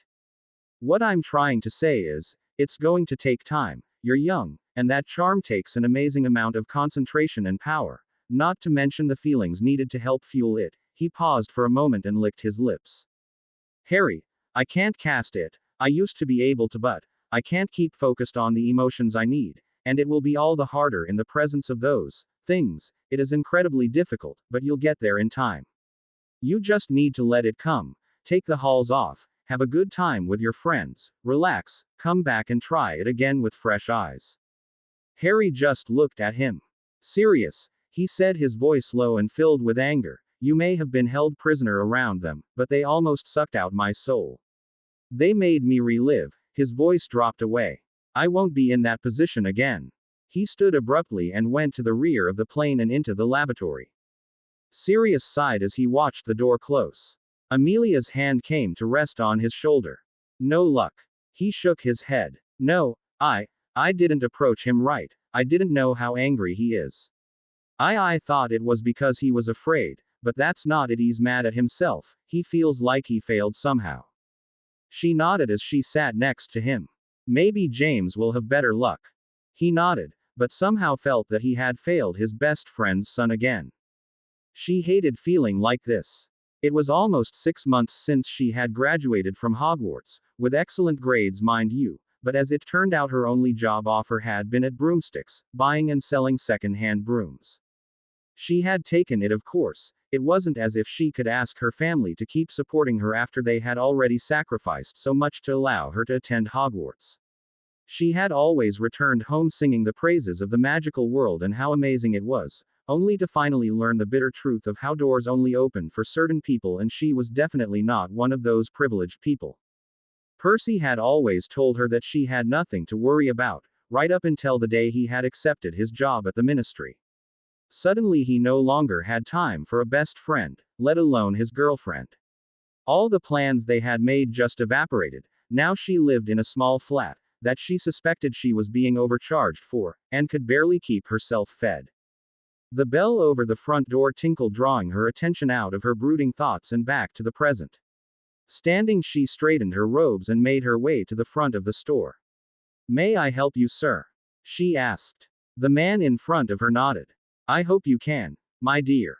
Are you Penelope Clearwater? A look of confusion crossed her face. I am. Do I know you, sir? No, my dear, he said. I have heard much about you, however. My name is Algernon Croker and I have a job offer for you. Harry stood at the edge of the cove, watching as the moon reflected off the small waves lapping against the shore. He had only stayed in the house long enough to drop off his bag. The rest of the afternoon he had wandered the property, in search of a place where he could practice in peace. He had settled on this cove about dusk. It was out of sight of the house, and there was no way a non-magical could see him without being in a boat, and he would hear them long before they could see him. He shivered in the evening breeze as he regained control of his breathing. He had failed again. No matter how hard he tried, how hard he trained, all he could make was a silvery mist. He growled and cast the charm again, Expecto Patronum. He yelled, forcing as much of his magic into the wand as he could. Again the silver mist appeared, spraying into the evening air, while his face turned red with effort, till, with a gasp, he collapsed onto all fours, gulping for air. A voice came from behind him. And that will be enough of that. Harry glanced over his shoulder to see his father and Terry stepping off the wooden walkway and onto the beach. Terry knelt next to him and plucked the wand from his limp fingers. Harry, what do you think you are doing? She said, angry. You're exhausted. If you keep this up. Her voice lowered. Harry, you could really hurt yourself. She handed the wand to James, and gathered him into a hug. Please don't do this to yourself. He sniffed, and pushed her away, tears running down his face. I don't have a choice. I've got to do this. I've got to. James knelt next to him, looking him in the eye, and cut him off. But, not like this. He put his hand on the boy's shoulder. Son, please, you need to stop. We're worried about you. Alex even sent me a letter about what you've been doing. I wish now I had taken it more to heart. This isn't healthy. Harry, you can't do this to yourself. He hiccuped. I've got to be able to stop them. James nodded. And you will, I have faith in you. But you aren't going to be able to do it like this. The only person not impressed with your progress is you. Croker and Moody are stunned you have even gotten this far. Hell, Alex has completed her education and has some OR training, and by Croker's estimation, she is only ahead of you by the smallest of margins. He said you would probably have it sometime this spring, but if you keep this up, the only thing you'll do is make yourself sick. James smiled softly at him. Look, Harry, I made arrangements for you to see the same man you talked with after the incident with Corell. If you don't want to talk to one of us, then please speak with him. Just let me know when you want to see him. Please, we want to help. Harry nodded thoughtfully. It made me see things, relive things, the fight with the basilisk, the Oni, and the one with Corell. I was on the mesa with the elders again, then the train with Blofeld's men, then, he looked down at the sand. I saw it, flashes of it at least. I watched as he killed her, my mother, Lily Potter. I was there in the room when she died. Tears were streaming down his face as he continued. She pleaded with him, begged him to spare me, kill her instead. He laughed at her, told her he would spare her if she gave me to him and would serve him. She refused and then he killed her. There was a brilliant flash of green and she was just there, lifeless on the floor. He was laughing the entire time. The closer that thing got, the clearer it all was, and I felt it all. Every bit of it. I've got to be ready to face them. I can't go through it again. James hugged him. We'll do everything we can to keep them away. Besides, you'll have that charm down before summer and they can't cross the wards into the school. He looked down at his son. But at the moment, you need to rest. So no magic until you are back at school, and you will exercise with me every morning. Nothing strenuous till after Christmas. Understood. Harry nodded. Good. Now, let's get back up to the house. Dinner will be ready soon. Em sat with a stack of papers in one hand and her coffee in the other. Across from her sat the three men in charge of the new Department of Mysteries, or as it had come to be known recently, MI13. Originally, the designation had been a joke, a teasing way of referring to their newest brethren, but at some point it had made its way onto some paperwork. Now, while classified at the highest levels, it had replaced the Second World as the classification for their work within the magical world. She had grown to respect each of these men in her short tenure as M. Algernon Croker was as smart as they came and did not shrink in the face of adversity. Alistair Moody, the grizzled old warrior, was as paranoid as hell, but when you thought about it and what he had survived, he had every right to be. As for Q, well, she had always had the utmost respect for the man. They were waiting for the last person that had been invited to this little conclave. She had wanted Amelia to be here also, but felt it was best if she accompany Harry in case James was delayed after reading the debriefing reports from Alex. The fifth participant was on his way but was running a little behind. She understood that when you are the leader of the Goblin people, and president of the Wizarding World's only bank, some delays are to be expected. A sharp rap came from the door, then it swung open. Em smiled as she stood. Ah, Mr. Gold. So nice to see you again. Please join us. She motioned to the large conference table that sat at the far side of the room. I trust you all remember each other? She asked. Receiving nods all around, she continued. I wanted to speak with each of you about our progress on several things, the first of which is Tom Riddle. She sat at the short end of the table and arranged her paperwork. I know that this has been of a low priority, because of other issues, but I feel that it is one that needs some consideration. She shuffled through a few pages. We have, as of this time, destroyed several dark objects containing his magical signature, including a locket, a tiara, a cup, and a diary. She looked up from the page and adjusted her glasses. The same magical signature, residue, was also cleansed from Harry, and confirmed again this past summer. Each of her guests nodded and Mr. Gold continued from that point. Due to the Dom's ongoing issues, research into his past has been handled by some of my staff. Most of his records after his time within the walls of Hogwarts are spotty at best, so the official records held little information after 1945. However, Dumbledore had already developed an interest in him long before then. Mr. Gold passed out a thin file. First, we will focus on the official files. He was born 1926, December 31st, to Tom Riddle Sr. and Merope Gaunt. Riddle Sr., who passed in 1943, was from the small village of Little Hangleton and was the heir to a wealthy non-magical family. The Gaunts were a poor wizarding family that lived nearby. They were married in 1926, but before their son's birth the marriage was annulled. Merope Gaunt passed during childbirth and the child was refused by the father and placed in a local orphanage run by Mrs. Cole. He passed another sheet to them. His school records from Hogwarts show that Dumbledore volunteered to meet with non-magical students that year, for the first time since he joined the staff. He introduced Tom to the magical world and he was sorted into Slytherin, becoming an exceptional student. The rest I'll let you read. He passed around the next file. Dumbledore's papers cover several areas left hidden by the official record. The Gaunt family was descended from Salazar Slytherin, one of the founders of Hogwarts, as well as Cadmus Peverell. The other magicals looked at the goblin, stunned, a family name thought lost to legend. For whatever reason they never claimed either of those titles. If they had they would have been quite wealthy, as well as formidable. He gave them a moment to process that information, then continued. Merope had two brothers, both older, Marvolo and Morfin. Both of whom died in Azkaban, after assaulting Riddle Sr. for being a non-magical involved with their sister. Whether this was the reason for the couple's separation is not clear. Mr. Gold then opened a different file. After his graduation, Riddle held several smaller positions in various businesses, as well as making 4 separate attempts to gain employment at Hogwarts. He then began to travel. How Dumbledore tracked the man's movements remains a mystery at the moment, but he places him in several areas of Africa, Egypt, several places around the Mediterranean, Germany, Poland and into Russia. From there he made his way by freighter to Brazil, and into the jungle.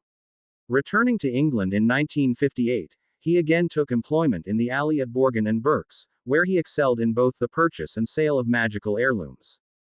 In 1969 something changed.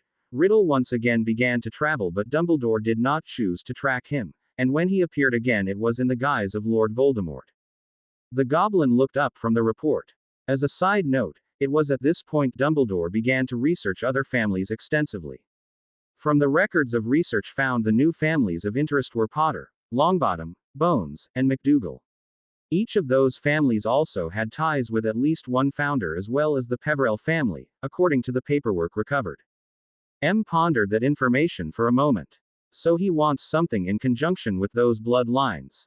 If he wants something from the Peverell line, Croker's voice trailed off. He believes a story told to magical children to be true. Moody slammed his hand on the table. Don't be daft, man. That is just a child's story. M grumbled. Would you care to enlighten those of us that don't know this story? Nodding slowly, Croker began. It is the tale of the 3 brothers written by Beedle the Bard. The tale centers around the Peverell brothers, Antioch, Cadmus, and Ignotus, 3 brothers traveling through an unknown area. Coming upon a raging river blocking their way, working together they created a bridge to cross the impossible obstacle. Angered that the brothers had avoided their appointed time, Death appeared pretending to congratulate them for their ingenuity and awarded each of them with a gift of their choice. He took a sip of water, then continued. The first brother chose a wand that would make him invincible in a duel, the second a way to communicate with the dead, and the third chose the gift of invisibility even to Death himself. The first brother bragged of his wand, and was killed one night in his sleep and the wand stolen. The second brother learned that the use of his gift, which he used to bring back the soul of his beloved wife, caused them unbelievable pain. This drove him insane, and he took his own life. The last brother hid beneath the cloak, living a long full life, before removing it, passing it to his son, and greeting Death as an old friend, dying peacefully. Collectively these objects are known as the Deathly Hallows, although no proof of their existence has ever been found. Hugh looked uncomfortable, then spoke. You say that the invisibility gift was a cloak? Croker nodded. One that nothing could penetrate. Again he nodded. Yes, and while not common, there are ways to obtain invisibility magically, all of them susceptible to the spell Hominum Revelio, allowing anyone hidden to be found. Hugh shook his head. Not true. There is one that I know of that, unless you know it is there, is completely invisible. That spell does not work, and even with the best equipment I have available, only the smallest hints can be found, and those are never of what is under the cloak but only things external to it. Warmth on the floor where he had walked, something of that nature. Croker leaned forward asking, and who cast the detection spells? Amelia. She was quite put out about it, Hugh answered. She was surprised that it was an heirloom item as well, passing through many generations. Moody sputtered, but that's impossible. Hugh shrugged. That is what she said as well. Croker's eyes were wide. And this cloak, you have it? He shook his head. No, but I do know where it is. The answer dawned on Croker at that moment. Harry. Indeed. Hugh replied. Though its existence is kept off the record, we suspect Dumbledore returned it when the will was read because too many questions would be raised publicly if it was to disappear, as it is mentioned not only in the will itself but in the Gringotts heirloom register and the Potter journals. Merlin, said Moody sitting back. He had something like that. For how long? Hugh shrugged again. But we know it was tradition for the eldest Potter to have it when they arrived at Hogwarts. Croker choked. He had access to the cloak anytime a Potter was in attendance. James started in 71, and he had access for at least 10 years after James's death. Is that why he was so interested in Harry and the others? He was looking for the cloak. Mr. Gold spoke slowly, as he ran through the information. Possibly. I will speak with the Potter portraits, perhaps they have some other information. M nodded. And how is the progress with the portraits? Will they be ready to present to Harry soon? Mr. Gold smiled. They are ready now, but with James and Harry out of the country it will need to wait till their return. Very well, she replied, then moved on to the next order of business. Harry watched as the bubbles rose from his respirator toward the surface. He checked his watch, then held up an open hand with 5 fingers outstretched. His father nodded. It was only a precaution, they hadn't been too deep or down that long, but it was best to err on the side of safety. It had been a great way to spend the morning, diving the reef off the shore from the house.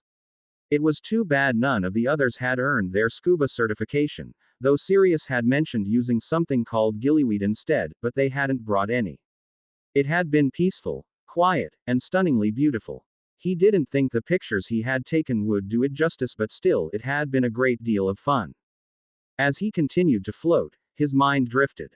Over the last week and a half he had spoken with his therapist for at least an hour a day, and spoken at length with his father and Sirius. Had it helped? Some, he had concluded, but if he was truthful with himself, spending time with Terry had helped more. She had been the one who went with him to town every day, sat and waited as he spoke with the therapist, then spent time doing quiet things with him. One day it was a quiet meal, the next shopping for food for the group, another it had been new beach clothes. Just an hour or two, the pair of them together, no pressure, or questions about what he was going through.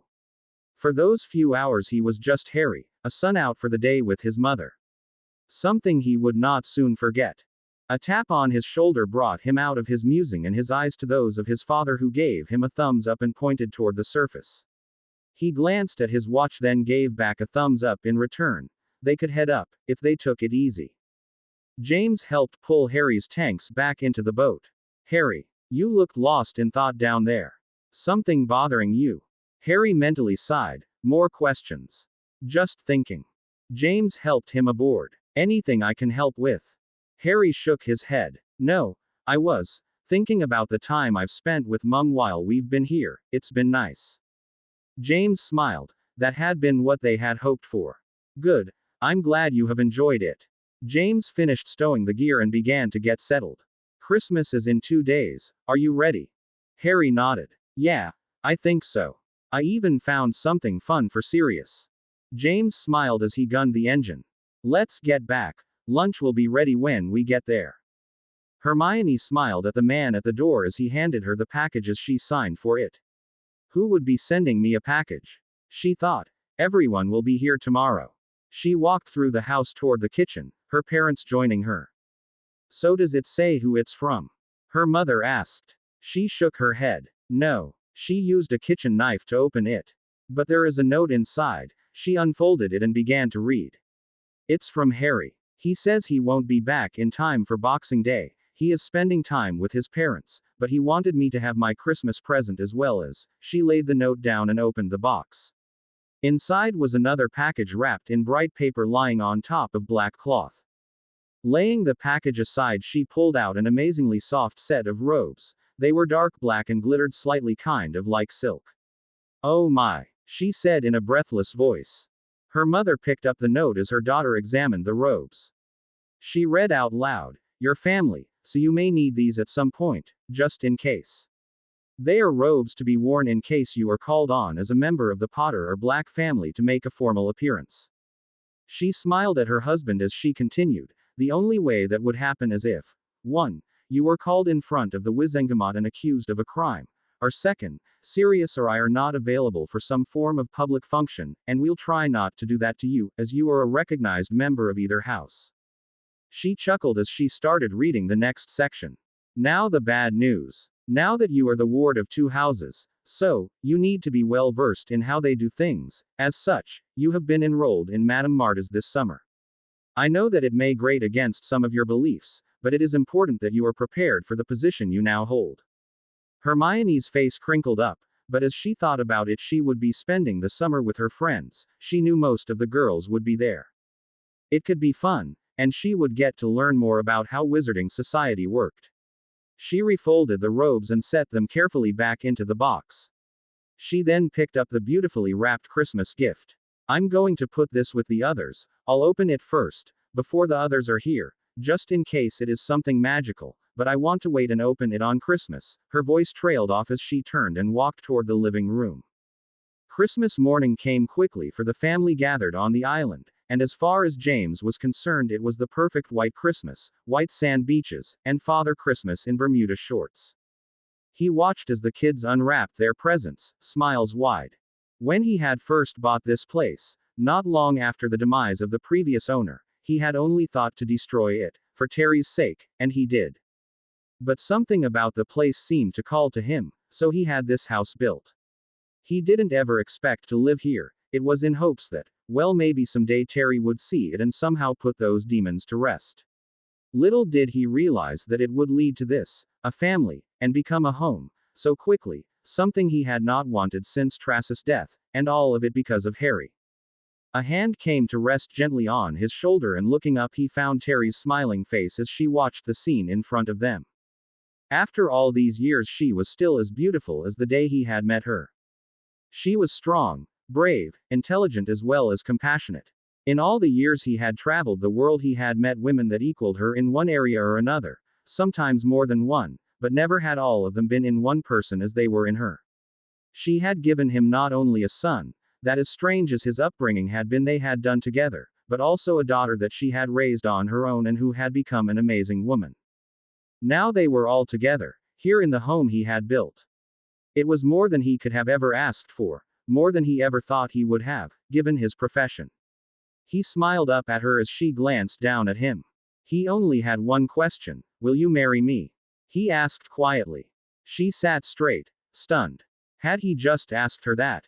Glancing around to see if anyone else had heard him, she saw every face looking at her.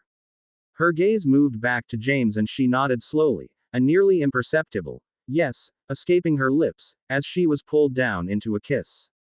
It was a small ceremony, held on New Year's Eve in a small church in the town of San Monique, all of the participants sworn to secrecy. Severus Snape paused, listening at the door. He knew that there were only 2 people in the room, but he wanted to know the occupants' mental state before he entered. Truth be told, he wasn't sure why he had ever agreed to follow the man, and now that his pet psychopath was back, he wasn't sure he could survive if anything else went wrong. He knocked on the door softly and the voices quieted. "Enter," said the male voice. "Master, I have brought Lady Bellatrix's potions," he said, entering and keeping his eyes firmly on the floor, in no way tempted to allow them to wander around the room. "Very well, my friend. Bella, my dear child, if you please." The man motioned her toward the items upon the tray. Her eyes flickered between the offered potions and the man. He gave her a stern look. "Yes, Daddy." He listened as the bed creaked and she rose, padding barefooted across the room. He held the tray stable as she took each vial and replaced it. "That's it. My dear. We will have you back to your peak of health in no time. She smiled at him, as she returned to her place in the bed at his side. As Severus made to leave, his master's voice stopped him. How goes your friend's training, Severus? Keeping his eyes firmly on the ground, he answered. Well, my master. Excellent. I will have a list of tasks for you and your men within the week. I wish you to use them as exercises for your people. No more than 5 in any group, and none of their normal regalia. Understood. The man asked. Yes, master, he answered. I do expect some losses, but you are to permit no failures. I understand, master. How long will I have to complete these tasks? He asked. The man pondered the answer. They must be done before the Quidditch World Cup. I will need you and your men back in England at the least the week before. It will be as you command, master. Severus, I wish you to make contact with our person within the DMLE. I wish to know where my wand is being stored, as well as the Bones woman's schedule. This must be done soon, but with the utmost care, as I do not wish for any undue attention to come of this. I will see to it right away, master. You may go, Severus. With that dismissal, Severus Snape fled the room.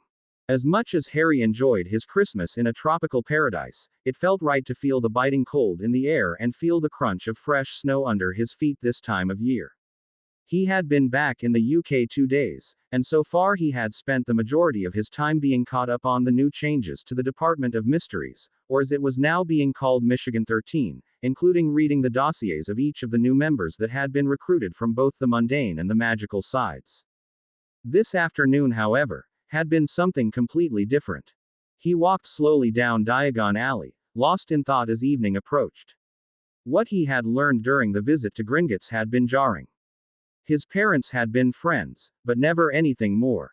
He paused, looking in the window of the apothecary, taking a deep breath and letting it out slowly. That old man had a lot to answer for. He had destroyed and manipulated so many, and while most of his manipulations seemed to focus upon a few families, the tendrils of his manipulations wrapped so much deeper. Canute, for your thoughts, said a voice from behind him. As he turned, his expression changed, a smile growing across his face.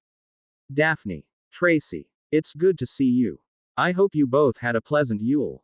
Daphne frowned at him. It was very pleasant, and if your tan is any indication, yours was as well, but don't change the subject, mister. Something had you so distracted that you've stood there staring at that same window for the last 5 minutes. Were your friends, Harry? What's wrong? He sighed. He had no idea he'd been standing there like that. It could have gotten him killed. Just some family stuff. Potter family. We found my parents' paintings. They were damaged when we found them.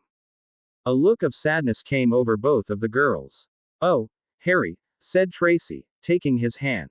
I'm so sorry. Will they be able to be fixed? Yes. He nodded. They were just finished recently. He looked down. They were young when they had them painted, still at Hogwarts. They hadn't been updated from before their 6th year. They hadn't even started dating at the time. Not really, at any rate. It was not what I had hoped. Not the truth, but close enough. Daphne took his other hand. Harry, I wish it could have been more, but at least you have that much. He nodded slowly. I'll tell you what, we'll let you buy us some ice cream and keep us company for a while. It will help your spirits. I promise. They had just managed to pull him through the door into the ice cream parlor as what she had said registered. Why am I paying for your ice cream? Tracy smirked. Because we are gracing you with our beauty, it's only right you pay. Ah, well, when you put it like that. He returned the smirk with a chuckle. He nodded to the man behind the counter as the girls began to order. Who understood women? Ice cream in the middle of winter. Go figure. They sat and began to talk, they with their sundaes and Harry with a cup of hot cocoa.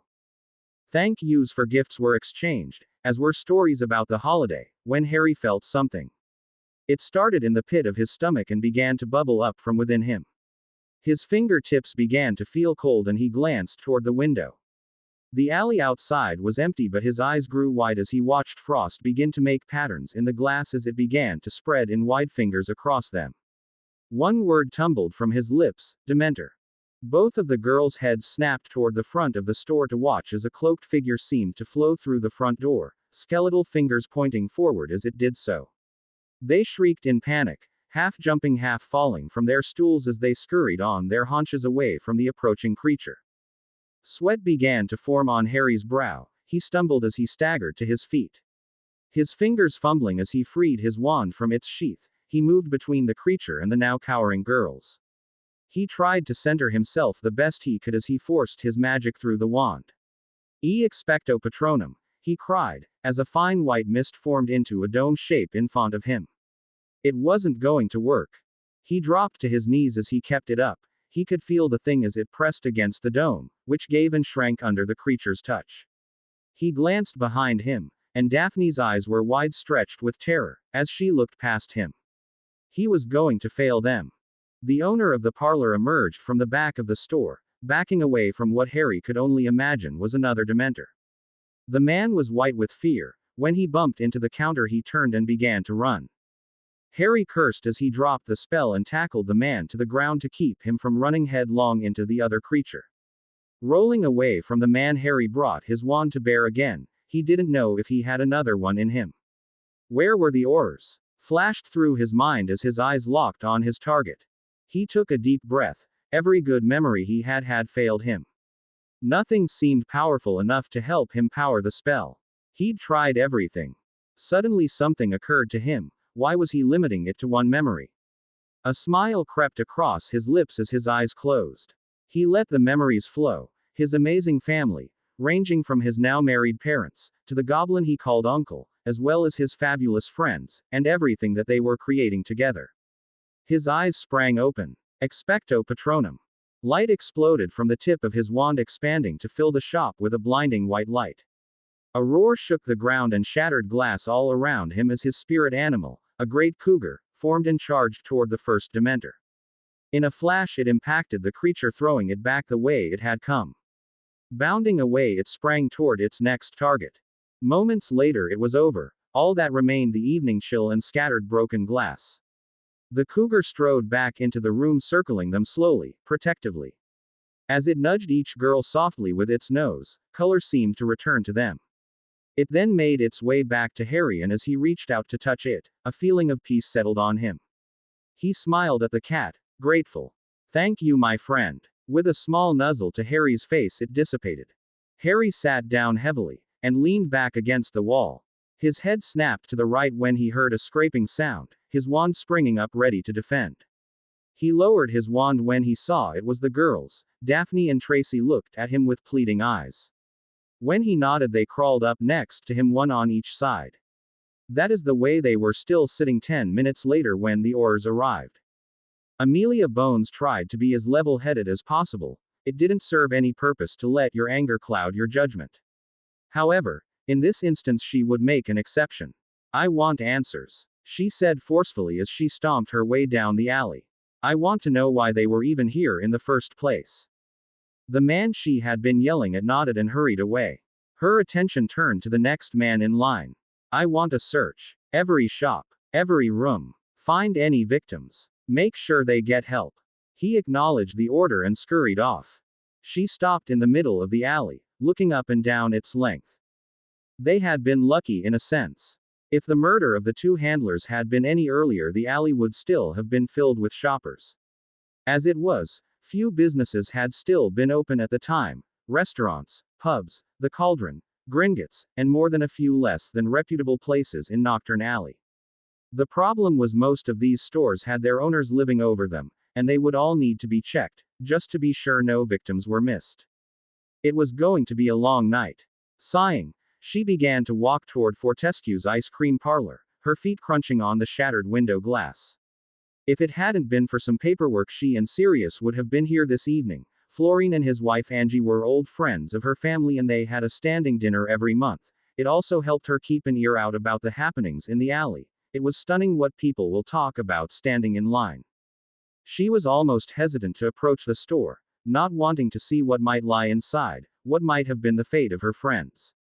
She arrived in time to hear the rant of a familiar voice. "Care what you believe. They were here. And Lord Potter was the one who dealt with them." Relieved he was safe, she made her way into the store. She looked over the room quickly. Harry sat with his back against the counter, a girl protectively under each arm. She was pleased to see his wand was still in his hand ready to be used if necessary. He looked exhausted, and the girls looked scared out of their minds, but she couldn't see any blood on any of them. The rest of the room looked destroyed, furniture lying scattered around the room, glass everywhere. Or, report, she yelled. The man jumped, and then turned quickly to face her. He was young. What was his name again? Miles? No, Michaels. Alton Michaels. He had finished his evaluation period about a year ago, she thought as he stumbled over his answer. Madam Bones. I was just taking statements, ma'am. It sounded to me as if you were trying to influence those statements, Michaels.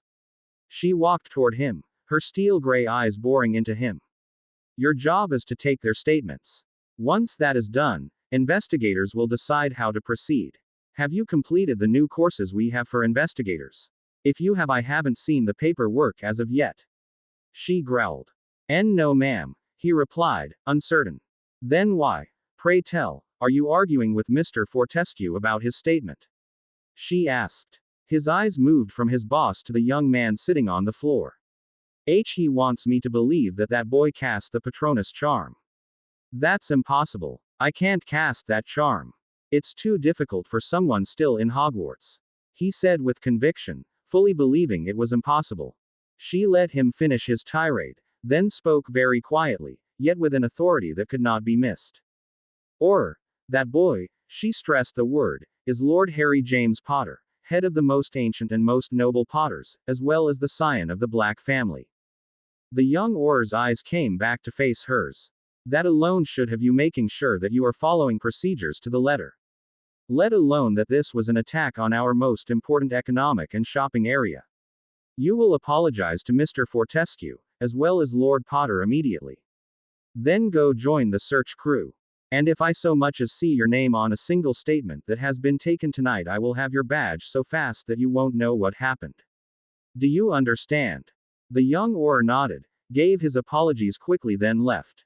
She chuckled when he had gone. Sorry about him, Florine. The man nodded, his own smile tugging at the corners of his mouth. I expect that Angie wasn't here, seeing as my Auror still has his head attached. The man nodded. Yeah. Went home to start dinner when you sent word that you were going to be busy tonight. He turned toward the young man. I was telling the truth to the boy, Amy. Lord Potter did cast the charm, right after he knocked me for a loop, kept me from running straight into the second Dementor. Never learned how to cast the charm myself, wish I had now. He knelt next to Harry. I owe you a great debt, my lord. Harry cut him off. I tell you what, just keep making ice cream and we'll call it even. And it's Harry, just call me Harry. The man smiled at him, warmly. I think I can do that, but your galleons are no good here. Anything you want, it's yours, just ask, all right. Harry chuckled lightly. You don't. I owe you my life, it is the least I can do, he replied. Harry nodded, as the man stood up and made his way toward the storeroom. Amelia smiled as she knelt next to the group of kids, handing them each a large chunk of chocolate. Eat it all, it will help. They each took a bite. So, you finally got it to work. Harry nodded slowly. Yeah, he said, I finally figured it out. His voice trailed off as his head sank back and came to rest against the counter front. It was all right, family was here, he could rest now. Exhaustion overtook him and he sank into darkness.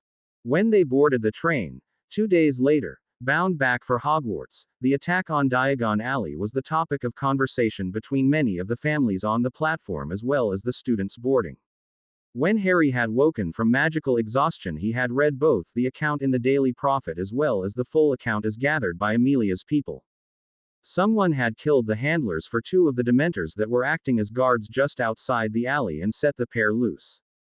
3 had been found dead, and another 5 injured in their panic to get away. As it was, they had been lucky. As for who was behind the deaths of the 2 handlers, that was still an unknown, as was any objective they may have had beyond causing a panic. Harry smiled as the remainder of his friends made their way on board, all of them shoehorning themselves into a single cabin, taking up every seat and most of the floor space, allowing them all to enjoy each other's company. Soon after they pulled out of the station, Daphne asked, Harry, who taught you to cast the Patronus charm? He had been expecting the question. Sirius, he can't cast it anymore, after his stay in Azkaban.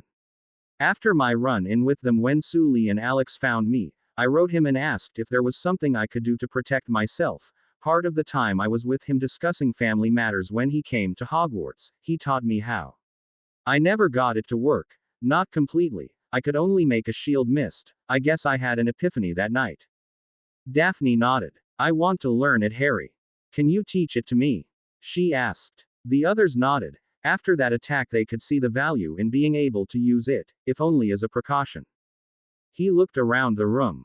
I guess, but we will need to talk with the headmistress, get her to okay it. I need to warn you though, it is difficult, and until I am able to try it again, I'm not sure I have it mastered, and I won't be able to do that till sometime later in the week. I'm not supposed to use magic for another couple of days, the med witches have me restricted till then. Daphne shook her head. I don't care, Harry. I want to learn it. I don't want to feel like that again. It felt like I was never going to be warm or happy again. A tear ran down her cheek.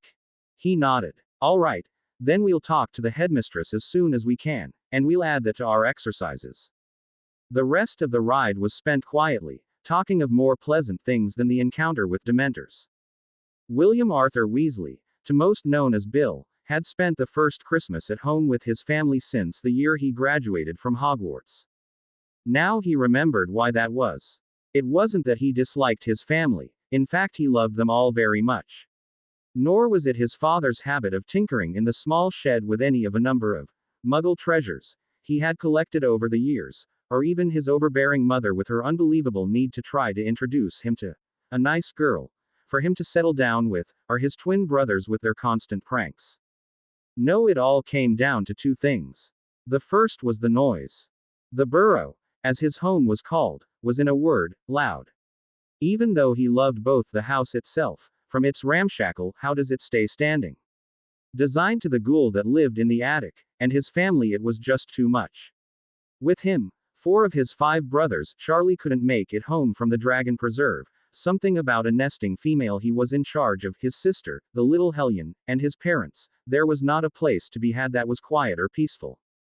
If it had been summer, he could have taken refuge at the pond, or in the orchard, but now in the heart of winter, there just was no place to hide. So he had fended off pranks and dates aplenty while trying to enjoy the company of his family. And the second thing that had him wishing he had someplace else to stay. His youngest brother Ron. How a boy raised by his parents had gotten to the age to attend Hogwarts like that, let alone 14, amazed him. The boy had no table manners to speak of, and seemed intent on shoveling as much as possible into his gob as quickly as he could, while never appearing to chew, at least with his mouth closed. He was greedy, a braggart, loud, and obnoxious, without a single thing that seemed to redeem him, especially when you got a look at his grades. The funny thing was, his parents were at war with him about it almost constantly. Don't chew with your mouth open. If you want something, then you can get a job in the village, like your brothers had during the summer. The list just went on and on. It was almost as if he wanted to fight with them about everything. Bill just couldn't understand him. He shook his head slightly, shaking himself out of his musing about the holidays. While it had been fun in most respects, before he would spend Christmas nearby again, he would be sure to have his own place to go home to. His mind drifted as he watched the landscape outside the van's window drift by. They had been on the road for almost an hour this morning, after staying in a small inn the night before, and the man driving had said they would arrive around 8:30, depending on the weather. He glanced at his watch. They were probably almost there. Just as he thought that, he felt the van come to a halt. Right, the man said from the front. This is it. Everybody out. And don't forget your bags. Bill was the second to last person out of the lead van. Each had held 6 people, including their driver, and their bags.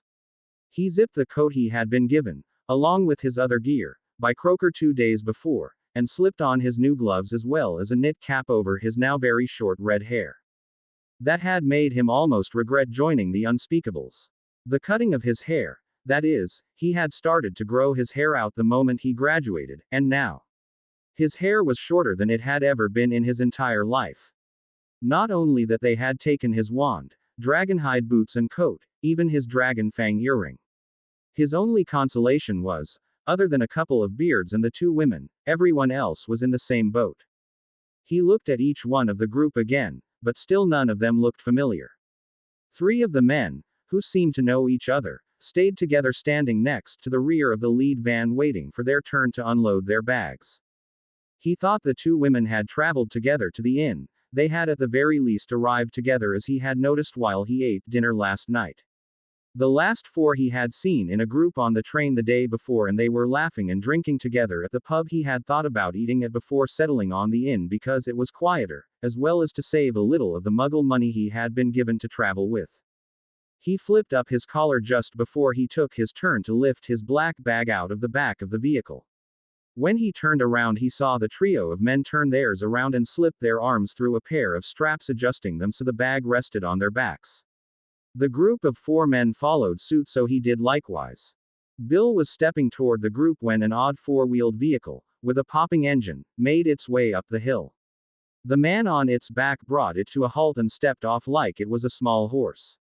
As he pulled off his goggles, one of the quartet of men started to laugh. "Well, if it isn't Captain Granger. Thought you were retired." The man smiled at him. "You should know. Old soldiers never retire, they just learn how to pick their fights better." They laughed as they shook hands. "It's good to see you, Mike." He nodded to each of the other men in turn. "Jim, Philip, Trevor." He glanced over at the other 3 men. "Bell, you, Hark and Coach know where everything is, and how you're going to get there, so you lead the way, and take these cream puffs with you," he said, pointing to the 4 men next to him, and the green guy too. He pointed at Bill. "Breakfast is on the stove, leave some for the greenie, just in case he makes it in time." "Well, what are you waiting for? An invitation? Do you need me to hold your hand? Move out."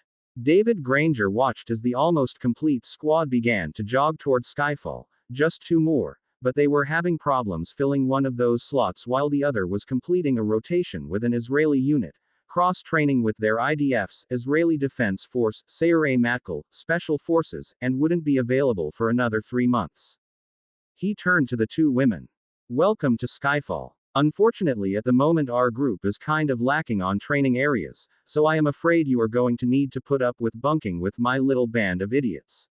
You will have your own room and bathroom, the master suite. If any of them give you any trouble, just let me know."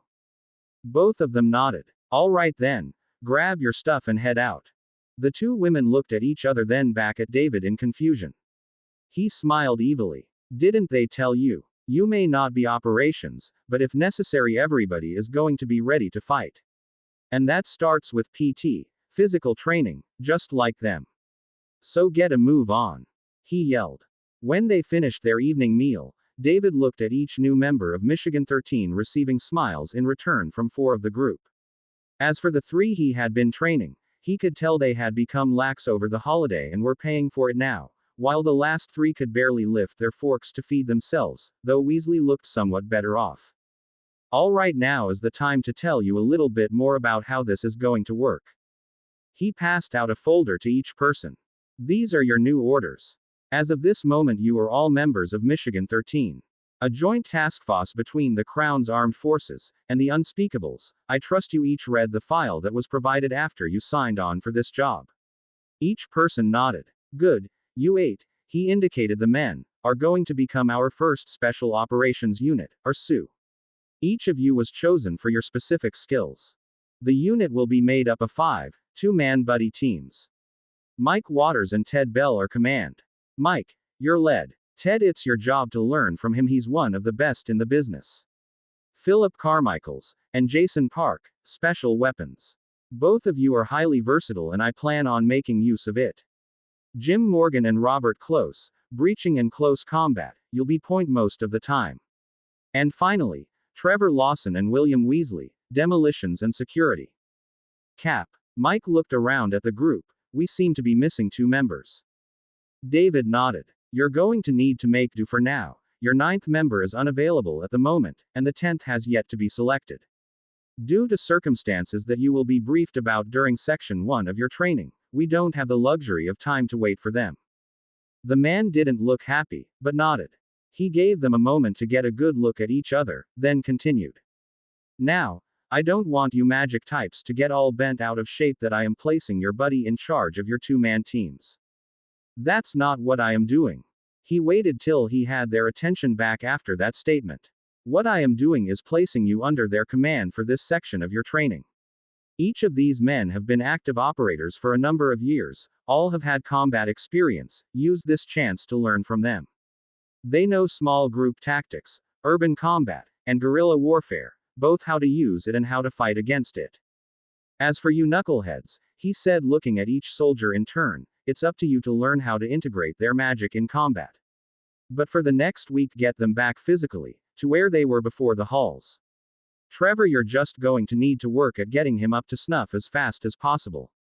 A sadistic grin appeared on the stubble-covered face of Trevor. Next Friday, our magical operations education begins along with weapon training. As for you two, he pointed at the two women, you're going to be training with me. I'll see you all at 4:30 for our morning run, get some sleep. He turned and strode toward his room. Clicking on the light, he turned to the figure sitting in the chair. I'm going to fast track them as much as I can, but it will still be a couple of months. Even then they won't be at full strength and you still need to find someone that can work with Mathers when he gets back. The figure sat forward, his disfigured face becoming visible, his replacement eye rotating wildly in its frame. Moody nodded. We know that lad. The type of person you're looking for is a rare bloke, we've got our eyes on a few possibilities. We expect to have the selection made, and for his training to start within the next month. He'll go the same route as the Tonks girl however, so he'll be fresh out of the camp when Mathers is home, so you'll have some time with this lot back in London before then. David nodded. That's fine. I'll want to work them in a couple of city exercises, can you help arrange it? I'll talk to Em about having a couple of things ready. The old warrior stood, walking toward the door. I'm not sure about bringing Mathers into this, David said, as the man passed. He was 10 when he saw his older brother killed by them. I'm not sure he'll be able to work with a magical. I'll pass along your concerns, lad, the older man said, as he drew his wand and began casting a spell. His feet stopped making any noise as he walked. But, he is the only person with that particular skill set that we could find that was experienced and still active. We need him.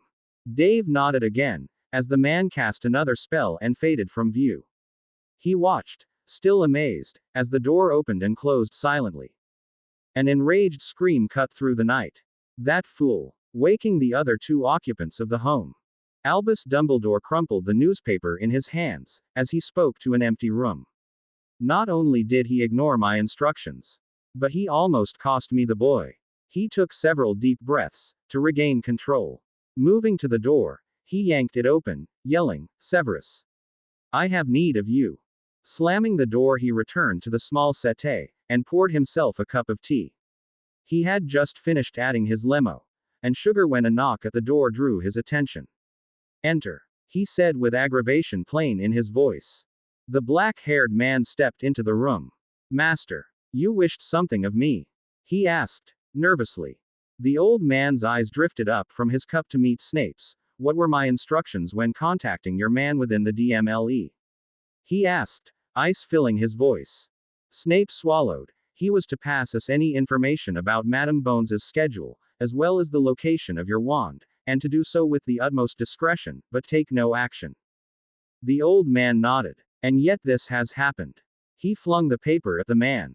I no sooner receive his report with the regular movements of the bones by.ch, than this attack happens. When she would have normally been at her most vulnerable. Having dinner in that eyesore of a store. The dark-haired man looked at the paper then back in confusion. Master, how can you be sure it was him? The older man scoffed at his servant. Our person, he was the first Auror to arrive. He even went so far as to brag about finding the body of one of the handlers. No one would approach a Dementor willingly without a way of defending themselves. Killing the handler would be tantamount to suicide if they couldn't. And I know every single wizard or witch that is capable of casting that charm, and that is a limited list. Bones wasn't there. Black should no longer be able to cast it due to long-term exposure, and none of the others there are capable of it. Severus looked the article over quickly, and while he wasn't positive his master was correct in his assumption, he did not dare to correct him. It says the boy cast the charm," he said in amazement. Dumbledore smirked. "Black's doing, no doubt. Though in this instance, his fear of Dementors worked in my favor. The others would have been of no consequence. Greengrass has a younger sibling, and Davis does not come from a line that I have a particular use for. But the boy, I have need of him. Now, I will have no choice but to rethink a number of my plans. Severus, I wish you to convey my displeasure at his attempt, most harshly, but he is to survive the encounter. Be sure to stress that he is never to do so again without specific orders from me. The woman will die, but it will be by my hand. And we cannot afford any further attention at the moment." The man bowed. "It will be as you wish, master." The old man stood, leading the younger one toward the door. "I also wish you to escort young Bella on something of a shopping trip. I think 3 or 4 guests will suffice. She may feel free to indulge her tastes, and please see the appropriate potions are readily available when you return. I feel the need to spend some time with my precious flower." Snape involuntarily shuddered. His insides crawled, remembering what he had seen the last time he had been forced to clean up after such a session. "As you wish, master." The man turned, happy to escape the room. "Oh, and Severus." The man came to a stop, slowly turning to face the man who was now fingering his wand and staring at him with cold eyes. "Next time be certain that the instructions you relay for me are absolutely clear and leave no room for misinterpretation." His wand jabbed toward Snape. Crucio. It had been almost a month since they had started their Patronus training. Harry had been right. It was by far the most difficult spell she had ever attempted. A single attempt was enough to leave her feeling tired, a second left her panting, and if she attempted a third she would be exhausted, needing rest before being able to make it back to her room. Harry had assured them that it did become easier, however. At the moment, Alex was definitely the most advanced, having recently been able to form a shield out of the mist she projected. Only a few of them had even gotten the spell to produce a mist. Herself, Neville, Suli, Sue, and surprisingly Luna. The others still produced just wisps. At the end of practice tonight, Harry had pulled her aside and told her that if she was sure she wanted to know everything, then she was to meet him a half-hour past curfew in the common room. However, this was her last chance to change her mind. Once she had begun, there was no going back. She could tell by the look in his eyes that he meant it. If she backed out, he would use his position as her head of house to protect what information she had discovered, but she would be able to walk away. Hermione had gone up to her room early tonight, that being the quietest place she could find on a Saturday. If he thought it was that important, she decided that she too would give it some serious thought. Eventually she heard her roommates come in and get ready for bed. She sat behind the closed curtains around her own bed, listening as they speculated quietly that she must not have been feeling well and that is why she had come to bed so early. They even wondered if they should check on her or not, to see if she needed to go to the hospital wing. Thankfully they decided to just let her sleep. They would check on her in the morning. Glancing at her watch, she saw it was almost time. Carefully she parted her curtains, pulled on her shoes and made her way toward the common room below. The decision had been made, and Hermione Jean Granger wondered if her life would ever be the same again. Creeping down the stairs she began to look around the room, her eyes searching for the familiar figure of Harry Potter. As she stepped away from the stairs she called out softly, "Har," and something wrapped around her face, covering her mouth, as something else wrapped around her waist. Over her muffled cry she heard a familiar voice. Lesson 1. When you're trying to move with stealth, don't speak. She immediately stilled. "I assume that by being here you have made your decision." The girl wrapped in his arms nodded slowly. "All right. Don't say I didn't give you a way out." His arms were suddenly gone from around her. She stumbled slightly forward. Spinning as she gained her balance, she came face to face with nothing. Looking around the room quickly, she couldn't find where he had disappeared to. His voice drifted to her ears again from someplace near the portal entrance from the castle hallway. "Are you coming or not?" Light poured into the portal as it opened. Taking a quick look back toward her dorm room, she walked toward the entrance and out into the night beyond. Harry led her through the main hallway to an alcove, where he pressed on the stand of the statue and a secret passage opened. She had never seen anything like that before in the castle, though in a place with moving staircases and storybook magic she should have expected it. They kept to the unknown passages, only occasionally passing through an area that she recognized, till they stepped out across from a familiar doorway, one she had avoided since the night she and the Pottle sisters had been trapped on the other side facing a mountain of angry troll. He pushed open the door and gestured for her to enter. Following, he crossed to a sink on the far side of the room where he blocked her view with his body while he did something she could not follow. The sound of stone sliding across stone soon began, as the sink spun out of the way, exposing a walkway leading down. "Follow me," Harry said, "but be quick, the doorway will close in a few moments." He led her deeper and deeper, until she was sure she was in the very depths of the castle, deeper than the dungeons themselves. She watched as he manipulated a stone lock on a large stone vault door. As they entered, he announced, "Welcome to the Chamber of Secrets." And globes of light flared to life above torch sconces, revealing the gigantic room. He walked down the slight incline, to an area where a small sitting area had been arranged with a couple of comfortable-looking sofas, 4 overstuffed chairs and a few small tables. He took off his outer robe and draped it across one of the tables, and plopped into one of the large chairs, looking as if he was not only familiar with the place but comfortable here. Her brain finally made the connection. He had called this place by a name. The Chamber of Secrets. The one created and hidden by Salazar Slytherin. She finally asked. But what about the... He chuckled. Slytherin's creature. She nodded. Nothing to worry about, it is long gone. She nodded slowly as she began to look around. It was nothing like she expected. Everything she was seeing confused her more and more. How was this all here? Harry couldn't do this all himself, could he? How had he found the chamber in the first place? Questions swirled within her mind, as she made her way to the first couch and collapsed onto it heavily. In the end, only one question formed itself, and managed to work its way from her lips. How? Harry smiled, as he leaned forward, placing his elbows on his knees. It all started outside a house in the south of London, in a town called Little Whinging, he began. The weeks following Harry's discussion with Hermione had been difficult to say the least.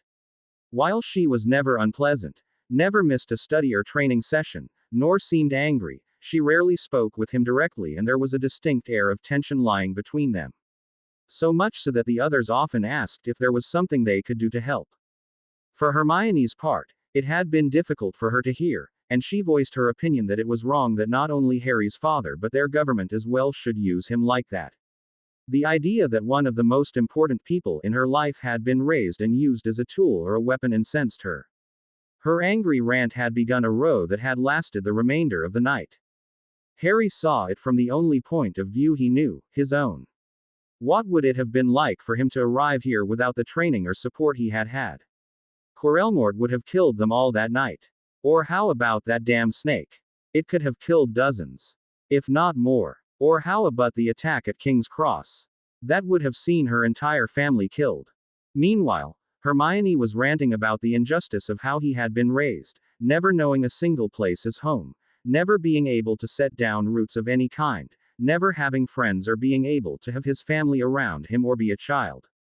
Not to mention the pressure being heaped upon him by everyone at such a young age. Be it from the magical or the non-magical governments. It wasn't something any child should have been asked to do. In the end, the pair had returned to the common room as the sun rose the next morning, grumbling as they each, in turn, passed Alex Tonks in the common room. Harry giving her an angry greeting as he stormed up the stairs toward the boys' rooms, while Hermione glared daggers at the girl she now knew was much older than either of them and was being trained to be Harry's partner. Leaving the woman in question standing alone in the room, as she shook her head and said, "It looks like that went well." And so it went, neither willing to change their viewpoints, allowing a cool ever-present anger to settle between them, one that was making life miserable not only for each other but their group of friends as well. Till one evening when one young girl had had enough. Luna hated seeing her friends like this. It wasn't just the way they were treating each other, but the way it was bleeding over, making them all uncomfortable. Harry may have been the linchpin of their group, the one that instigated many of the things they did, be it their physical training, magical practice, or even their non-magical schooling, but Hermione was just as important in many ways. If it had not been for her, and her unbelievable planning and scheduling skills, they would never have been able to accomplish as much as they had and still have time left over to enjoy the occasional afternoon of fun, such as the snowball fight just before this mess had started. Luna looked around the dojo, as she had learned the room should be called, and watched as Harry and Neville faced off across one of the sets of mats. She could see hesitation in Neville's eyes, and unsteadiness centered on his left leg as he shifted his knee back trying to protect a joint she knew was already hurting him from an earlier spar that night, a slight injury received from the person across from him. Harry, on the other hand, looked focused, his eyes never wavered, and his arms spread slightly at the elbows as he circled Neville, like a predator circles an injured animal. Unlike the majority of time he spent in the dojo with them, there was no smile on his face, no gentle guidance and no accolades. While this person was still Harry, it was not the Harry that he normally showed his friends. This was the Harry she had seen only once, standing alone against overwhelming odds as he defended his friends and got them away from King's Cross. On the other side of the room, as far away as she could possibly get from Harry, Hermione rose from the mat again. Breathing hard, as she rubbed the soreness out of her shoulder, she turned to Su Li. Again, she said with a grimace, as she hobbled back to her beginning position and took her stance. Luna could see the barely contained rage behind the dark eyes of her friend, as she settled into the stance. As well as the uncertainty apparent in the way her opponent moved as she did likewise. If she let this continue, someone was going to be seriously hurt. Making her decision, she made her way across the room to stand next to the only person that may be able to get the two idiots to listen to her, capturing Alex's attention by kicking her none too softly in the shin. Ow! She yelled. Luna, what was that for? Luna glared at the girl, her big silver eyes narrowing to thin slits. You are the only one that can get the both of them to listen. I suggest you do something about this before it goes too far. She said, with more than a hint of anger and exasperation. Alex was taken aback by the accusation, but recovered quickly. What? Don't, said Luna, shaking in anger. Just don't. You know what I'm talking about. Whatever happened between them, you know about. Do your job, and fix this. If you don't, everything they have been working toward will fall apart. By that point, not only had the matches stopped because of the girls yelling, but everyone was staring at Luna, mouths agape. Luna spun on a heel. Everybody out. Harry, Hermione, not you. You are going to get this sorted. Tonight, I finally have friends. And I am not going to see them come apart at the seams over the pair of you being idiots. She spun back toward Alex. Make sure they get this crap out of their system. Or next time it won't be your shin I kick.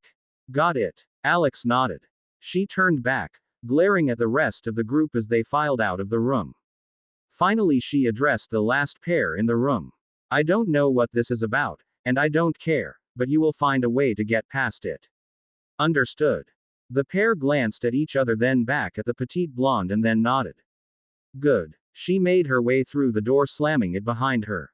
The remaining three stood staring at the door for some time, before they slowly turned their heads to look at one another. It was Alex that finally spoke. Is it just me, or is that girl really scary? Harry and Hermione looked at each other, then back at Alex, answering with a single word, yes. Penelope Clearwater, or Penny to her friends, had always thought of herself as a fairly active person.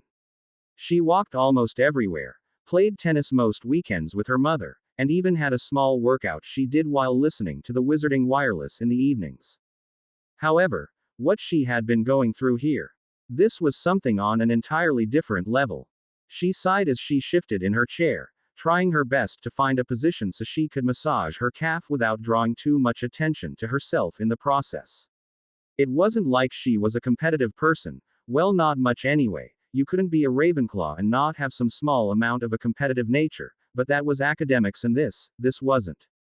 Besides, the only person here she may have been able to compete with, physically, was Janice Akers, the woman that had become her new roommate before the holidays. She chuckled at the memory. When her mysterious new boss had accompanied her to her apartment, after she had quit her job, he had spent less than 5 minutes looking around before announcing that not only were her current arrangements insecure, but he would never allow one of his people to live like that. That had led them to their first discussion about something she really hadn't given any thought to up until that point, security and what it meant to be an unspeakable. When he had approached her, and asked if she would like to join one of the most prestigious groups within the wizarding world, she had leapt at the chance. They were the stuff of legend among the Ravenclaws, men and women that delved into the deepest mysteries of magic. The leading scholars in numerous fields, the elite among the elite, and an invitation had been hand-delivered to her. It was at that point when she was introduced to a strange hyperactive house elf. She never caught the small creature's name, but with a few words from the man she now knew as Croaker, she watched her meager belongings fly into large trunks, being packed away at stunning speed. Croaker smiled at her as he flipped through a magazine he had found on her counter. "Do you play?" he asked, gesturing to the picture of a woman swinging a racket. With my mum," she said, uncertain. His smile widened. "Excellent. I believe your new roommate plays as well. I do hope you get on all right." "Roommate?" she asked. He looked up from the page. Oh yes. Roommate. I'm afraid it is necessary at the moment. We are undergoing a restructuring of sorts, and it has forced us to rethink several of our procedures along the way. You are just one of several fresh recruits, so for the foreseeable future each of you will be teamed with a partner. Hence, for your cover, a roommate." She nodded numbly. "Where will we be living?" He flipped another page. "Here, in London. We have secured you an apartment. I believe you will like it. It is a security building, close to a tube entrance, less than a block I believe, and there is a very nice grocery nearby. Utilities are included in the rent. Other than cable, the wards have already been put in place, so there are no worries there." "A Muggle apartment," she blurted. But electricity doesn't work around magic." He chuckled. "Ah, that is something that we will be discussing at length down the road, but let's just say that particular idea has proven to be false. At any rate, it is not something that you should be thinking about at the moment. Between now and the first full week of January, I want you to concentrate on moving into your new home, getting to know your new roommate, and spending some much-deserved time with your family. In fact, have them visit your new home, and introduce them to Ms. Akers." He flipped the magazine closed and slid it further toward the center of the small counter, where it disappeared from almost the second his hand left it, presumably packed with her other things. "Many other things that you will need to know you will learn during your orientation and training period. So at the moment, there is nothing for you to be worried about." He drew a golden pocket watch from the corner pocket of his vest. "However, we do have an appointment to keep, to begin your new paperwork, and some other small details." He snapped the lid of the watch closed and gestured for her to take his arm. "I'm afraid that you won't be able to apparate to headquarters till your training is complete. Please hold on tight." It hadn't taken her long to figure out she had definitely fallen down a very deep rabbit hole. The amount of paperwork had been astounding, but by the time she was done, she had everything she would need to live as a modern Muggle. Everything from an NHS National Health Service card to a brand new cellular phone. Her new bank account could be accessed from either Barclays or Gringotts, and they even had her sign up with a local health club. Croaker had gone on to explain that he needed his people to be fully functional in both the Muggle world and the magical. Therefore, along with her 3 months of training, that would start the first week in January, she would be starting an intensive training course to help her sit her A-levels. Something he hoped she would be capable of during the summer, as the plan was for her to begin uni in the fall. Penny sighed softly as she worked the sore muscle. The workouts were tough. Up before the sun, a quick warm-up in PT, then it was out into the bitter cold.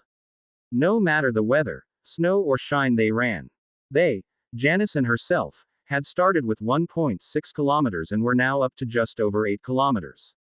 Once they were back, it was breakfast, then classes, for her studying for her A-levels, for Janice, magical history and studies. It had surprised her that half of the new recruits to the department were Mug. She sighed mentally. She need to stop using that term, non-magical. However, when she had read the reports of what had happened within the Department of Mysteries, and within the wizarding world in general, over the past few hundred years, she began to see why the non-magical government had begun to work so closely with them. Combine that with the knowledge that again she sighed, Voldemort was still active, even if only as a wraith of some form. It had pushed it from important to urgent that they be ready.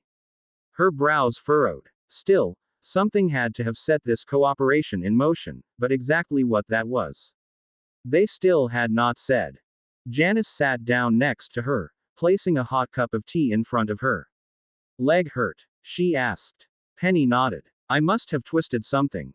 It's not bad. I'll put something on it when I get upstairs, she said, wrapping her hand around the warm porcelain cup, bringing it up under her nose and inhaling deeply. Thank you. I could use a cup after that. She then took a deep sip of the warm liquid, reveling in the warmth as it rolled down her throat. She looked over at the other woman. Janice was older than her by several years, having served 4 years in Her Majesty's Navy, specializing in information technology soon after she started attending uni, where she also worked until recently maintaining their computers. She had beautiful dark mahogany skin, with matching deep brown eyes, and even darker hair which gave her an almost exotic quality, until she spoke. Her Kettering accent almost screamed that she had lived her entire life here in the UK. Janice shrugged. Weapons qualifying can be a touch stressful, I'll admit. What did you qualify, other than pistol? She asked, sipping her own tea. The MP5, and the A1, but that's shooting at a target. I'm not sure I could shoot at a person, she said quietly. Janice nodded. And hopefully we won't need to. That is what they are for, she said, gesturing toward the other table. But it is best that we can. I don't know about you, but this wasn't exactly what I expected. I heard stories from my family, but someone being able to stay alive like that Voldemort guy. She shuddered. And if it's any indication from the handling and cataloging procedures that are in place, some of the magical objects we're going to be around are as deadly as anything short of a bio-weapon or mini-nuke. Penny grimaced. Yeah, did you read about that dagger? The one that punched through that reinforced Kevlar weave, and the steel plate. Then the poison it was covered in corroded away everything it touched.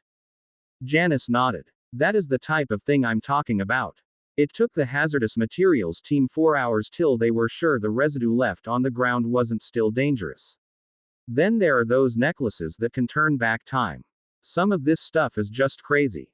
Penny nodded. No need to sell me on that, and I'm the one that has learned to use a wand. Janice snickered at that, and changed subjects. So, they're sending you to uni. Penny nodded again. Once I've got my levels, Mum's ecstatic that I found a new job and I'm getting them by taking night classes, though she thinks it is for universal exports. I think both of my parents are glad I found something in the normal world. I'm almost scared to think what would have happened if I and my old boyfriend, Percy, had stayed together, she said weakly. If he hadn't dumped me in favor of his career. Janice shrugged. You're better off now. She leaned in and whispered, did you ever tell Bill his brother was your ex? She asked. Penny nodded. Right after we did the section about how Muggleborn girls are used by some families, I was so mad, I just couldn't stop myself. She chuckled. He looked so stunned. He just couldn't believe someone in his family would act like that. If it hadn't been for his partner, Trevor, I think he would have gone and discussed the issue with him right then. Janice smiled, and sat back. Good. I hope he does have a discussion with that little ass. Harry shook his head as he stood, rubber knife in hand. Good. He rolled his shoulder, working some of the soreness out. As you can see, you can follow up on the same throw by locking the arm and with enough pressure disarm your opponent, dislocate his shoulder or even break the arm. Neville nodded and Harry continued the lesson as he turned toward the rest of the class. Now, why learn something like this? He asked, ignoring the roll of the eyes that came from Sue Lee and Hermione's hand. Susan. Hannah. He asked, seeing the two in the back giggling at something. Sue's head jerked to the front, as did Hannah's. Well, they said almost in tandem, glancing nervously around, both of their faces turning red. Harry let them stew about another few seconds, before he continued. You may have been disarmed at some point, or broken your wand, or any number of other reasons. You need to be prepared to deal with an opponent at close range with what is a definite advantage, in this case a knife, but it will work much the same way with a wand or even a handgun. Practice with such a maneuver will give you a leg up if you ever find yourself in such a situation by creating muscle memory, making this an automatic reaction. No one, not a friend or a foe, should have a weapon within an arm's length of you, without your full knowledge and understanding, especially if it is pointed in your direction.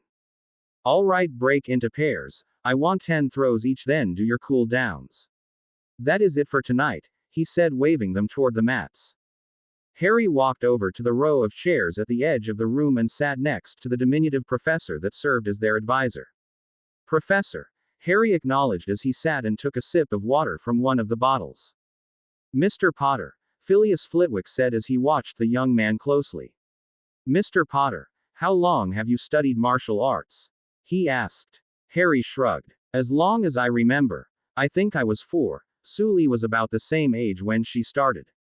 Phileas glanced toward his young Ravenclaw, the only other person in the room without a partner, as she walked around the room correcting individual movements and giving pointers. He knew of her grandfather, and had taught her mother. She had been Ravenclaw herself, however he had never had the honor of meeting the young girl's father. Her grandfather was a stern man, one of the old guard within the ministry. He was Rosenberg through and through. The idea that his daughter had met, and married a foreign wizard, while visiting Paris for the summer had not set well with him, to say the least. The only reason he had accepted the girl into his home had been because of his wife, Ophelia. She had adored her daughter, easily as much as her son, and had accepted the child with open arms, while Roderick had done so only because she was his only surviving blood relative after the death of their son during the dragon pox outbreak of 1986, and even then it took Ophelia pushing him on the subject. He knew the girl's home life was unpleasant after Ophelia's passing, when not attending Hogwarts, and that she found the curriculum here stifling at best. He had, more than once, had long conversations about how things were taught in Shanghai and the differences between Eastern and Western magic. However, this year had been different.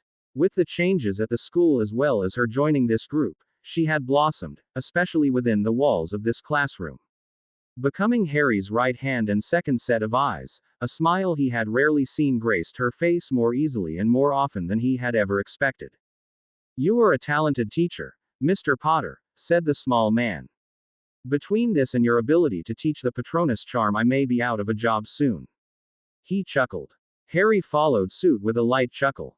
I don't think you have much to worry about, at least for the foreseeable future. I still have years of schooling to get through, and then there are my responsibilities as a Potter and a Black to consider. His chuckle trailed away. I may not have much time for teaching. I'm no Dumbledore. I know I can't do everything. Oh, Harry, I'm sure you will find the time if it is something you are passionate about. Just never lose sight of what is important to you, and know that you will always have those around you that are willing to help, he said, tilting his head to the room full of Harry's friends. At any rate, I am pleased at their progress with the charm, 4 full manifestations. And the rest showing remarkable advancement. Harry smiled. Yes, we were all surprised when Luna accomplished hers so quickly, after Hermione and I patched things up. He chuckled. Her Patronus form was a surprise as well. Phileas looked at him surprised. You knew what that creature was. Harry couldn't help it. He broke out into a fit of laughter that threatened to toss him from his chair. When he had himself under control, he answered. I think her Patronus is proof that the manifestation is something that is very personal, something that, for whatever reason, has a profound connection to that person, and while that normally takes the form of an animal, well, I guess that is kind of the case here as well. Phileas looked at him with a confused expression. Harry tried a different way of explaining. In the non-magical world we have a type of entertainment called a cinema, or movies. Phileas nodded. Your mother spoke of them, when she was a student. Harry smiled. I hope you can tell me about that sometime. The small man nodded, as Harry continued, well, once, back before I was born, probably my mother as well, shorts films made from drawings were shown before the feature, or main, film. They were mostly comedies, some of them were musicals, and they starred animals with human traits. Luna's Patronus is one of those pseudo-creatures. It's called the Tasmanian Devil and it is based on the real thing, sort of. Harry broke up in chuckles again. He's kind of a villain in the stories, not because he is evil or anything, he's just always hungry, and someone is usually between him and his next meal. The man looked at him dubiously till Harry held up his hands in mock surrender. Honestly, it's really funny. I love them, they show them on the telly now. I have no idea why hers manifested like that, but Luna has always seen things a little differently than the rest of us. Phileas sighed. That much was true. He had sat down and talked with the child in question more than once, each of those encounters requiring him to seek relief from Poppy for the ensuing headache. She was another that had benefited greatly by her associations here. No longer was she the Ravenclaw outcast, as well as learning how to stand up for herself, much to the consternation of her housemates in some instances. Phileas let that part of the subject drop. As for the other three, theirs were more conventional. Harry shrugged, taking another drink. Hermione's is a horse, big too, at least 16 hands. Neville's is a falcon, a goshawk, and then there is Alex and her fox. So no, I don't think me being the one who taught them has anything with it, he said. The little man lifted a single eyebrow. I never thought it did, Mr. Potter. Any wager on who will be the next? Harry nodded. Susan, he said with some certainty. Probably in tomorrow's session, though the Pottles are getting very close and could surprise us. The others will have it before the end of the school year, he continued, and then stood as the class gathered in front of him. All right, that's it. See you all in the morning, he said as the door opened and they filed out and toward their dorm rooms. James shuffled the pages in the folder, arranging them in the order he wanted for this particular presentation. A lot of things hinged on how this meeting went. The click of the door handle pulled his attention toward the man entering the nondescript air base office he had borrowed for the day. He stood about average height, 165 centimeters or so, and his build looked to be a little on the lean side, though his fitness reports gave him some of the highest marks. Staff Sergeant Alfonso Mathers, he said, as the fresh-shaven and shorn man snapped to attention, hand up in a salute. That will be enough of that. You don't need to salute me, Staff Sergeant. He waved at the man to sit. Do you have any idea why you are here today, Staff Sergeant? The man moved to the hard metal chair and sat, James watching with a calculating eye. He moved well, smoothly, and if there had been any doubt about him, it was vanquished when James's eyes met his. This man was a hunter, a predator, one that stalked a battlefield. I have a job offer for you. He held up his hand, quelling the man's objections. If you take this offer, you will retain your rank, but will no longer be a member of the SAS. Your expertise is needed, and you have other qualities that make you uniquely suitable as well. This would be a direct transfer. All of your seniority and retirement would continue as they are. The man across from James frowned. But I would no longer be under the command of the SAS. James nodded. A specialist unit is being formed, one that will primarily deal with counter-terrorism. And you want me, as your team's sniper? He asked, with a cold tone. You have skills we are in need of, yes. James thumbed through the pages in the files. I can't tell you much about the unit, and what I can falls under your secrecy oath. Do you understand? The man nodded, slowly. Why do you want me, specifically? I haven't heard of a new unit being formed, and that is usually hot news. James shrugged. Very few have all of the qualifications we are looking for. One in particular, he said, wanting to see how sharp this guy was. Mather's mind went into overdrive, searching through his background for that one qualification that he may have that others didn't. He'd been in the sandbox, but so had a lot of others. He had an impressive count, but again, so did others. He had urban sniping experience. That wasn't unheard of. His cross-training was fairly standard. Then his mind pulled up something he doubted many had come across, even fewer within the military. One thing, one word that made his blood run cold. Magic, he said, quietly. When he heard the word, James smiled internally, but kept his features passive. Pulling a picture from the file, he laid it flat facing Mathers. Albert Mathers, age 15. James watched as the steel-like coils of muscle under the man's clothes tensed. Killed by an unknown means the 20th of December 1977. Actual cause of death, the Avada Kedavra, or killing curse. While your parents were attending a Christmas party, your brother used his magic to petrify you and hid you before they found and killed him. The man's eyes darted from the picture of his brother to the man behind the desk. How do you know that? He growled. Because it is my job to know. James said sternly. The men that did that, the ones in the black capes and white masks, these so-called Death Eaters, they are making a comeback, it seems. the attack on King's Cross was their work. I am offering a place on the team that will respond to the threat they present as well as any other of that type. He watched closely as the man's face morphed from anger to something more feral. However, Staff Sergeant, James said, in an angry tone, that unit will not be a license for revenge. Do I make myself clear? Angry eyes met James's in a battle of wills. In the end, it was Mathers that looked away. Yes, he spat. What Mathers had seen in the man's eyes was something he would never forget. While he was a predator that hunted men, the man across from him, he hunted predators and monsters. Good. James sat back. My next question is one I want you to think about before you answer. One that if you lie, or do not take seriously, will in the end get you or one of your team killed. Do you understand? The man nodded. Now, once I ask, I want you to get up and walk out of here. If your answer is yes, you will meet a helicopter on the far end of the flight line at 04:00 week from today. If you are not there, nothing more will be said. He waited for the man to nod again. Can you work with a magical? Be on the team with them. Have one as your backup. If not, don't show up. Dismissed. Mathers stood slowly, and made his way out the door and down the hallway, a war waging inside.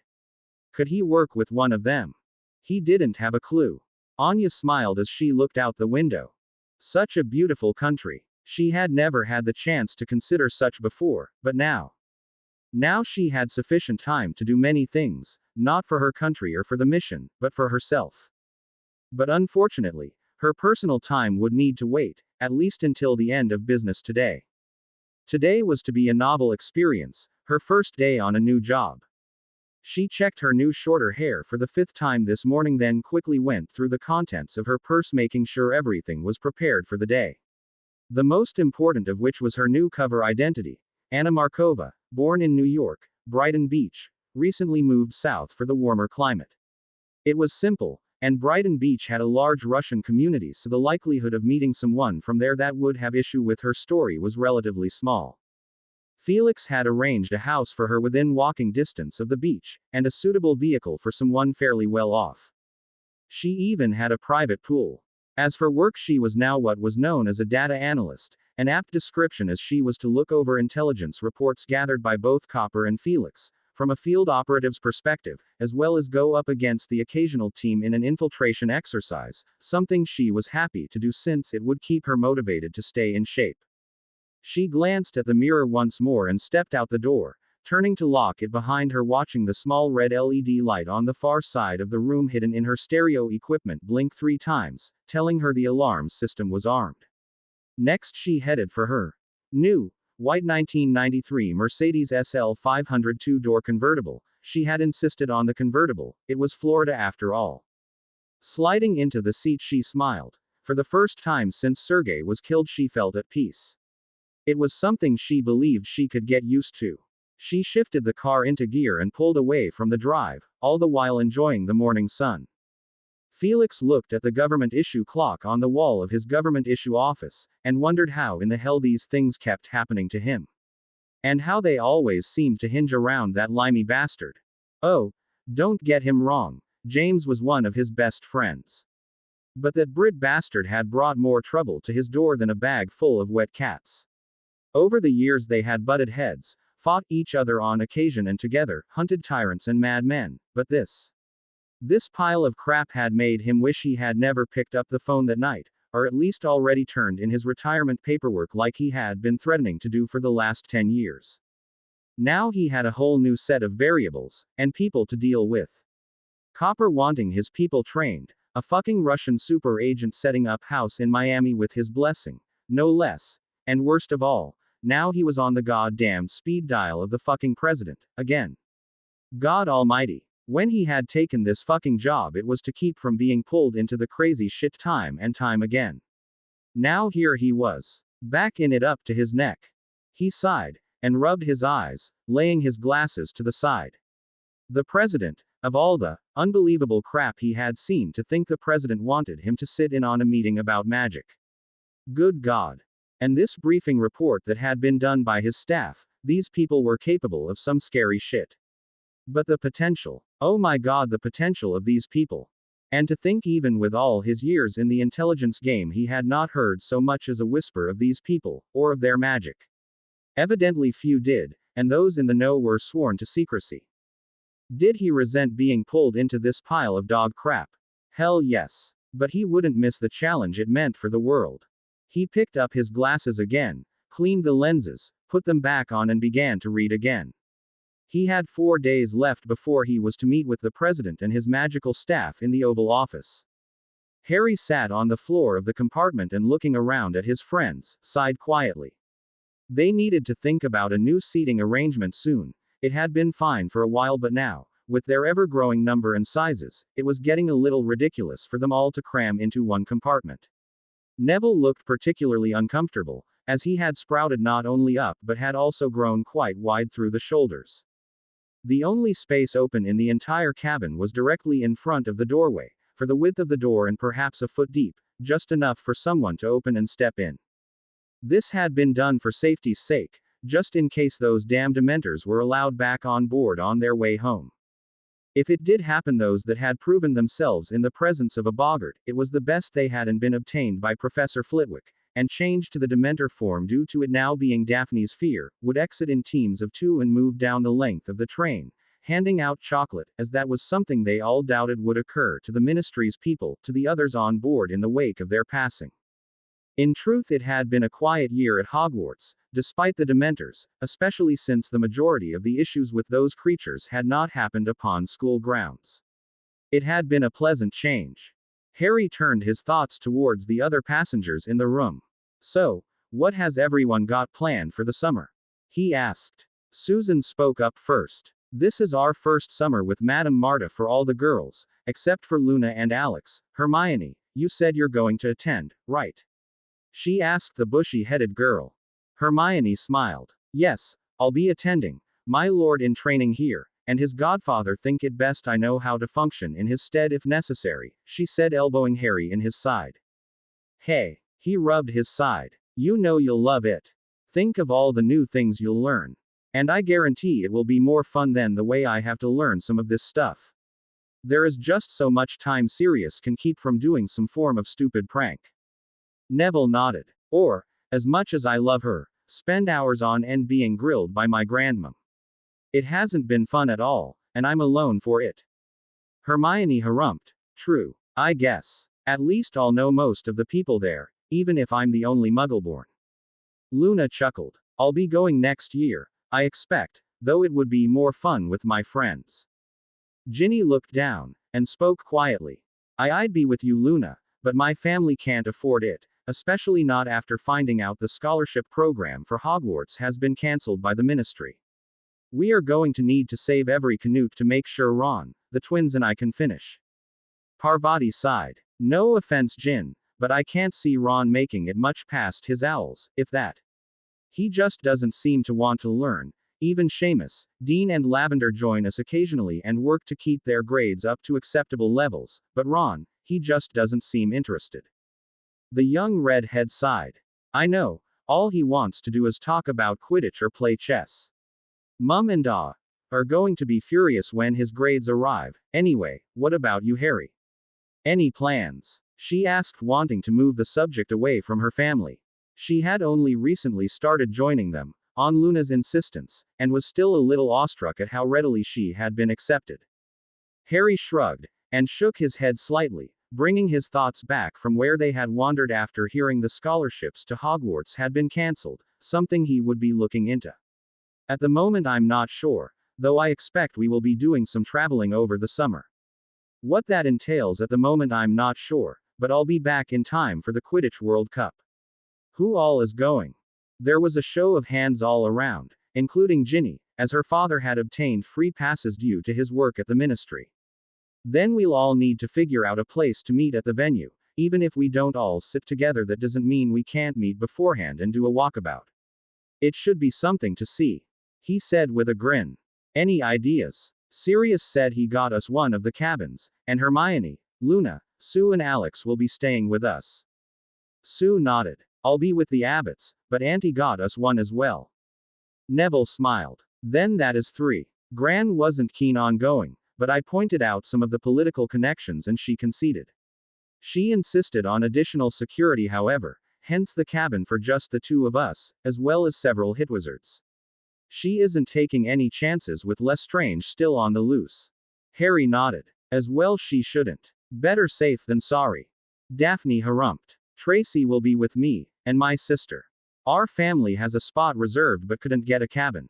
Ginny sighed. I'll be with my family. We borrowed a wizarding tent and have a spot reserved. Dad will be working some of the time. Some wizards can't seem to keep from showing off. He'll need to deal with any illegal enchanting of muggle objects on the grounds if something happens. The Pottles were the last to speak. We were informed we are going, but not the arrangements that have been made. We can tell you once we know something more. Harry nodded. All right, but let's at least make tentative plans to meet at the cabins the morning before the game begins, say 9. That way we have at least one day together. If something changes or you can't make it, Daphne, do you mind being our hub of contact? She shook her head, smiled, and he nodded. Good, I'll lend you Hedwig. She has never failed to find me no matter where I am. Her eyes widened at that statement. If what she had heard about half of his travels were true, then that was one special owl. Nods of agreement came from around the room. Hermione grabbed Alex by the arm and pulled her out into the hall, stating they were headed to the loo. Once they were inside the small restroom, she gestured that she wanted some privacy. Tonks swished her wand around, incanting a silencing charm. That will do it, she said, putting her wand back in her holster. What do you need? You're going to be with Harry this summer, right? She asked. The older girl nodded. As far as I know, I may be separated from him for some form of training, but if I am, he will have someone else with him or be in training of his own. Hermione chewed on her bottom lip as she thought. And Luna? The ex-Auror sighed. I don't know. She will be safe, and someone will be watching over her, but as for what she will be doing, I have no idea. Hermione nodded again, and took a deep breath. After letting it out slowly, she asked, how do I go about it? Training, I mean. I want to be like you, someone Harry can rely on. The older woman smiled. Sweetie, you are doing just fine. Listen to your da, and your uncle, get them to help. You are one of the best prepared out of any of them, you and Neville. She put her hand on the younger girl's shoulder. Other than that, learn all you can, especially at Madame Marta's. He'll need your help with that, sooner than he thinks, especially with Sirius as the one teaching him. The man is pants at the political game. He may know the rules and the players, but his disposition and reputation put a lot of people off. Especially now that he is in the process of cutting ties with some of the older and less savory aspects of his family's associations. Without Aunt Sissy, he'd be lost. When Harry takes over House Black, there will still be a long way to go, and repositioning it within those confines will be up to Harry. He respects your intelligence, and will be asking your opinion on many things in the future, I have no doubt. Hermione looked surprised by that. You mean he won't just follow what his father's people want? She asked. Alex smirked at her. Do you really think Harry would just follow them blindly? Hermione had the good sense to blush. No, I suppose not. Alex nodded. Listen to them. Yes, he will listen and take that consultation to heart, especially as his primary goal is to bring the wizarding government more in line with the non-magical, like it was intended to be. Hermione sighed. All right, I'm sorry. I still don't like the way they are using him. I understand it, but I don't like it. Alex chuckled. Believe me, sometimes you need to make sacrifices to do the right thing. I sacrificed my old life for this one. Granted, I'll get it back one day, but now that I understand more of what has been at stake, I'm glad that I did. This is too important, and needs to be handled now before things begin to get worse than they already are. Hermione nodded. I get it. I really do. Any other advice you can give me? Alex thought about it for a moment.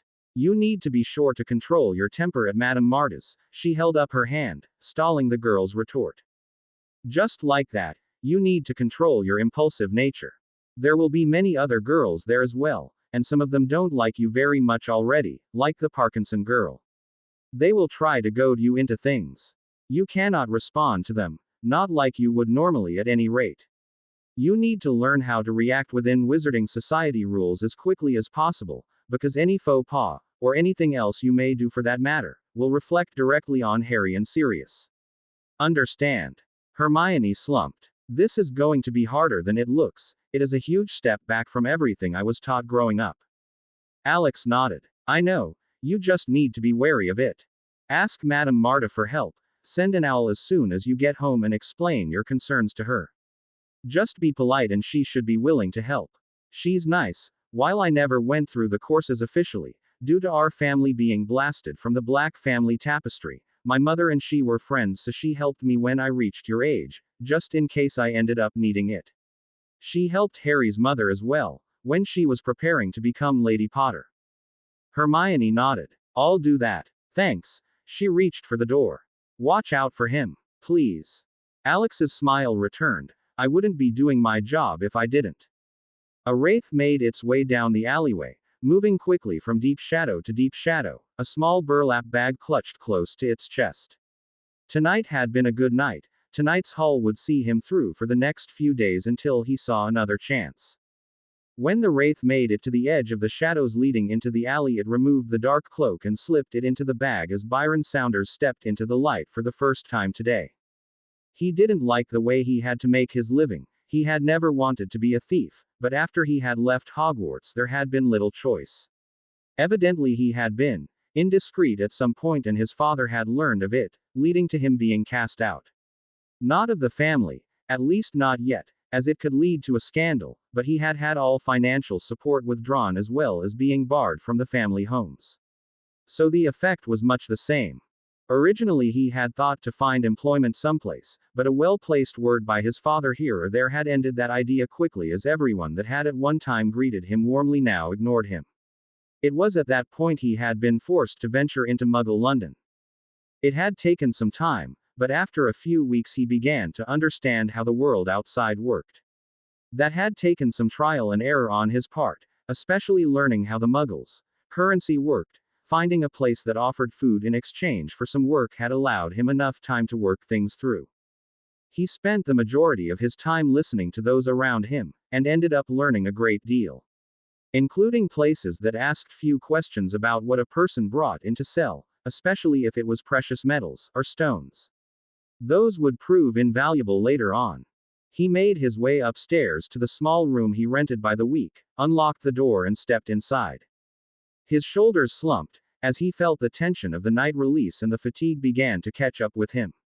A shower first, then food, he thought as he made his way to far side of the tiny room, and waved his wand at the paneling, causing it to slide open and the lockbox inside to become visible. Placing the majority of the money from the night inside, he waved his wand again and the panel shut. He jumped when a voice came from the chair by the window that he thought was empty when he entered. You'd do better to hide your stash in the bathroom, or kitchen. Charm the tub or refrigerator to move and put the expansion charm, for space, underneath. A blank wall is the first place a magical would look, after behind a picture. He whirled toward the voice, wand in hand, only to freeze in place halfway. No, I think you can be stoppin' right there, the voice said. Byron could just make out movement from the corner of his eye, and an odd cadence of someone walking across the floor behind him. He watched helplessly as a hand appeared from someplace behind him and plucked his wand from between his fingers. Constant vigilance, lad, said the voice from behind him. It'll save your life. Take it from someone who knows. He felt himself float upward a small amount and then move toward the chair. Besides, can't be havin'. Yeah, heck's your new boss, can we? Well, unless you've gotten a taste for being a thief. But if that's the case, I'll just drop you off by the DMLE and you can toddle off to Azkaban by morning. He felt himself spin slightly and then settle into the chair, giving him a good look at the man for the first time. He had seen his picture in the papers before. He was looking at Alistair, Mad-Eye Moody. The most feared dark wizard hunter to come out of the war with he who must not be named. A trickle of sweat ran down his back. Is that something you'd be interested in, lad? Or would you rather go to work for me, and put thievin' behind ye? The grizzled man asked as he leaned on his staff, and kept his wand trained on him. After a moment he spoke again. Well, lad, speak up. Byron tried his best, but it came out in a muffled, Good. Moody hobbled to the area on the wall and cast a spell, revealing the lockbox, and hobbled back with it. He then summoned what money Byron had on him and popped the box open. "Decent little nest egg you've got for yourself here. We've been watching you for a while, and have a total for the replacement value of everything you have stolen, and believe me, you didn't make that easy. It will be coming out of your pay in installments. That way it won't be hanging on your conscience. So you can keep this." He tossed it back in the box. "I'm gonna be releasing your head and arms so you can recite your oath in a minute." He then placed a piece of paper on top of the small stack of money. "That is an address. A cab, you know what that is. Right." Byron made another muffled sound, and Moody nodded. "At any rate, it will be out front tomorrow morning at 8. Don't be late, or I'll be comin' to look for ye, and you won't be likin' that. Once there follow the instructions to the office listed, there'll be muggle papers waitin' for ye there.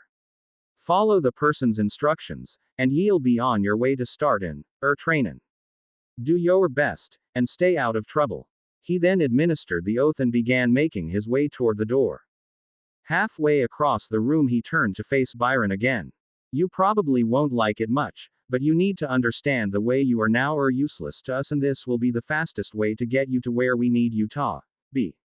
Welcome to the unspeakable Sounders." He then spun on his heel and disappeared with a quiet pop, leaving a confused Byron Saunders behind. Harry hated doing the trip home this way. Hiding his secret from Luna when she was spending so much of her time with him was becoming more difficult. Now, for the second year in a row, he had needed to go out for dinner to give the goblins adequate time to go over their belongings as well as check them over while they sat in the small dining room. Then climb out of bed less than 2 hours after lying down, to be debriefed and go over the final plans for the summer. Luckily, that had gone as he had expected. Luna would travel with him and Alex to Miami where, while Luna spent time between a new computer training course and Terry's place, Harry and Alex would start their training jointly with Copper's people and Anya, to expand their skills.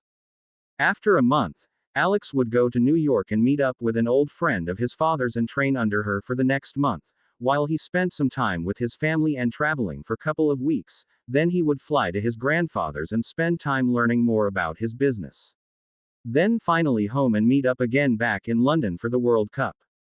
It was to be a busy summer, but time well spent. They say that New York is the city that never sleeps, and that is the truth. However, it is also a city where very few ever take the time to look around, let alone up. If a resident of the city did, it was a rarity, usually reserved for someone that had an unfortunate incident with one of the city pigeons. For those that did take the time on their own to look up, there were untold splendors to behold. It had everything from world-class architecture and views, to gleaming lights reflected inside glass canyons. It was a city filled with sights few cities could ever hope to compete with, especially at night. But the fact that few below ever looked up was noted by a small group of individuals, a group whose livelihood depended on it, a group who saw the opportunity to raise their occupation to more lofty heights. A dark figure detached itself from the deep shadows as the police helicopter continued its way toward the waterfront, nimbly avoiding obstacles in its path as it again joined with the shadows within the ledge that formed the perimeter of the building. As the figure settled into a kneeling position, it withdrew a palm-sized object from a covered pocket and brought it up to its eye. Carefully, the person scanned each of the windows across the way till its attention settled upon a single large piece of glass. With a flip of the thumb, the figure cycled through different lenses. Once satisfied, it triggered the laser rangefinder, confirming the distance. It then withdrew several items from a small parcel and began to assemble a rifle-like object. Moments later, a projectile hurtled through the nighttime air and came to rest upon the opposite roof, trailing a heavy line. Once the shadow was sure the line was solidly affixed, it looked around quickly, backed up for a running start, sprinted forward, and hurled itself into open air. Immediately the shadow began to plunge toward the ground below. Its momentum changed with a sudden jerk as the line between it and the center of the line above transferred downward momentum to lateral, swinging the shadow's body across the road and to the appointed window. As the shadow approached the wall, it reached a hand out and placed a spring-loaded camming device into the space between the wall and the glass, depressing the trigger as it rammed home. With an almost inaudible click, the shadow's pendulum swing came to an end, locked just within arm's length of its target. After a quick check of the glass for unexpected problems, the shadow went to work and was soon slithering its way inside and away from the sounds of the street far below. 20 minutes later, the shadow made its way back out of the building by the same route, securing the window as it went, collapsing the camming device and swinging back toward the center of the line above. Next, the figure made quick work of the ascent to the line above with a hand-over-hand climb, then with a quick move brought their body to a sitting position. The view was astounding. Below the shadow, an aurora of light pushed its way into the darkness, then gave way to the blackness that was the harbor beyond, where reflections from passing ships twinkled. The figure only pondered this sight for the barest of moments before moving again, this time to bring itself to a standing position on top of the suspended rope, then making its way easily back to the other building. Lights on the van flared to life, revealing an older woman, with long black hair, pale skin, and striking violet eyes. She was dressed in a dark pantsuit with a soft cream-colored blouse. "Any trouble, my dear?" she asked, in an almost bored tone.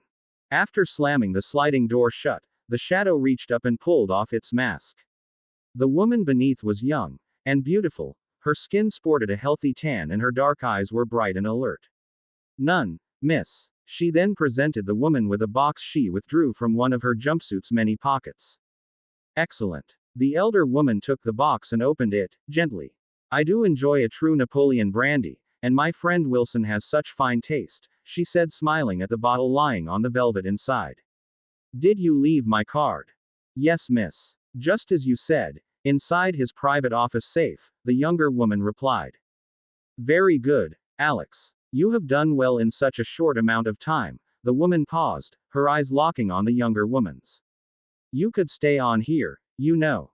My organization could use someone with your assets," she said with a seductive hiss, as she rubbed her palm across the young woman's thigh. If the movement bothered Alex, she didn't show it. "I'm sorry, miss, but I have other obligations," she replied. The woman withdrew her hand, and spoke with a chuckle. "Once again I have lost out to a bond." She eyed the young woman in the reflected light from the street outside. "However, this time it is not to the elder, I think." She paused for a moment, watching the young woman's reaction intently, then withdrew a letter from her small purse. "This arrived for you this afternoon. It seems our time together has come to an end for now. You may keep the equipment, consider it a gift, and please tell young Harry and his father they are welcome to visit any time." She then leaned forward, capturing the girl's lips with her own. "As are you, my dear." As the woman sat back, she couldn't help but smile, seeing that at least had got a reaction, as Alex's face turned bright red. Alex fumbled for the door handle, pulled it open and stumbled into the night air, while trying to force her voice to work. "I will be sure to tell him, Miss Galore." The older woman smiled at her widely. "Oh, you are no longer my student, so from now on you may call me by my first name, PSSY. Harry's grin widened as he twisted the wheel violently to the right, feeling the underside of the boat skitter across the surface of the water for a moment before it suddenly began to find purchase, lurching hard toward the new direction its driver wished.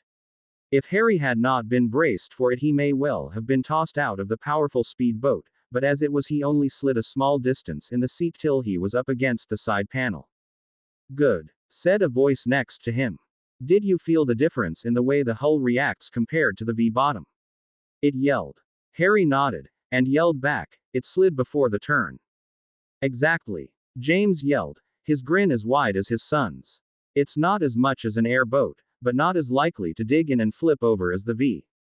Harry nodded again. "And the tri-hull design lets you get up on top of the water faster, along with being more stable in calmer waters." James shrugged. "For the most part," James yelled back over the scream of the motor. "It depends on the depth of the V and what they were designed for. A V tends to be more stable in rougher water if it has sufficient draw, especially with an inboard motor helping with the balance, which most have." Harry thought about that for a moment. "Okay. Take us back in. You can play a bit, but I'm sure they are waiting on us for lunch," James said, sitting back and enjoying the sun. 20 minutes later, Harry was bringing the boat up to the dock, as a large-bellied man stepped out of the house they had rented. He wore a well-worn cowboy hat, a gun in a black holster, and a large silver star on his chest. Harry groaned when he saw him. "Dad, The sheriff is here, again, he said as James began to stir from his place in the back. I wonder what he wants now, James said, shaking his head in exasperation. As he tied the boat to the dock, he addressed the man. Sheriff Pepper, what can we do for you today? The sheriff chuckled. Well, I like to keep tabs on my favorite secret agent when he comes to town. Especially when he is causing a ruckus all up and down my bayou. James stepped up onto the deck and took the man's hand. And if you can use it as an excuse to get out of the office, he said. The large man chuckled again. Then so much the better. In all seriousness, though, I have gotten a few calls about someone tearing around in the bayou. I've assured them that it is nothing to worry about, but there are a lot more people living out here now. It's not as easy to wipe away things like it was the first time we met. James nodded. We're just about done. I just wanted to teach Harry a thing or two about handling a boat in tight areas, and this struck me as one of the better places to learn. Sheriff Pepper watched as the young man worked inside the boat preparing it to be lifted out of the water on the cradle in the small boathouse. So he's the future of your Secret Service. How old is he? 16, 17. The man asked. He just turned 14, James said. The sheriff whistled softly. You limeys sure start them young. But I would have pegged him as being a little older. James shrugged. Harry's a special case. Not all of our people are trained like him, James told the man, being quite honest. He knew the man well, and knew that he understood what should not be spoken of out of turn. He had even helped them cover up what had happened when James had run afoul of Mr. Big's men in this same bayou. A special case, He any good? The sheriff asked. Better than I expected, James said, his voice giving some hint that he wasn't entirely happy with the assessment. He's driven, more so than I would like sometimes. The sheriff quirked his eyebrow up, as he pulled off his sunglasses and began to clean them as he continued to observe the boy. He wants revenge for something, then? He asked. James shook his head. Not as much as you would think, not that I'm saying that isn't part of it. He is just so eager to please, he wants the approval of those he has come to see as his new family. So, you and that lighter fella, the man said. James sighed. For someone I once thought of as oblivious, you sure see a lot. The larger man chuckled. Maybe it's my age. I spend a lot more of my time observing than I did at one time. That and I play a lot more checkers. The star is more of an honorary thing now. I won the last election, but I can't keep up with my deputies anymore. I think it may be time for me to hang it up, he said, replacing his glasses and dusting off his sheriff's star. The kids coming up are going to be something else. They're smarter. My own boy is one of them. He's an officer over in New Orleans. He's thinking about moving home and running for my office. I think he's tired of living in the city. Is he any good? James asked, more to make conversation than anything else. The man nodded. Made detective 2 years after he joined the force, has a really good arrest record. Got married. Nice girl. Took some getting used to. She's colored. Sorry, African American. Family's still trying to break me of that. Old habits. The man sighed. They've got 2 kids. Amy's 8, and Jenny is 6, both of them are beautiful. Took me a while to warm up to them, but now I couldn't stand it if they didn't come visit every few weeks. James said noncommittally. The sheriff shook himself out of his thoughts. So, you've about finished teaching him to handle a boat? James nodded. Yeah, he just needs some experience now. A couple of days more, then we'll head home. The man nodded. All right, I'll keep the locals off your back for a couple more days. Thanks, Sheriff, said James, shaking the man's hand again. You take care, and teach that kid well, the sheriff replied as he began walking back up the dock. Bill Weasley fought to keep his breathing even as he waited for his signal to move across the hallway.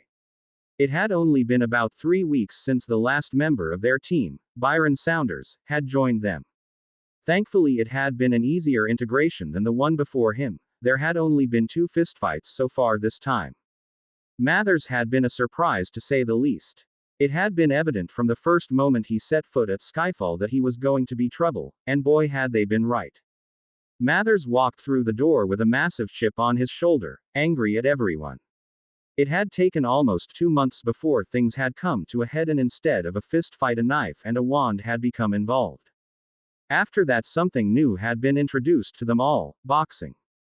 Taking whatever grievance may have been involved to the ring, and it had worked too. Especially after one particularly tough fight in the ring, when the history Mathers had with magical people came to light. From that point on, things had gotten better, at least until his partner had shown up. Saunders had proved himself to be a match for the man at Stealth, especially in the city, but he had also proved to be a match for the man in pure stubbornness. Both of them butting heads like a pair of bull centaurs after the same mate. It seemed like anything was fair game: food, schedules, weapons, even friends. It had become so disruptive at one point that Granger, their trainer, had taken the matter into his own hands or fists. It had been quite a sight, as Granger systematically destroyed both men in the middle of the ring, at the same time. The man was an artist, as he did so too, not only telling them the flaws in their form but in their character as well. How it was destroying what could be one of the finest teams it would have been his honor to train. How their own pig-headed bigotry or inferiority issues were going to see him lose two people he had a hand in personally picking for the team, thinking they could outgrow acting like little boys on a playground. In the end, both of the new recruits were beaten and bruised, but showed some signs of putting the issues with each other behind them, at least for the moment, and being able to work together. In the last week they had run these kill house scenarios twice a day, and they seemed to be becoming a smooth addition to the team, but only time would tell. But that was neither here nor there, as Granger would say. It was time for him to move. Neville Longbottom stood back up from his bow as he received the next belt in his quest for a black belt, smiling widely at his grandmother, who was sitting at the edge of the room clapping for him. He then returned to his place with the other students as the rest of those advancing were called. As he was saying goodbye to the other students, his grandmother walked over to him to say with a smile, "I am quite proud of you, Neville. You have been working very hard to have progressed this far." A man in his 40s joined them. "You are quite right, Mrs. Longbottom. It is even more impressive that he is not a member of the class the majority of the year. He and his friends must be quite dedicated."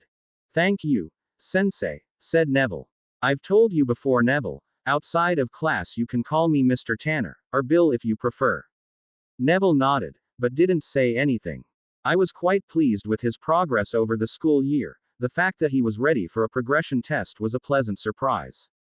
Even more so that he was ready for a second before he leaves to go back."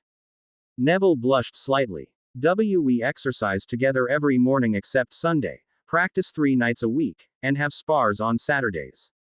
The man chuckled. "Like I said, dedicated. I wish my other students were as well." The elder woman covered her mouth as she chuckled. "I believe much of his dedication comes from the fact the vast majority of those that he is practicing with are young women." "Gran!" Neville exclaimed. "Oh ho!" laughed Bill. "I can see how that could be quite the motivator." Turning a deeper red, Neville turned away, walking toward the bathroom. I'm going to go change," he said, almost running away from the laughing pair. To be continued. I hope you enjoyed this story. Also remember to subscribe and like this video. See you in the next video.